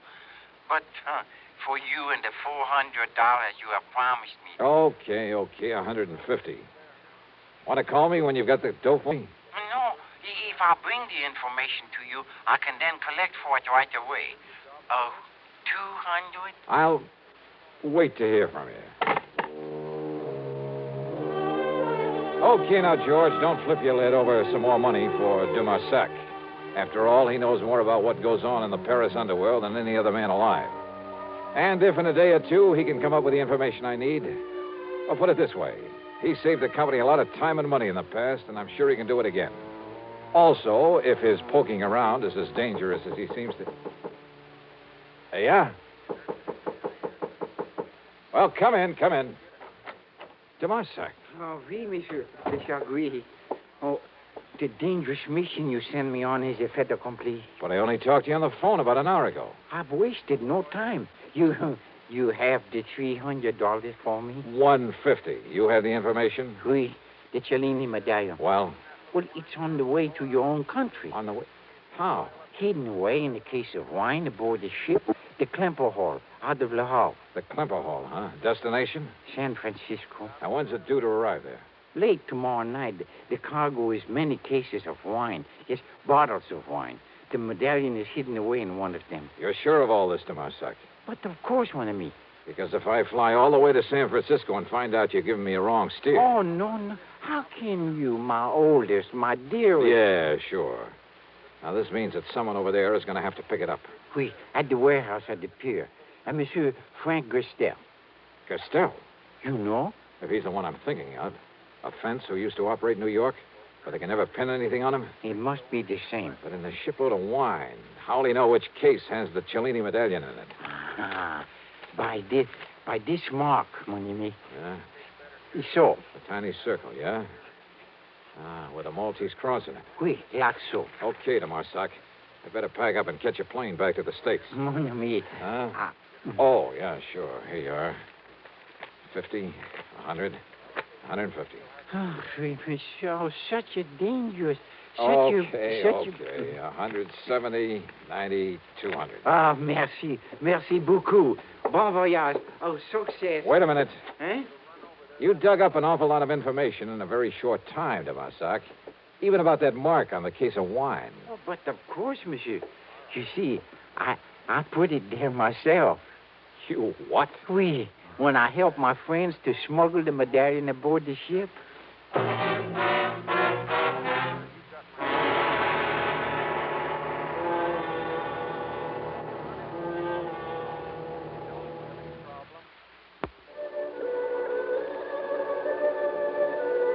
Expense account item 2 is the couple of $100 to Dumarsac for the information about the stolen Cellini medallion.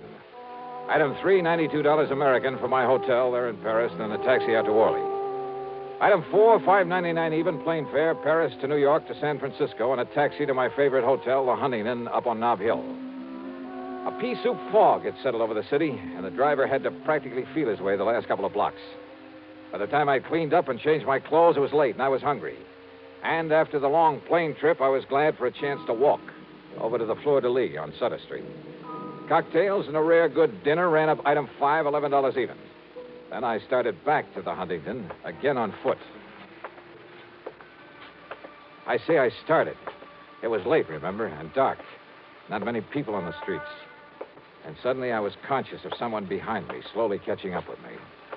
In the fog, he was only a shadow, but I was sure he was following me. I slipped out my gun under my coat and slowed my pace. All right, brother, what? Huh? Yeah. Hi, Johnny. Smokey Sullivan. Yeah. Well, what under the... How are you, Smokey? I thought that was you coming out of that Fleur de Lis. Hadn't you better put that back in your coat, huh? Oh, yeah, sure. Hey, listen, you're just the man I want to see. Yeah? Yeah. And if you can dig up some information for me about somebody, I'll make it worth your while. You're real good to me, Johnny. I'll do anything I can. Now, listen. Yeah? I don't know why you're out here this time, and maybe this ain't got nothing to do with it. What's that, Smokey? I've been hanging around the docks the last couple of days, down to the Embarcadero. Doing a little honest work for a change? Yeah.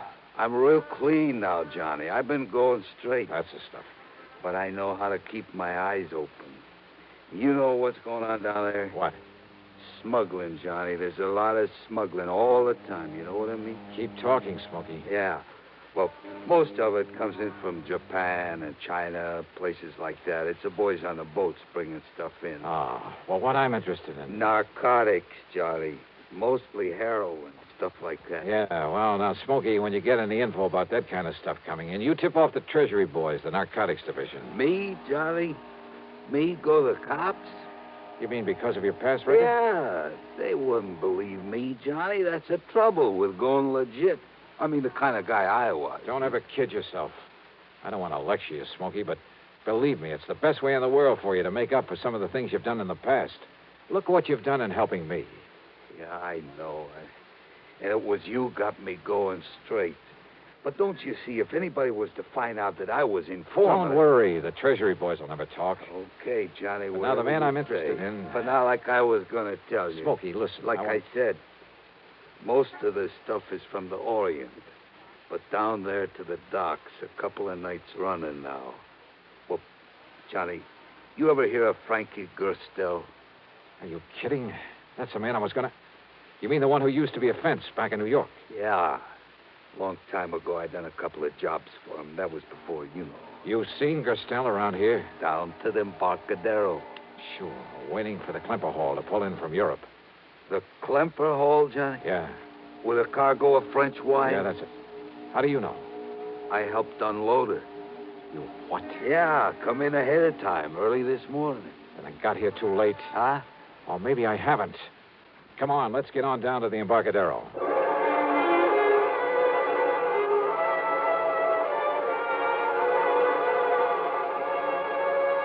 Item 6, $1.50 for a taxi. Pier 93, where the Klemper Hall was berthed, was dark. Except, that is, for a dim light in the office on the street side. Back in the huge warehouse, extending out over the waters of the bay, there wasn't even a glow from a nightlight. Sure funny, Johnny. They're not having some kind of a light in the warehouse. Yeah. Well, we'll find out about that from the watchman there in the office, if we can wake him up. Yeah. Sleeping on a job like that, why, Hey, watchman. Watchman, come on, open up. Johnny. Yeah, I see. Come on, Smokey, give me a... Here we go now. All right, wake up, mister. Come on, I said wake up. Yeah, Johnny. He's asleep, all right. For good.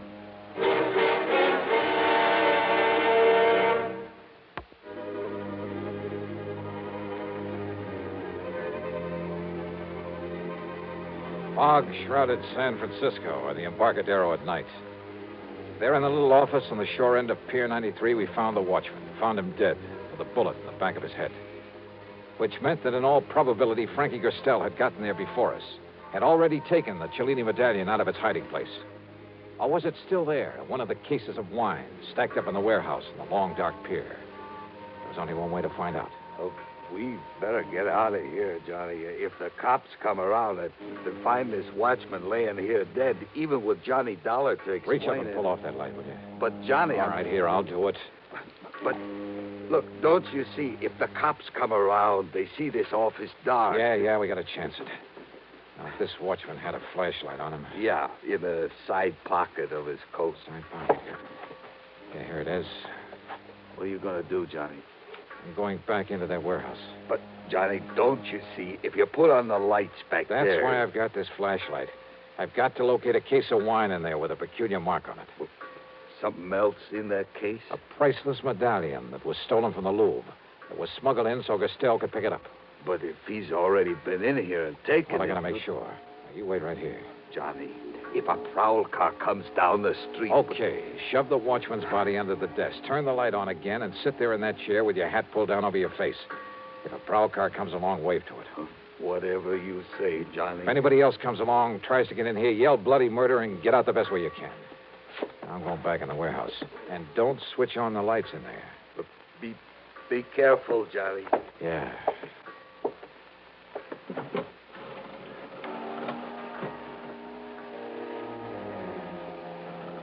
The light in the office, when Smokey turned it on again, made only a thin yellow line beneath the sliding door. It showed me nothing.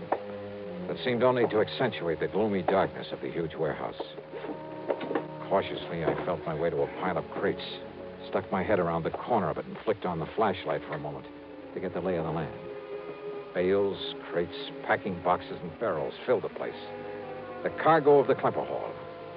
And there, at the far end, were the cases of wine I was looking for, hundreds of them.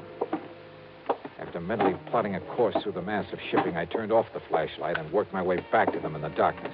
Finally reached them. Yeah, when I tilted one of them, it gurgled slightly.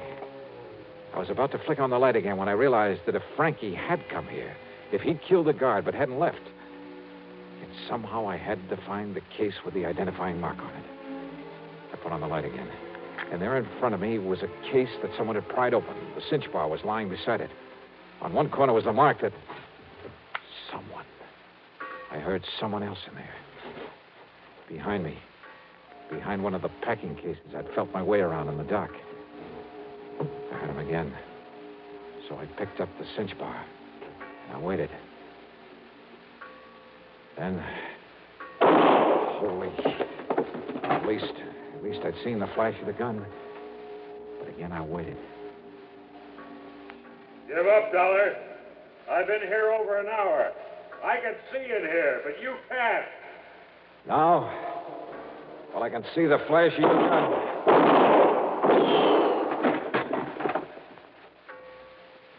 You see what I mean? Dollar? Just keep on talking, Frankie. What? What'd you say? Dollar! The cinch bar. All right, here, Frankie. Now, that's a stupid trick.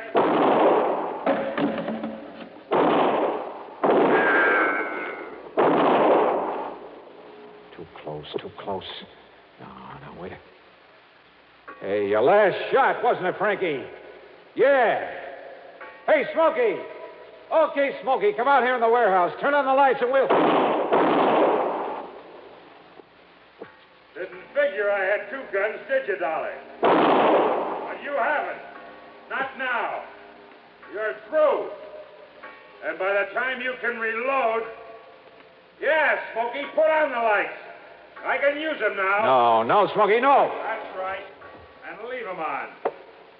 And, Dollar, I'm going to dig you out from behind those crates and kill you. You hear me, Dollar? You can't get away. Yeah, because now I see you. So I pull this trigger. Oh! Smokey. Johnny, I took the gun off the dead watchman. Are you all right, Johnny? Yeah. Are you all right? Yeah, sure I am. You saved my life, Smokey. Thanks. Yeah, you're welcome, Johnny. But listen, the cops are coming. Yeah, I hear them. Well, then, Johnny... Stop worrying, Smokey. But don't you see... You're on their side now, remember? But if they... Yeah, I guess I am. Sure.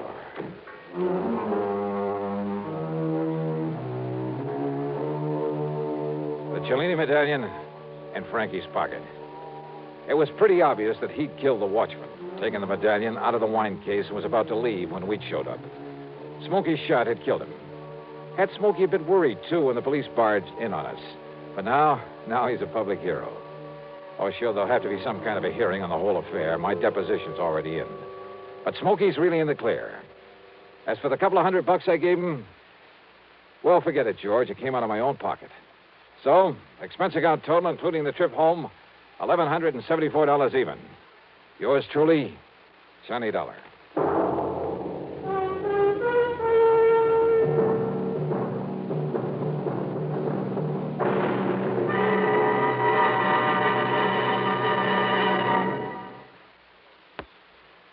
Now, now, here's our star to tell you about next week's story. Instead, let me say hi to 3 new CBS affiliates.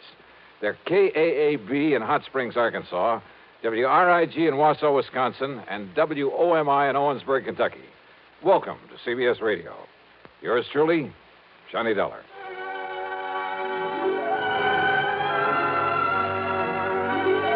Yours truly, Johnny Dollar, starring Bob Bailey, originates in Hollywood and is written, produced, and directed by Jack Johnstone. Heard in our cast were Forrest Lewis, Vic Perrin, G. Stanley Jones, Tony Barrett, and Frank Gerstle. Be sure to join us next week, same time and station, for another exciting story of yours truly, Johnny Dollar. This is Dan Cubberly speaking. This is the CBS Radio. Johnny Dollar. Johnny, you better come right on back out here. Yeah, back out where, and who are you? Johnny, this is Red Barrett. The fishing guide out there at Lake Mojave Resort? That's right. Red. The best fishing guide west of the Rocky Mountains. Yeah, I'll go along with you on that, and I should have recognized your voice. But where were you last week when I was out there? Over to Kingman, Arizona for a couple of days. And that's where I ran into some trouble, Johnny.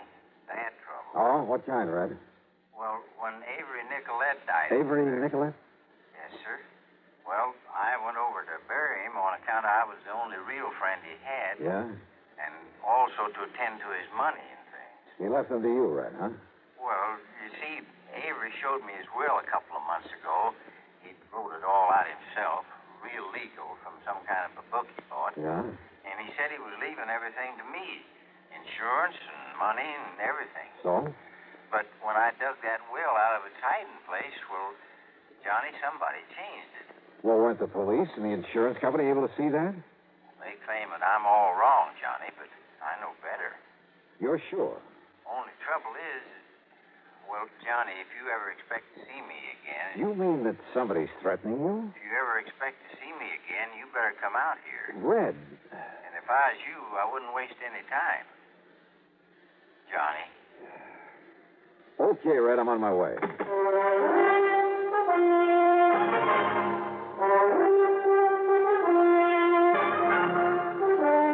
CBS Radio brings you Bob Bailey in the exciting adventures of the man with the action-packed expense account.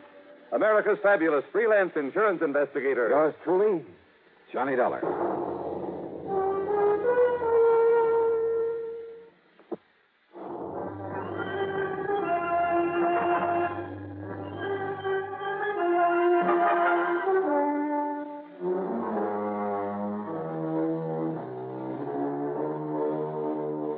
Expense account submitted by Special Investigator Johnny Dollar. To the Greater Southwest Insurance Company, attention of Jake Hessler, Kingman, Arizona office. Following is an account of expenses incurred during my investigation of the will and away matter. Expense account item 1, $154.50 plane transportation from Hartford to New York to Las Vegas, Nevada. Item 2, $50 deposit on a rental car. Instead of driving directly south to Lake Mojave Resort, I took Highway 93 to Kingman, Arizona. I went straight to Jake Hessler's insurance office on East Palm Drive. Johnny Dollar. Well, sit down, Johnny. Tell me all about you. Thanks, Jake. Well, I suppose you're here on account of Avery Nicolette's insurance. That's right. Wrote his policy himself. 10,000 straight life. And the beneficiary? To be named in his will. That's the way the policy read. Well, isn't that rather unusual? It's highly irregular. Took a bit of doing with the company, but that was what he wanted, and that's what he got. And it's made us a lot of trouble. How, Jake? Well, first of all, after he died, nobody knew whether he'd even made out a will. All right, then. That is, until some old character from old Lake Mojave come along and showed us where he'd hidden it, there in that house he was renting. That was Red Barrett. That's right, Lloyd Barrett. He called himself Red. I understand he was a very good friend of Nicolette's. Only real friend he ever had, I guess. They used to do some prospecting or cattle raising or something together. And Red was named to get everything Avery had except insurance. Well, what was there besides the insurance? Avery's clothes, money. How much money? A couple of $1,000 he had in the bank. Now, look, about that will. Johnny, we was glad enough to have him find it for us, and it was okay. A holographic will, but okay.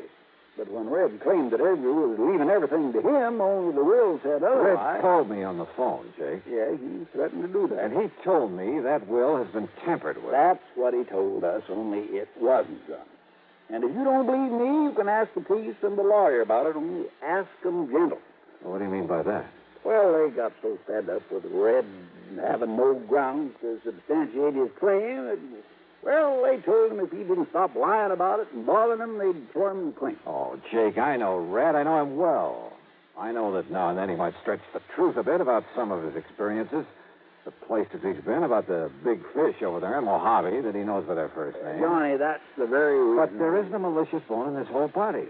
And I refuse to believe that he'd ever lie or try to pull a fast one for $10,000 or $10 million. Yeah, but Johnny... Now, who is supposed to get his insurance? A fellow named Louis Marino. Who's Louis Marino? Well, according to Mrs. Turner... Who's she? Mrs. Mary Turner. She was a kind of a nurse and housekeeper for Avery the past few months. A real nice woman. And according to her? Well, she didn't know much about this Marino, but she'd heard Avery mention him once or twice, that he lived up in Vegas. And, of course, she saw his name in the will when she witnessed it. Who else witnessed that will? Old Tim Hansen. Well, what does he say about it? Well, Tim got killed about 3 months back one night in April. Got drunk and run his car off the highway down towards Needles. Well, he's no help. Where do I find this Mrs. Turner? Still at the house Avery was renting. And she swears that Marino was mentioned in the will right from the beginning, huh? Yeah, but your friend Red Barrett... Okay, Jake, I'll see you later. You going over to see her? First, I think I'd better talk to Red over at Lake Mojave Resort and get myself a room for the night. Ask me, Johnny. You're just wasting your time and your money. Oh? My money? Hmm? I'm on an insurance case, remember? So, I'm on expense account. What? Sure, with your company footing the bill. Now, Johnny... See you later, Jake.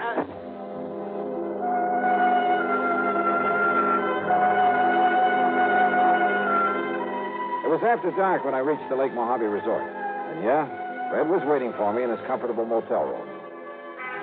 We got right down to cases. And I tell you, Johnny, that when Avery showed me that will, there was never any such a name as Louis Marino on it.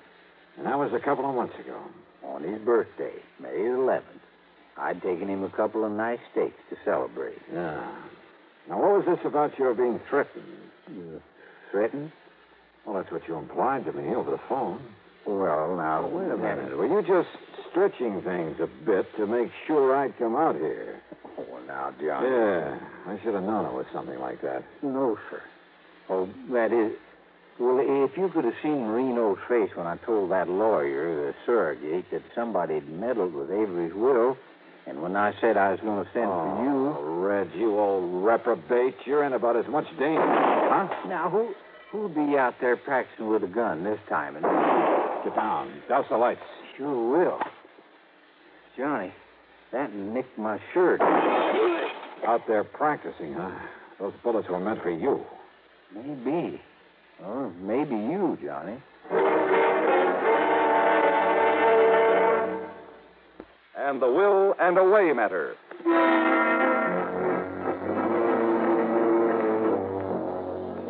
I thought Red Barrett there at the Lake Mojave Resort was spinning another one of his yarns when he told me he was being threatened by the beneficiary of the insurance he felt that he was entitled to.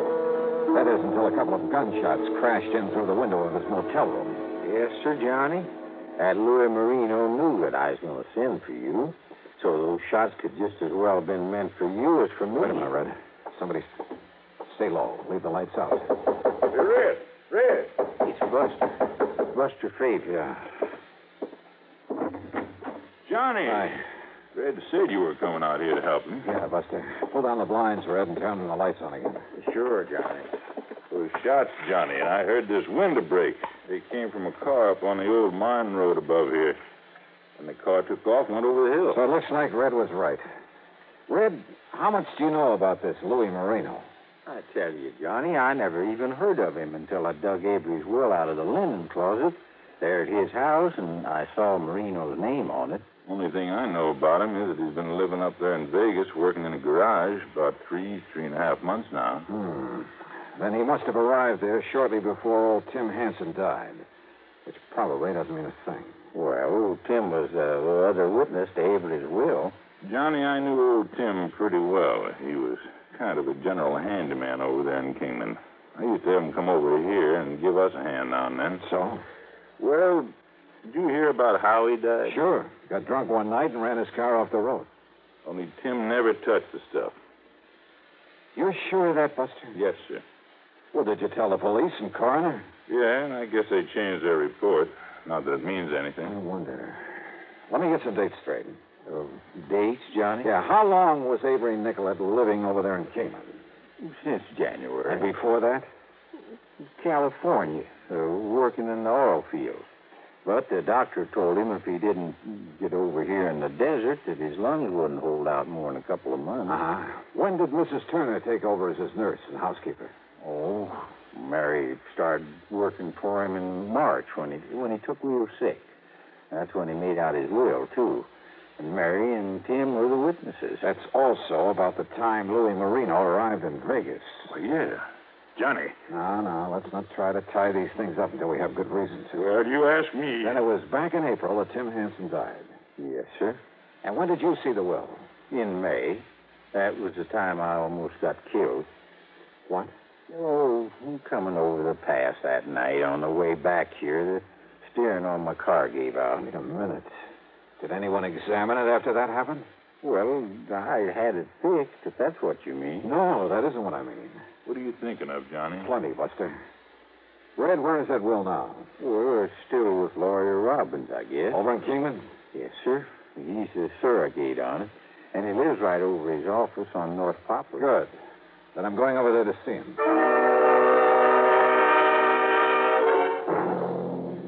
You ask me, Mr. Dollar, you're wasting your time, but, well, here you are. Last will and testament of Avery Charles Nicolette. And it's all in order. Perfectly legal. I couldn't have dictated a better letter myself.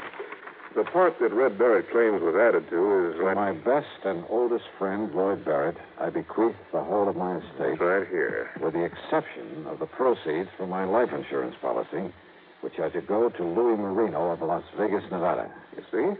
It's in his same hand. Yeah, it looks to be. It is. I even had Mr. Brinkerhoff down at the bank check the handwriting. Even the police brought in a handwriting expert. Wait a minute. What? Have you got a magnifying glass, Mr. Robbins? Oh, yeah, sure. Now, right here. Thanks. Now, listen, Mr. Dollar. You listen, Mr. Robbins. I don't know whether this last part is in Avery Nicolette's hand or it's just a clever forgery. But if this has been tampered with... And I tell you... But I'll tell you this. I'm betting that the Louis Marino was put in after the will was signed and witnessed. But in that case, the will wouldn't be... Well, what I mean is... Well, that is to say that... Instead of trying to think of something to say, Mr. Robbins, I want you to call a meeting for me. Tomorrow morning, here in your office. A meeting? Where is Marino? Well, right here in Kingman, awaiting payment Okay. I'll bring Red Barrett over from Lake Mojave myself, but you get hold of Marino and Mrs. Mary Turner. Well, now, Mr. Dollar... now, wait. Say 10 o'clock sharp, Mr. Robbins, okay? Now, Mr. Dollar... Okay, I'll see you then.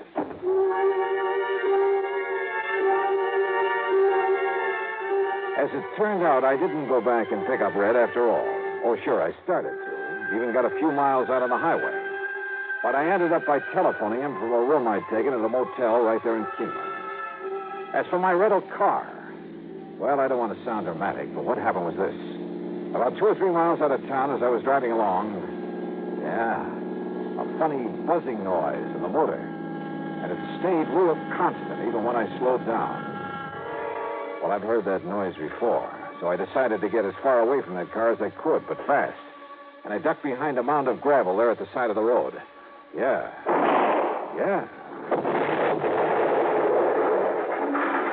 You know something? As the sordid parts and pieces came sailing down around me, I was kind of glad that I had got out of that car.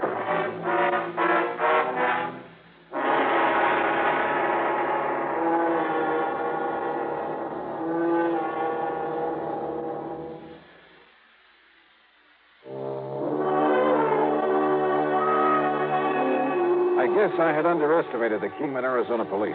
When I called them after having my car blown to bits, I learned from Sergeant Tommy Parker that they, too, had been suspicious of Avery Nicolette's will, and particularly of the main beneficiary, Louis Marino. First thing in the morning at police headquarters, Parker laid out the facts for me. Well, it was the police up in Vegas who first ran a make on him, Dollar. Why, Sergeant? Because he'd gotten thrown out of a couple of gambling joints up there when he tried to get a job. Before he worked in the garage. Yeah. Well, the men who run those casinos are a pretty wise bunch. Somebody recognized him as Louis the Penman from Chicago. Penman, a forger. That's right, from one of the mobs. And just for luck, I started checking on this young housekeeper of Nicolette's, Mrs. Turner. Only her maiden name was Mary Polito. Young, did you say? Late 30s. Dark hair, dark complexion, real good looking. No wonder she had herself a flock of husbands. Wait a minute. Don't tell me. Yeah, Dollar. The last was an old man named Harry Turner. Died about a year ago in a car accident. Car accident? The one before was another old man, Lawrence Fulbright. Another car accident. Same pattern. But her first husband was Louis Marino. Right. Well, mister, you've done yourself proud. Maybe so, but unless we can somehow hold on to them. Which is to say, unless we can find something wrong with that will. And don't forget, the handwriting expert I called in said it's okay. Sergeant, maybe that expert overlooked something. Oh? Come on. It's about time for the meeting at the lawyer's office.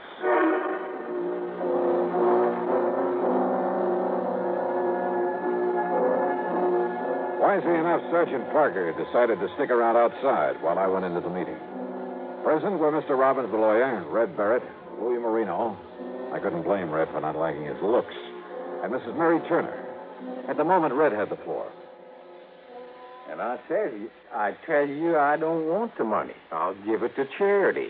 But I don't want it going to somebody that Avery never even heard of.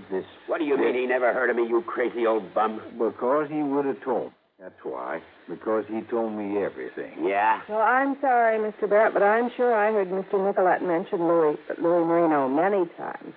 And when I saw his name in the will... Somebody put it there after I saw it. You're crazy. All right, now, folks. Listen, old man, if you think you can break this Maybe I can, Louis. Huh? Who's this gentleman, Mr. Robbins? This is Johnny Dollar, Mrs. Turner, investigator for the insurance company. Well, good.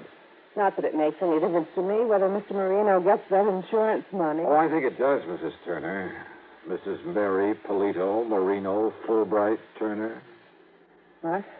Did you toss in a Marino somewhere along there, Johnny? No, Mr. Dollar. Listen here, Dollar. Marino, it may be tough proving that you caused the death of the other witness to that will, poor old Tim Hanson. It was a car accident. He was drunk. They found the bottle right beside him. He never took a drink in his life.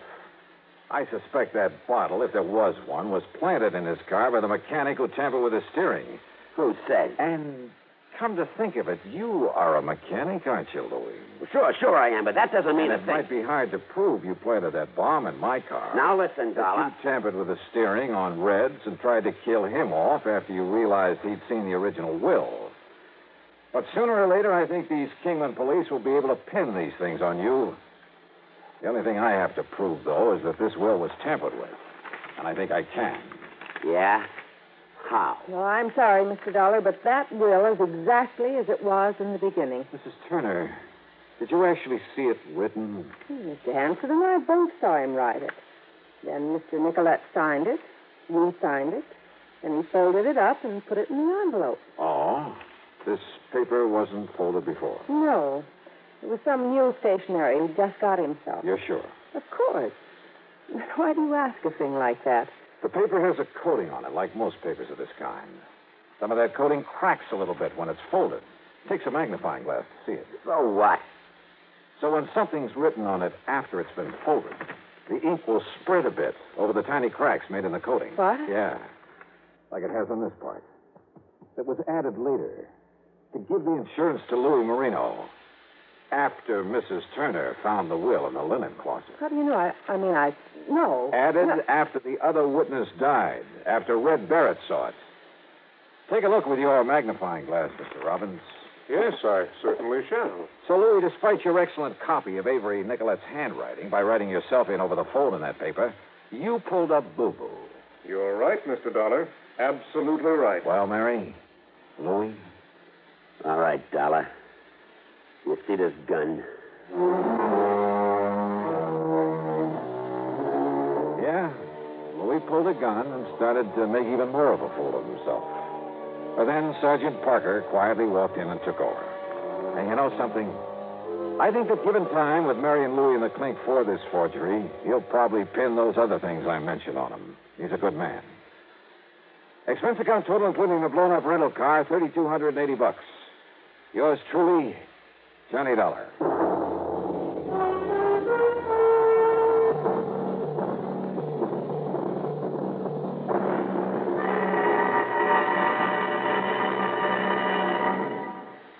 Star to tell you about next week's story. Next week, a beautiful girl, a terrible storm, and a miracle. Join us, won't you? Yours truly, Johnny Dollar. Yours truly, Johnny Dollar, starring Bob Bailey, originates in Hollywood and is written, produced, and directed by Jack Johnstone. Heard in our cast were Virginia Gregg, Barney Phillips, Forrest Lewis, Parley Bear, Jack Boyle, Billy Hallett, and Byron Kane. Be sure to join us next week, same time and station, for another exciting story of Yours truly, Johnny Dollar. This is Jim Matthews speaking. From Hollywood, it's time now for... Johnny Dollar. Johnny, this is Vincent Price. I'm calling from Hollywood. Oh, sure. My name's Shirley Temple. Now, who is it and what? Really, Vincent Price? Do I sound like Mickey Rooney? Well, no. But now, tell me, Mr. Price. Now, look, the name is Vincent. Okay, Vincent. What can I do for you? Johnny, I have a little problem in connection with one of my paintings insured for $100,000. $100,000? You call that a little problem? This painting has suddenly disappeared. Oh, I see. What's the insurance company? Four-State Mutual. Oh, well, they have a small branch office right there in Los Angeles. Yeah, I know, but Bert Parker, the man who sold me the policy and should take care of this matter, well, every time I've called him, he's been out. And I learned just this morning that nobody knows where he is. Okay, Vincent, I'll grab the first plane.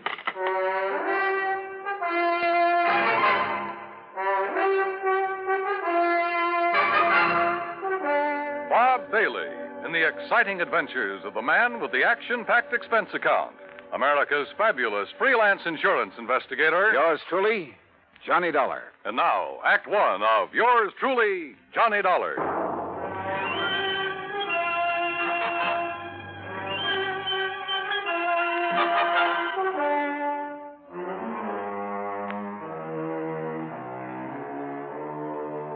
Expense account submitted by Special Investigator Johnny Dollar to the Four-State Mutual Insurance Company, Home Office, Hartford, Connecticut.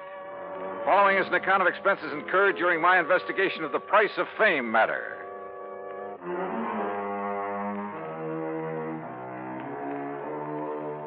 Expense account item 1, $178.50, plane fare and incidentals, Hartford to Los Angeles. By the time the big silver Constellation made its landing at the international airport, it finally dawned on me that I hadn't arranged with Vincent Price about where and how and what time I'd meet him. But as I picked up my luggage, I discovered a hungry-looking crowd of autograph hounds milling about the tall, gracious man I was looking for. Oh, sure. I'm glad to. Look, but just one at a time, will you please? I can't very well. All right, there you are.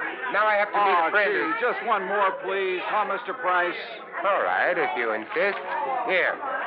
Best wishes from T. Willie Rocking Horse. Huh? How are you, Johnny? Oh, great, but I didn't expect... Johnny who? You mean to say you folks don't recognize Johnny Dollar? Oh, no, wait a minute. Attaboy, Johnny. Give 'em all. I'll wait for you in my car. It's right over here at the curb. Yeah, but look, will you? Hey. Right here, Mr. No, No, you don't. I'm nobody. Please.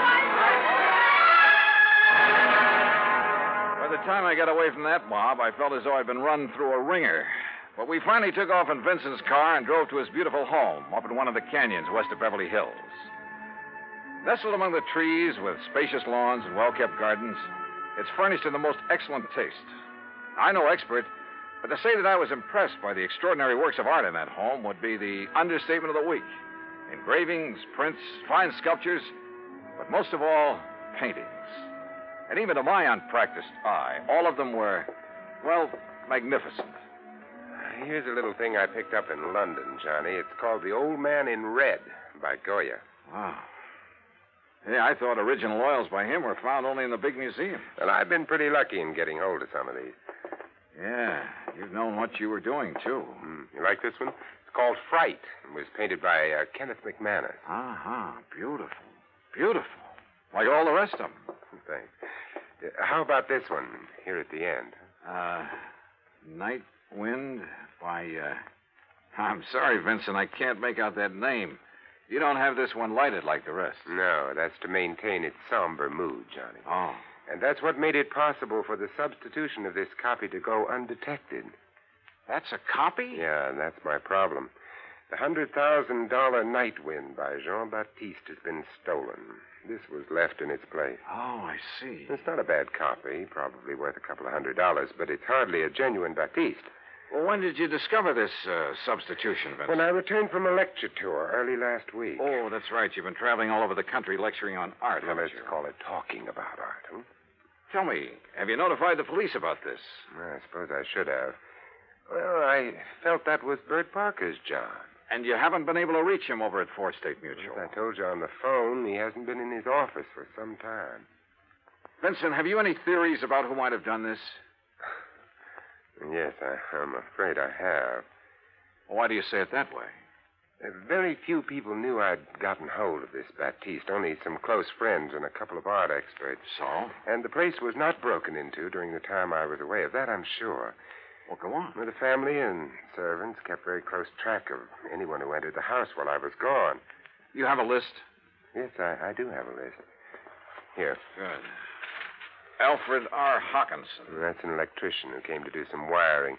He wouldn't know a Rembrandt from a Mickey Mouse. Ann M.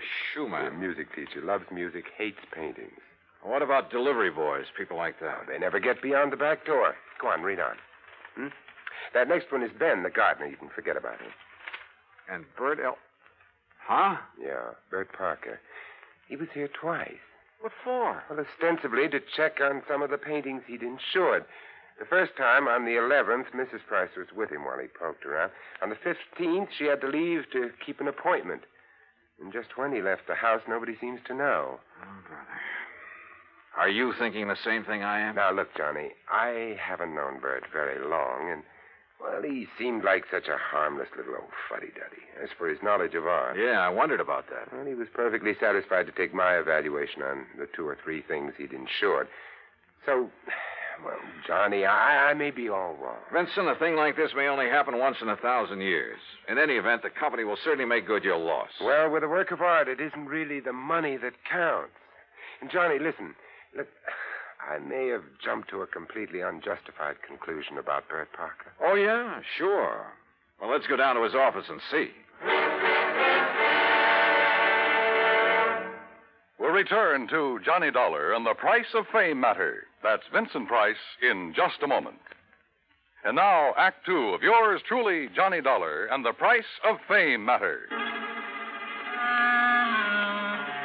A priceless original oil painting stolen from the home of Vincent Price, famous radio and picture star. One of the few people who'd had the opportunity was the man who'd sold him the insurance on it, Bert Parker. Together, we went to Parker's office at Four State Mutual in downtown Los Angeles. It was on the 16th that Mr. Parker phoned in to say he wasn't feeling very good and wouldn't be in for a day or two. Hey, it was on the 15th that he was at your house, Vincent. Yes, that's over 2 weeks ago. And you haven't heard from him since, Miss Pritt? No, Mr. Dollar. We've tried calling his apartment, but since there hasn't been anything really pressing here at the office... What's the address of his apartment, please? Well, it's out in Westwood, 1308 Pandora Avenue. Look, Vincent, I'm going out there. I'll call you if I find... You're going to need transportation, aren't you, Johnny? By the highest price chauffeur in the country? Sure, why not? Oh, before you go, Mr. Price, I wonder if... if I could have your autograph. Well, why didn't you get Johnny Dollars, Miss Pritt? He loves to give them. Oh, yes. Oh, no. No, you don't, Vincent. Let's go. It took a little persuading, but the landlord at Bert's apartment finally let us into his four-room suite. It was empty, except for a few old clothes, and it was obvious that he'd packed and left in a hurry. I rummaged around in the closets, tables, bureau, for a clue as to where he might have gone, and came up with nothing. You give up, Johnny? Yeah, Vincent, I'm afraid so. I poked around that desk some more after you'd finished with it and found this wedged in behind a drawer. Oh? Travel folder. Paris. Yeah, it looks real fresh, too. Minor Travel Agency, Beverly Hills. Well, what do you think? Pretty much of a long shot, Vincent. But they do pay off sometimes, don't they?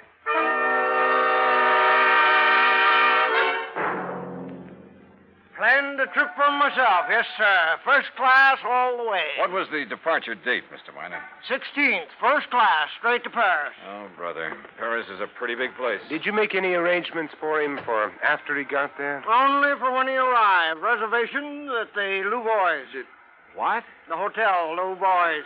The Louvois, perhaps. That's what I said. First class, too. Said he wanted something not too far from the Montmartre. Montmartre, if you don't mind. That's what I said, yes. Now, can I fix you gentlemen up with some plane reservations, too? Well, suppose you give me the same flight he took, and I'll stop at the same hotel when I get there. Hey, wait a minute, Johnny. You're not going to leave me out of this. Well, look, I'm still playing a long shot, Vincent, a very long one. What's the difference? Also, I don't know if my expense account will get by the home office. Expense account, forget it. I'm having a ball. Mr. Miner, start making those reservations. Expense account item 2, $984 for the plane to Paris. Well, it turned out to be the most interesting flight I've ever made because of the company of Vincent Price. An amazing conversationalist. He could talk about anything, including art. And he has a tremendous sense of humor. So, as he put it, we had a ball from the time we took off in L.A. till the time we set down in Le Bourget. Item 3, 5:20 American, taxi into the Hotel Louvois, where the manager was, somewhat helpful. Oh, mais oui. The Monsieur Parker leave us but only 2 days ago, after some slight misunderstanding about l'audition, the deal. Yeah, you mean he was running out of money? Monsieur, I did not say that. But that's what you meant, isn't it? You know where he spent his time around here? But of course. His business, he say, took him constantly to Montmartre. Where in Montmartre? Who is to know? Oh, that's like saying somewhere in Brooklyn. Brooklyn. Perhaps you know my cousin. Johnny, he was... Johnny, I just got an idea. Shoot. Works of art, even very good ones, are sometimes sold in rather unorthodox ways. They go through some rather strange hands. They're not always sold over the counter, so to speak, by reputable dealers. You know what I mean? Yeah, but how to contact the kind of people who might... You got any ideas? Why don't you just go on up to our suite and sit tight for a while, I'll see what I can dig out. You are keeping something from me, Vincent. Mm-hmm. But, Johnny, there are some things even funk keeps from Wagnalls. I'll see you later.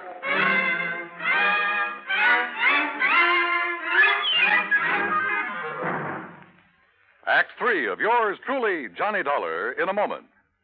And now, Act 3 of yours truly, Johnny Dollar, and the Price of Fame Matter.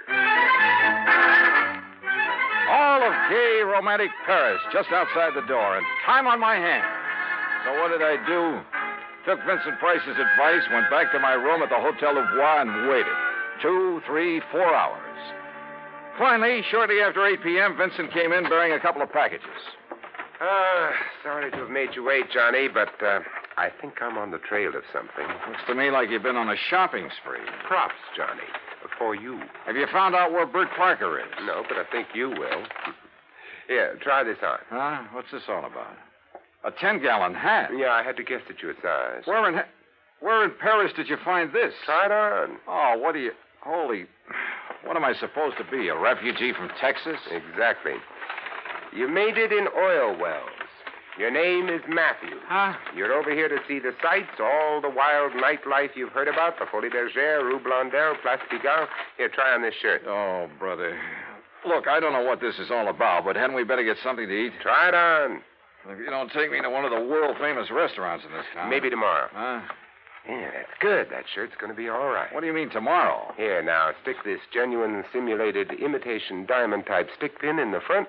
Wait a minute. I'll do it for you. Yeah, what the Sam... There you are, and with this big hunk of glass on your finger. There, now. Look at you. Oh, you look. I'm hungry. Well, maybe you'll even get food where you're going. Now, where do you think I'm going in this rig? To a little joint on the Rue Blondel called the Bal Macabre. Now, what am I supposed to do there, if I go there? Sit around. Look prosperous. And see what happens. Oh, Vincent. Remember, you made it in oil. Millions. Yeah, but Vincent... Also, you're interested in art, and your name is Matthew. Look, will you? On your way, Johnny. The taxi that's waiting for you out front knows exactly where to take you. The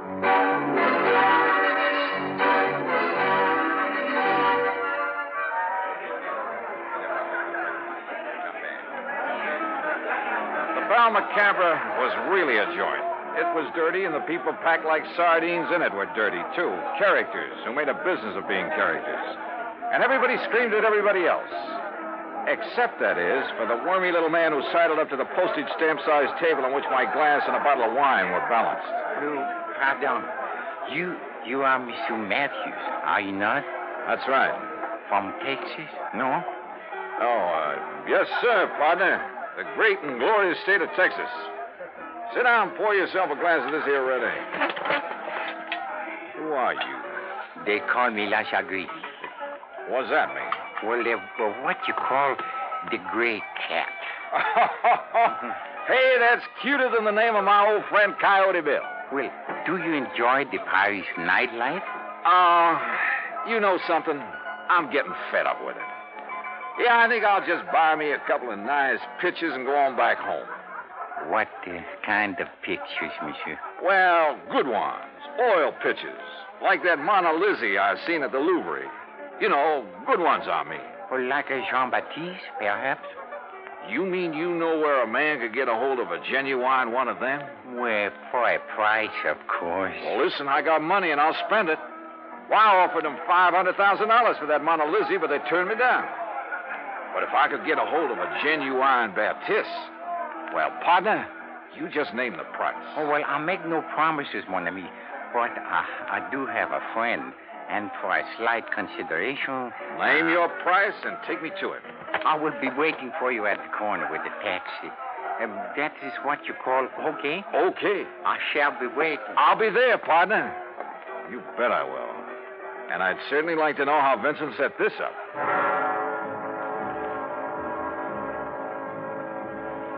The taxi dropped us off at one of the most disreputable-looking apartments in the whole of Paris. My friend, who called himself the Gray Cat, looked carefully around before entering the front door. Then we climbed 4 flights of a dark, musty stairway. No, remember, my friend, you are not to pay the price he asks at first. If you like, I will make the arrangements for you. Now, that would be right friendly of you, partner. But how would you come out on this? Well, all I ask, monsieur, is 10% of what you pay. And maybe a little extra from him for bringing me up here? Oh, monsieur. Oh, now, don't give me that, partner. I've been around. I'm wise to how you fellas operate. But if I can get a hold of a real, genuine Baptiste... You will see.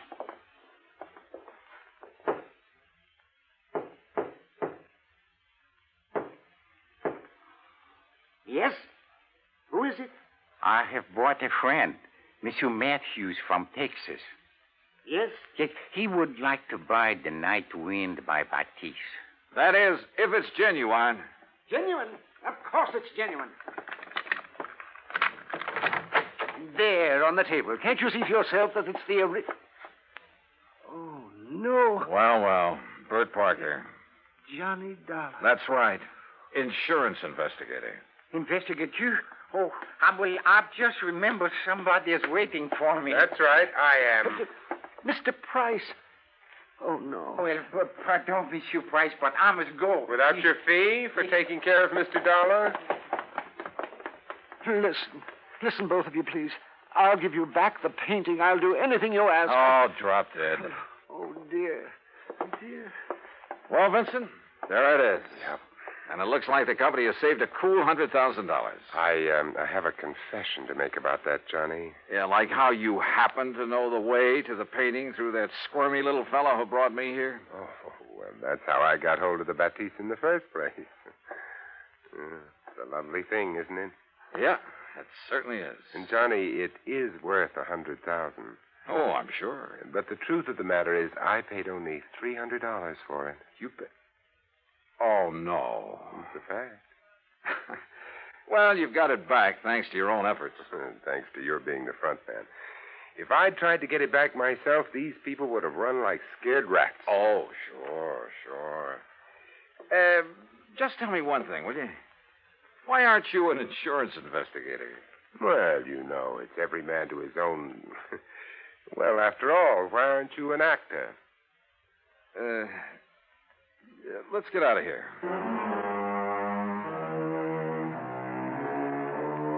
Disposition of Bert Parker? Well, that's entirely up to the company. Vincent, now that he has the painting back, doesn't care one way or the other.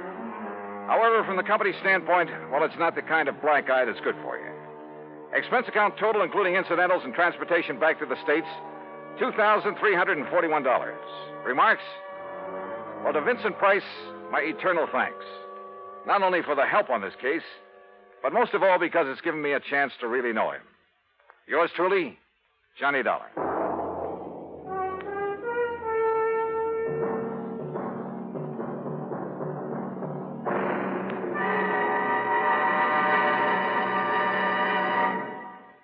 Our star will return in just a moment. Now, here's our star to tell you about next week's story. Next week, the heart of sunny southern Jersey, and a case that took a very sudden, very strange twist. Join us, won't you? Yours truly, Johnny Dollar.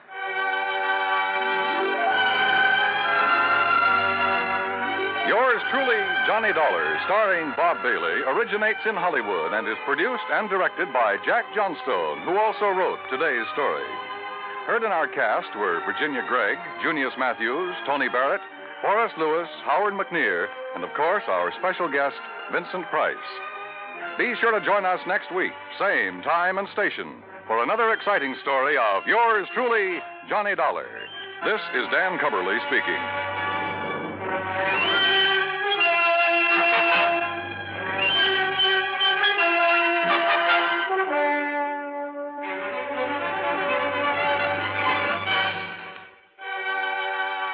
This is the United States Armed Forces Radio and Television Service.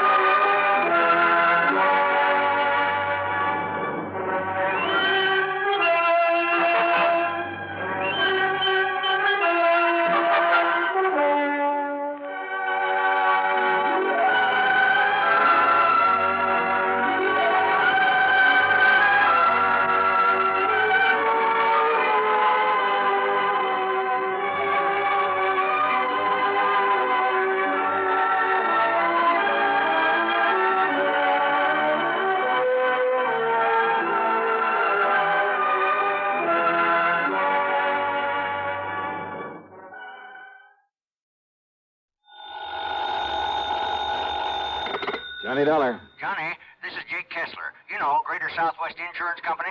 Out there in Kingman, Arizona? That's right. Well, hiya, Jake. What's on your mind? One of my clients, Johnny, insured for $30,000, has a little cattle ranch. Name is Rafe Chisholm. Rafe Chisholm. That's right. Owns a Circle RC layout. Lays over between here and that Lake Mojave resort you're always going to. What's the trouble? He losing some of his cattle? Oh, losing plenty of them. They're being poisoned. Oh? Only it's not them steers I'm worried about. It's Rafe.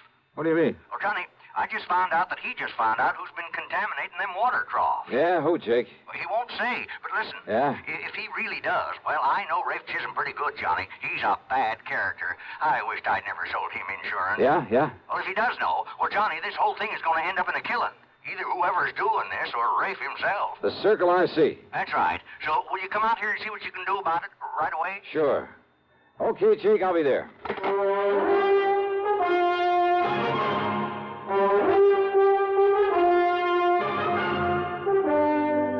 CBS Radio brings you Bob Bailey in the exciting adventures of the man with the action-packed expense account, America's fabulous freelance insurance investigator. Yours truly, Johnny Dollar.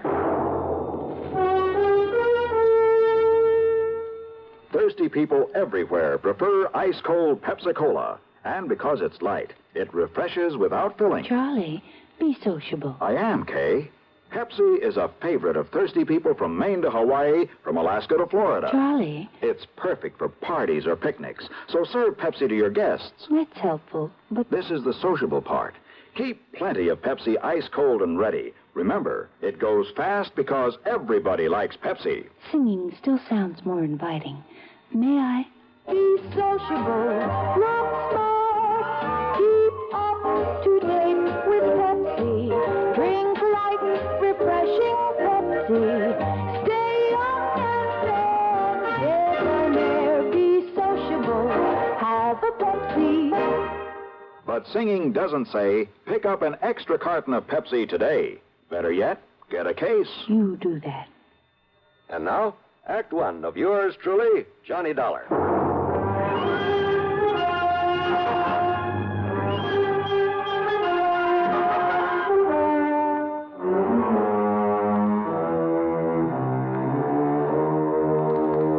Expense account submitted by Special Investigator Johnny Dollar to the Greater Southwest Insurance Company, Kingman, Arizona office.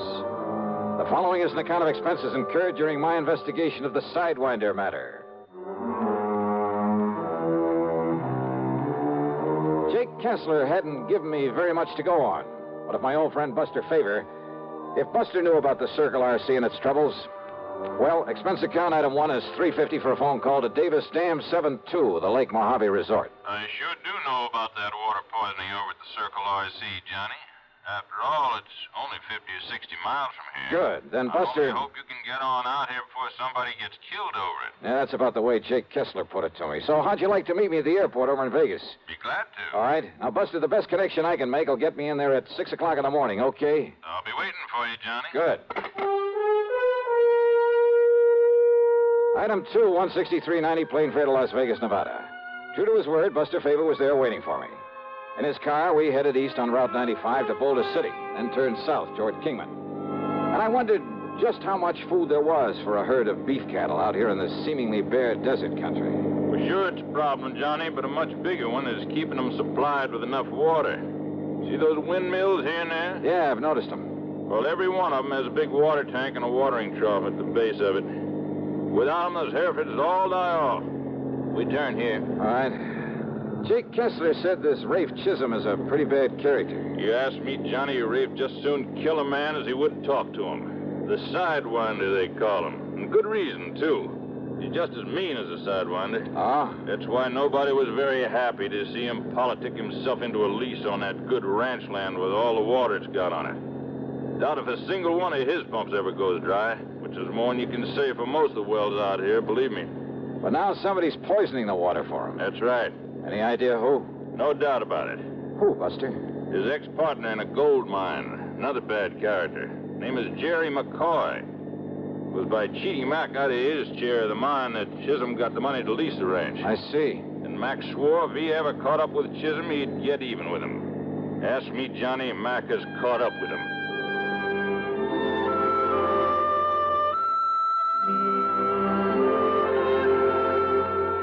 As western cattle ranches go, it apparently wasn't a very large one. But Buster pointed out where the fence line extended nearly 2 miles back into the mountains at the east end of it. As we neared the ranch house, I could see what he'd meant about the water. There were more trees and green than I'd seen anywhere else in this desert country. The ranch house itself was a sprawling, unpainted affair, but there was a flower garden at the side that appeared to be doing quite well. A dozen or so chickens pecking away at the dirt. As we stopped, a woman came running out of the door, came over to meet us. Oh, it's you, Mr. Favor. Howdy, Miss Chisholm. I'd like you to meet Mr. Johnny Dollar. Howdy, Mr. Dollar. Hi. Listen, Johnny's now, a special investigator for your husband's insurance company. Oh, then you got to do something, Mr. Dollar. Do something about my husband, about Ray. Well, he's the one I came to see. Is he here? No, that's the reason you got to do something about him. You've got to stop him. From what? Oh, it was about an hour ago that my son come in from out on the range. My son, Wayne. Yeah? Wayne had been over along the east fence fixing to repair a broken post, but instead he come on back here and told his pa, told Ray. Told him what, Mrs. Chisholm? Jerry McCoy. McCoy. Wayne had saw McCoy out there fooling around the trough at the windmill, fixing to poison it, he must have been. And it is McCoy. Oh, what did your husband do about it? Oh, he grabbed his pistol, that old .45, and that knapsack of his'n, and he rode out there after him. Rafe will kill him, Mr. Dollar. Oh, he'll get killed himself, Mr. Dollar. Yeah, knapsack, did you say? Oh, yes, sir, that knapsack. Oh, why do you say it that way? What's in it? I don't rightly know, Mr. Dollar. Last few days, ever since he heard that McCoy was in these parts, he wouldn't let anybody touch it. He's kept it hid away. That's funny. Miss Chisholm, you think Wayne could show us where it was he saw Jerry McCoy? I don't know where he is. Wayne has gone out somewheres, too, and I'm so worried about him. Why do you say that, Mrs. Chisholm? With Rafe and the kind of temper he's in, anybody got in his way or tried to stop him. Rafe's a dangerous man, Mr. Dollar, and he's got that gun with him. What, his own son? You don't know that Rafe, mister. And we better find him quick. We'll have to track him, Johnny. Miss Chisholm, are there a couple of extra horses we can use? Oh, yes. Help A yourself. lot better than a car out there in that mesquite and sage. Come on. And maybe we'll find Wayne for you, too. Oh, I hope so, Mr. Paver. I hope he's all right. Yes, sir. I hope so, too. But with that crazy man out there with a gun. Yeah, come on, Buster.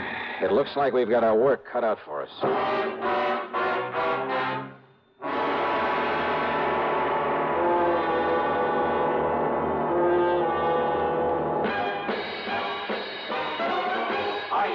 More now, but enjoying it less. Have a real cigarette, have a Camel. The best tobacco makes the very best smoke. Have a real cigarette, have a Camel. Are you looking for flavor and mildness? Have a real cigarette, have a Camel. The best tobacco makes the very best smoke. Have a real cigarette, a real cigarette, a real cigarette, have a Camel. Again, for the 11th straight year, Camel outsold every other cigarette, filter, king size, and regular. The best tobacco makes the best smoke. So if you're smoking more now but enjoying it less, change to Camels. Get more real satisfaction every time. Start to really enjoy smoking again. Have a real cigarette, a real cigarette, a real cigarette, have a Camel. And now, Act Two of yours truly, Johnny Dollar and the Sidewinder Matter.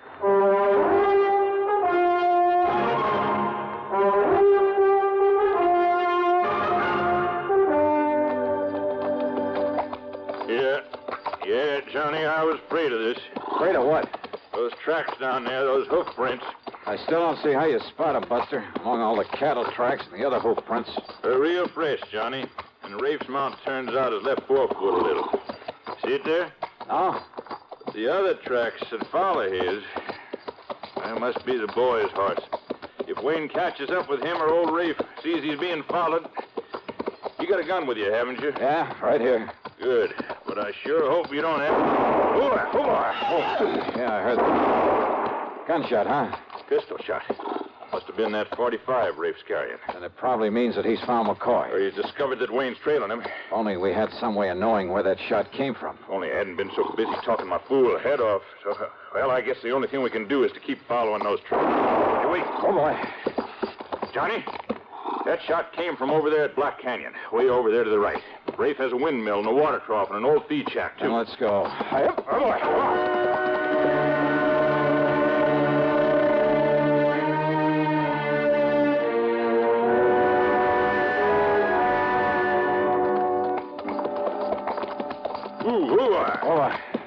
What's the matter?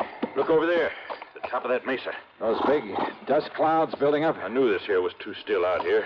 Johnny, that dust over the mesa coming this way means that inside of 5, maybe 10 minutes, we're going to be in the middle of the worst sandstorm you ever heard of. And we better get on back to the ranch. We'd never make it. We got to find cover. Come on, boy. Oh, boy. But where, Buster? Over there on the right. Shadow Mountain. Big cave in the side of it. Then let's go, brother. Come on, boy. Up, up. Just pray we can make it, Johnny. And believe me, I mean pray. Get out.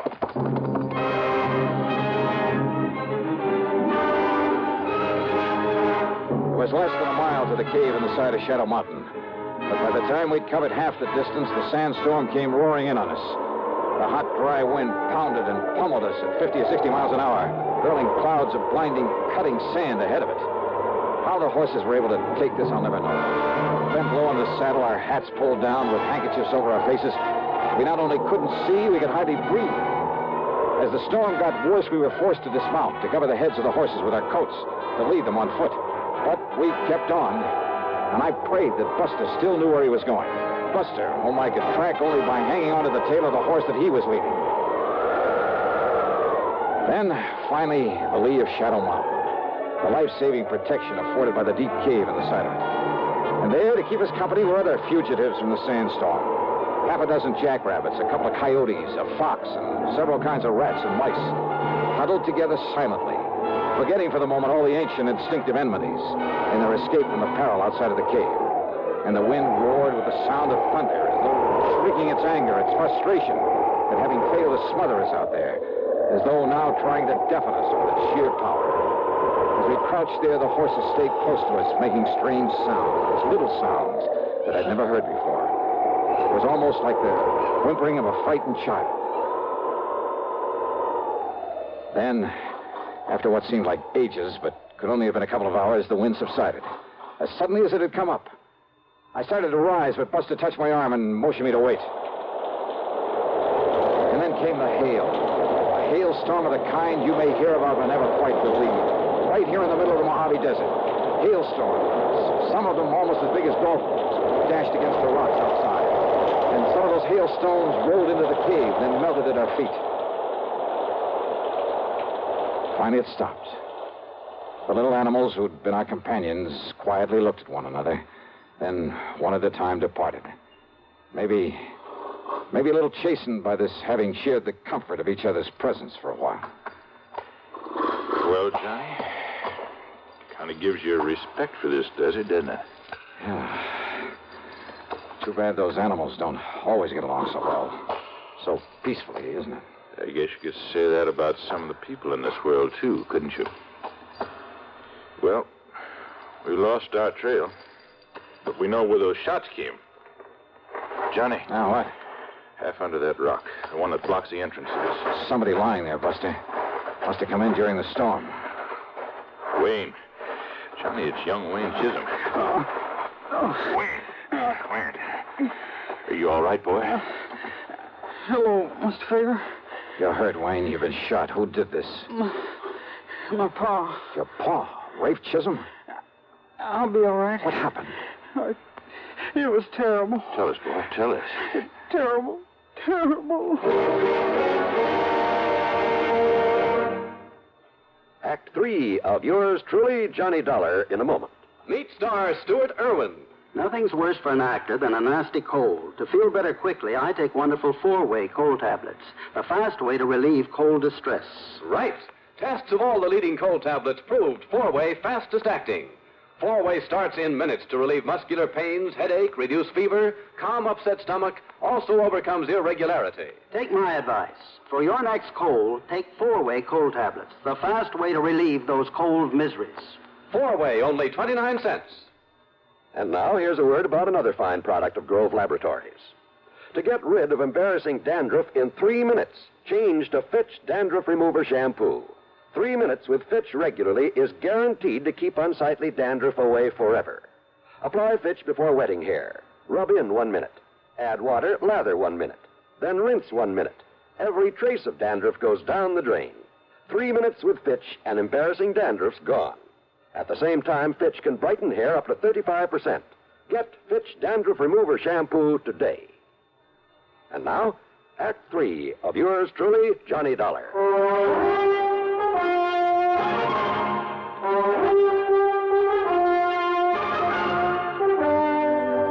Wayne, boy, listen to me. You mean your own father shot you? Yes, sir. But it's all right. He only nicked me. What happened, Wayne? Well, I don't think he meant to hit me, Mr. Favor. Well? But when he saw that I'd followed him after he got there looking for Jerry McCoy... Did he find McCoy?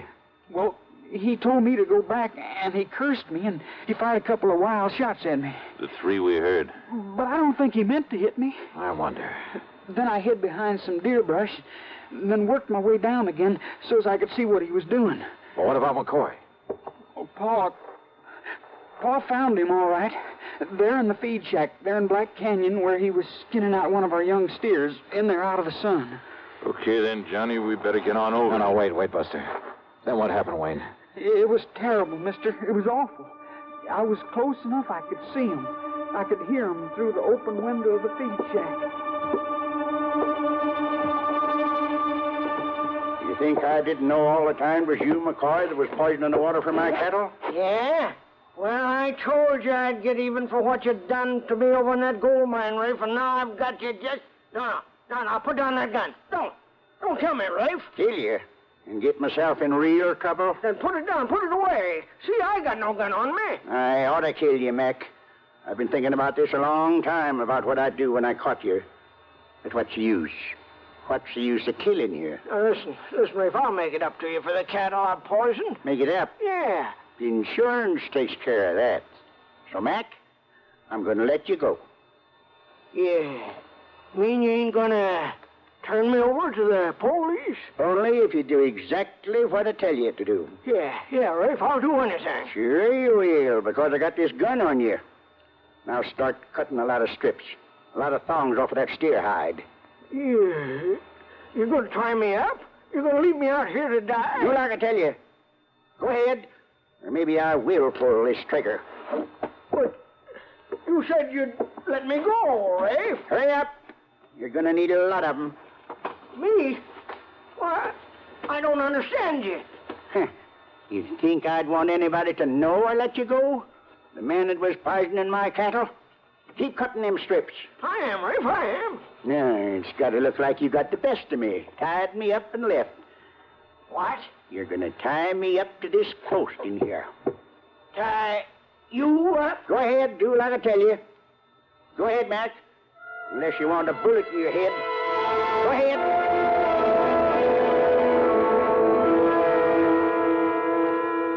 All right.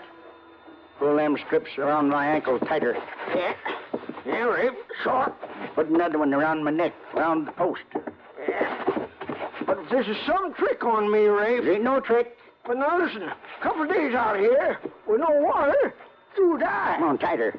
I still got this gun on you. But I'm no killer, Rafe. You won't be. Because a couple of hours and that boy of mine will be back here with help. I don't They trust see me tied up this way, they'll never know I got soft and let you get away. I still don't trust you yet. Yeah. You got no choice. Now, here you are. You'll never get loose. Unless they come out and cut you loose. You think I'd take this chance if I didn't know they would? You get out of here. The wind's coming up, and there's going to be a sandstorm. All right, I will. And, here. Your gun? That's right. Take it. Because I know you ain't got the guts to use it on me. And it's better if they think you took it off me. I don't get it, Rafe. But I better get out of here before they come for you. That's right. You can take my horse, too. Your horse, too, huh? Well, sure I will. Don't touch that knapsack out there on the ground. Knapsack? Why, Rafe, that's the one you carried when we was prospecting. You mean... No. Any nuggets in that are mine, Mac. Nuggets? Gold? Ah, yeah, some of the gold you cheated me out of, huh? I'll see for myself. No. Mac, you open that knapsack and you'll be sorry. Eh? Will I? Well, you can't stop me. Tied up that way, you can't stop me. Now, because now, open it up. what's in here rightly belongs to me.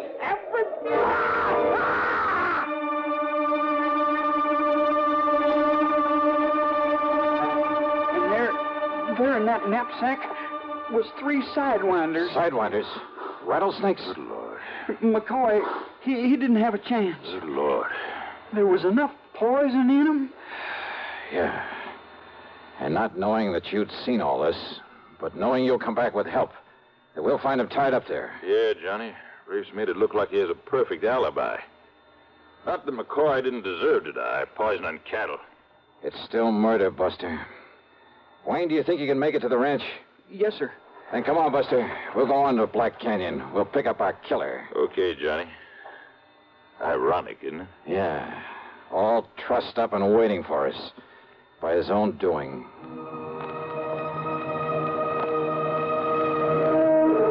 It was late in the afternoon by the time we reached the watering trough in the old feed shack. And the body of Jerry McCoy, already half buried by the sandstorm. And I wondered what sort of punishment could possibly be enough for the man who'd done this to him. Yeah, I wondered until we found Rafe Chisholm tied to that post. Wait a minute. Johnny. We're too late. I know. Rawhide. Green steer hide. As it dried out, it shrank tighter and tighter around his body. Around his neck until he Until... Yeah.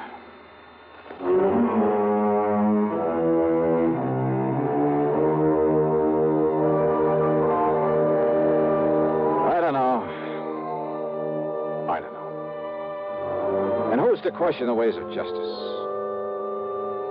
Expense account total, including a couple of drinks for Buster and myself and the trip back to Hartford, $345.40. Yours truly, Johnny Dollar.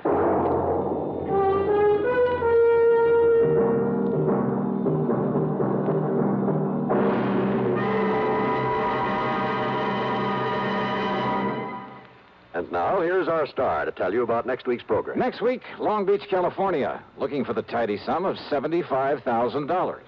Join us, won't you? Yours truly, Johnny Dollar.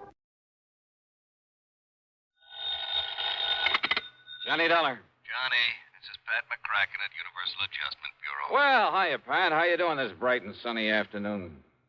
Pat? Alvin Peabody Cartwright. Oh, no. Oh, yes. He's called you. Yeah, he called He has a problem. Well, hasn't he always? Big emergency. That's right. Which means that you have a problem. Oh, no. We haven't, Johnny. You have. Oh, well, now, Pat, let's talk about this, huh? Why does the company pass all his frantic, fantastic problems on to us? So that you can pass them on to me? Yeah? Sure, so that I can collect all those fancy fees and commissions. Have an excuse to pad out the little old expense account. Now, Johnny... After all, when you're serving a client as important as he is, why, hang the expense. Oh, then you finally admit it. Huh?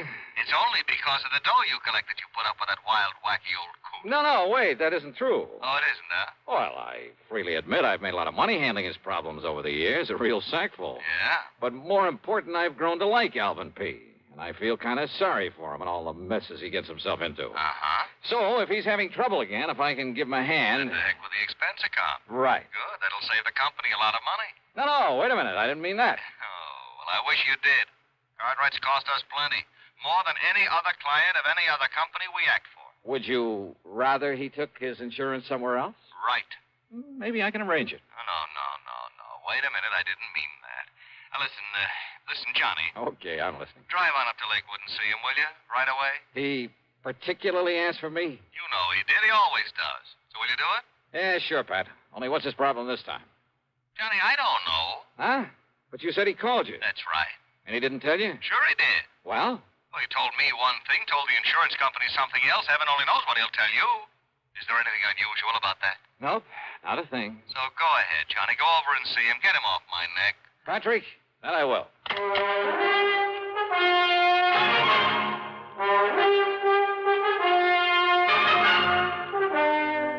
CBS Radio brings you Bob Bailey in the intriguing adventures of the man with the action-packed expense account, America's fabulous freelance insurance investigator. Yours truly, Johnny Dollar.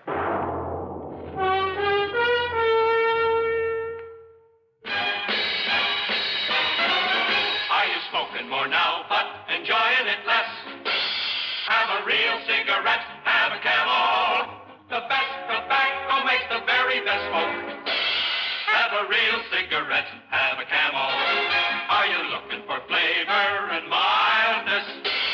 Have a real cigarette, have a Camel. The best tobacco makes the very best smoke. Have a real cigarette, a real cigarette, a real cigarette, have a Camel.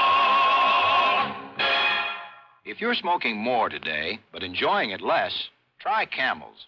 The Camel blend of costly Turkish and domestic tobaccos has never been equal for rich flavor, easygoing mildness, real smoking satisfaction every time you light up.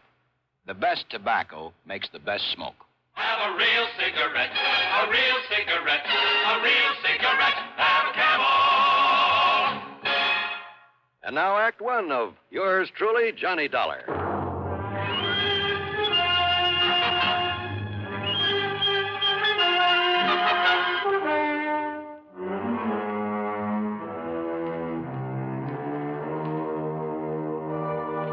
Expense account submitted by Special Investigator Johnny Dollar to the Universal Adjustment Bureau Home Office, Hartford, Connecticut.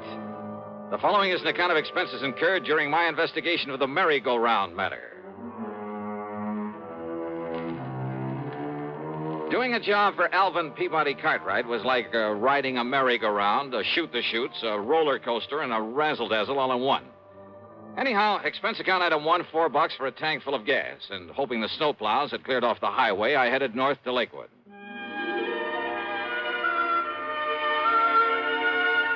In my humble estimation, Lakewood is one of the prettiest little towns in all of New England, especially in the wintertime. The Cartwright place where the old man lives by himself is on top of a low hill beside the lake. 3 or 4 acres, I'd say, with plenty of elms and towering oak trees guarding the sprawling old mansion. And now, at dusk, with a soft blanket of snow on everything, a group of skaters gliding gracefully over the frozen lake, and a horse-drawn sleigh loaded with happy kids circling around the edge of the lake. Well, it was mighty nice. Peaceful, too. Yeah, it was good being out here in the country again, breathing deep of the crisp, cold air. I felt real good. And I hoped the problem at hand would be no more serious than most of those that were handed to me by Mr. Cartwright. Hiya. Well, don't just stand there letting in the cold. Don't you know it costs a lot of money to heat a place like this? Yeah, I'll bet it does. Well, how are you? And did you stomp the snow off your feet? Yeah, I think I Don't did. want you tracking up the house. Now, what can I do for you, Mr. What? What? Huh? Why, it's Johnny Dollar. Oh, and I know it's a little late, but Merry Christmas, Johnny. Merry Christmas to you. Well, thanks, Mr. Cartwright. The same to you. I knew you wouldn't let me down, boy. Just throw your things here in the hall rack, will you? Yeah. Yes, sir, I knew you'd come. And so I saved it for you. Right in here, Johnny. Yeah, save what, sir? Saved what? Saved what? Why, your Christmas present, of course. You mean to say that's why you... Here you are, Johnny. Oh, well, now, listen. Go ahead. Open it up and see if you like it. Oh, okay, but now you shouldn't... Holy smoke. Well, do you? These are diamonds on this Of thing? course they are. What do you think it is, a piece of junk? Oh, well, no, this is too much, Mr. I Cartwright. don't see why, Johnny. Everybody should carry his money in a bill clip. Everybody. You just think how it will impress the folks. But a bill clip studded with genuine diamonds. Well, do you like it? Well, sure. Well, I don't know how to thank you, You don't need to, boy. You don't need to. If you like it, that's all that counts. So, Merry Christmas. Use it in good health. And before you go, yes, let me wish you a Happy New Year, too. Belatedly. Yeah, well, thanks. You mean this is the only reason you call me up here? Of course not, Johnny. Can't you see I'm in trouble? Terrible problem.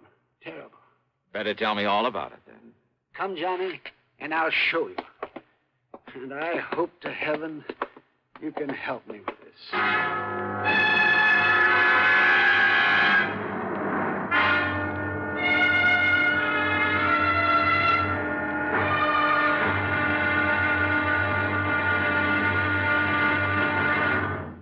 Act 2 of yours truly, Johnny Dollar, in a moment. Welcome, recording star Mel Torme. It's terrible trying to sing with a bad cold. So I always take 4-way cold tablets to relieve cold miseries fast. Good idea. Tests of all the leading cold tablets proved 4-way fastest acting. 4-way starts in minutes to relieve muscular pains, headache, reduce fever, calm upset stomach, also overcomes irregularity. When you catch cold, try my way. Take 4-way cold tablets. The fast way to relieve cold distress and feel better quickly. 4-way, only 29 cents. Now, here's a word about another fine product of Grove Laboratories. Had dandruff for years? Now get rid of it in 3 minutes with Fitch Dandruff Remover Shampoo. 3 minutes with Fitch regularly is guaranteed to keep unsightly dandruff away forever. Apply Fitch before wetting hair. Rub in 1 minute. Add water, lather 1 minute. Then rinse 1 minute. Every trace of dandruff goes down the drain. 3 minutes with Fitch. Embarrassing dandruff's gone. Fitch can also leave hair up to 35% brighter. Get Fitch Dandruff Remover Shampoo today. And now, Act 2 of yours truly, Johnny Dollar, and the merry-go-round matter.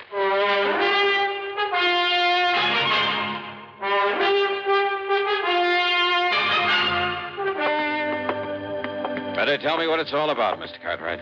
What it's all about? My nice new art gallery. What else? Now, come along. You have an art gallery now? Johnny, ever since I went over to Paris last summer and saw that Louvre place with all those pretty things in it, I decided I'd better have an art gallery, too.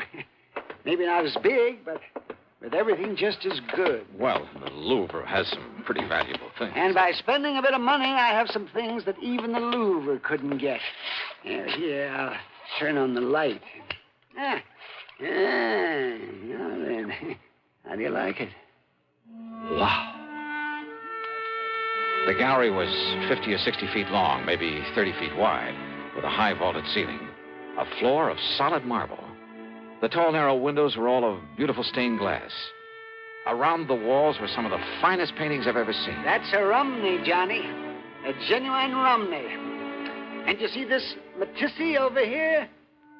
And how about this Van Gogh? There were statues and various other sculptures, beautiful tapestries, valuable urns and vases, rare pieces of jewelry, and, well, just about everything you could think of.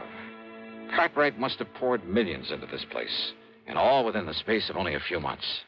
Isn't it nice, Johnny? Unbelievable. And when I get tired of it, it's showing it off to people. Then I'll give all these pretty things to that big museum over in Hartford. I think they'll like them, too. Don't you? Oh, sure. But I can see your problem, all right. Problem? What problem? The reason you asked for me to come here. Well, of course I did. Because of the possibility of theft. Theft? It was robbery. And, Johnny, you've got to solve it for me. You mean it's already happened? Of course it has. Why do you think I sent for you? What's been taken? One of the most valuable things in my whole collection. A sacred painting, a holy picture. Only it was more than just a picture. It was an icon, Johnny. It was encrusted with emeralds and rubies. How big was it, Mr. Cartwright? It was 9 inches high and about 4 inches wide. Very heavy. It was hanging on the wall under that light, right there. Johnny, it was worth over $90,000. A thing as valuable as that hanging right out in the open? So that people could see it? Yeah, and small enough to be hidden away under an overcoat. Well, yes, that's why. So I hadn't thought of that. Oh, I'm afraid you had it coming, Mr. Cartwright. You're lucky that more isn't missing. Now, what do you mean by that? Well, I mean you alone in this place with all these valuable objects of art. Yeah, but and letting John, all sorts of people in to see them. Well, pretty things like these have to be seen to be appreciated. Well, did you ever screen any of the people you let in here? You think for 1 minute the kind of people who would come to admire these nice things would ever steal anything? Somebody did. Oh, yes, it did. Yes, I guess you're right, but you were wrong about my being in here alone when it happened. What do you mean? Every day, Johnny, during the hours people were allowed to come in and look at my things, I had a guard on duty all the time. Oh, a registered peace officer? Well, no, he just happened to be the first man who answered my ad. Oh, great. Where is he now? Well, after this happened yesterday, I suppose it was unkind of me, but I let him go. I telephoned him this morning, told him not to bother coming back, and I sent him a check for $200. Just severance pay. In other words, you paid him for robbing you. You know where he lives? Anything about him? Yes, you know, I have his address in town. Okay, then you better give it to me. And he wasn't the only precaution I took, you know, sir. You see, I never let more than one person come here into the gallery at a time. And I always stayed with him. Always. So? It was getting late. The guard was about to leave. But there was a knock on the door. And so I answered it. Uh-huh. And who do you think was there? I'll bite. Who? A sweet little old man. He was all dressed in rags. Oh. He said he'd heard about the icon and he'd like to see it. Yeah. So I showed him in here. And did you stay with him? Well, no, because just then there was another knock on the door. And who do you suppose it was? Okay, who this time? Johnny, it was Jonathan. Jonathan? Yes, Jonathan Peebles. Oh, yeah. My oldest and dearest friend. He lives down in New York. Oh, yes, I remember him now. Yes, he's the oldest, most loyal friend I have. Yeah, sure. He was the one who gave me a hand that time we all thought you were lost at sea. A bit of an eccentric, though. Aren't we all? Well... Yes, well, anyhow, it was Jonathan. And, of course, he gave me the usual lecture. Lecture? Oh, you know, the sort of thing that you would. I'm afraid I don't understand. You know about it being wrong for me to have all these valuable things here in my home and being alone at night and maybe somebody might break in and try to kill me and get at them and, that sort of nonsense. Nonsense, huh? Now, you listen to me, Mr. Cartwright. Anyhow, as we were about to come in here to the gallery, I saw that the old man was leaving. So naturally, I stayed out there at the front door to say goodbye to him. And to have the guard look him over, kind of, and pat his clothes and so forth. But then, Johnny, Oh, Johnny, that poor old man. What happened? He tripped over the door sill and had a terrible fall. Well, the guard helped him up and made sure he wasn't badly hurt. And, well, I just gave him a few dollars just in case. And I had the guard drive him back to town. Uh-huh. And then you found the icon was gone. It was Jonathan who came out and asked me what I'd done with it. And, Johnny, when I looked and it wasn't there, and I was so upset, well, the first thing this morning, I put in that call for you. Well, it's probably too late to do any good, but give me the address of that guard you had on here and tell me what he and the old man look like. Yeah, right. Well, the guard's name is Gummy. Is what? Well, that's right. It's Gummy O'Banion. Gummy O'Banion? What's the matter with you, anyhow? Well, Don't you remember? Gummy O'Banion was mixed up in more rackets down in New York in the old days. Of course I remember then that. Why under the sun he would you... assured me that he's through with all that he's gone straight and he's retired. And he's the one you picked for a guard? Oh, brother. Surely you don't think that Gummy... No. You want to bet? You know something? I'm glad that Mr. Cartwright didn't want to bet. As I said before, any case where he's involved, well, you can bank on just one thing. The solution isn't going to come from any logical process of deduction or series of sensible clues. It's going to come from way out in left field. And believe me, that's exactly what happened on this one.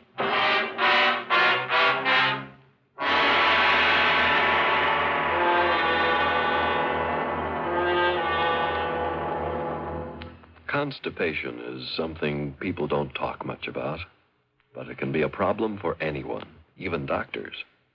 And when constipation occurs, it's interesting to see just what doctors consider important about a laxative they might use or recommend. Now, a majority of the doctors we heard from had this to say.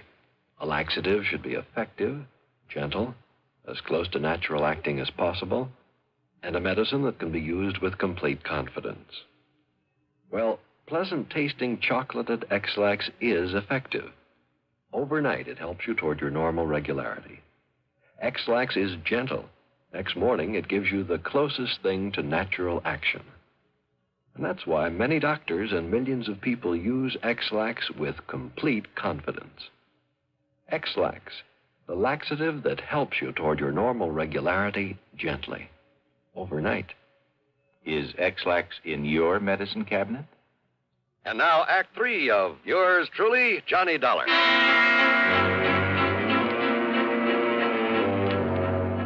The address of Gummy O'Banion turned out to be little more than a shack at the south end of town. But there was a light inside, so I parked well on down the street, then pulled a peeping Tom act at the window the light was coming from. The window was slightly ajar. Inside, sitting at a bare wooden table, guzzling beer, were O'Banion and a ragged-looking little old man. On the table between them was a stack of bills. Not only 10s and 20s, but I spotted several 50s among them as they poured them over. I didn't know they could pick up easy money like this. I would have went legit long before I did. Yeah, Gummy? And you know what? What, Gummy? Old Cartwright says he's sending me 200 severance, too. What do you think of that, Doc? 200? That's right. So, with that and all this dough the other guy gives us for that act we pulled at the front door... Other guy? Why, Doc, you and me won't have to work for months. That's pretty good, huh, Gummy? Yeah, Doc, that's pretty good. Well, then open me up another bottle of that beer, huh? Sure. There. But, Doc, I still don't get it. Why that other guy wanted us to make all that fuss for him there at the front door. You falling down and me helping you up and all. A diversion, they call it, whatever that means. Diversion. Diversion? Yeah, and what'd you say his name is, the one that give us the dough, huh? Oh, crazy kind of name. Reminds me of a church like Steeple, only it wasn't. I didn't wait to hear that name. I didn't need to. Because things had suddenly begun to add up the wrong way. Instead of disturbing the two lucky gentlemen, I got back into my car and drove hard. And I didn't stop until I got all the way down to New York, to a fancy apartment building on East 52nd Street. It was well after midnight, and the uniformed doorman was half asleep and a little grumpy about it all. Look, what do you think I am, your brother's keeper or whatever it is they say? And that crazy old man... And you have no idea at all where he might be, huh? Your name ain't Dollar, is it? What'd you say? I asked, is your name Dollars, all? Yeah, that's right, Johnny Dollar. Why? Well, why don't you say so? Here, old coot left this note for you. He what? Here you are. Dear Johnny, I have tried all day to reach you by phone. But with no success. Knowing you, I'm sure that sooner or later you will come to look for me here at my apartment. I can only ask your indulgence. My indulgence? And beg that when you return to Alvin Cartwright's home. You speak with me before you talk further with him. What? The icon, incidentally, is safely ensconced in the bottom of one of the large Roman urns there in the gallery. Sincerely, Jonathan W. Peoples.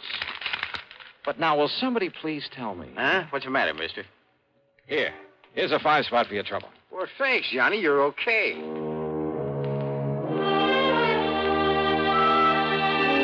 So I drove on back to Lakewood, to Cartwright's home, after a quick stop for some breakfast along the way. Not only was there no guard at the front door, but the door was unlocked. And I wondered, had Jonathan Peoples deliberately left it that way for me? Anyhow, I sneaked inside, and there, sure enough, in the breakfast room, their backs toward me, were the two wild old characters. Or maybe just one such, and his really good friend. Oh, you listen to me. Oh, fool, huh? That's right, I'm convinced of it. Oh, you are. Unless you'll solemnly promise me two things. Promise? Oh, what are you talking about? That you'll immediately, mind you, that you'll turn this whole collection over to a museum, the way you plan to do sooner or later anyway. But, Jonathan, I haven't got tired of it yet. No? Well, by the time you do, somebody will come here and bash in that silly head of yours. Or at least come here and steal some of those things. Oh, with me around there? I'd just like to see anybody try to... Yes, that's right, the icon. Oh, it was such a lovely thing, too. And you'd like it back, wouldn't you? Are you crazy? Of course I'd like it back. Well, you'd also have to promise to have some honest, legitimate guards around here now, immediately, 24 hours a day. You and your ex-gangster. Yes, I guess I was wrong about him. Of course you were. He might have killed you. Unless you make those promises, Alvin, somebody will, you stupid, incompetent old... Don't you talk like that. But it's true, isn't it? Of course it is. Oh, dear, of course it is. This whole thing was silly right from the beginning, and losing that beautiful icon, it just... Would you, like it back? Yeah, I'd do anything to have it back. Anything? Yes, anything. You can hear, can't you? I can give it to you, Alvin. No, I don't care what you can do. All I care about is that... You? That's right. I have it. I'll be glad to give it to you. Jonathan, if you keep your word. You're a crook. That's what you are. I am not a crook. But if you have the icon, it's because you stole it. I did not. You're a thief. That's what you are, a thief. I am not. There's only one way you could have gotten it. No. By stealing. No, you silly old fool. Don't you see? Don't I see what? All I did was to hide it away from you in the hopes of knocking some sense into that thick skull of yours. Well, has it? Has it made you realize that you have no business keeping a valuable thing like that around here? All right, Jonathan. I'll admit you did the right thing. You brought me to my senses. But now, give it to me. Oh, come on, give it to me. Only on condition you make those promises to me. Didn't I say I would? Then do so. I do. Cross your heart? Yes, I cross my heart and I hope to die. But there, now. Now, give me back the icon. Well, I said I would, didn't I? Well, then do so. Well, I will. Well, now. All right. And if you think for a minute that was the end of it, you're wrong. Those two wild old men sat there for the better part of an hour, squabbling, shaking their fists at each other, and a half dozen times they almost came to blows. But finally they ran out of breath, put their arms around each other, shed some tears of repentance, and then, as they've done so many times before, quietly, solemnly swore undying friendship for each other. What a pair. The expense account? Why bother? After all, by now, Alvin Peabody Cartwright has probably forgotten he even sent for me. So, yours truly, Johnny Dollar.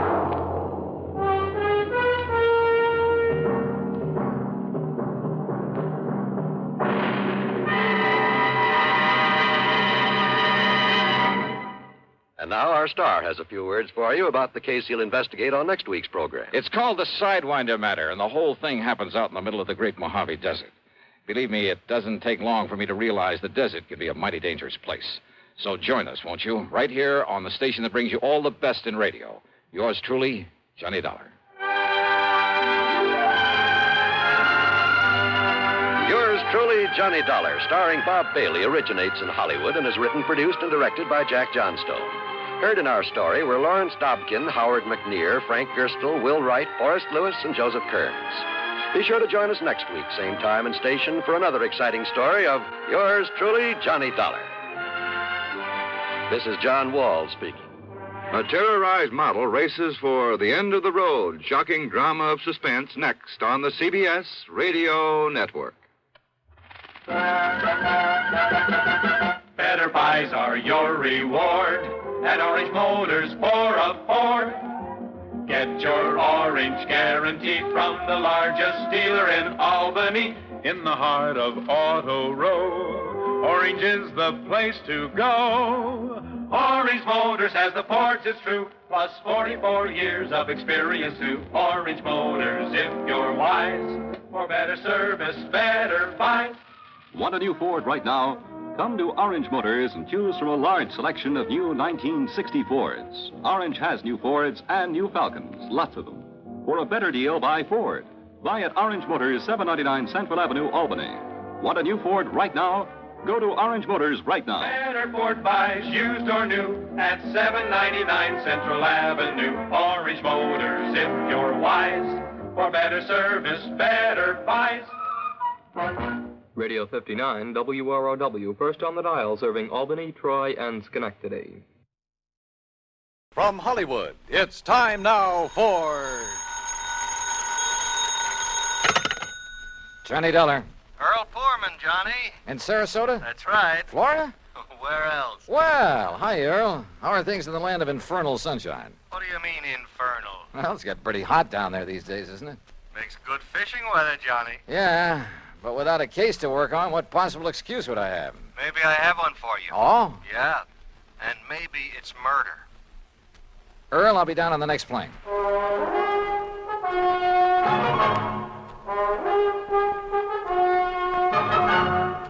Bob Bailey in the exciting adventures of the man with the action-packed expense account. America's fabulous freelance insurance investigator. Yours truly, Johnny Dollar.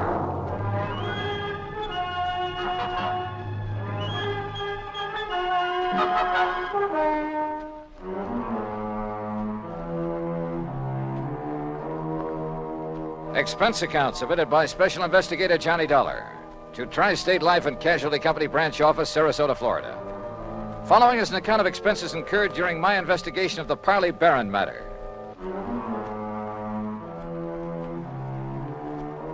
Expense account item 1, $131.50, transportation and incidentals to Sarasota, Florida. Knowing Earl Poorman, I didn't bother checking into a hotel, but instead took a cab to his office in the Conroy building. Tall, lanky, easygoing, he welcomed me like a long-lost brother. Oh, Johnny, you're looking great. And I'm glad you're here because you can clear up this case in a hurry, and then you and I can get out in the Gulf and do some real serious fishing. Oh, well, that's okay by me, Earl. Your last trip down here, you remember, they weren't biting so good. But, oh, Johnny, so help me now that... Oh, I see you've got your bags with you. Well, yeah. Good, because you're going to stay with us out the house. Now, I'm not going to take any argument. I told that old battle axe I'm married to hang out an extra towel for you. How is Mike? Oh, she's great, just great. I never did understand how I was lucky enough to grab that dame, Johnny. Oh, well, now, I think maybe she kind of cares for you, too, Earl.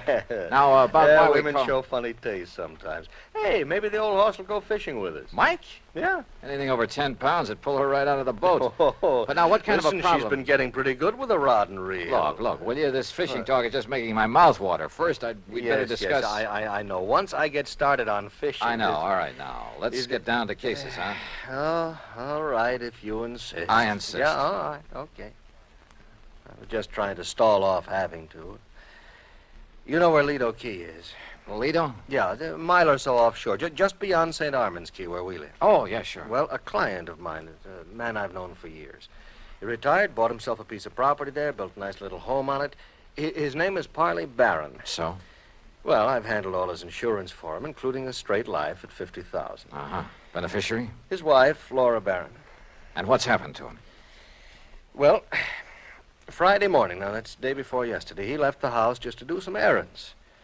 Well, go on. Yeah, well, he hadn't got back home by about 5 p.m., and his wife started calling around, trying to find out where he was, and nobody seemed to know. So finally, she put in a call to the police. Who's your man there? Sergeant Harry Brackett. Oh, I remember him. Sure. Go on.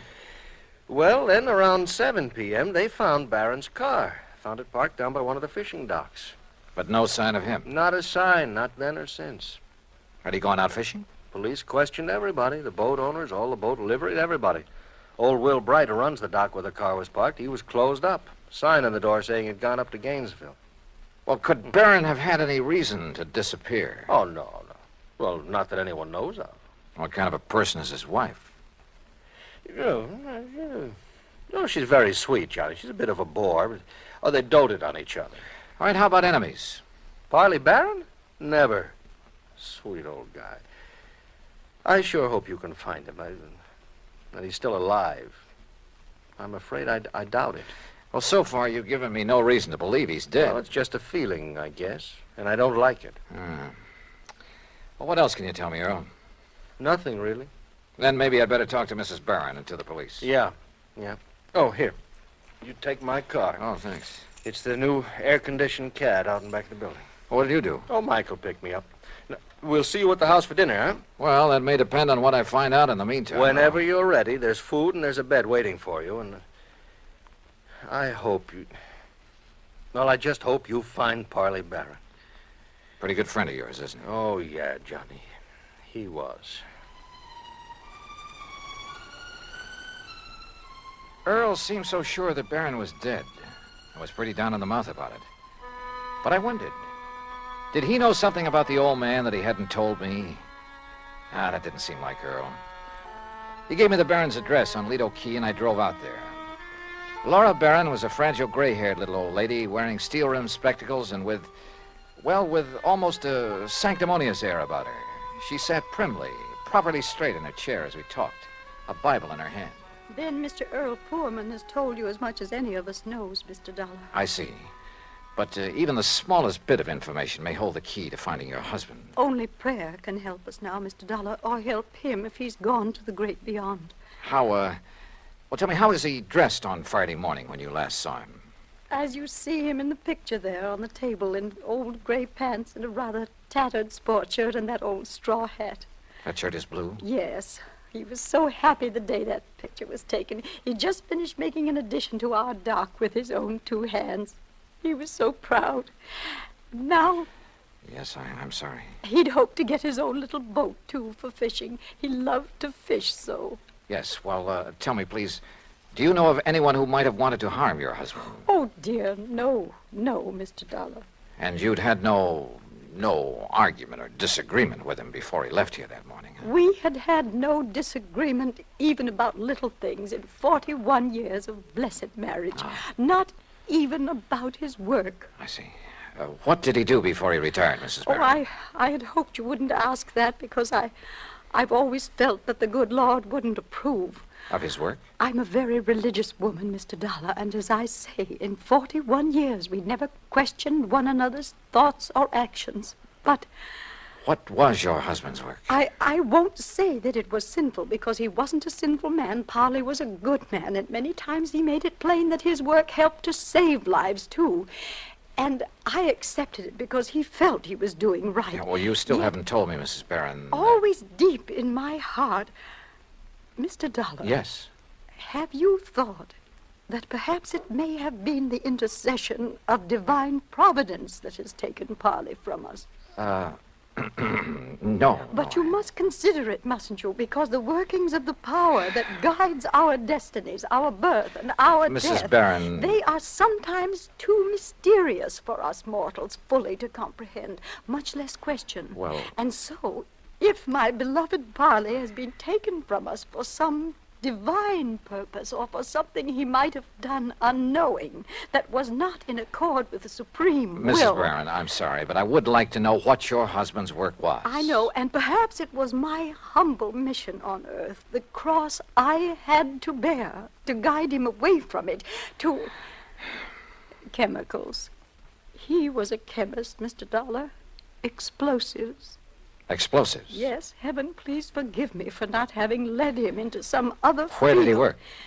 Tampa. Dufresne Chemical Corporation. Dufresne. Oh, yes, I've heard of it. Explosive things to kill in defiance of the Almighty's purpose, that we love one another. Yeah, but now how long ago was this? He retired in 1951. And since then? Here in Sarasota. And to keep himself occupied? Oh, this lovely home of ours and his fishing. Though he never caught anything. Oh, I see. Never caught anything, Mr. Dollar. Do you suppose that was some retribution for the work he had done so long, for some error in his living or thinking? Well, well, who knows, of course. Yes, who knows? But we should consider it, shouldn't we? Where did he do his fishing? He never told me, but he left here almost every day to try his skill. And always he came home empty-handed. Yeah. Well, thanks, Mrs. Barron. I'm sorry to have had to ask you so many questions. It's all right, Mr. Dollar. My faith will sustain me through this ordeal. I'm sure it will. Thanks again. Here, you must take some of these pamphlets with them. Oh, read them. Any aid to piety of the mind is good for all of us. Yes, well, thanks. The inspired word may help us all. Oh, sure. Thanks. Thanks very much.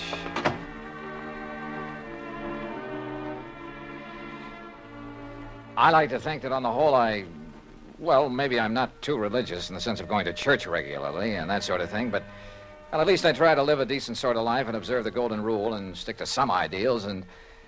But in an atmosphere like that, well, I couldn't help wondering if her husband didn't have good reason for wanting to get away for a while. In any event, I'd got nowhere on the case, so I phoned Sergeant Harry Brackett. That's item 2, 10 cents. But the desk at headquarters said he wouldn't be back until about 6 p.m. And since I really had nothing to go on until I could see him, I dropped in on Earl again. You kidding? Then we'll take the boat, run out into the Gulf, and get some fish for dinner. It's the best time of day. So who was I to refuse? And within the hour, we were fighting the tide through the pass between Lido and Longboat Keys on our way along into the Gulf. Yeah, Johnny, I find I always have my best luck along about this time of day, just before sundown. I still ought to be back there working. Why? Sergeant Brackett won't be back at headquarters until 6 o'clock. You told me yourself. Now, what can you do until you talk to him and find out what leads he may have? Oh, man, you are a funny one. You call me long distance to get down in a hurry, then insist I go fishing instead of working on the Don't you case. know, fishing's the answer to more problems than anything else in the world. You got worries? Go fishing. You'll forget them. Got a nagging wife? Oh, don't let Mike hear you say that. Well, she's different. You little shrimp. But you know what I mean. A writer, he wants ideas, he goes fishing. A businessman? A detective? Huh? Go ahead and say it, an insurance official. Sure. I'll bet that more than once when you've been stumped on a case, why, if you had just relaxed your mind by going out somewhere and wetting a line... I wish it were that easy. And so far as this matter is concerned, I haven't even got started on it yet. Well, relax anyway. Who knows? Maybe the answer to what's happened to poor old Parley Barron will just come to you. Oh, yeah, sure. Oh, sure. Instead of you chasing Earl. him. Huh? Yeah? Up ahead, just to the right there. Where? Oh, yeah. Somebody's old beat-up straw hat. Yeah, and a little further. You know something? The tide will carry that skimmer right smack into the Earl, city pier. look. And if the fellow that lost it Look, knows... further over to the right. Huh? What is that, floating there? I don't know. Well, it looks like... Oh, good Lord. Johnny. It's a body, Johnny. We'll drift over to it. It's a body, all right. And that straw hat looks exactly like one I saw in a picture this afternoon. Here. I got it. Can you reach him, Johnny? Yeah. Here we go now. Oh, good boy. All right, now let's see. Oh. Is it? Yeah. Are you sure, Earl? Oh, yeah. Yeah, Johnny, it's poor old Parley Barron.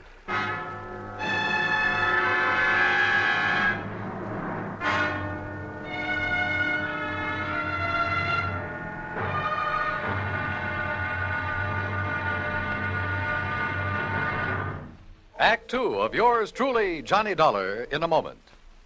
Everyone loves kids, and every kid loves candy.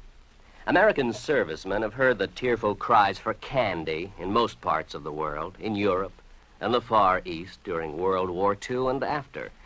And there's never seemed to be enough candy to go around. Well, more than a dozen years ago, during the Berlin airlift, an Air Force lieutenant from the United States discovered he had no candy to offer some German children. However, he promised to drop them some candy the next day as he came in for a landing. Improvising a parachute out of his handkerchief, Lieutenant Gale Halverson dropped the candy bars the next day as he had promised. Now, this idea caught on among other Air Force men in the airlift, and that's how Operation Little Victuals began. The idea spread far and wide, and soon military personnel, civilians, business firms began to aid the Goodwill program by supplying candy and handkerchiefs. Time after time, as the sleek cargo planes of the United States Air Force swooped low over the landing field, a shower of little bundles of sweets dotted the sky as their tiny parachutes carried them safely to the ground. And the hungry German children gathered up these bundles of mercy, which the communists try to keep from them. The men of the United States Air Force did a great job satisfying a lot of appetites, but they did more. By a wonderful sense of understanding, they nourished the cause of freedom, the right of all men and children everywhere. And now, Act Two of yours truly, Johnny Dollar, and the Parley Barron matter.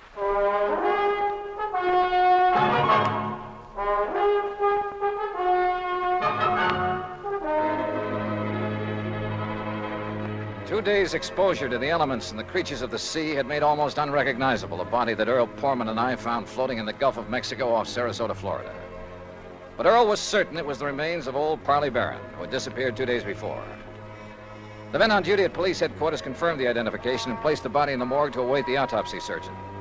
On a hunch, I asked Earl to drive me over to Will Bright's boat dock, where Barron's car had been left parked. It's like I just finished telling the police over the telephone. I wasn't here when poor old Barron come for his boat on Friday.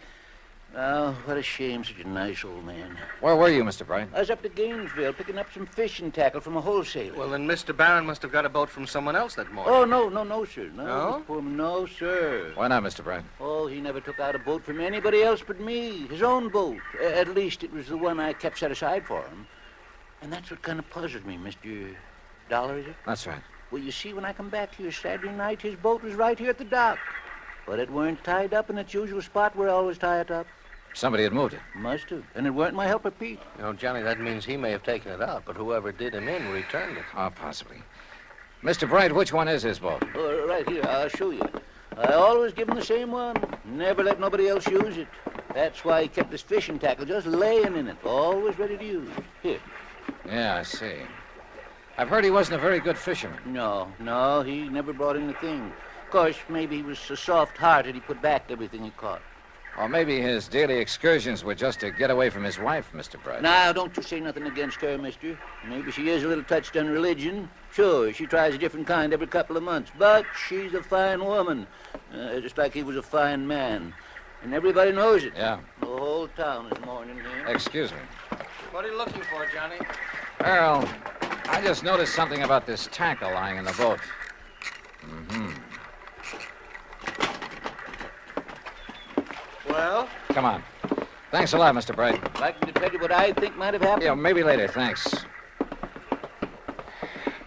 Well, what did you find there, Johnny? Earl, did Parley Barron ever go fishing with you? You were good friends. No, he always wanted to go out alone. Yeah, but not to fish. Huh? That tackle box hasn't been moved in months. The paint is still dark under it. What? And that reel, I could hardly turn it. Well, then what? I don't know what. But Barron was using that boat every day for something besides fishing. Any ideas? You know him pretty well, have you? No. Let's get over to headquarters. Earl felt he ought to go back to his office where his wife Mike had promised to pick him up, so I borrowed his car again and went over to headquarters alone. Sergeant Harry Brackett, who was assigned to the case, had returned. He was on the phone when I walked in on him. He gets back to town, Mrs. Dana, so please have him call me immediately, will you? Yes, ma'am. Thank you. Yes, sir, what Johnny. Yeah, hi, Harry. Yeah, Johnny, I'm sure glad you're here. I got a real mixed-up case on my hands. The Parley Barron matter, huh? Well, you know about it? That's why I came to Sarasota. Earl Portman called me.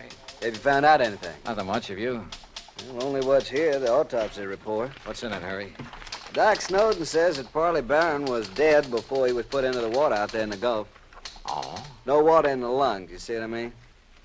It probably means murder. Have you told anybody this?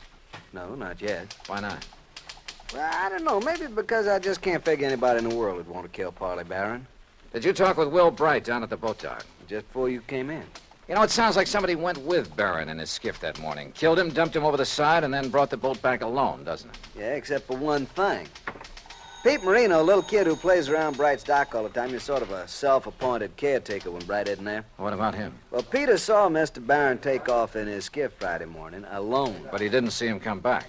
Pete went home for lunch. When he got back to the dock, the skiff was in. Uh-huh. Then whoever did it met him out on the water somewhere. maybe several people, so that one of them could return the skiff. Be taking an awful chance, wouldn't it? How do you mean? Yeah, Doc's in a pretty isolated spot, all right, but the killer showing up in Barron's skiff without the old man along, that's too much of a chance. How else could it be returned? Tied. Tied? Little Pete says that when he got back to Doc, the skiff was there, all right, but not in its usual place. So Wilbright mentioned. Also, it wasn't tied up. It was just sitting there. Oh, then you meant untied. No, I meant T-I-D-E. When the tide's rising, it floats everything from the pass between Lido and Longboat Keys right up to Will's dock. You think the boat just floated back by itself? You got a better idea? Harry. Yeah? Are you sure it was Barron's body we picked up out there? After all, the fish and whatnot disfigured it pretty badly. Johnny, I've known him for years, and didn't Earl Pullman recognize him immediately? Yeah. And the clothes he was wearing, his own straw hat? Well, have you checked on his dental work, things like that? I'm waiting now for Dr. Dana. He was his dentist to get back to. You know, that's a funny thing. What? I called Dana the minute that body was brought in. After all, teeth are about as solid identification as you can get. Oh, I thought you were sure anyway. Well, I wanted to be doubly sure. Anyhow, when Dana didn't get here right away, I called him again. I got his wife on the phone, and according to her, he suddenly left for Tampa. Urgent call or something. Where in Tampa? She didn't know. At least she wouldn't say, but it seems kind of fishy to me. Well, it may just be that one of his patients... Dana. That's right. The man who got so much publicity about atomic radiation studies, effects on the teeth and so on. That's the one. What's the matter, Johnny? Well, when you're stumped on a case, says Earl Pullman, go fishing. We did. We found a body. What are you getting at? Me, when I'm stumped, I play my hunches, no matter how crazy they may seem. And the hunch I have right now, man, is the craziest. I'll see you later. I learned a long time ago in this business, when you got a hunch on the line, you play it for all it's worth. Item 3, 10 cents for a phone call from a booth in the drugstore just around the corner. Hello? Hello, Mrs. Dana. Yes, this is Mrs. Dana. My name is Larkin, Mrs. Dana, from the Federal Bureau. The Federal Bureau? That's right, so you can see why it's important you say nothing to anyone about this call. Well, how can I be sure you I'm are? simply checking to make sure your husband has followed instructions. Oh, I see. Has he left for Tampa? Why, yes, the minute he got the phone call. Did he tell you who called? Why, no, but I did hear him mention the name Dufresne. Dufresne? Yes, only he didn't know I heard. And... Oh, maybe I shouldn't have mentioned it. Just be sure you don't mention it to anyone else. Oh, no. Goodbye. Item 4, $3.90 at the sign of the Flying Red Horse on the way to Tampa. The least I could do for the use of Earl's car was fill the gas tank. On expense account, of course. The FBI gag had worked before, so I used it again to bull my way through the gate at Dufresne Chemical Corporation and to the office suite of Dufresne himself. I wasn't at all surprised to see activity in the suite despite the late hour. Sir, are you the man the front gate just called about? Yes, that's right, FBI. Which is the door to Mr. Dufresne's office? Well, I'm afraid he has some people with him, sir. What did you say your name is? Never mind. Is this the door? Sir, please, you'll have to wait. Come in, Mr. Dollar. Come in. Oh. I'm Arnold Dufresne. This is Dr. Dana, and this is Mr. McLaughlin of the Federal Bureau. How are you? We've been expecting you. Oh, have you? Sit down, Dollar. I guess this is your show now, McLaughlin. My credentials, Mr. Dollar. First, I suppose I should prefer charges against you for impersonating a member of the Bureau. Yeah, well, I can hardly say that I blame you, though, under the circumstances. Incidentally, our man in Sarasota's had quite a time keeping track of you. You mean there was a tail on me? From the moment you arrived. No kidding. We didn't dare take the chance that you might upset things for us. After all, you've a reputation for being pretty sharp. We should have anticipated that you might be called in on the case, but though we planned things very carefully, we, shall we say, overlooked you. Even as we almost slipped up with Dr. Dana here, who would identify that body. Look, will you please tell me what this is all about? A man named Poorman called you in Hartford and asked that you come here to investigate the disappearance of his old friend and client, Parley Barron, right? Yeah, that's right. Now, where is he? What happened to Barron? Do you know? We do. And we were afraid you might find out and let the, shall we say, cat out of the bag. That is why we were all ready to send for you to come here, but, well, as it turned out, you came all by yourself. Mr. McLeod. Parley Barron, by the way, Mr. Dollar, is all right, alive, healthy, and happy. Then that body we picked up? Dressed in his clothes? During the last war, Mr. Barron, as a research chemist, made vitally important contributions to our, or shall we say, national security. Oh? He was too valuable a man to lose, even though his wife objected to his work for religious reasons. Yeah, I gathered that from talking to her. Or perhaps you even thought she might somehow be implicated in his disappearance. The thought certainly entered my mind. Well, in any event, so that he could continue to have a happy home and at the same time carry on his tremendously important work, we arranged for the little deception that has been going on for some years now. His so-called daily fishing trips. That's right. But each morning in a small hidden cove, I needn't tell you where, he was picked up and brought here to Tampa to carry on his work. Well, I'll be darned. No one was the wiser. Even our, shall we say, competitor nations in atomic and missile research, who were bound to keep tabs on such a man, they knew only that he was working for the Dufresne Chemical Corporation. They did know that, huh? Well, we must suppose so. International espionage is pretty well organized these days. Ah. But now this disappearance, Mr. Were changes in plans for nuclear developments had made it mandatory that he spend some time in, elsewhere. Where? Well, shall we say, somewhere in New Mexico, or something like that. So to openly send him there would have indicated to our competitors what these new developments could be. That had to be avoided at any cost. Therefore, the plan for his disappearance was carefully worked out and carried out. Then whose body was it we picked up? Well, some poor, unidentified old derelict who was on his way to Potter's Field. I see. Well, believe me, if the Bureau functions this thoroughly in everything it does... Oh, we try. Well, what about Mrs. Barron? Oh, she'll bear up. We, of course, made sure of that in the beginning. And then when her dear husband does return... When will that be? When his work is finished. And, of course, that'll be too late for our friends across the sea to catch up with us, and we've worked out a completely plausible story to cover his absence. Oh, I'm sure you have. Now, Dr. Dana here will return to Sarasota in the morning. He will confirm identification of the body that was fished from the sea with only sufficient reservation to protect his professional reputation when Parley Barron reappears. All right. Now, when an insurance claim is filed on Barron... Well, I'm sure Mrs. Barron won't file for some time, unless urged to by your friend Poorman. No, I can prevent that without telling him anything. That's fine. What's more, with the penchant that some companies have for, shall we say, slow action on claims... Well, don't let them hear you say that. Well, Barron will be back before you need to worry about it. Now, is that okay with you, Mr. Dollar? Shall we say, okay. And once more, I tip my hat to the FBI.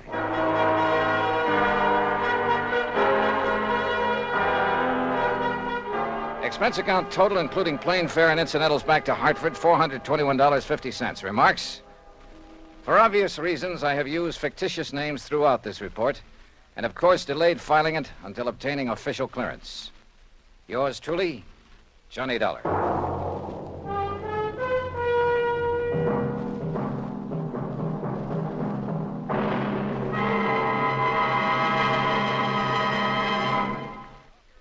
And now here's our star to tell you about next week's story. Next week, a strange old character, the most beautiful girl I've ever met, and money all over the place. Counterfeit. Join us, won't you? Yours truly, Johnny Dollar.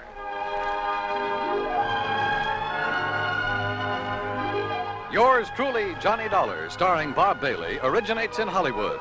It is produced and directed by Jack Johnstone, who also wrote tonight's story. Heard in our cast were Virginia Gregg, Jeanette Nolan, Will Wright, Barney Phillips, Lawrence Dobkin, Stacey Harris, and Harry Bartell. Musical supervision is by Amerigo Marino. Be sure to join us next week, same time and station, for another exciting story of yours truly, Johnny Dollar.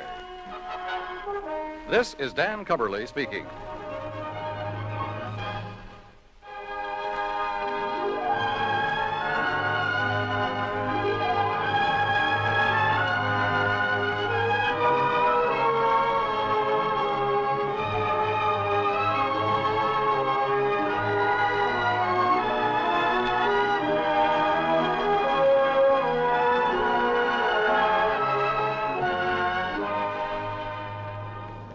Johnny Dollar has come to you through the worldwide facilities of the United States Armed Forces Radio and Television Service.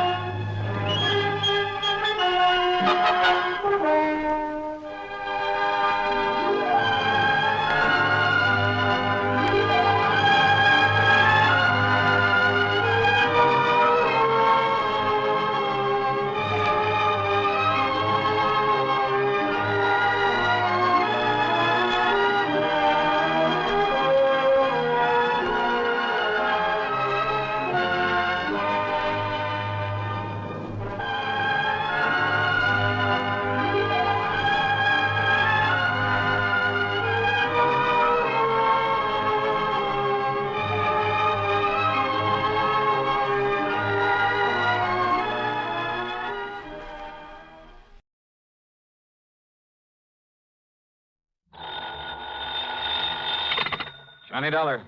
How are you, Ralph? Well, at the moment, not too happy. One of our clients, a pretty important one, is a man named Bertram Haskell. He owns a small copper mine up near Houghton, Michigan. Where's that? Up in the Keweenaw Peninsula, where it sticks out into the middle of Lake Superior. So what's happened to Bertram Haskell? Nothing. It's one of his colleagues, a man by the name of Oliver, Ben Oliver. Well, what's happened to him? Ben Oliver's been murdered. I see.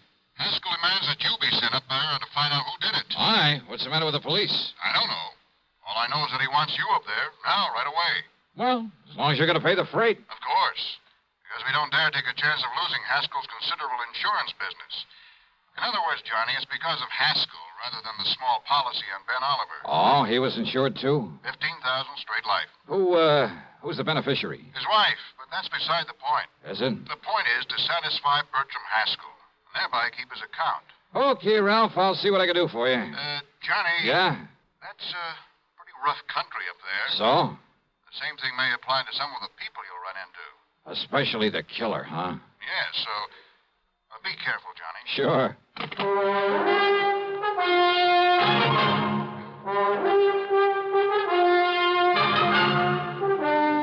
CBS Radio brings you Bob Bailey in the exciting adventures of the man with the action-packed expense account, America's fabulous freelance insurance investigator. Yours truly, Johnny Dollar.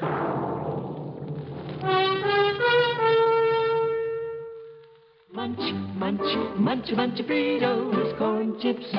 And listen, since Fritos corn chips are fresh as spring itself, well, it seemed appropriate to give you a springtime gift. So Fritos have attached a free package of flower seeds on their large bags as their salute to spring. Now, there's nothing for you to mail in. Just buy a large bag of Fritos. And there, right on the bag, is your free package of flower seeds. They're the finest seeds you could get anywhere. Genuine burpee seeds. And there are 3 varieties. Beautiful zinnias, snapdragons, or petunias. Get yours while they last. Free flower seeds on the large bags of Fritos corn chips. Munch, munch, munch a bunch of Fritos corn chips. It's not polite to smack your lips, but you can't help it with Fritos corn chips. Munch, munch, munch a bunch of Fritos corn chips. And now, Act 1 of yours truly, Johnny Dollar.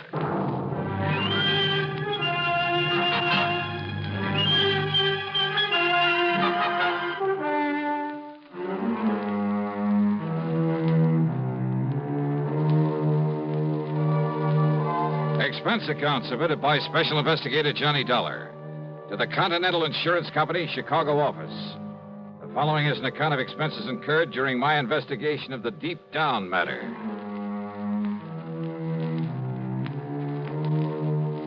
Expense account item 16185 for a plane to Chicago, then a flight to Houghton, Michigan, far up on the Keweenaw Peninsula. It was mid-afternoon when I climbed off the plane and spent item 2, $50 deposit on a rental car. I got a highway map and directions to the Haskell mine, then headed north on Route 41. Along the way, I passed all sorts and sizes of workings, including the famous Quincy mine. It's supposed to have the largest hoist in the world. At the little town of Phoenix, I turned south and east on the side road that obviously was used for a lot of heavy trucking, and I finally arrived at the camp. I guess you'd call it that, surrounding the Haskell mine. There were 7 or 8 weather-beaten frame houses, a large barracks-like building, one fairly nice-looking brick home, a service building, tool shed, and garages. Bang in the middle of everything was a big hole in the ground. Above it, a hoist, looking somewhat like a heavy wooden oil derrick with a big wheel on top of it. A group of men stood around wearing shock helmets. As for finding the office, well, all I really had to do was follow the sound of what happened to be Mr. Haskell's booming voice. Idiot. Having any respect for the dead? You try moving Mrs. Oliver out of that house of hers, and I'll break your neck. But don't you understand about it? Don't you realize that Ben Oliver had more to do with the success of this mine than anybody else, than even I had? Well, sure, I know. Oh, get on over there and apologize to her. You need some new quarters for some of those new men. Get hold of some carpenters and build them. Now, go on. Get over there and apologize to her. Well, who are you? What do you want? Mr. Haskell? That's right. Well? My name is Dollar. Dollar? Johnny Dollar? That's right. Well, why didn't you say so? I'm glad you got here, Dollar. You've got to clear this thing up. See that justice is done. Now, come in. Come into the office so I can tell you what's happened around here. Yeah, sure. Believe me, I won't sleep. I won't rest until whoever... well, sit down. Thanks. Dollar, Ben Oliver and I have been working over this country together for years. Ben's brains and my money. Ben picked the spot for this mine. So I understand. Dollar, I've made and I'm still making a fortune out of it, in spite of the fact it's a small operation. And Ben Oliver? Ben. I tried for years to make him my partner so that he could fully share in this thing. But he wouldn't have it. Pure scientist, Ben was. No real interest in money. So the best I could do was promise him a fat royalty for the rest of his life. But I never dreamed his life would come to an end so soon. What happened, Mr. Haskell? He was murdered down in the third sub-level of the mine, in a stope we discontinued working for a while because of some exploration he was doing in it. And you've no idea who or why, Mr. Haskell? If I or the police could find any possible reason for Ben's being killed, we might be able to pin it on one of them, the man who did it. You say... But as it is, we haven't even reason to lock up those men who could have done it. You say the man. Well, under the circumstances, it had to be one of the miners. One of the 6 who were on their way down the shaft in one of the ore cars. And yet... Well? I said under the circumstances. But under the circumstances, not one of those 6 could have done it without the knowledge of the others. Well, now, how do you mean that? A single, carefully aimed shot, Dollar, from some distance away, 15, 20 feet. Yeah? Struck him in the back, went directly into his heart. Just one shot, but it must have been carefully aimed. But... Well, go on. That shot was made in utter, in complete darkness. Oh, now, wait a minute. I know. Impossible. Utterly impossible. But that's the way it happened.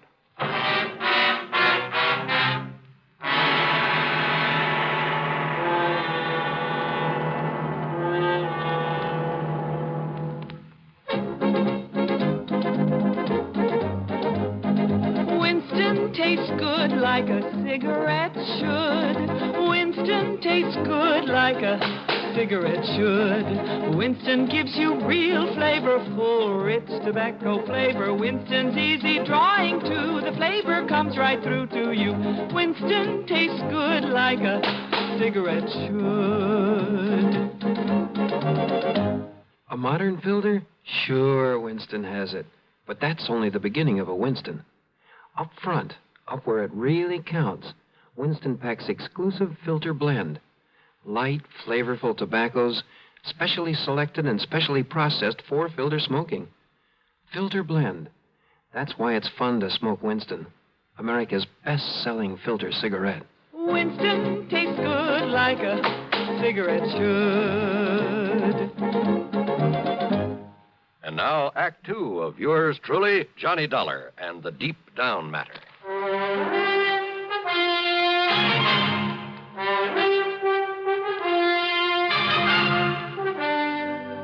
Look here, Dollar, on the wall, a diagram of the mine. You, better explain that in one-syllable words, Mr. Haskell. I'm afraid I don't know very much about a copper mine. Well, here's the main shaft where it goes down into the ground at a slight angle. It goes down along one side for the most part, one side of the main ore body. That's under that big hoist I saw outside. That's right, yes. The hoist, by means of a continuously running cable, works the ore cars up and down. Like buckets on a conveyor belt. Only they're detachable from the cable in order to fill them at the various levels, then bring them up and dump them at the surface. Now, just exactly where was Ben Oliver killed? 321 feet below the surface, on the third sub-level, in what you might call a big room or cave down there. And remember, Dollar, Ben was shot in the dark. No lights down there? Ordinarily, yes. Plenty of them, all over. You better tell me exactly what happened, Mr. Haskell. Oh, better still. I'll take you down there, let you see things for yourself. And you'll see why it was quite impossible. Yeah, we'll see. The last shift has just come out of the mine, so we'll have it to ourselves. Whatever you say. You'll say you'd better wear one of these shock helmets and these gloves. Okay. And keep your top coat on. You'll find it cold down there. Right.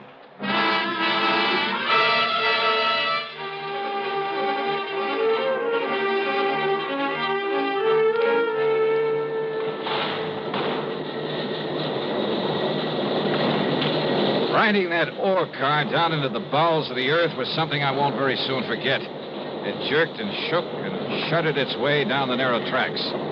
The noise was deafening, and there was something eerie, something frightening about it as we plunged on downward. Picture yourself aboard a slow-moving, noisy roller coaster going almost straight down into utter blackness, and you'll have some idea of what I mean. blackness, that is, except for the various levels we passed. All of them were strung with glaring electric lights, and I could see great caves. I believe you call them stopes, where the miners had cut away the ore. Here we are, Dollar. The third sub-level. There it is, Dollar. The stope where Ben was killed. This big cavern in front of us? Yeah. He was apparently chipping away some samples of rock there at the side with his back to this shaft. Well, now, wait. You said it was dark in here when it happened. But there's enough light in here now. Ben was checking some of this ore for uranium. Uranium? This country? We've kept it secret. That is the possibility of it. I see. Well, go on. Well, he sent a message up to me asking me to get his scintillator, a Geiger counter, and so on. I picked them up at his home and brought them down here with the men, the 6 men I mentioned. And? As we reached this level, as I was about to disengage the car from the cable, the lights here suddenly went out. I stopped the car in its noisy fashion, and then, after a minute or so, one of the men struck a match. Dollar, do you see this light switch? We found somebody pulled it. One of the men aboard the ore car. It had to be. Anyhow, I turned it on. We had light again. And there at the side, 15 or 20 feet away from us, lay the body of Ben Oliver. Did you hear the shot? Above the noise of stopping the car? What's more, Did anyone see the muzzle flash? No. You see, the weapon was a powerful air gun, a pistol of foreign make. We later found it at the bottom of the shaft. Fingerprints? No. The men were all wearing heavy leather gloves. Well, did any of them actually see Oliver here before the lights were cut off? I saw him. And it all happened in the few seconds between the time the lights went out, you stopped the ore car, and put them on again. In total darkness, one of those men was able to fire accurately, the shot that killed him. No sign of a flashlight, anything like that? No. Then I see what you mean about it being impossible. Nevertheless, it was done, and by one of the men aboard the car. And that's why I sent for you, Dollar, in the hope that you somehow can bring the killer to justice. Well? Well, from here, Mr. Haskell, it looks like you've handed me a pretty large order. Act 3 of yours truly, Johnny Dollar, in just a moment. Welcome, recording star Mel Torme. It's terrible trying to sing with a bad cold. So I always take 4-way cold tablets to relieve cold miseries fast. Good idea. Tests of all the leading cold tablets proved 4-way fastest acting. 4-way starts in minutes to relieve muscular pains, headache, reduce fever, calm upset stomach, also overcomes irregularity. When you catch cold, try my way. Take 4-way cold tablets. The fast way to relieve cold distress and feel better quickly. 4-way, only 29 cents. Now, a word about another fine product of Grove Laboratories. To get rid of embarrassing dandruff in 3 minutes, change to Fitch Dandruff Remover Shampoo. 3 minutes with Fitch regularly is guaranteed to keep unsightly dandruff away forever. Apply Fitch before wetting hair. Rub in 1 minute. Add water, lather 1 minute. Then rinse 1 minute. Every trace of dandruff goes down the drain. 3 minutes with Fitch and embarrassing dandruff's gone. At the same time, Fitch can brighten hair up to 35%. Get Fitch Dandruff Remover Shampoo today. And now, Act 3 of yours truly, Johnny Dollar. I told Haskell I'd take on the case only if he'd let no one know why I was there at his copper mine.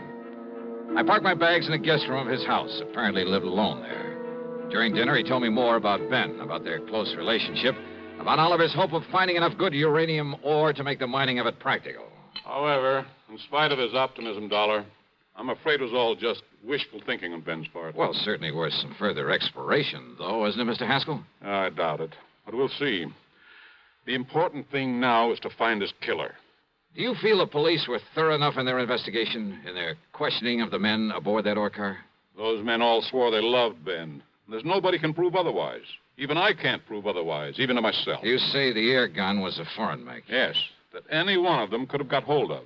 There's a big foreign population in this area. So I understand.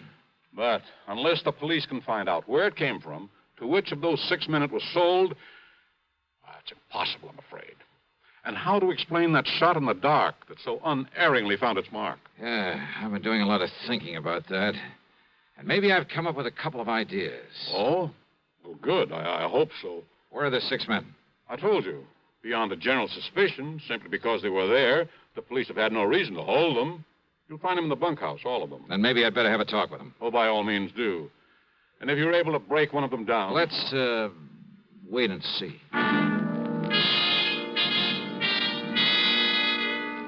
Yeah, I did have a couple of ideas about that impossible murder. I questioned the men without telling them my real status in the case. But more important, I talked to Ben Oliver's wife. A quiet, gentle little woman. All in all, I felt she was taking the whole thing very well. Yes. Bertram Haskell was always very good to Ben in his rather domineering way. But why do you ask? Well, it's good to know what kind of a man I'll be working for if I take the job. Just be sure you look out for yourself. That you get full credit for any discoveries you made. Well, now, that doesn't quite tie in with what you just finished saying about Mr. Haskell, does it? Ben was so unselfish, self-effacing, so easy to take advantage of. Oh, no, I shouldn't talk that way. You sound as though you don't quite trust Mr. Haskell. Please, I didn't mean that at all. I see. I understand your husband thought there might be uranium in this unlikely spot. He was sure of it, Mr. Dollar. He told you so? I typed out his report to Mr. Haskell. Oh? Do you remember what he said in it? Only that he was certain it had great commercial possibilities and that he... Only that he what, Mrs. Oliver? No, it isn't nice the way I'm thinking. The way I was thinking then, so let's not talk about it. Well, look, this job, Mrs. Oliver, do you realize that it might mean a great deal to me? That if there's some reason why I shouldn't take it, well, isn't it only fair that you tell me? All right. You seem like a nice young man, so I'll tell you this. Yes? In the report, I made Ben say that he felt he should share in the uranium profits, the way he was not able to share in the money from the copper he discovered. I see. Thank you. Your husband had various instruments for detecting uranium, didn't he? Yes, I'll show them to you. Oh, good. They're here in the closet. The things Mr. Haskell was taking down to him the day that he... Yeah, I see. Geiger counter. And I guess this thing is a scintillator. Yes. And this? Oh, it's some kind of a special light, I think. Black light? Yes, that's what he called it. Sure. And it activates certain... And here are the shoes he was wearing. A nice warm jacket. Wait a minute. Yes? This black light. This thing is still working, and it is. Look, Mrs. Oliver. Why, yes. Isn't that strange, the glow it makes on his... What is it? Oh, Mrs. Oliver, I believe it's the solution to a murder. I borrowed the scintillator, the counter, the lamp, and I put on the jacket he'd worn that day. Put it on underneath my topcoat. I went back to Haskell's home and told him I had a theory about how one of the men aboard that ore car could have aimed so accurately in the darkness of the mine, but that I'd like to check it out down underground. He didn't quite understand what it was all about, but he agreed to go down there with me again. Anything, he said, to help find the killer of his old friend. Pull the light switch, Dollar? Yeah, that's right. Put out the lights so everything will be as it was the moment Ben Oliver was shot. Whatever you say. You set down this detecting equipment for a moment. Sure. Now, off with the lights, huh? Very well. Now, look, I'm going to feel my way to the spot where Oliver was working. And it should be right about here. Well? I'm taking off my top coat, Mr. Haskell. Oh, fine. Because under it, I put on the jacket that Ben was wearing when he was killed. I see. Now, in a second or two, I'll turn around so the back of this jacket will be facing you so that you can see it. See it? How? You'll see the spot in the middle of the back that was dusted with some radioactive material. By you. What are you talking about? Yeah, so that you can see it with the help of that black light. And I'm sure you have it in your hand by now. Have you turned it on, Haskell? Yes, it's on. And I'm sure you can see the target on the back of this coat. The same as you could see it in the dark the day Ben Oliver was killed. Can't you? Can't you, Haskell? Yes. A perfect target for you. That's right. Dollar.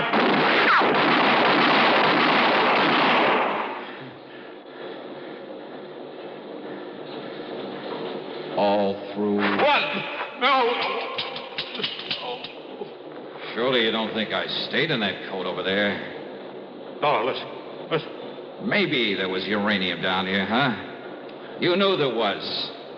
And you knew the only way you could keep all of the profits from it was by getting rid of Ben Oliver. All right, but listen, Dollar. Oh, listen. drop dead. And maybe you will, Haskell, if you try anything funny on the way back up to the surface. No. You see, this gun of mine is still loaded.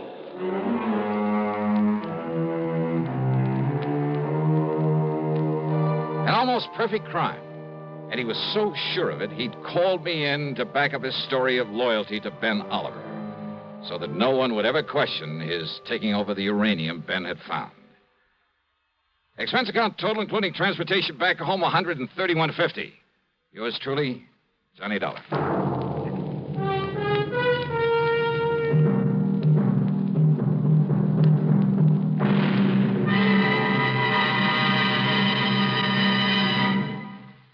Our star will return in just a moment. Constipation can be a problem for anyone, even doctors. And when constipation occurs, it's interesting to see just what doctors consider important about a laxative they might use or recommend. Well, a majority of the doctors we heard from had this to say. A laxative should be effective, gentle, close to natural acting. A medicine that can be used with complete confidence. Now, X-Lax has been popular with many doctors and millions of people over the years because chocolated X-Lax is effective. Overnight, it helps you toward your normal regularity. X-Lax is so gentle, so close to natural acting, there's no upset. That's why many doctors and millions of people use X-Lax with complete confidence. X-Lax, the laxative that helps you toward your normal regularity, gently. Overnight. Now here is our star to tell you about next week's program. Next week, Denver, Colorado, and a string of supermarket robberies. And what a racket. Join us, won't you? Yours truly, Johnny Dollar.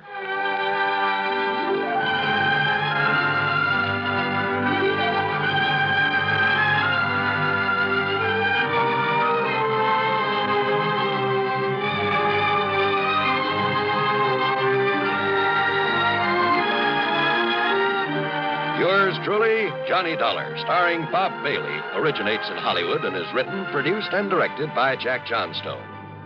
Heard in our cast were Virginia Gregg, John Stevenson, and Will Wright. Be sure to join us next week, same time and station, for another exciting story of yours truly, Johnny Dollar.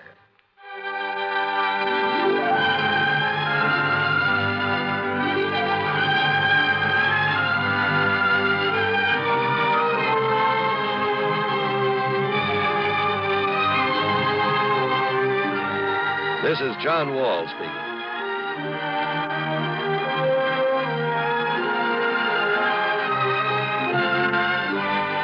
Coming next, another tale calculated to keep you in suspense on the CBS Radio Network.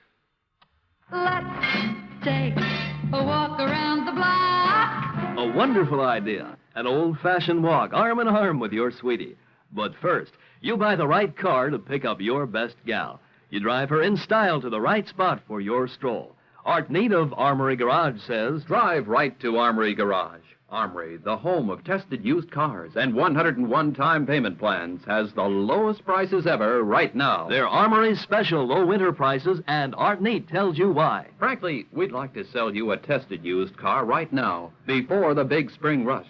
Pick from the largest stock in Armory's history. Drive it now. Enjoy it now, with no down payment to pay. You don't start paying till May and take up to 36 months. Well, no wonder everybody says if you can't deal with Armory, you just can't deal. Don't make a date for your old-fashioned walk till you make a date with Armory Garage for a tested used car. Central and Colvin Avenue, Albany.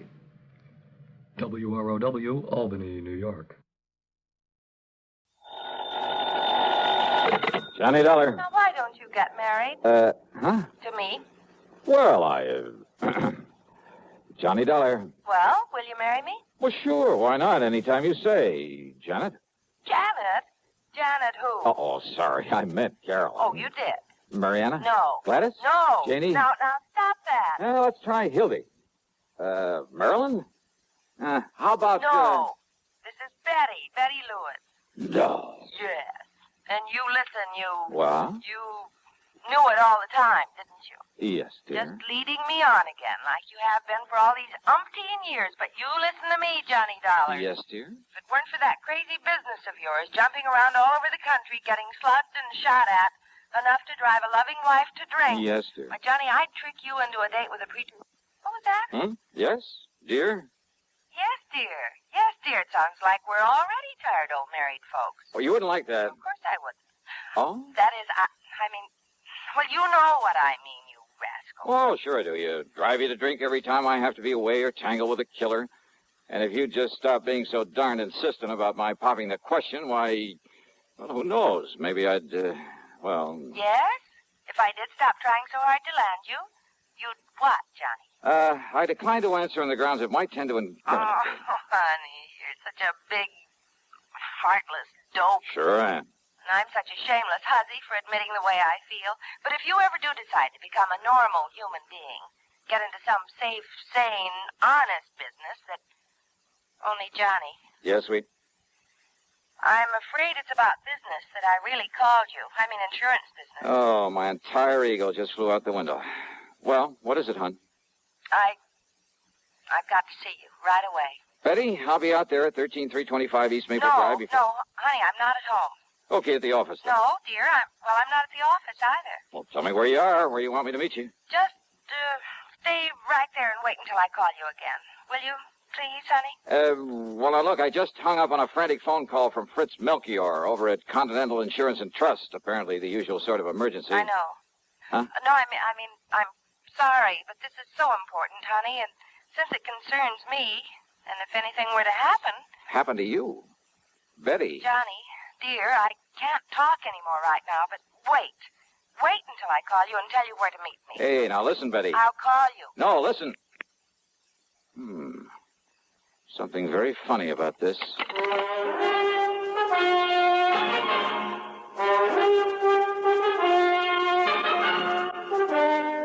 CBS Radio brings you Bob Bailey in the exciting adventures of the man with the action-packed expense account, America's fabulous freelance insurance investigator. Yours truly, Johnny Dollar.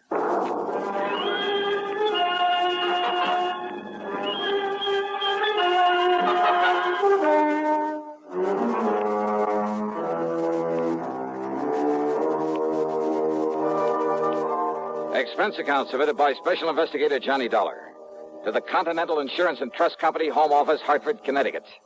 Following is an account of expenses incurred during my investigation of the Mystery Gal matter. There was something very strange about that call from Betty Lewis. Except for the end of it, I'd almost exactly the same conversation with her only a couple of days before, almost word for word. Oh, sure, the marriage talk has been going on for a long time. And why kid about it? If it weren't for this crazy, sometimes risky job of mine, I'd ask that girl to marry me in a second. And maybe someday. But she knows all that. She knows why it just doesn't make sense right now for either of us to think about it. We've agreed to that. So why bring it up again at a time when she actually had some important matter involving insurance on her mind? Important enough to stall me on whatever it was that Melchior at Continental Insurance and Trust wanted me for. I waited for her to call me back. Yeah, I waited over an hour, and then finally, though she told me she wasn't home or at the office, I called her house. No answer. I called her office, then to see if they knew where she might be. Much to my surprise, the switchboard operator told me she was right there, had been there all day. Betty Lewis? Yeah, hi, hon. Listen, I thought you were going to call me back. Johnny, hi, dear. Well? Fancy hearing from you at this... What was that about calling you back? And I thought you weren't in the office. Now, whatever made you think a thing like that, Johnny? Are you kidding? Are you? You said you weren't when I talked to you about an hour ago. Oh, gee. I might have known this would happen sooner or later. So many girls on the string, you can't even keep track of. Betty. You talk to one, probably even propose to her, and then you lose track of which one it was. Are you trying to tell me you didn't call me on the phone an hour and a half ago? You trying to tell About me? some insurance matter, some emergency? Johnny, you're You kidding. had to see me right away, that you'd call me back about where to meet you? You're serious, aren't you, hon? I'm dead serious. So let's cut out all this nonsense and... But I didn't call you. You're sure of that? Well, sure I am. The last time I talked to you was day before. What's this all about, dear? Honey, I'm sorry, I gotta hang up. Johnny, is something wrong? Yeah, I'm afraid so. I'll call you later. What, dear? What is it? I wish to heaven I knew.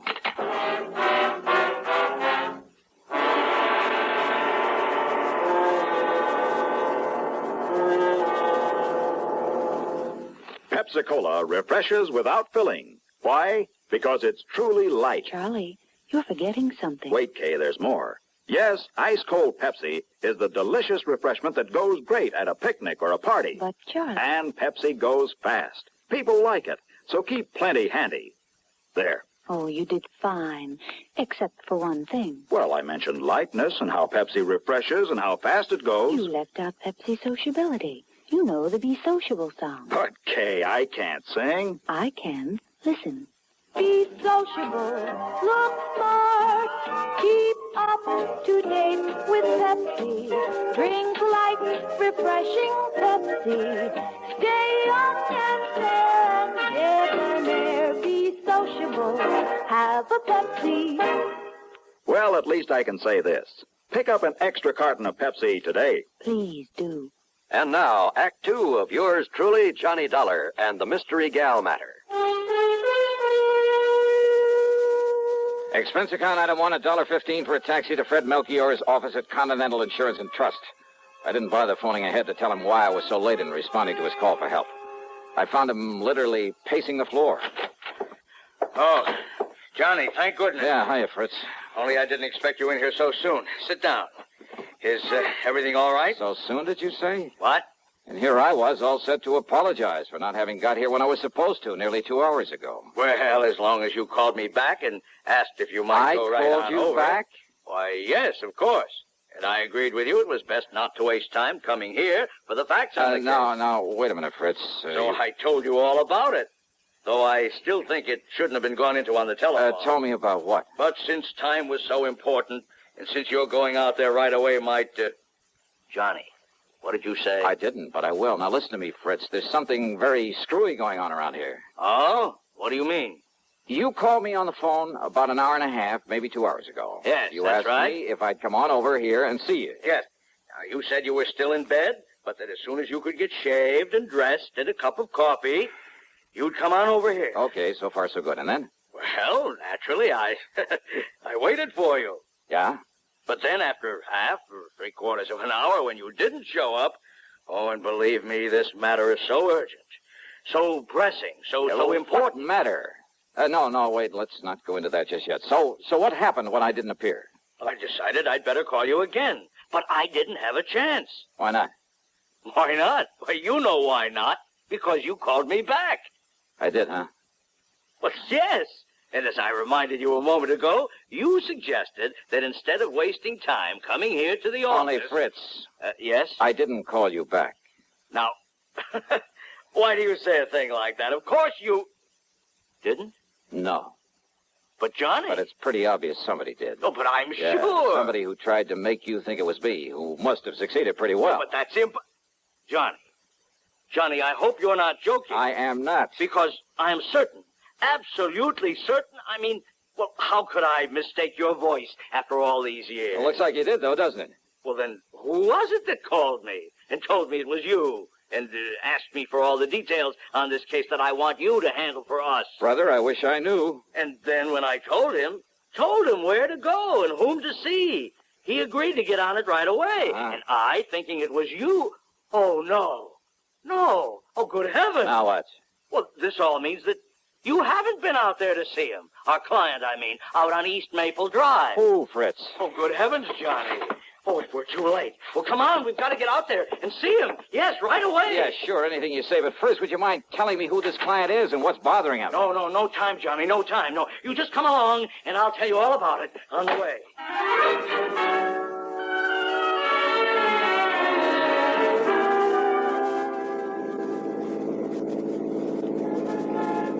I hope you don't mind my driving so fast, Johnny, but time, time is of the essence. Time for what, Fritz? Now, why don't you just start from the beginning? Yes, I will.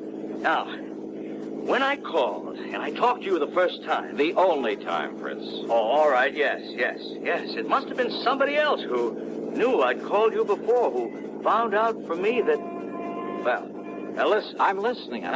Anyhow, when I talked to you, I told you I'd had a call from one of our clients. Yeah, only you didn't say who. Now, the call was from Mr. John Marshall Sawyer out there on East Maple Drive. Sawyer, the attorney? Yes, retired. Lives right across the street from a very good friend of mine. I don't know about that. I don't care. The point is that Mr. Sawyer, before he retired and came up here to live... Yeah, sure, the DA's office down in New York. That's right. Probably sent more hoodlums up the river than anybody else in the big town's history. Exactly. Including Andy Rinaldi. Andy the actor. That's right. Confidence man and suspected killer. Yeah, I had a hand in that case myself. I know. Andy the actor was a character right out of the old pulp magazine. Yes. And he was so clever at disguise, it's no wonder the police took so long to catch up with him. Yes. Now, hey, Johnny, one time he did such a perfect imitation of some big financier, looks, voice, everything, that one of the big banks handed him nearly $250,000 in cash and...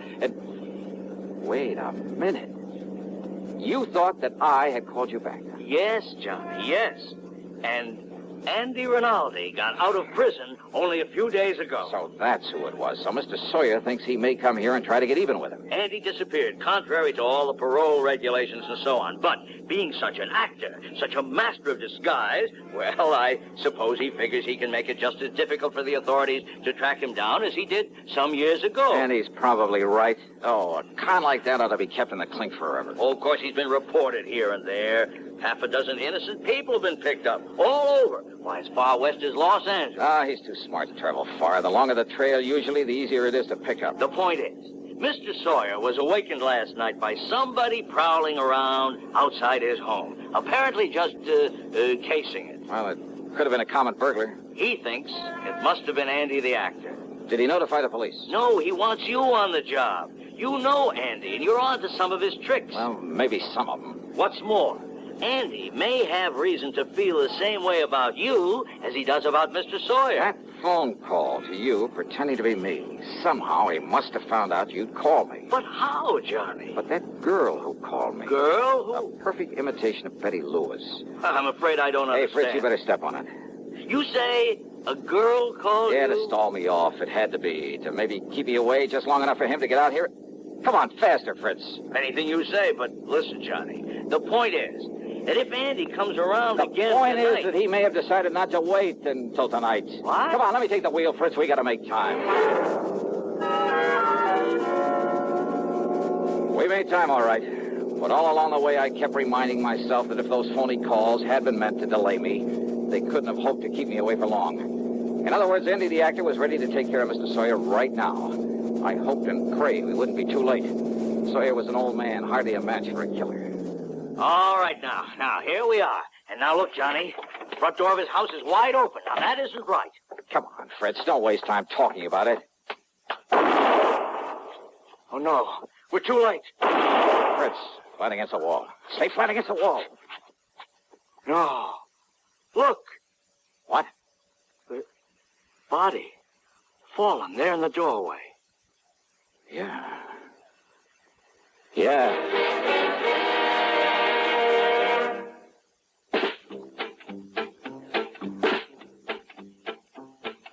Have a real cigarette. Have a Camel. Have a Camel cigarette. Have a real cigarette. Have a Camel. Have a Camel cigarette. Best tobacco makes the best smoke. Have a Camel cigarette.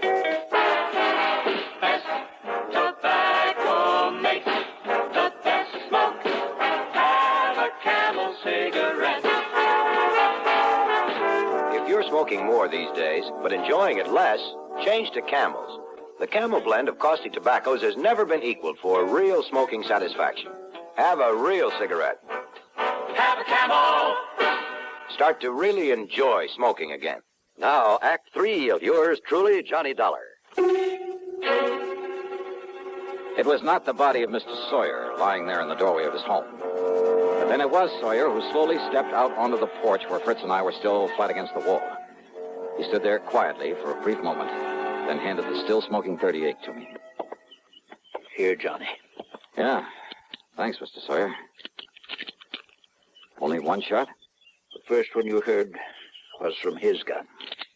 I'm sorry about this, about killing a man, but I'm afraid he gave me no choice. It's Andy the actor, all right, Johnny. Yeah. Look, here, these false sideburns, the mustache. Is he still alive, Fritz? Yes, he's still alive. Thank you. Then you better call an ambulance and the police. Yes, sure. Well, Mr. Sawyer? Hey, and you know something? You may have saved my life, too.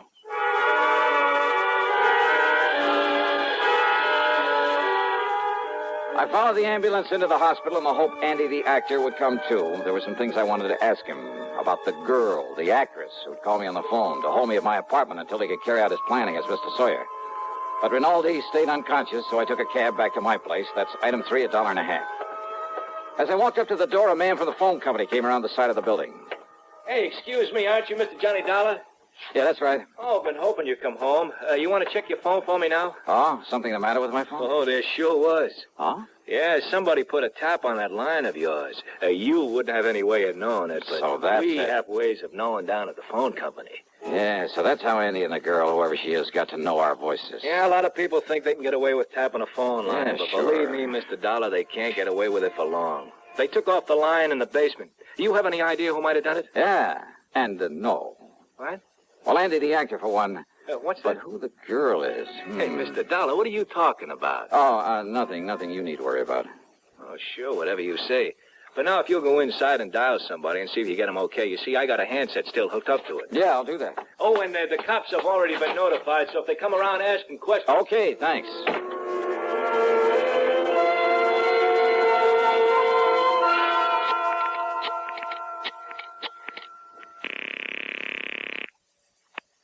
Hello? Okay, fella, you can get off this line. It's all right. Yeah, sure. What? Is that you, Johnny? Yeah, Betty. Oh, thank goodness. Now listen, tell me one thing. No, you listen, Johnny. Can you come out here to my house right away? Betty, listen to me. Night before last, we went to the movies. I know, but Johnny... We got there in the middle of the picture. I know. What part of the picture? What? If it was you with me, you know what part of the picture. Well, it was right when Jimmy Stewart walked up to the front of the courtroom to the judge.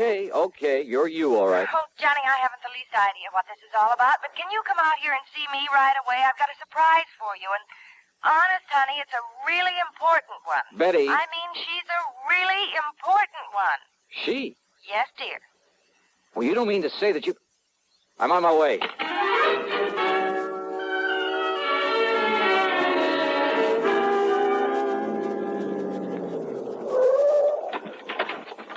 Hi, dear. Come on, into the house. Now listen, Betty, if this is some kind of a Oh, gag... honest engine, honey, cross my heart, but listen. Yeah?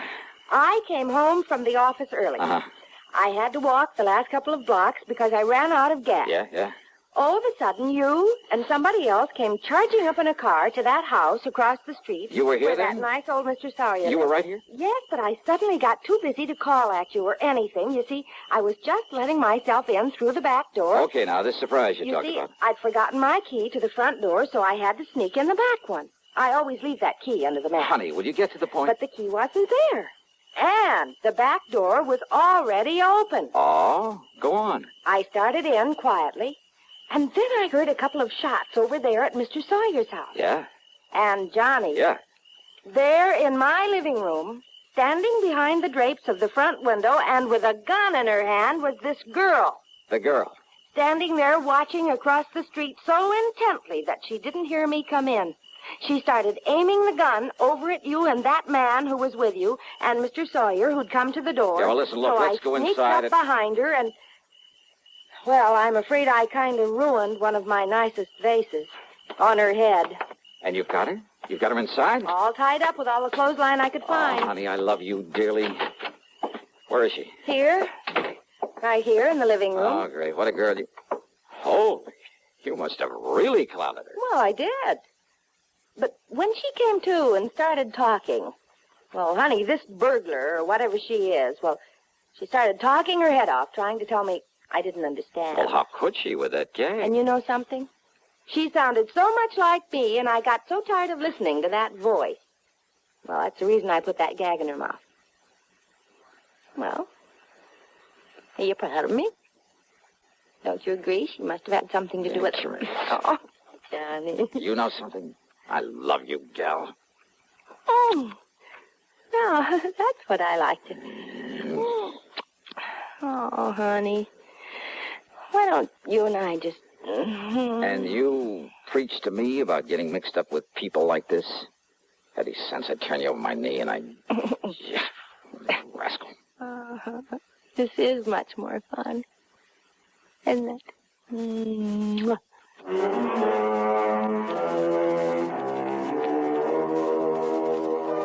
What a gal. And maybe someday... Yeah. Expense account total including... That's funny. Something or someone seems to have somehow diverted my attention for the moment from anything as trivial as an expense account. Trivial? Yours truly, Johnny Dollar.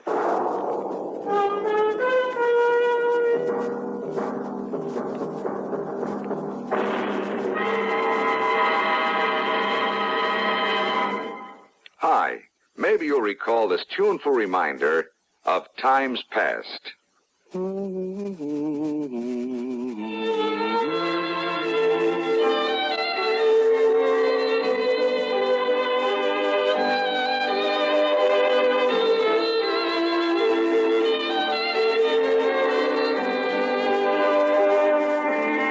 This is Dennis James with something else worth remembering. It's this. You're so right to stay regular with Kellogg's All Brand. See, it's the normal, natural way to youthful regularity. The whole brand content of Kellogg's All Brand supplies your system with all the bulk-forming food that you need every day. There's only one All Brand. It's Kellogg's All Brand. So relieve irregularity from lack of bulk, as millions do, with a bowl full of Kellogg's All Brand each morning. ALL-BRAN. It's Kellogg's All Brand. Now here's our star to tell you about next week's program. Next week, I'll tell you about the biggest deception that was ever pulled. By me. So join us, won't you? Yours truly, Johnny Dollar.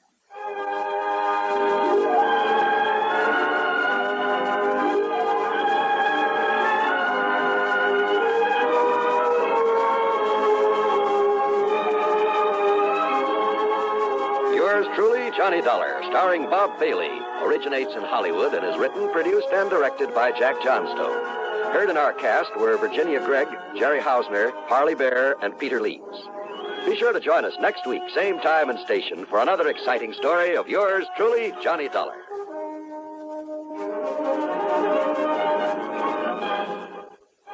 This is John Wall speaking. Suspense is next on the CBS Radio Network. You know, Dooley, I've been reading up on hypnosis. Come here and let me try it on you. I'm an officer of the law and don't approve of making a man divulge his secrets. However, I'll stand by in case there's criminology involved. I just want to clear up some of his problems, Officer Sudds. But I haven't got any problems. I'm the soul of contentment. Maybe that's your trouble. You're too contented. Lie down, Dooley. You're going to sleep. I feel so good. He's under my influence. Now, little tyke, get up. Go straight to the beer of your choice. Astounding. He's heading for Utica Club. 'Cause Utica Club will still take the trouble to age beer the natural way. Utica Club, you see. He's got no problem. He's a happy, well-adjusted beer mug. Brewed by the West End Brewing Company of Utica, New York. Radio 59, WROW Albany. Johnny Dollar. At McCracken, Johnny, Universal Adjustment Bureau. Well, dear Santa Claus. Huh? All I want for Christmas is $1 million, a new convertible, a bevy of beautiful blondes, 2 redheads. Glad you're talking to Santa Claus instead of me. What's your problem, Pat? Plain old-fashioned greed. Greed? Plus a no-good Samaritan. Want to go to work on it? What's the fee look like on this one? I can always use a few extra bucks this time of year. As who can't? But you know something? What's that? When you find out what this is all about, Johnny, well, believe it or not, even you may suddenly decide to make like one of Santa's helpers. Oh, now, wait a minute. If that means no fee. Come on over. Let's talk about it, huh? Yeah, I think I'd better.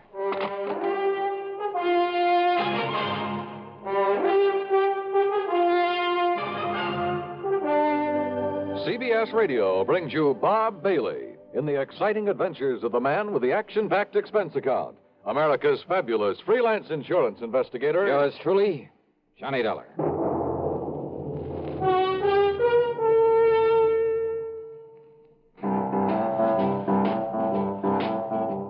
Talk about best-selling records.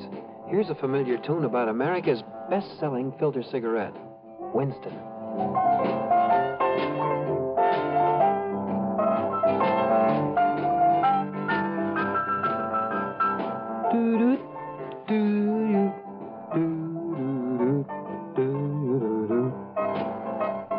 Winston gives you real flavor, full, rich tobacco flavor.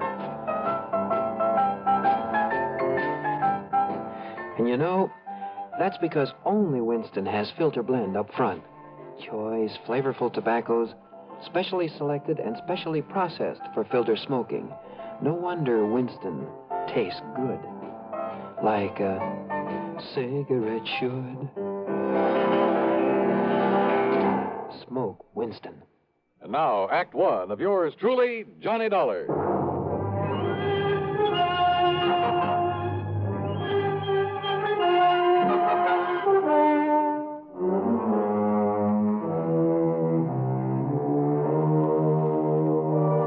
Expense account submitted by Special Investigator Johnny Dollar to the Universal Adjustment Bureau, Home Office, Hartford, Connecticut. Following is an account of expenses incurred during my investigation of the sudden wealth matter. Pat McCracken trying to chisel me out of a fee? Well, there was one way to find out. Expense account item one, $1 even for a cab to his office. On second thought, just in case, let's call it $1.50. When I got there, Pat got straight to the point. Johnny, as you know, we adjust insurance claims, do a lot of other services for a lot of small companies. So? Well, a good many of them cater to the farming communities. Not only home and property insurance, but they push endowment, the retirement type of policies. Companies like, Amalgamated Life, Trinity Mutual, New Britain Mutual, and so on. I think I've worked for all of them. Well, then you know the sort of clientele they cater to. So what's happened? 2 years ago, out in South Dakota, in a big agricultural area. Just a few days before Christmas? Wow. Now listen, Pat, huh? We suddenly got notice that a lot of people in a town near Sioux Falls were cashing in their insurance. Well? Well, then a little over a year ago, the same thing happened in a farming section near Fayetteville, Tennessee. And about 6 months ago at a small town near Macon, Georgia. And these people are not only cashing in their policies, but they were borrowing on their land, hawking their furniture, raising cash any way they possibly could. For what purpose? To invest in the stock market. Oh, well, maybe you can't blame them. Johnny. Own a few shares myself, some AT&T, Sure. GE, some Union Carbide. Yeah, but you buy those blue chips, and through a legitimate broker. Well, doesn't everybody? Not these people.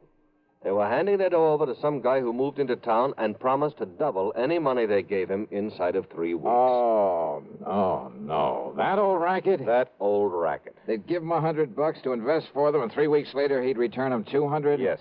And when the word got around, everybody in town would start handing him his life savings. Yes.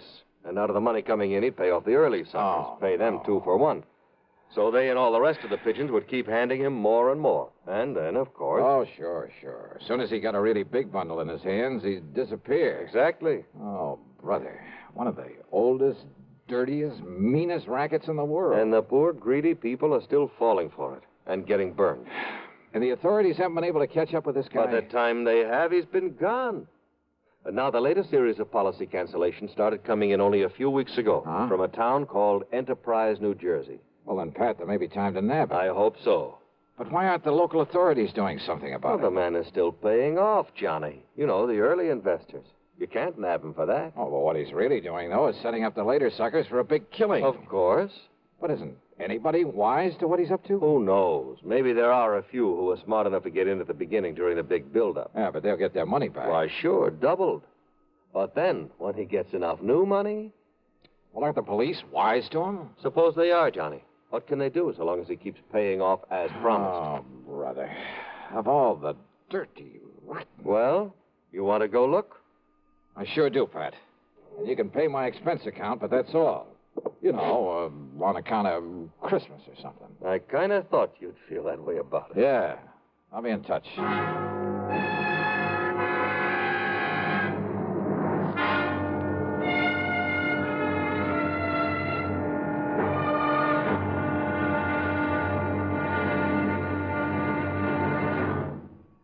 Take your teenagers, give them a Stereo One portable by Columbia, and there's a new sound of pleasure in your home and a brand new kind of fun. Only Columbia gives you a big 6-speaker stereo portable phonograph with all the rich tone and range of big console models, and it's only $139.95. Columbia has a wide selection of portable phonographs, and they're all flawlessly engineered by CBS Electronics. They all play any and all records, 45s, 78s, and the new LP and stereo records, and play them better with true big sound. You just can't buy a better portable than a Stereo One portable phonograph by Columbia. You can't find a better buy either. Portable prices start as low as $39.95. Christmas is the time to give your youngsters a gift they'll get fun and pleasure from all through the year. Time to give them a Stereo One portable phonograph by Columbia, #1 in the wonderful world of sound. And now, Act 2 of yours truly, Johnny Dollar and the Sudden Wealth Matter. Expense account item 2, $62.50. And it includes a plane to Philadelphia, and there in the city of brotherly love, a $50 deposit on a rental car. I drove south on 47 into the farm country, through Vineland, then Millville, and finally to the little town of Enterprise. It had a main street a few blocks long that looked a bit run down at the seams. There was a food, clothing, and a variety store, a drugstore, a movie, and a couple of gas stations. There was a railroad station for shipping out the farm produce, but the lot around it was overgrown with weeds. A block east of the station was it was an old, somewhat nondescript sort of building, but over the front door was a weathered wooden sign that told the world it was the city hall. Inside, at the end of a corridor, I found a door that bore the legend Police Headquarters. Police Headquarters? That's right, son. I'm the chief of police, Chief Walters. What'd you say your name is? Well, I didn't, but it's Johnny Dollar. Well, pull up a chair and sit, Mr. Dollar. Okay, thanks. Yeah. Now, what can I do for you? Chief Walters, I'm an insurance investigator. Huh?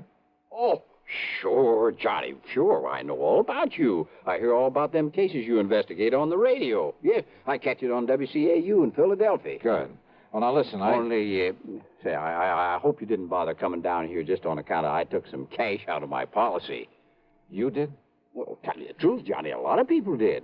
Oh, you know how it is. Something special comes along, you can use some extra cash.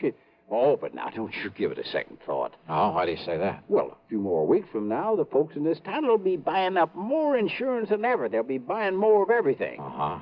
You mind telling me why? Well, because we'll all have a lot more money, that's why. In spite of what Mr. Lowry says. Oh, who's Mr. Lowry? Oh, he runs that piddling paper. You know, the Gazette. What he says about what, Chief? Well, I'll tell you this, Johnny. He puts any of them things that he says about Mr. Morgan in his paper, the folks won't buy it anymore. Morgan? John D. Morgan. Yeah, he's the man that's putting this town on its feet again, now that the farmer's dropped off. John D. Morgan. One of his grandpappy's relatives on his mother's side was a Rockefeller, and another one was a Morgan. Big financiers, just like he is. Uh-huh. Yeah, see, he belongs to that New York Stock Exchange. He told you that? That he did, son. Well, then I have a sneaking suspicion he's the man I came down here to see. I would if I was you. Why, Johnny, when he come here, Jerry Chisholm gave him $20 to invest for him. 3 weeks, and he give Jerry back 40. Yeah, I've heard about this. And then the widow Pasquale gave him 25. So, 3 weeks later, he gave her 50 back. Yes, sir. So now she's going to dig up some more to invest. Well, just like everybody else in town, including me. Uh-huh. Has he told you why he's being so good to you folks? Yeah, sure has. And it's a mighty fine thing. Why? Well, because it was right here that one of his ancestors got his start. His name was Josiah Morgan. Josiah Morgan? Yes, sir. Back in 1800 something. I see. So he's come here to show his gratitude for the town that gave his family a start. That's what. Oh, yeah. So, Johnny, You just invest everything you can with him, and you'll be glad you did. Where'll I find this John D. Morgan? Over at the Parker house. Well, Johnny, he made old man Parker turn the whole third floor into a suite for him and keep the hotel safe up there to keep our money in.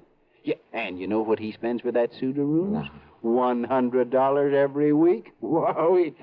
Okay, Chief, thanks very much. Of course, you being from out of town, though. Well, are you on pretty good terms with him? Oh, sure am. Well, I probably sent him more folks with their money than anybody. Oh, well, then maybe you can do me a favor, then. Well, sure, Johnny, sure. Anything you say. Well, look, Chief, call him up. Tell him you'll send me over. Tell him I'm, one of the hometown boys who made good in selling on the road, and that I've come back here for the holidays. Yes. All right. Now, I'm sure he'll let you in. Yeah, just like he tells us, Johnny, the more money he can get a hold of, the more he can make for all of us. Oh, sure. Only, well, why is it you don't want him to know what you really do? Well, personal reasons, and he might think I don't need the extra money. Okay, Johnny, anything you say. Yeah, good. Meantime, I'll call on Mr. Lowry at the Gazette. Yes, well, now, don't you believe him, Johnny. That suspicious old crackpot don't know what he's talking about. All he is trying to do is to make up a lot of scandal for that lousy paper of his. Yeah? Yes, sir. We'll see.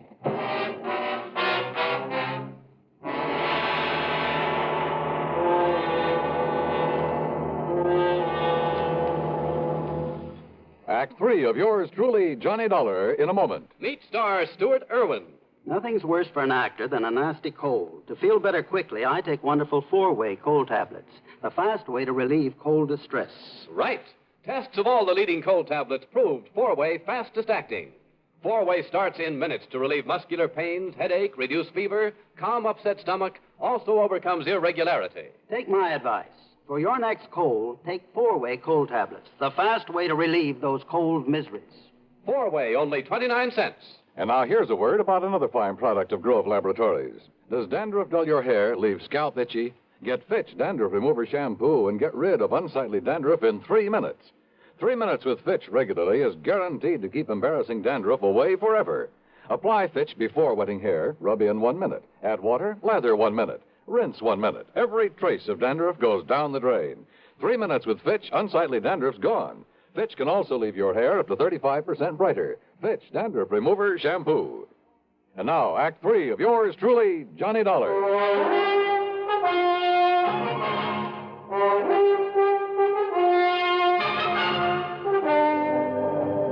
Believe me, I've tried to pound some sense into their heads, Mr. Dollar, but they won't listen to me.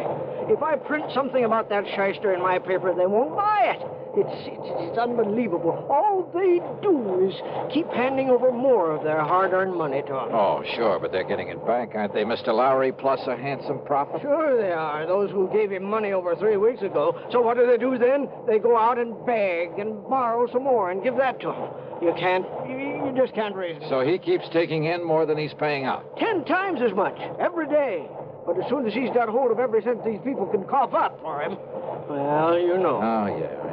Oh, if only I could get some action around here. Get him locked up in jail. Yeah, but how can you as long as he's paying out on the original investments? You have no case against him. I know. Well, he'd sue for false arrest and have you over a barrel. Of course. Oh, the suckers would rally to his side and you couldn't prove a thing on him. I know. You simply can't touch him, Mr. Lowry, until he makes a break for it. Yes, but who knows when he'll try it. If he's clever enough to do what he's doing, and with the stupid one-man police force in this town... Wait a minute. Yes? There's one way of knowing when he'll try to duck out of here. How? By giving him the necessary encouragement. The only encouragement you could give to a man like him would be in the form of money. That's right. Now, look, I got a plan, Mr. Lowry. It'll take your complete cooperation. Yeah. And it may take the use of some of your money. My money? It's a chance, but the one chance we have. Now, that's carrying things a little too far. Hey, look. Back. Are you on my side or his? Well, you know the answer to that. Okay. Then our job right now is to convince him that we're on his side. What? Yeah, sure. The only thing that'll make this John D. Morgan pack up and leave is more money. Well, of course. When he gets all he can out of the people. So listen to me, please. I want you to do 2 things. Now, I hear the press running back there. Yes, I started the run of today's paper just before you came. Stop the press.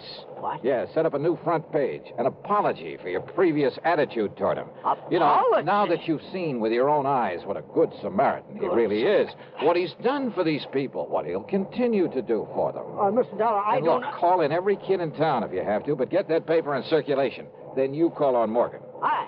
Call on? Yeah, with every penny you can scrape up. Give it to him to invest for you. Hey, is the local bank still open? It will be in for a couple of hours, but now look here, Mr. Dollar. Then I'll try to get hold of some money myself to give to that crook. You?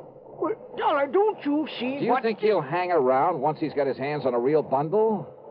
Hey, don't you understand, Mr. Lowry? Well?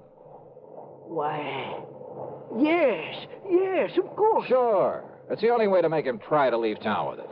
Yes, it's a chance, though, Mr. Dollar. Have you got a better idea?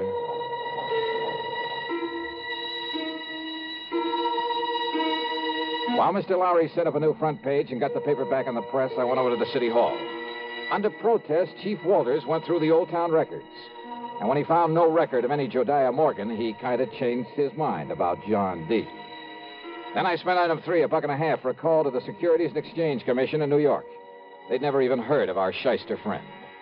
Chief Walters' protest then was because I wouldn't let him go straight to the hotel and slap the cuffs on John D. Morgan. And he is a crook. Lowry over at the Gazette was right. Well, sure, of course he was. But look, if you try to arrest Morgan now, you'll only make trouble for yourself. Until we get proof, we have... Bang that dirty crooked.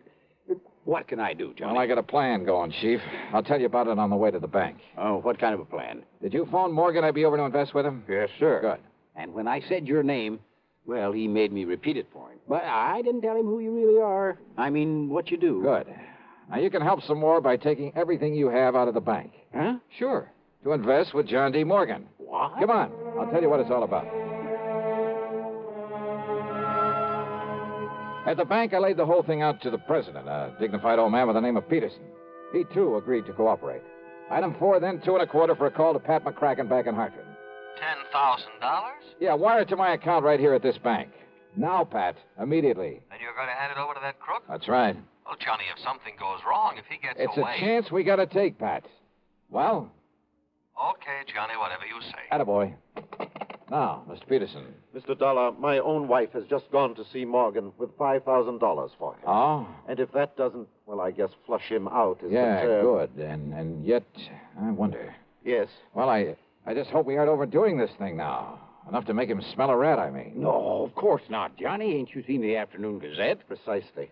With the paper now supporting instead of fighting him, more people than ever have gone there to give him money. Yeah, but if he does get suspicious, I think I'd better go over there and see him. Whatever you say. But until Pat wires me that $10,000... Oh, here, Mr. Dollar. Here's $1,000 in cash. Huh? From my own personal account. And if you need more... No, thanks. But this ought to be enough to convince him I'm sold on him. Hope I'm not too late. Not unless he were to find out who you really are. Come on, Chief, let's... Hey. Yes, Mr. Dollar?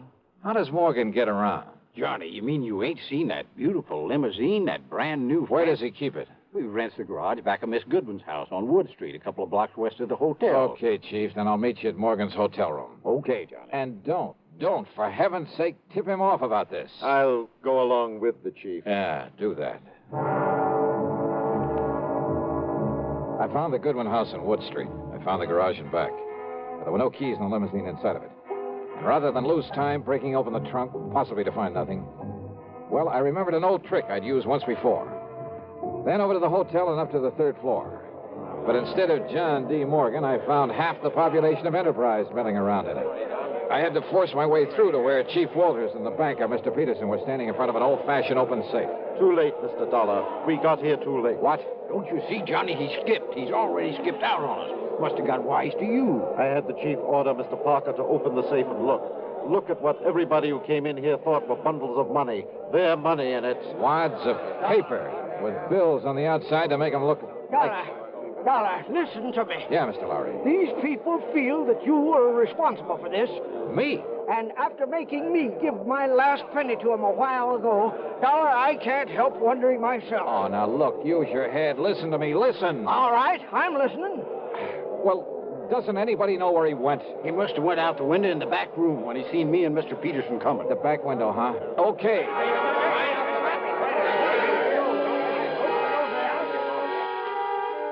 The very eagerness of that crowd to stop me was the only thing that let me get away and safely down the fire escape. For they jammed so tightly into that back room, into the window itself, that it was a long, precious second before the slow, clumsy old police chief could start down after me. I tore on over to the garage again. And there, sitting in the car, was John D. Morgan. One hand on the starter key, the other with a Colt 38 leveled at my head. You, huh? I might have known you'd done something to my car when I saw you leaving this garage for the hotel a few minutes ago, Dollar. That's right, Morgan. I took the rotor off the distributor. Then put it back quickly, or so help me, Dollar. Sorry, old man. It stays right here in my pocket. And you give me no choice. I'll have to kill you and take it away. All right, wait a minute, Morgan. Look out there on the street. Oh, those people. Yeah, that's right. And I don't think they like you anymore. You see their faces? Not very pleasant looking, are they? Oh, no, let me... Oh, help me. They'll kill me. Maybe. You had that money for him? Well, yes, it's in the trunk of this car, all of it. Then you'd better open it up and be ready to give it back to them. Yes, tell them I will. I'll give it all back, all of it. After you let me have that gun. What? Come on. I'd hate to think of what they might do if they saw you waving that thing around. Oh, here, take it, please. Okay. Now get out and open up that trunk for him.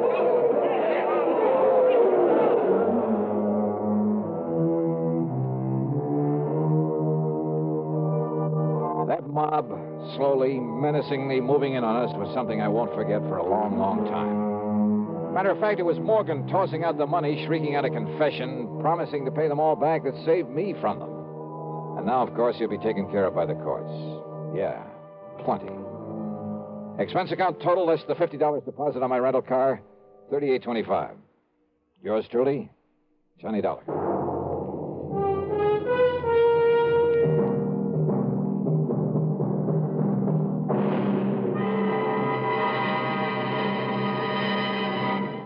Our star will return in just a moment.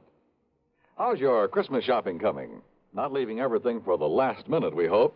Remember, as a practical gift-hunting matter, the best selections usually go to the earliest shoppers. Another thing, last-minute men compete with the biggest crowds in the stores and streets and face greater accident danger. CBS Radio suggests shop early and safely for a healthy, happy holiday season. And here's a suggestion for Christmas buying that's really giving the best. Almost Christmas, no time to lose. Lots and lots of gifts to choose. Give him, give her a gift set by Yardley. For her, an array of all new Yardley gifts, $1.50 to $13.50. A Yardley Red Roses Spray Mist and Soap Set, $3.50. All prices plus tax. Yardley. Give him, give her a gift set by Yardley. Now, here is our star to tell you about next week's story. Next week, the strangest disappearance I've ever been called on to investigate. Join us, won't you? Yours truly, Johnny Dollar. Yours truly, Johnny Dollar, starring Bob Bailey, originates in Hollywood and is written, produced, and directed by Jack Johnstone. Heard in our cast were Lawrence Dobkin, Forrest Lewis, Junius Matthews, Edgar Barrier, and Russell Thorson. Be sure to join us next week, same time and station, for another exciting story of yours truly, Johnny Dollar. This is Dan Cubberly speaking. Time once again for another tale of suspense as this popular weekly drama follows on the CBS Radio Network.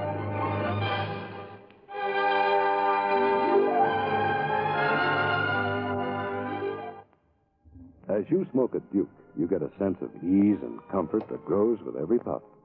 Because new king-size Duke is king-size in the filter, where it matters most. According to figures from the National Safety Council, 4,400 youngsters under 15 were killed last year in traffic accidents. Your first reaction will probably be that these accidents were the driver's fault. In many cases, you would be absolutely right. But the drivers are not the only ones to blame for this needless toll. Parents, too, have a great responsibility to see that their children don't get into situations that could result in tragedy. Parents have perhaps the greatest responsibility and the greatest loss when they don't live up to those responsibilities. Do you, as a parent, know precisely where your child is at this very moment? Is he fully aware of the dangers of playing near traffic? Is he of school age? And do you know the route he takes to school? Is it the safest route? When you walk with him, do you yourself use the same safety rules you hope he follows when you're not around? These are important questions. Ask yourself. Radio 59 WROW, first on the dial. Time now for Johnny Dollar. I have your call to Universal Adjustment Bureau in Hartford. Oh, thank you, operator. Hello. Pat McCracken. Johnny Dollar, Pat. Oh, Johnny, I've been trying to reach you. Yeah, I'm in Sarasota, Florida. Oh? Been down here the better part of a week and just thought I'd check Oh, to well, see... Johnny, I'm glad you called. Can you grab a plane out to the West Coast? Don't see why not. Good. Now, your contact will be Arthur at Western Maritime and Property, office in Beverly Hills. Got it. What's it all about, Pat? Piracy, according to him. What was that? You heard me. Now, for a second there, I thought you said piracy. Maybe you'd better go out there and see him, huh? Yeah, but I still don't believe it.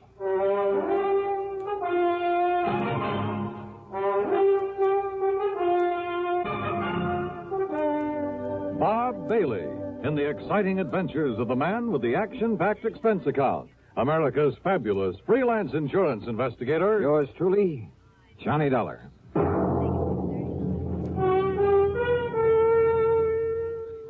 Welcome, William Bendix. Nobody can act up to par with a nasty cold. I check my cold distress the fast way with 4-way cold tablets. Yes, tests of 4 leading cold tablets proved 4-way fastest acting of all. Amazing 4-way starts in minutes to relieve aches, pains, headache, reduce fever, calm upset stomach, also overcomes irregularity. 4-way's the fast way to relieve those cold miseries. Then you feel better quickly. 4-way cold tablets, only 29 and 59 cents. Now, a word about another fine product of Grove Laboratories. Does dandruff dull your hair, leave scalp itchy? Get Fitch Dandruff Remover Shampoo and get rid of unsightly dandruff in 3 minutes. 3 minutes with Fitch regularly is guaranteed to keep embarrassing dandruff away forever. Apply Fitch before wetting hair, rub in 1 minute. Add water, lather 1 minute. Rinse 1 minute. Every trace of dandruff goes down the drain. 3 minutes with Fitch, unsightly dandruff's gone. Fitch can also leave your hair up to 35% brighter. Fitch Dandruff Remover Shampoo. And now, Act 1 of yours truly, Johnny Dollar.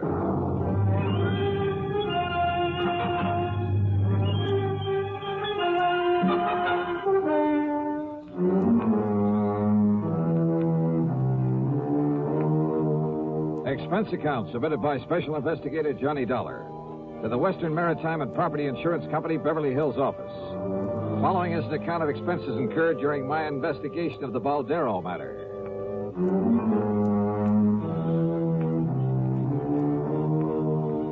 Expense account item 1, $146.85 plane ticket to Los Angeles. Earl Poorman, with whom I just finished working on a case, drove me from Sarasota to the International Airport in Tampa. Well, I don't know why not, Johnny. Oh, are you kidding? In this day and age, a bunch of bearded gorillas stripped to the waist, bandanas wrapped around their heads, waving cutlasses. I didn't say that, Johnny. And Long John Silver, I suppose, leading the boarding party. Oh, Earl, that kind of stuff went on a couple of 100 years ago. Sure. But do you remember that palatial yacht that was boarded and taken over just off San Salvador about a year ago? Well, yes. Convicts from a prison colony on the island of Isabella. They had control of that yacht for 3 days, Johnny. And when they left, they took along everything of value they could get their hands on. Yeah, I remember. You don't call that piracy? Well, maybe so. You think that's what happened in this case? There's only one way to find out. The flight to Los Angeles was uneventful. Thanks to the time zone differential, it was only 4:30 p.m. when I arrived. Item 2, $6 even for a cab to the Beverly Hilton, where I parked my bags. Item 3, 10 cents for a phone call to Arthur, who, if I remembered correctly, was quite a character. Good insurance man, but, a character. Item 4, 75 cents for a cab to his office on Wilshire Boulevard. Yes, it all happened somewhere off the coast of Mexico. Mr. Baldstein and his party were just cruising around. They were just taking life easy. Baldeston is the owner of the yacht? H.B. Baldeston. Oh, he's a big stockbroker. He lives here in Beverly Hills at 3124 North Roxbury Drive. And what's the name of his yacht? The Baldero. Oh, it is a tremendous thing. It's over 100 feet from stem to stern. Wow. It's 100 Where is it now? feet long. Arthur, where does he keep it now? Where does he keep it? Oh, at his dock. He's down there in Balboa. Oh, you know where Balboa is. Yes, I know. Oh, one of the nicest places by the ocean in all of California. Yes. Now, Johnny, if I ever wanted to retire, that would who be were the guests on board?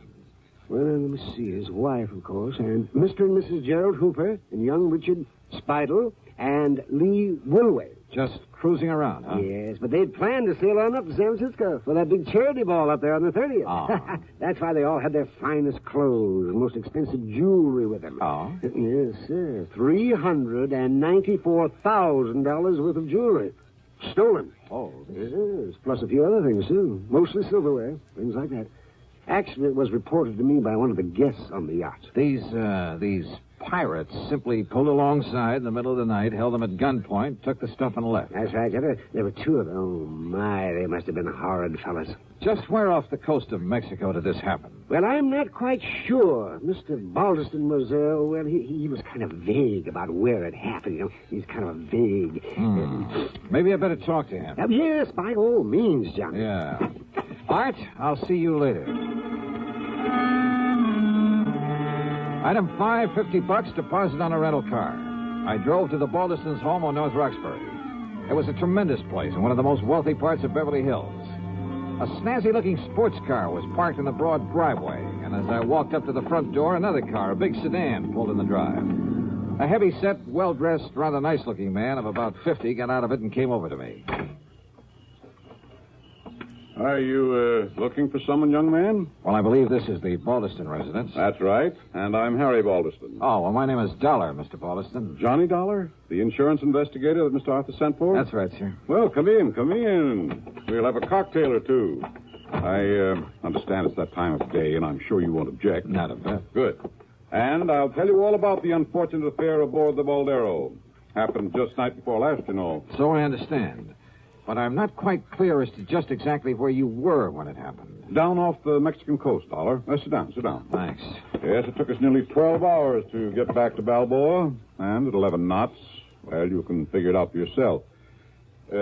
Mary Lee. Yes, Harry? Come on down, dear. I want you to meet Mr. Johnny Dollar. Oh, all right, dear. Now, I'll pour us a drink and tell you all about it. So he poured.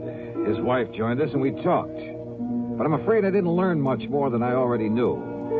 They'd both been asleep when it happened. The so-called pirates had come aboard very quietly. Both they and their guests had been held in their respective cabins by one of the men while the other gathered the loot. The men had worn long oilskin raincoats, had nylon stockings pulled over their faces to conceal their identity. Only one of the guests, Lee Wilway, had even seen the boat they'd used. Baldeston never did tell me definitely where it happened. And the more I listened, the more suspicious I got. Yeah, suspicious of him. Act 2 of yours truly, Johnny Dollar, in a moment. There goes a treasure car. There goes another. And another. And one of them may be your car. Yes, folks, you may have a Fram treasure hunt filter in your car worth $1,000 and not even know it. A Fram filter worth 1,000 silver dollars.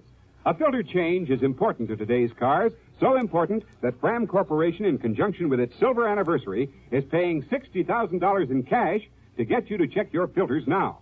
Last year, 10,000 secretly numbered Fram filters were distributed all over the United States and installed in cars during regular servicing. These filters are worth from $1 to $1,000. You may have one in your car and not even know it. A Fram filter worth 1,000 silver dollars.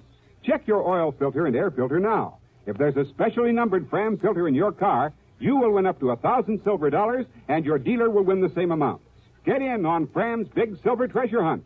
Check your car filters now. And now, Act 2 of yours truly, Johnny Dollar and the Boldero matter.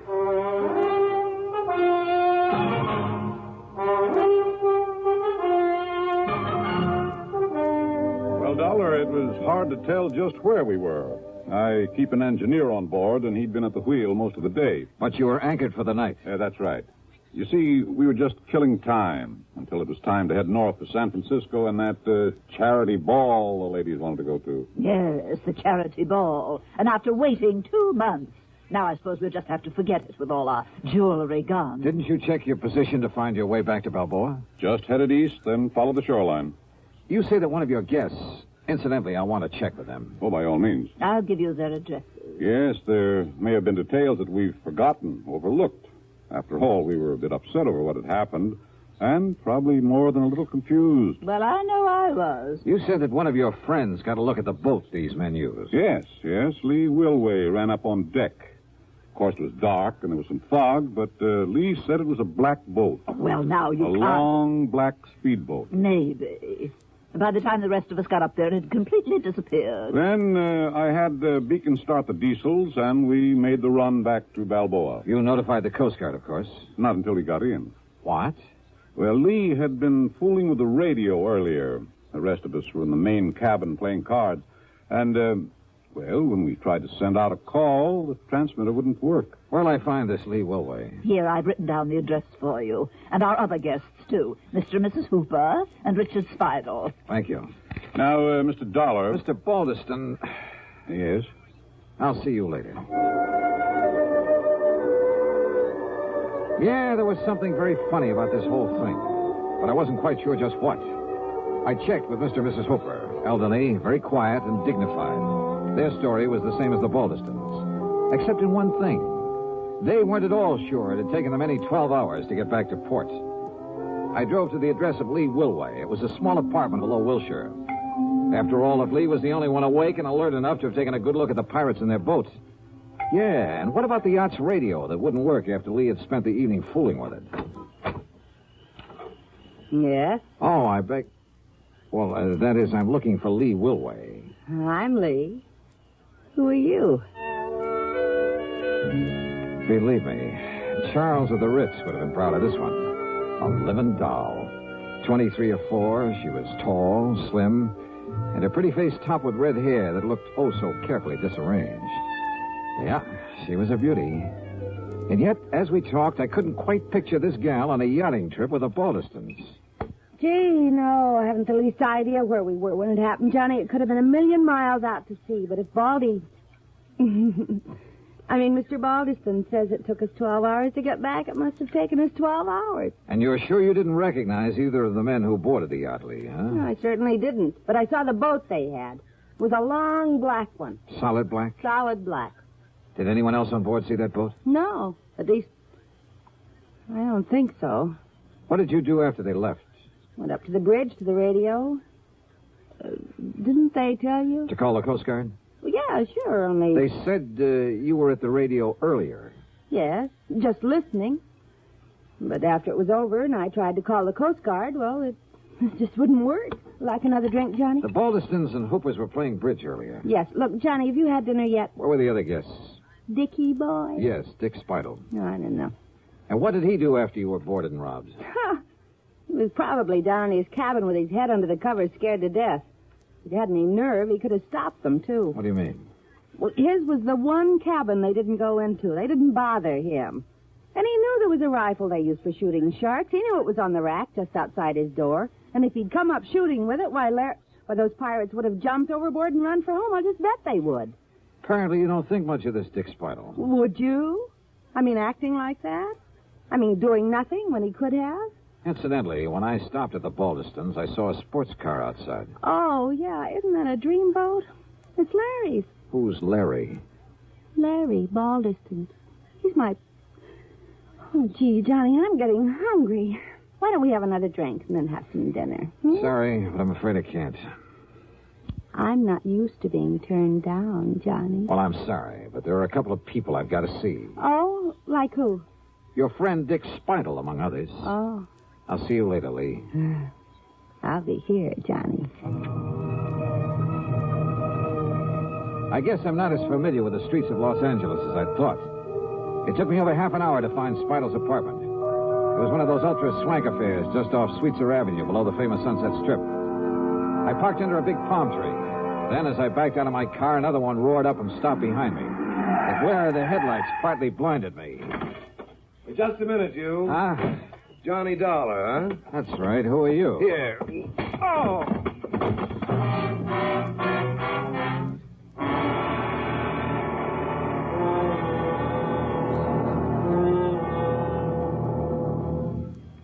Act 3 of yours truly, Johnny Dollar, in a moment. Ever have trouble sleeping nights because of acid indigestion, heartburn, or gas? Then remember, for acid indigestion, nothing but Tums works so fast to make you feel so good so long. Tums work fast. Get rid of the burning excess acids that won't let you sleep. In a matter of seconds, you begin to feel better, and Tums Relief stays with you. You relax, go to sleep pleasantly, because Tums bring complete relief. Get rid of burning excess stomach acids completely. Nothing but Tums works so fast to make you feel so good so long. So when acid indigestion keeps you awake, take Tums. Keep a handy roll of Tums on the night table within easy reach. And remember, there's no mixing or fixing with Tums. You don't even need to get out of bed. Get the very best. Get Tums, 10 cents, 3-roll pack, a quarter. Or get the new 6-roll pack with free metal carrier, only 49 cents. Always carry Tums, T-U-M-S. Keep your tummy under Tums control. And now, Act 3 of yours truly, Johnny Dollar. The headlights of my attacker's car had partly blinded me, but I'd seen enough of it to know it was the same one I'd seen at the home of Mr. Balderston. Yeah, his son Larry's. But I came to find myself parked behind the wheel of my own car. And lying on the seat beside me were 5 crisp $100 bills and a note. Take this money and get out of town, it said. You have no case anyway because the things that were stolen off the yacht have been returned. So you may as well leave while you have your health. No signature. There was only one person in the world I wanted to see at that moment, Larry Balderston. But I felt a bit rocky since I was at the front door of Dick Spidle's apartment, since I'd really come to see him, and if I was lucky, he might have a good stiff drink handy. Feeling better now, Mr. Dollar? Yeah, I am. Thanks, Dick. It's Richard, if you don't mind. Oh, yeah, sure. But go on with what you were saying. Well, the whole thing was absurd, of course. But the only reason Mrs. Balderston insisted on taking Lee on that yachting trip and to the charity affair, and of course I was supposed to be her escort, was to shame her, to show her up. How do you mean? Well, after all, in spite of her beauty, she is a rather common person, rather cheap. So Mrs. Balderston hoped that facing her with the ladies and gentlemen who attend the ball would embarrass her. Oh, I see. And that she'd realize she has no place among people like ourselves. People like you are just too good for her. Well, to put it bluntly, yes. In any event, Mrs. Balderston hoped it would break off this rather sordid romance. Romance? She and Lawrence Balderston. Larry, she calls him. And Lee is only after his money. But I take it Larry got wind of this little plan. Lawrence said that he would prevent its being carried out if it was the last thing he ever did. So he staged the piracy bet? Oh, I'm sure it was he. He's always done silly things like that, Mr. Dollar. Rich, headstrong, spoiled as he is. So when I heard the noise up on deck, I simply locked myself in my cabin and refused to budge when he and whoever he had helping him boarded the yacht. All because you were scared? I beg your pardon. Thanks a lot, Dick. It's Richard. You've been a lot of help. Oh, and incidentally... Yes? You think Lee Wilway was in on it, too? That's why she spent so much time on the ship's radio earlier in the evening? Indubitably, so that she could guide him to the yacht in his speedboat. His speedboat, of course, has all sorts of radio equipment aboard. What color is that speedboat? A mahogany. Why? Lee said the pirates were using a solid black boat. Which simply proves she was onto his plan. What do you mean? Well, the wench was lying, that's all. Maybe you're right. Thanks, Dick. It's Richard, if you don't know.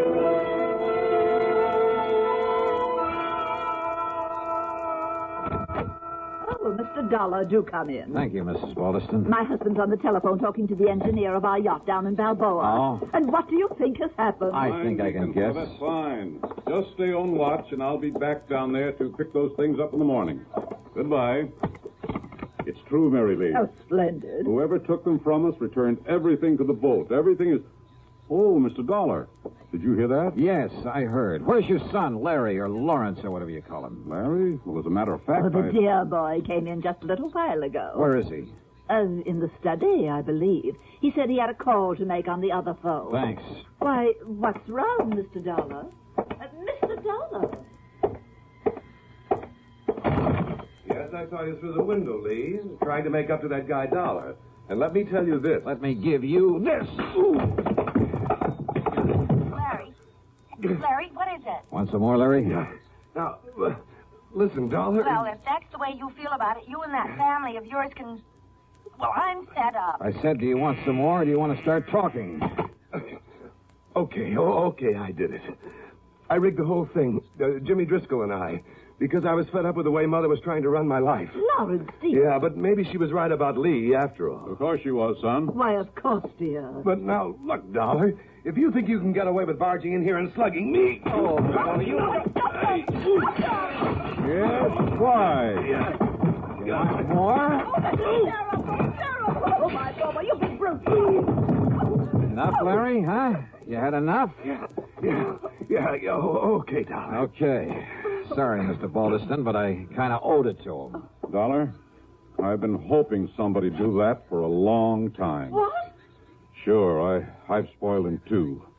It's been my fault as much as his mother's. My fault? But I never had any idea he'd carry things as far as he did. Of course, if you like, sir, I could prefer assault charges for his attack on me earlier. No, I don't think it'll be necessary. And I'm much obliged to you. But my poor boy... Just leave him alone, Mary Lee. Oh. And suppose you leave us alone while I settle things with Mr. Dollar.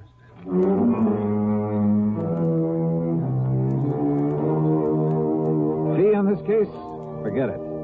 The $500 that Larry mistakenly tried to bribe me with, plus a nice fat check for Mr. Balderston. Well, much as the thought of it hurts me, let's forget the expense account, too. Okay? Okay. Yours truly, Johnny Dollar.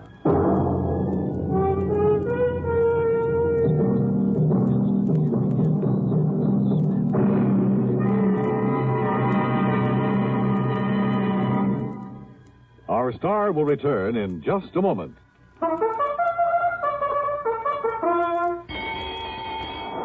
Hey, who's gonna win the Thoroughbred Kentucky Club's Thoroughbred? Who's gonna win that horse and make it pay lots of money? Well, Kentucky Club Pipe Tobacco has to find a winner. So the horse is here, the time is near. Get your entry blank today. Yes, enter the annual Derby Day contest sponsored by Kentucky Club's 9 brands of pipe tobaccos.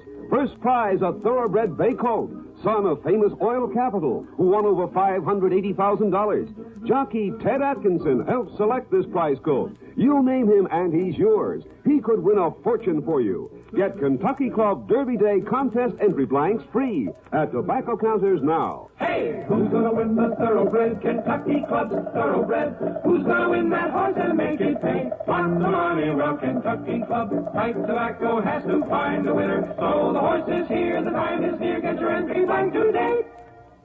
Now, here's our star to tell you about next week's story. Next week? Oh, wait a minute.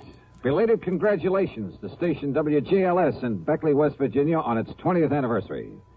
Next week, I really go fishing. Yeah, for a body in the middle of Lake Mead. Join us, won't you?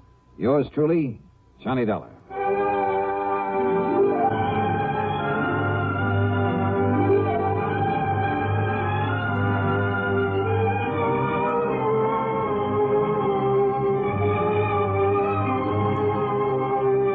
Yours truly, Johnny Dollar, starring Bob Bailey, originates in Hollywood and is written, produced, and directed by Jack Johnstone.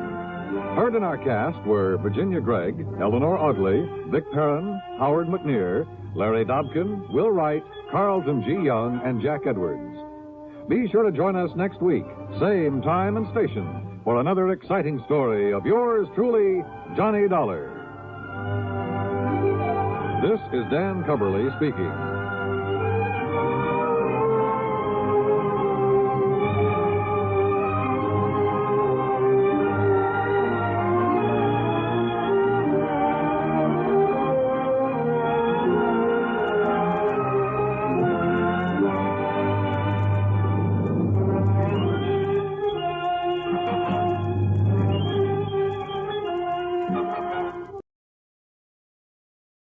From Hollywood, it's time now for...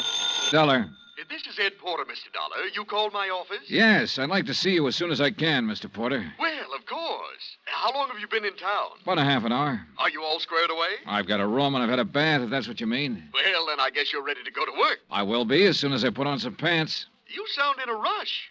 I'm always in a rush when I think somebody might be gypping us out of $100,000.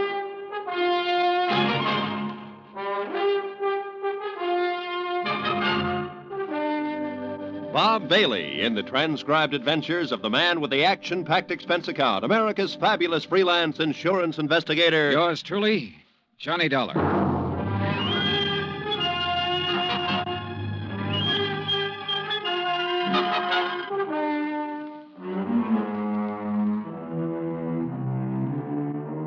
Expense account submitted by Special Investigator Johnny Dollar to Western Life and Trust Company, 826 Spear Boulevard, Hartford, Connecticut. The following is an account of expenses incurred during my investigation of the Markham matter. Expense account item 1, $143.69, air transportation from Hartford to San Francisco. Item 2, $17 for incidentals along the way, including transportation from the airport to the St. Francis Hotel. I walked the 8 blocks to the Commodore building where Ed Porter had his office on the 4th floor. He was a short, thin insurance broker with a face like a tight drum. He apologized for the clammy weather as though it were his fault. He asked me how things were out on the East Coast, invited me to sit down, and looked as uncomfortable as he was. I got the telegram you were coming last night. Investigator. I've never met one in all my years in the business. Must be very interesting work. Yeah. Look, I don't want to take up too much of your time, Mr. Porter, but I would like to get some information from you. Oh, certainly, Mr. Dollar. What can you tell me about a man named Floyd Markham? Markham? Well, he's the husband of a client of mine. I've met him, but I really can't tell you too much about him. My dealings have always been with Mrs. Markham. She's my customer. Then tell me about Mrs. Markham. Oh, certainly. I'm not going to ask why. I'm sure you have a good reason for coming all the way to San Francisco. The Home Office thinks I have an excellent reason. Yes. Mrs. Markham. Well, I've known her for 20 years as a customer. She's wealthy, always has been, and she handles her money well, and she lives rather well.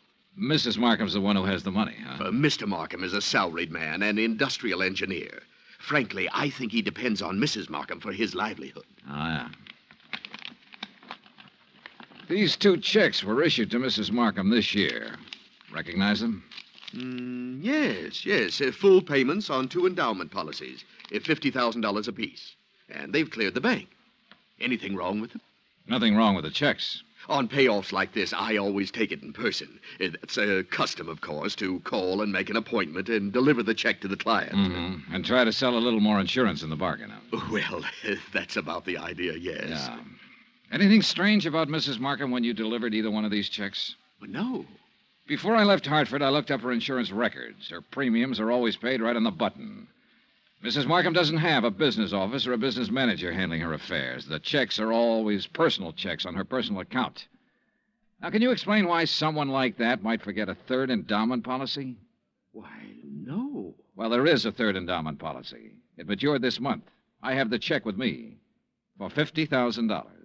Well, yes, but this business of forgetting... Floyd Markham called Hartford and spoke to the head of the endowment division. He explained that Mrs. Markham was ill and didn't know whether or not a 3rd policy existed. He said he was checking for her. Uh-huh. Now, you say you've known Mrs. Markham over a period of 20 years. Well, is she the kind of person who'd forget $50,000? Oh, no one forgets $50,000. Did you notice that both of those checks were deposited in the Markham's joint account? Well, no. Oh, so they were. Maybe Mrs. Markham's feeling generous these days. Why do you say that? Well, they have a rather strange relationship as far as I've been able to perceive. I mean, what money he makes is his, and what she has is hers. Oh, yeah. I always like to get out of that house because they never seem to me to be a very close couple in any way. But this seems to make sense now. How's that, Mr. Porter? Well, now, I called up and made an appointment to deliver both of these checks. The first time I went over, Mrs. Markham was ill. And the second time, she had just stepped out for a few minutes. Well, who accepted the checks? Mr. Markham. Both times? Yes. As a matter of fact, now that I think of it, he made the appointment on the phone both times. When was the last time you saw Mrs. Markham? Last spring. A check with the bank revealed that Mrs. Markham had not personally made a deposit since June the 18th. The deposit slips were initialed by Floyd Markham. The checks were endorsed by Leslie Markham. There had been no unusual withdrawals. Expense account item 3, $30, stenographic and notary services for the attached statements. Mrs. Markham's been having her hair done here for nearly 10 years now. Once a week, every Thursday morning. Then she just stopped. I called her home, and Mr. Markham informed me that she was away on an extended trip. Mr. Markham called us, it was last June, and informed us that Mrs. Markham was resigning her membership in the bridge club. I telephoned the house twice to see what was the matter. Mr. Markham answered both times and said Mrs. Markham was out. Well, she used to come in here 2 or 3 times a month. Made us go over the car from top to bottom. She hasn't been around now for 7 or 8 months. I don't know who's taking care of the car. Expense account item 430 cents, 3 phone calls to the Markham residence. I didn't state any particular business. I simply asked to speak to Mrs. Markham. Each time I called, a male voice answered. Each time, the male voice told me Mrs. Markham was out, she was ill, and she was away on a short trip.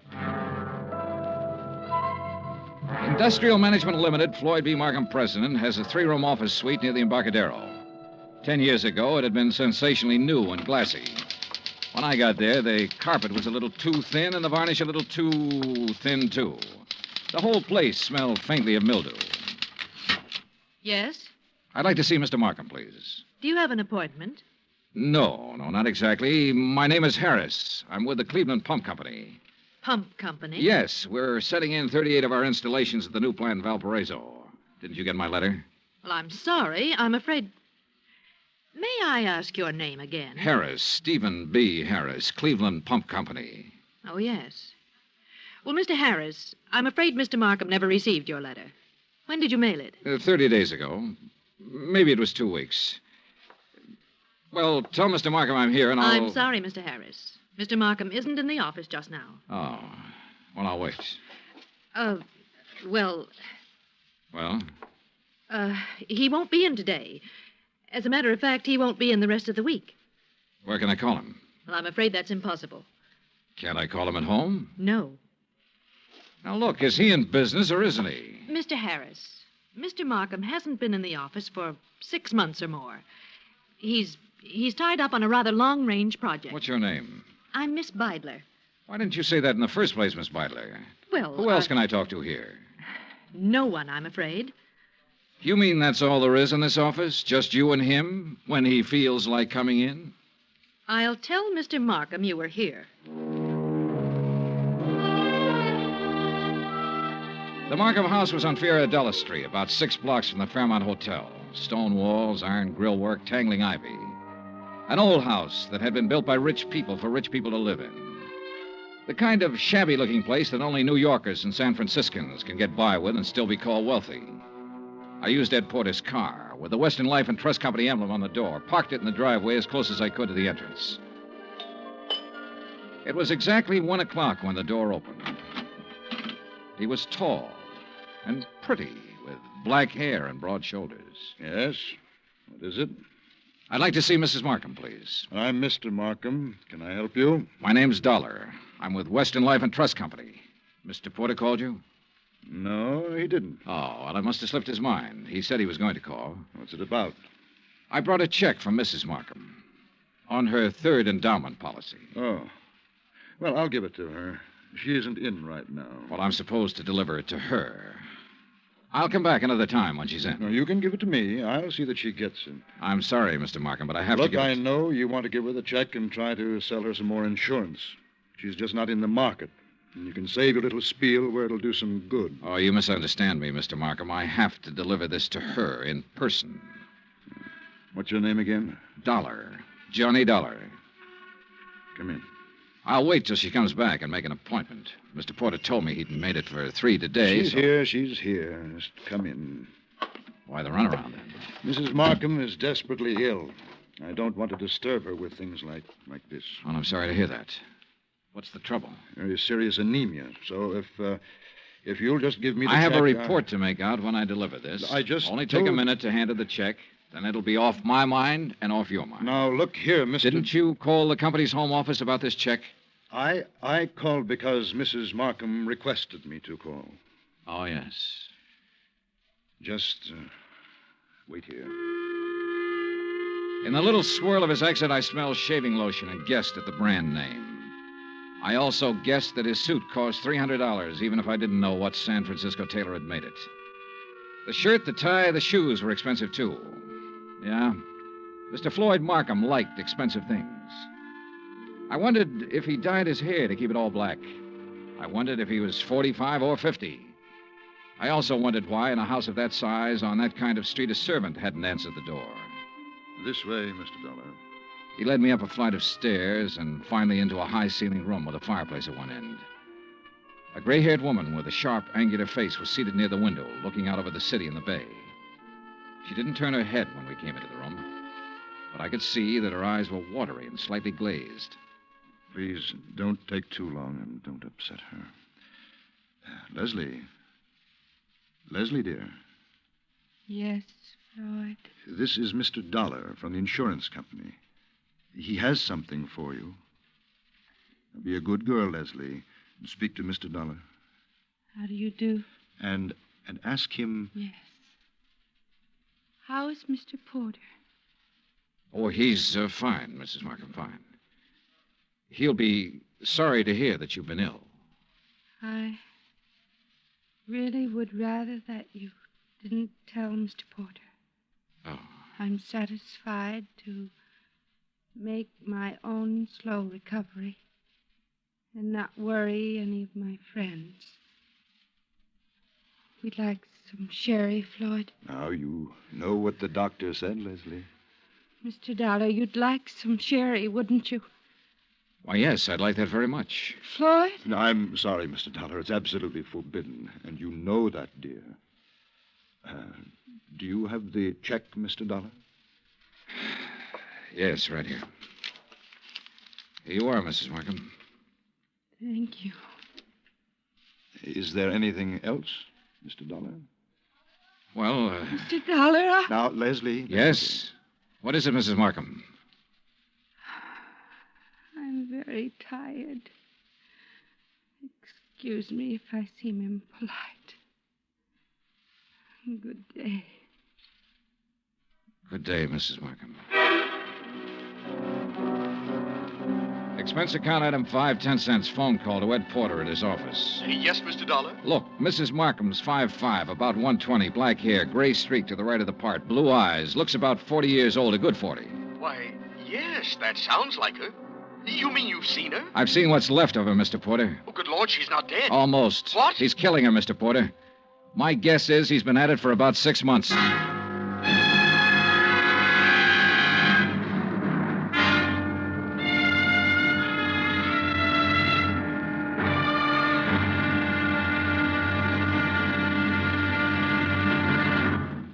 Act 2 of yours truly, Johnny Dollar, in just a moment. Nobody will take a frown at face value anymore now that the word has gotten around about Jack Benny's return to the air. With Mary Livingston, Dennis Day, Rochester, Don Wilson, Mel Blanc, Frank Nelson, and Mr. Kitzel, nothing less than your very best smile will do for the occasion. Tonight and every Sunday night, hear CBS Radio's Jack Benny Show and give your sense of humor a real workout. Now, Act 2 of yours truly, Johnny Dollar, and the Markham Matter.